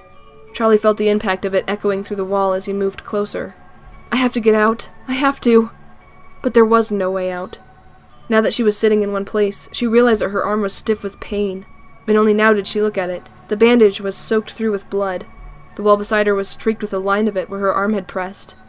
She wanted to cry suddenly. Her whole body ached. The wound in her arm, the constant tension of the last day or so. Who could tell her how long it had been? It was draining her, taking all she had. The next console crashed against the wall, and Charlie flinched. It was only 2 away. He was almost to her. She could hear his gears working, humming, grinding, and sometimes screeching. She closed her eyes, but she could still see him, his matted fur, the metal bones showing through, the searing silver eyes. The console beside her was wrenched away and tumbled to the ground like it weighed nothing at all. The cords beneath Charlie's hands and knees jerked forward with it, and she slipped. Grabbing at nothing, trying to regain her balance, she caught herself and looked up just in time to see the downward swing of a hook. She moved faster than she could think. She hurled herself at the final console with all her strength, and it balanced precariously, then fell, knocking Foxy to the ground and trapping him. Charlie started to run, but his hook shot out and snared her leg, cutting into her. She screamed, falling to the ground. She kicked at him with her other foot, but his hook was stuck deep in her leg. Every time he jerked back, she felt the impact. She kicked him in the face, and his hook tore free, slicing open her leg. She screamed again, instinctively grabbing the wound, and then Foxy was on top of her, snapping his jaws and clawing her, as he tried to free his legs from under the console. She fought back, struggling to get away. His hook slashed at her again and again as she tried to block the blows, screaming for help. Suddenly John was there. He stood over Foxy and stomped down hard on the creature's neck, holding his foot there. Foxy flailed, but could not reach him. "Charlie, get up!" he called. Charlie just stared at him for a second, too shaken to register the question. He stamped his foot on Foxy's neck repeatedly. Then in one quick movement, he grabbed Charlie's hand, heaved her up, and started to run, pulling her along behind him. They made it to the main dining room, where the rest of the group was huddled in the middle of the room. Relieved, Charlie rushed to join them. She could tell she was limping, but she did not feel any pain, which, she realized somewhere dimly in the back of her mind, was not good. When they got to the others, her heart sank. Their faces were grim. Lamar was holding the flashlight out in front of him, but it rattled with his trembling grip. Marla gestured quickly to the entrances. Freddy stood in the hall to the storage room, while Bonnie now blocked the hallway to the office. Chica, reanimated, stood on the stage, looming over them. Charlie glanced back the way they had come. Foxy was approaching. He had freed himself. He stopped in the doorway as if waiting for a signal. There was no escape. Suddenly acutely aware of everything around her, Charlie noticed the sound of a music box, as if she had unconsciously been hearing it all along. She took a deep breath. The moment seemed to go on forever. It had come to this. They were trapped. They waited. Now perhaps, for the animatronics. There was no hurry. Charlie cast her eyes around futilely for a weapon, but there was only party hats and paper plates. As one, the animatronics started their approach. Charlie grabbed the back of the metal folding chair, not sure how she could even use it. The animals were moving faster now, coming in unison, as if this battle were a choreographed dance. Marla took Jason's hand and whispered something in his ear. Whatever it was, he shook his head, set his jaw, and balled his hands into fists. Lamar glanced at him for a moment, but said nothing. Jessica had her hands stiffly at her sides, and she was murmuring something to herself inaudibly. The animals were almost on top of them. Freddy's trundling walk was predatory, and the music box notes were coming from Freddy's direction. From inside Freddy, she now realized. Chica leapt from the stage and took small, bouncing steps toward them, as if excited, but holding herself back. Bonnie's big paw-like feet slapped the ground like a challenge, and Foxy slunk forth with a malevolent grace, his eyes fixed on Charlie as if she were the only thing he saw. She gazed into his silver eyes. They filled her vision, crowding out everything else until the world was silver, the world of Foxy's eyes, and there was nothing left of her. John squeezed her hand. It broke the spell. She looked at him, her vision still cloudy. "Charlie," he said haltingly. "Charlotte." "Shh," she said. "Later." He nodded, accepting the lie that there would be a later. Foxy crouched down again, and Charlie let go of John, her heart pounding as she braced for it, Foxy's joints stiffly in their sockets as he prepared to spring. Then he stopped. Charlie waited. There were no screams from behind her, no sounds of fighting. Even the music box was silent. Foxy was motionless, though his eyes still glowed.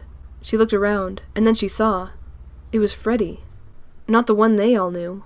Not the one who stood less than a foot away from Marla, his mouth open as if he poised to bite. It was the other one. The one she remembered. The yellow Freddy from the diner. The costume her father used to wear. It was looking at them, staring from the corner. And now she heard something. It was indistinct, just whispers in her head. A gentle susurrus, blowing through her conscious mind without taking hold. She looked at the others and knew they heard it too. It was indecipherable, but the meaning was unmistakable. Carlton was the one to say it. "Michael?" The sounds they had heard grew warm, an unspoken confirmation, and together they approached the golden bear. Marla brushed past brown Freddy as if he was not there, and Charlie turned her back to Foxy, unafraid.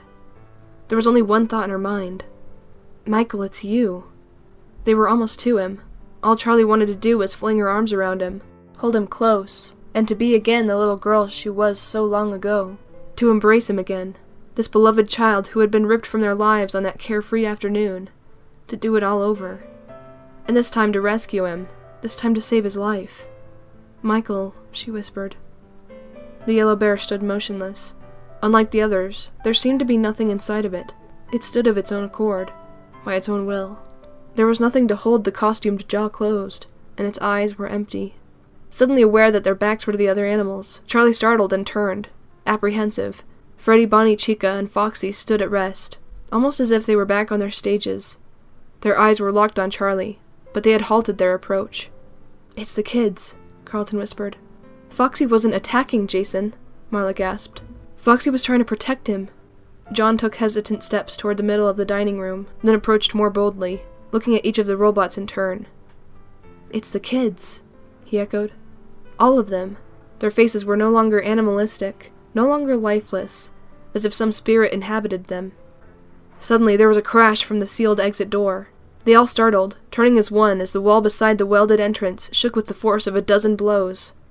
Now what? Charlie thought. The bricks broke and fell, scattering in pieces across the floor, dust filling the air in rusty clouds. A figure stepped in through the hole wielding a massive sledgehammer, and as the air slowly cleared, they saw who it was. Clay Burke, Carlton's father. His eyes set on Carlton, and he dropped the hammer and ran to his son, sweeping him into an embrace. He stroked his hair, gripping him like he would never let go. Charlie watched from her distance, relief touched by a stiletto edge of envy. "Dad, I'm gonna puke," Carlton murmured. Clay laughed, but leaned back when he saw that Carlton wasn't kidding.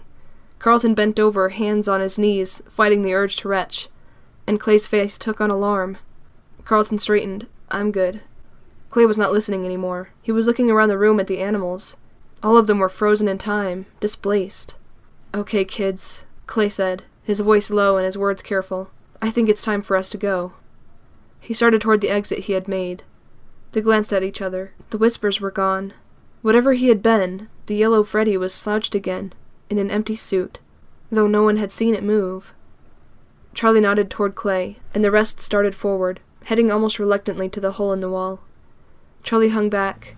John stayed beside her, but she gestured him forward, taking up the rear. She had barely had time to take a step when something took hold of her throat. Charlie tried to cry out, but her windpipe was being crushed. She was whipped around as if she weighed nothing, and she found herself face to face with the yellow rabbit. Dave's eyes were shining through, triumphant. He had his arm around her neck, squeezing her throat so tightly she could scarcely breathe. He held her so close it was almost an embrace. She could smell the costume, stained fur and years of putrid sweat, blood and cruelty.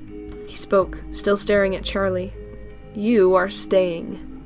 "Absolutely not," Clay said, taking on the group's authority. Dave dug his fingers deeper into Charlie's neck, and she made a strangled sound.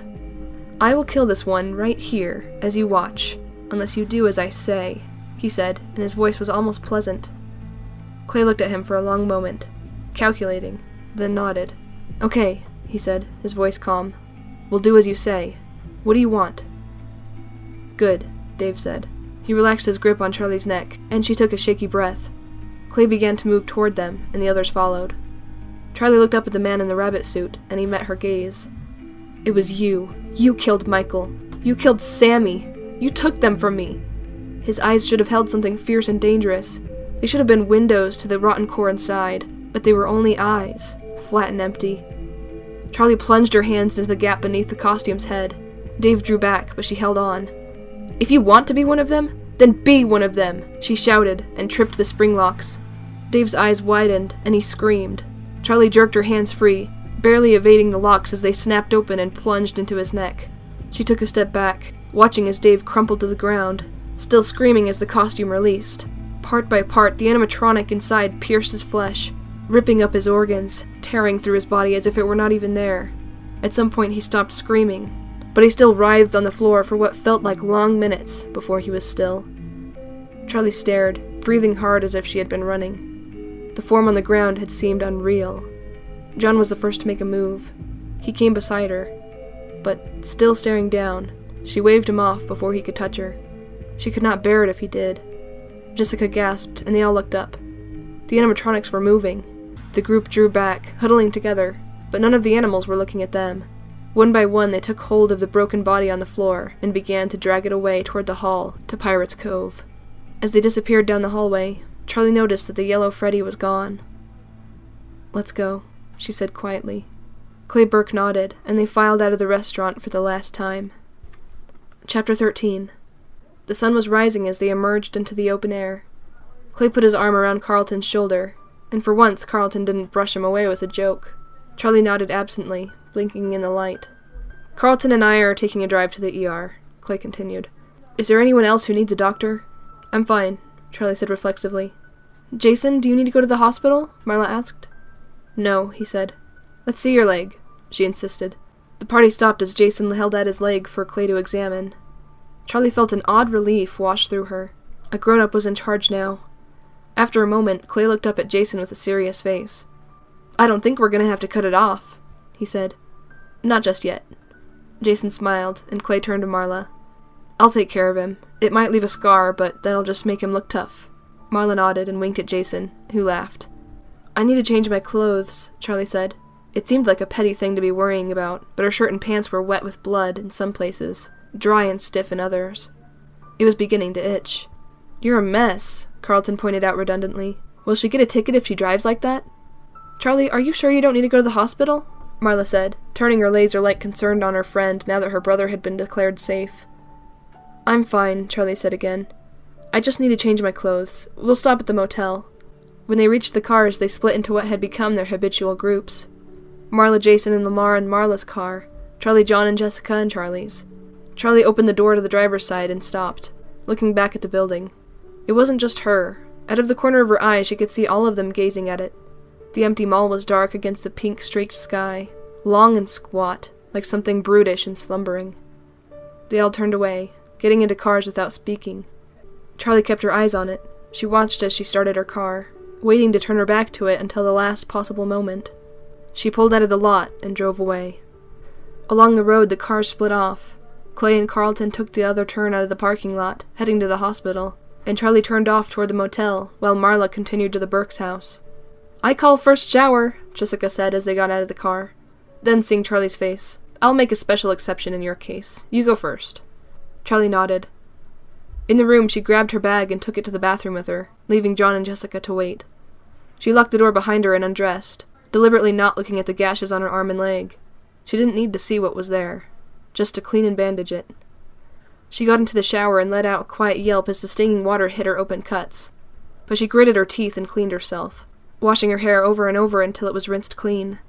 She got out and toweled herself dry, then sat down on the edge of the tub, put her face in her hands and closed her eyes. She was not ready to go out yet. Not ready to face whatever aftermath, whatever discussion there might have to be. She wanted to walk out of this bathroom and never speak again of what had happened. She rubbed her temples.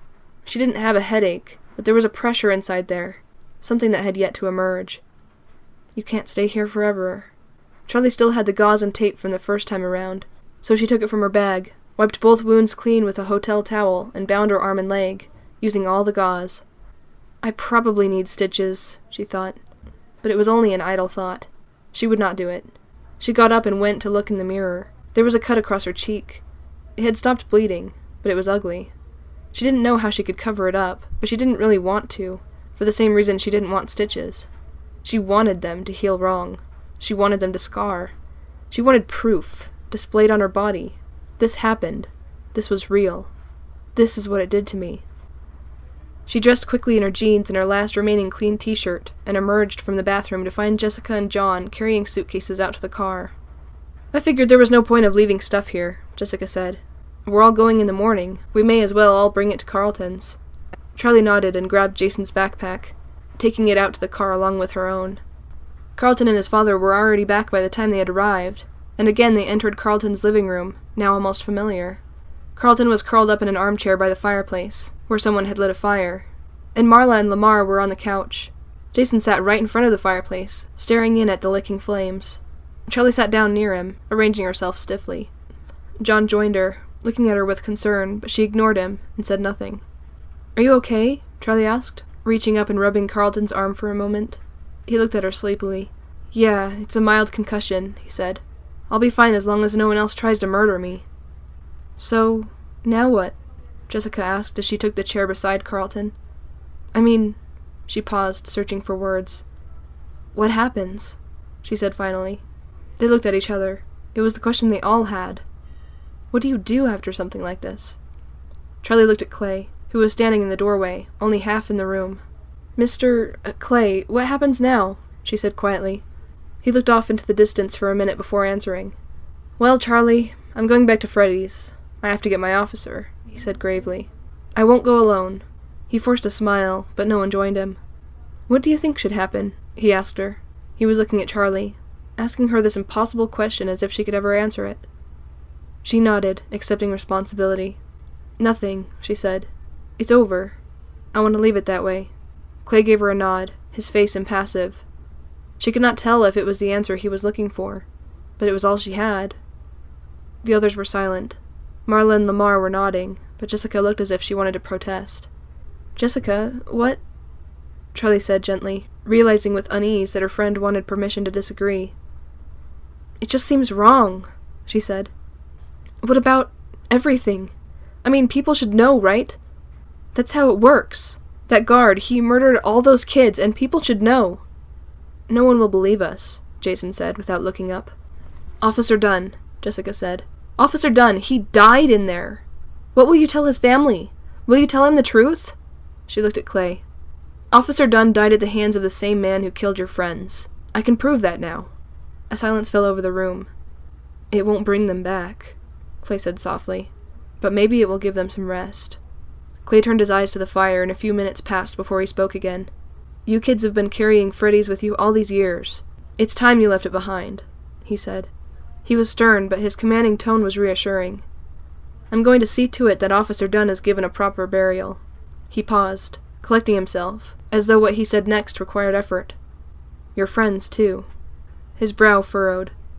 "I have a few favors to call in, but I can make this happen quietly. The last thing I want to do is disturb that place, or desecrate it. Those kids need rest." The next morning they began to go their separate ways. Marla offered to drive Lamar and Jessica to the bus station, and they said their goodbyes with hugs and promises to write. Charlie wondered if any of them meant it. Marla probably did, at least. They pulled out of the Burke's driveway. "So, my bus isn't till later," John said as Marla's car disappeared around the bend in the road. "I wouldn't mind a few more hours in Hurricane," Charlie answered. To her surprise, she realized it was true. John flashed her a quick, almost nervous smile. "Okay then," he said. "Let's get out of there. Let's go somewhere. Anywhere." When they were alone in the car, John gave her a sideways glance. "So," he said, "are we ever going to see each other after this?" He tried to say it lightly, but there was no way to lighten it. Charlie stared straight ahead. Maybe, she said. She could not look at him. It wasn't the answer he wanted, she knew that, but she could not give him what he wanted. What could she say by way of explanation? It's not you, it's the weight we both bear. It's too much. When you're here, I can't ignore it. But something in her thoughts felt off, not quite right, as if she were speaking by rote, thinking off a script. It was like flinching instinctively to protect an injury before remembering it was healed. She finally looked at John beside her. He was staring through the windshield, his jaw set. I have somewhere I need to go, she said abruptly, then made a slow U-turn. She had never gone to visit the place, but now, without warning, her mind was consumed by it. Aunt Jen had never suggested it. Charlie had never asked. She knew where it was, though, and now she headed there with a singular sense of purpose. I need to see. Charlie pulled to a stop in a small gravel parking lot beside a low fence of short white posts, chains swinging between them. I just need a minute, she said. John gave her a concerned look. Are you sure you want to do this now? He said softly. She did not answer, just got out of the car, closing the door behind her. The graveyard before them was almost 100 years old. There were hills of lush grass and shading trees. This corner was at the edge of the cemetery. There was a small house only a few yards past the edge of the fence. The grass was trimmed neatly, but it was patchy and yellowing. The trees had been pruned too far, so the lower branches were bare, too exposed. There was a telephone pole set just inside the fence, barely on the cemetery grounds, and beside it were 2 headstones, plain and small. Charlie stared at it for a long moment, not moving. She tried to conjure up the right feeling, grief and loss, so that she could mourn. Instead, she just felt a numbness. The graves were there, but the sight did not touch her. She took a deep breath and stared toward them. It was such a small memory, one of those moments that meant nothing at the time, just one day in a series of events, the same as all the others. They were together, just the 2 of them, and it must have been before everything, before Fredbear's went wrong, before anyone was dead. They were sitting out back behind Fredbear's, looking out over the hills. A crow landed and began picking in the dirt, looking for something. There was something about its sharp, darting movements that struck her as the funniest thing she had ever seen. Charlie began to laugh, and her father looked at her. She pointed, and he turned his head, trying to see as she did. But he could not tell what she was pointing at. She could not get it across to him. She did not know the words. And just as her excitement was about to turn to frustration, he saw it too. Suddenly he laughed and pointed to the crow. Charlie nodded, and he met her eyes, looking at her with an expression of pure, boundless delight, as if it would fill him to bursting. "Oh, Charlotte," he said.